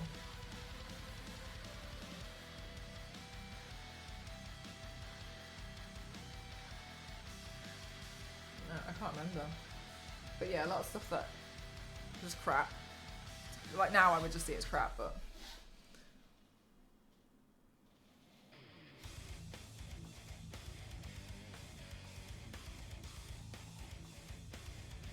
Yeah, no worries, Super Soul. I think it's awesome. Sorry if I'm like talking at you.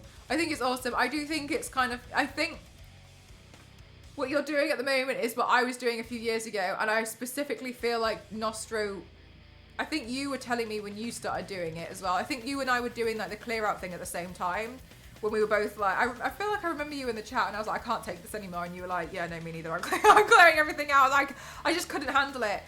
The ticker for me was when I went to Japan, and oh, well and good, cool, and I was like traveling. I couldn't believe how much stuff I had packed. I brought like 3 pairs of trousers and like 12 t-shirts, and I thought that was a like really small amount. It really isn't. And also when you're like carrying that suitcase, you're carrying all your stuff with you from place to place, and then you realize you just don't need that much stuff. Like, I brought quite a lot of stuff with me, thinking like, oh, I won't have much opportunity to like wash my clothes and stuff. I should bring more clothes. No, no.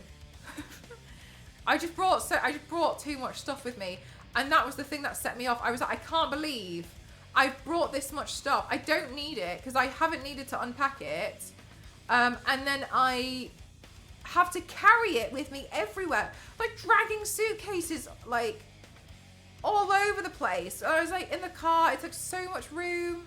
It was just too much, because then I didn't want to like ship it to my next destination, which is really common, because I wasn't sure where I was going to be going next. So then I might as well just bring it with me and like put it on the coach and stuff. Then like and then like dragging it around cities. Oh, it drove me insane. It drove me insane. I was so angry at myself for how much I brought. And then I was like, this is nothing in comparison to what I've got at home though. So then when I went back and I came home, I was just like, I looked at all of my stuff and I was like, it's way too much. I've lived like a minimal life in Japan because I was just living in like an accommodation thing. Then I just decided, and so I was like, I just don't need any of this. So I completely just started blitzing everything and just getting rid of it. And I was really ruthless with a lot of stuff I got rid of. But I don't miss anything. Like, there's nothing that I'm like, there's one time which I can't remember what happened to some items of clothing, which is like my jackets. But it's weird to me that like 3 jackets disappeared. So they must all be in one bag and I haven't found that bag. You were planning to move in and you started to go through some stuff. Yeah, I was just like, I can't take it. Because also I was living at my parents' house again. And I needed to make room for stuff because like, there wasn't room for me because there was just my old stuff there from when I was a kid. And I was like, I just have to get rid of it. Like, there's so much stuff here. And there was some stuff which I was like, oh, it's really sentimental and I can see why I kept it. I couldn't take it anymore. Yeah, you did mention something, Panda. I just couldn't take it anymore. So I was just, in the end, I was just like, oh, I just had to get rid of it. Like, but yeah, I don't miss it. Like, there's nothing about it. There's nothing about it that I really miss afterwards, but doing it was rough. And then I actually did mine in stages though, Super Soul. Some stuff which I didn't have the heart to get rid of, and I couldn't do it. And then I just left them, but I put them in like almost a box, or I put them in like a drawer somewhere, and I didn't go near it. But then like a year later, I went back through it, and I was like, no, like get rid of it. I feel differently about it now. So I wouldn't necessarily say that you should feel like you have to get rid of everything now. Because it's a tough thing to do when the first time you start doing it, but it's nice every so often when you do go through stuff and you can be like, don't need it, don't want that, don't need it, and yeah, it is really helpful. But excuse me, don't feel like you have to be like extreme ruthless now. You can still like save stuff, you know. I have 3 memory boxes, yeah. Like don't feel, you know, like. If it's too painful, like, don't force yourself to get rid of some stuff because it's important, but... Like, my mum kept every single one of my granddad's walking sticks.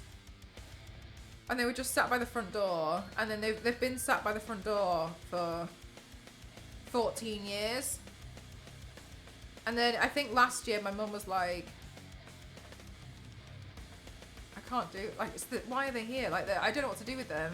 So she kept the 2 that he used most of the time, and then the rest she gave away to. I think she gave them away to a charity or her friend. I'm not sure who. I think she has a friend who uses walking sticks now.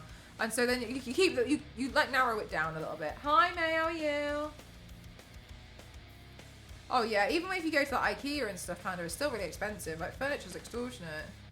Just go through the wardrobe and wonder why I saved this thing and I haven't used it. Yeah, exactly. Like 100% Nostra, I was the same.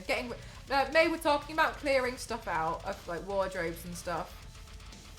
Yeah, exactly, V6. Like you need time to process it, and then like, after a while you can be like, no, it's got to go. But it's tough. It's really hard. But I think it's good though that like you kind of start the process of trying to declutter, because it does start getting you. I noticed for me it was starting to get me down, being surrounded by so much stuff that I just couldn't. I felt like I couldn't breathe anymore. I got new work fleece and a high-vis jacket, and I fear they've made my job better. Did work give them to you, or did you purchase them to make your life better? I love a clear out, me too. I like getting rid of a bunch of stuff. Just get rid of it.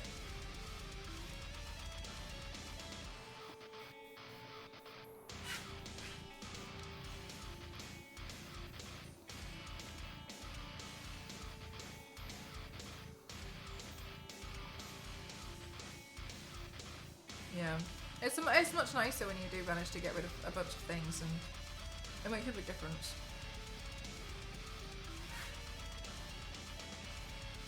May, I've been working on rhinestoning this thing. I've managed to do so much in 9 hours. I've hit my limit.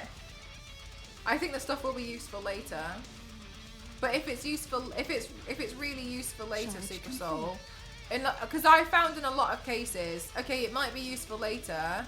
But it's like £3.50. If it was that useful, I can pick up another one.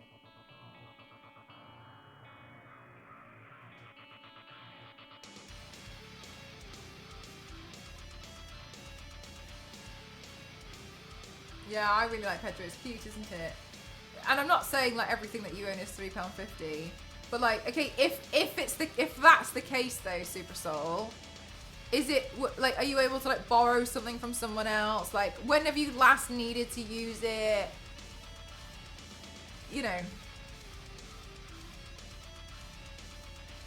I used to be like that with really old chargers. For, like, the original iPod and stuff. Like, you know, you can, if you haven't used it in 3 years' time, if you suddenly need to use one, it'll be okay. You can figure that out. It's nice to have a lot of stuff on hand if you want it or if you need it. But sometimes I think I used to do it as well. Just keep hold of stuff for the sake of it. Oh, but I might need it. But yeah, but you also might not. And then if you did need it, like, could you pick up another? Or I'll pick up one that's better quality. I think I remember I got rid of a cable and then I needed another one, and then the one that I picked up was better quality anyway.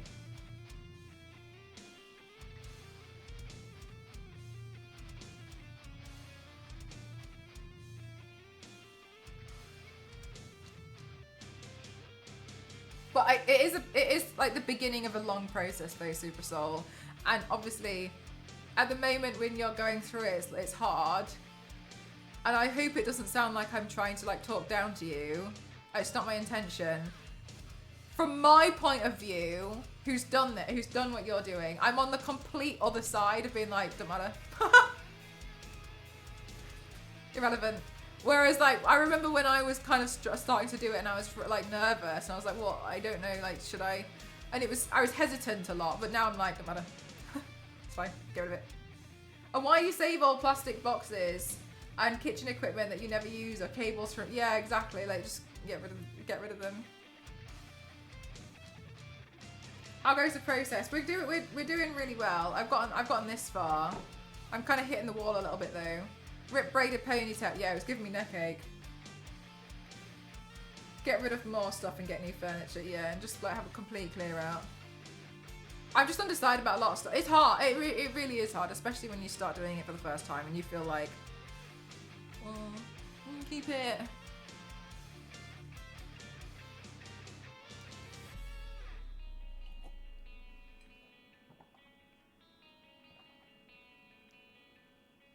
But yeah, it's tough. I found that I had a lot of emotional attachment to a lot of stuff.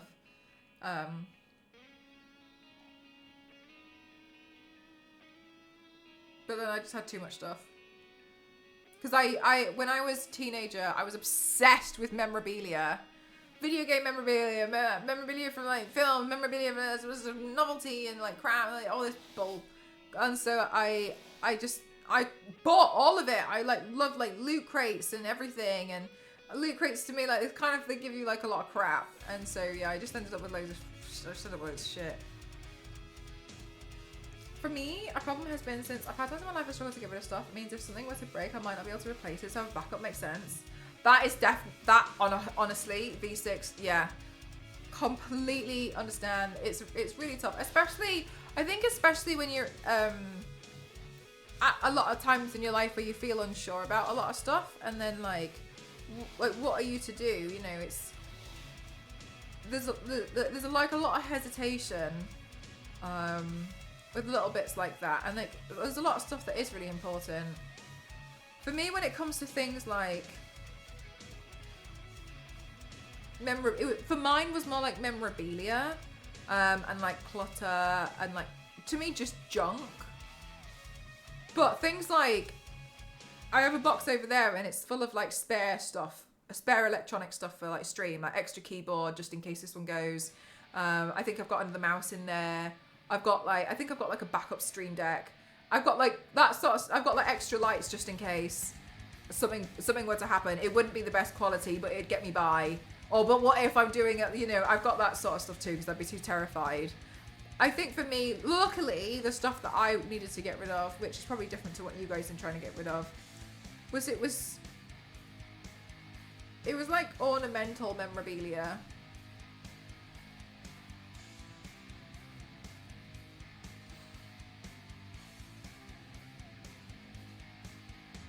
Your first time when you went, it's gonna be scared. It will be scary, but don't forget that, you know, things that are worthwhile doing can also be really scary. It's a big step,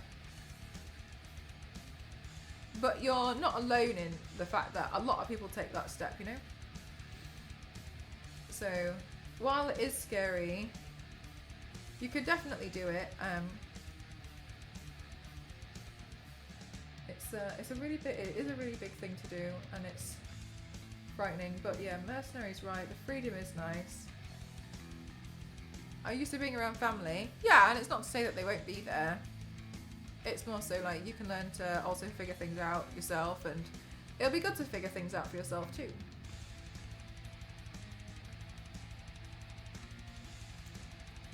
Ugh.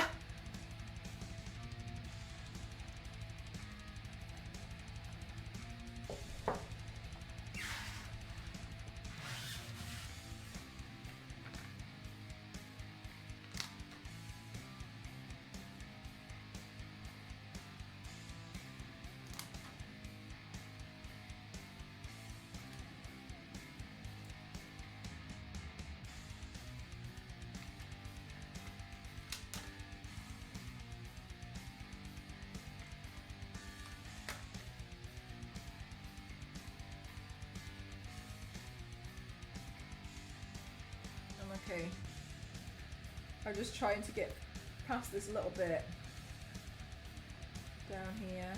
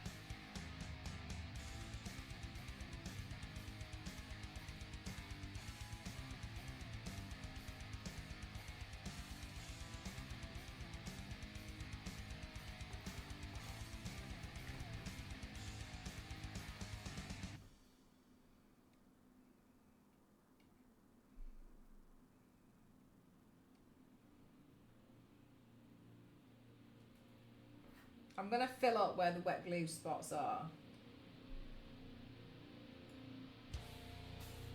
And then I'm gonna call it. I don't know if I'll continue it tomorrow. Not sure what I'll do.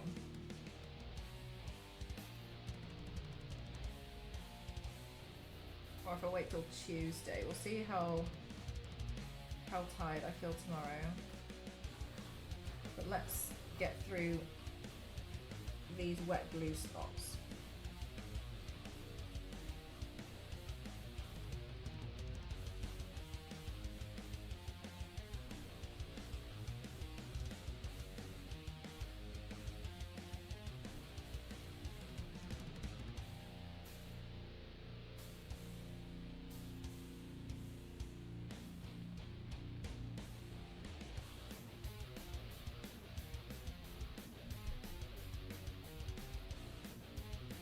Power through and finish, or build the warhammer as a break.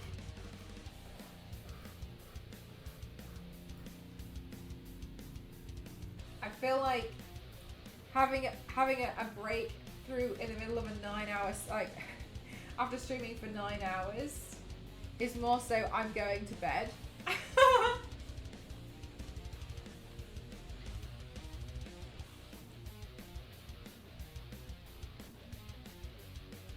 I really thought I might be able to get all this done today. Too busy yapping.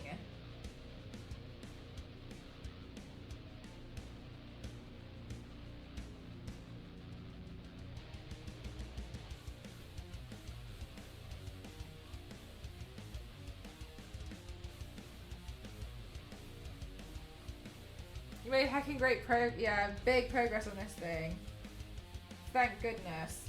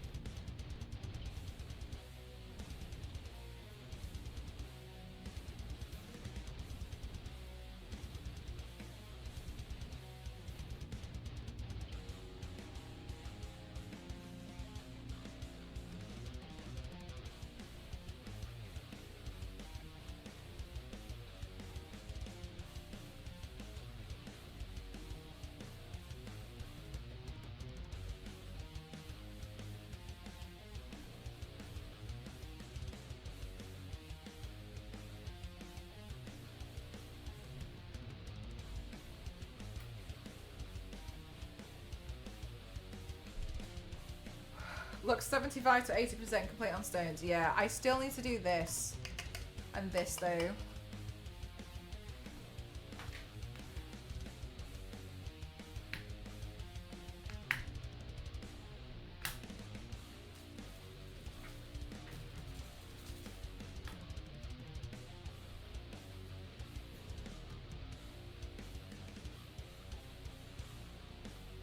But actually, maybe it would be better to leave it after doing this part, because at least then tomorrow I'll be able to pick it up from different places because it'll be dry.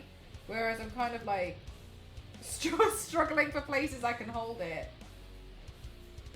Just like slowly getting smaller and smaller areas.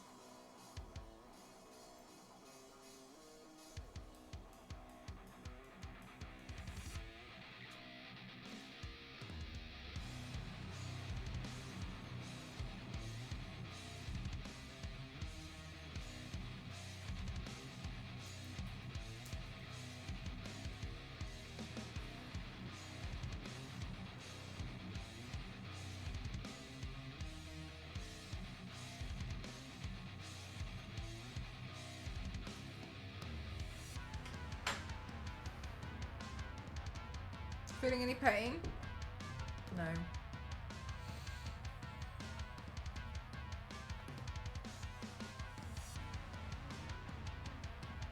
Oh, Smashy, that'd be so cute. Pile of shame. Oh, wait, what's the pile of shame? Warhammer models that you haven't built. I thought that was a really interesting point though, Smashing. I hadn't thought about that before until I saw that post. Yeah, so there was an interesting post I saw on Instagram, and it was saying how after Christmas, after Christmas, a lot of charity shops end up with loads of toys of like stuff that they got unwanted for Christmas. But if you know that your child's going to get loads of toys for Christmas, then you can try and work with them to give away toys that they no longer play with before Christmas, because then families who don't have as much money can buy those toys from the charity shop for cheaper and then get Christmas presents for their kids. So it's kind of like, well, if you know that your child's going to have quite a bit more of a bigger Christmas with a lot of gifts, if you clear out some old toys before Christmas, then other kids who are from poorer families, yeah, donate before Christmas. I never thought about that until that point. And I guess, you know, it makes sense if you like actually talk to some of the charity people, because after Christmas, then it's like, yeah, it's just bands for unassembled model. Got you. Okay, yeah, I was like, oh, I never heard of that. So then at least they can like, you know, shop and buy something that their kid would be able to have for Christmas. I thought that was a really nice idea.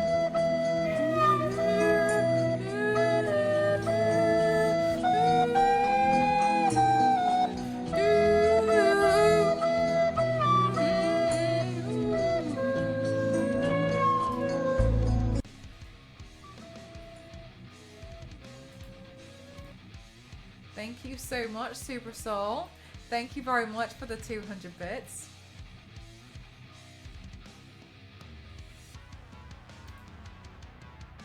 Oh my god, that's terrible. What's playing? That's one of my sound alerts. Tee-hee. Tee-hee. La la la la la la la la la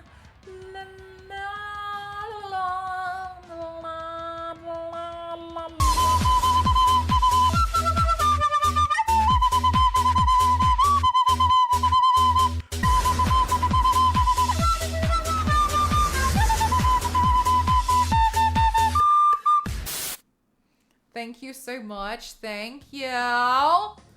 Thank you very much. I appreciate you. Thank you so much.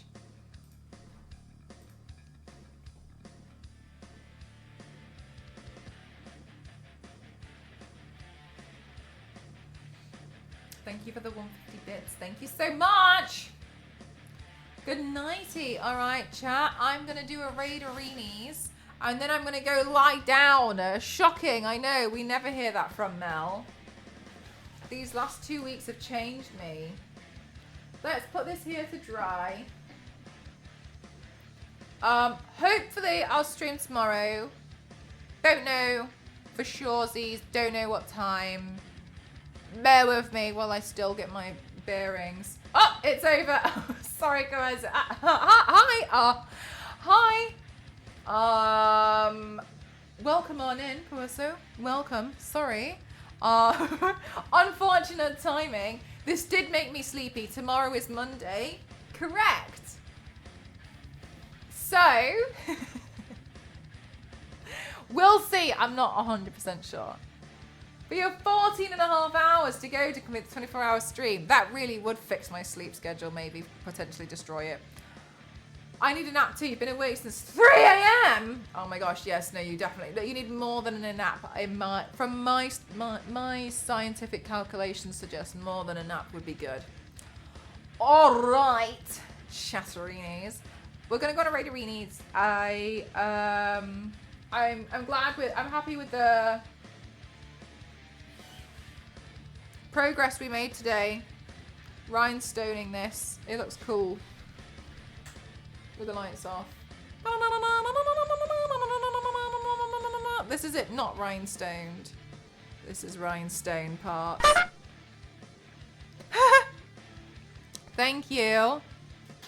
Thank you so much. This is a mask from Dead by Daylight. Looks funky and cool. And I'm excited to continue on with the progress. But I got a little bit more to do. We're going to stick the lens on. This part's going to be black, so I need to paint that actually first before I do the rhinestoning of that. Not sure if I'm going to... I might pull these spikes off and then re-stick them on with actual fabric kind of spikies. Not sure yet. Unsure about what I'm going to do about these. We'll see. Maybe I'll start with that one. We'll see. We'll figure it out. Yeah. Quite a big project, actually.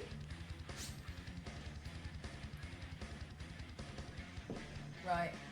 I'm going to do raiderinis. Let's raid Trisha.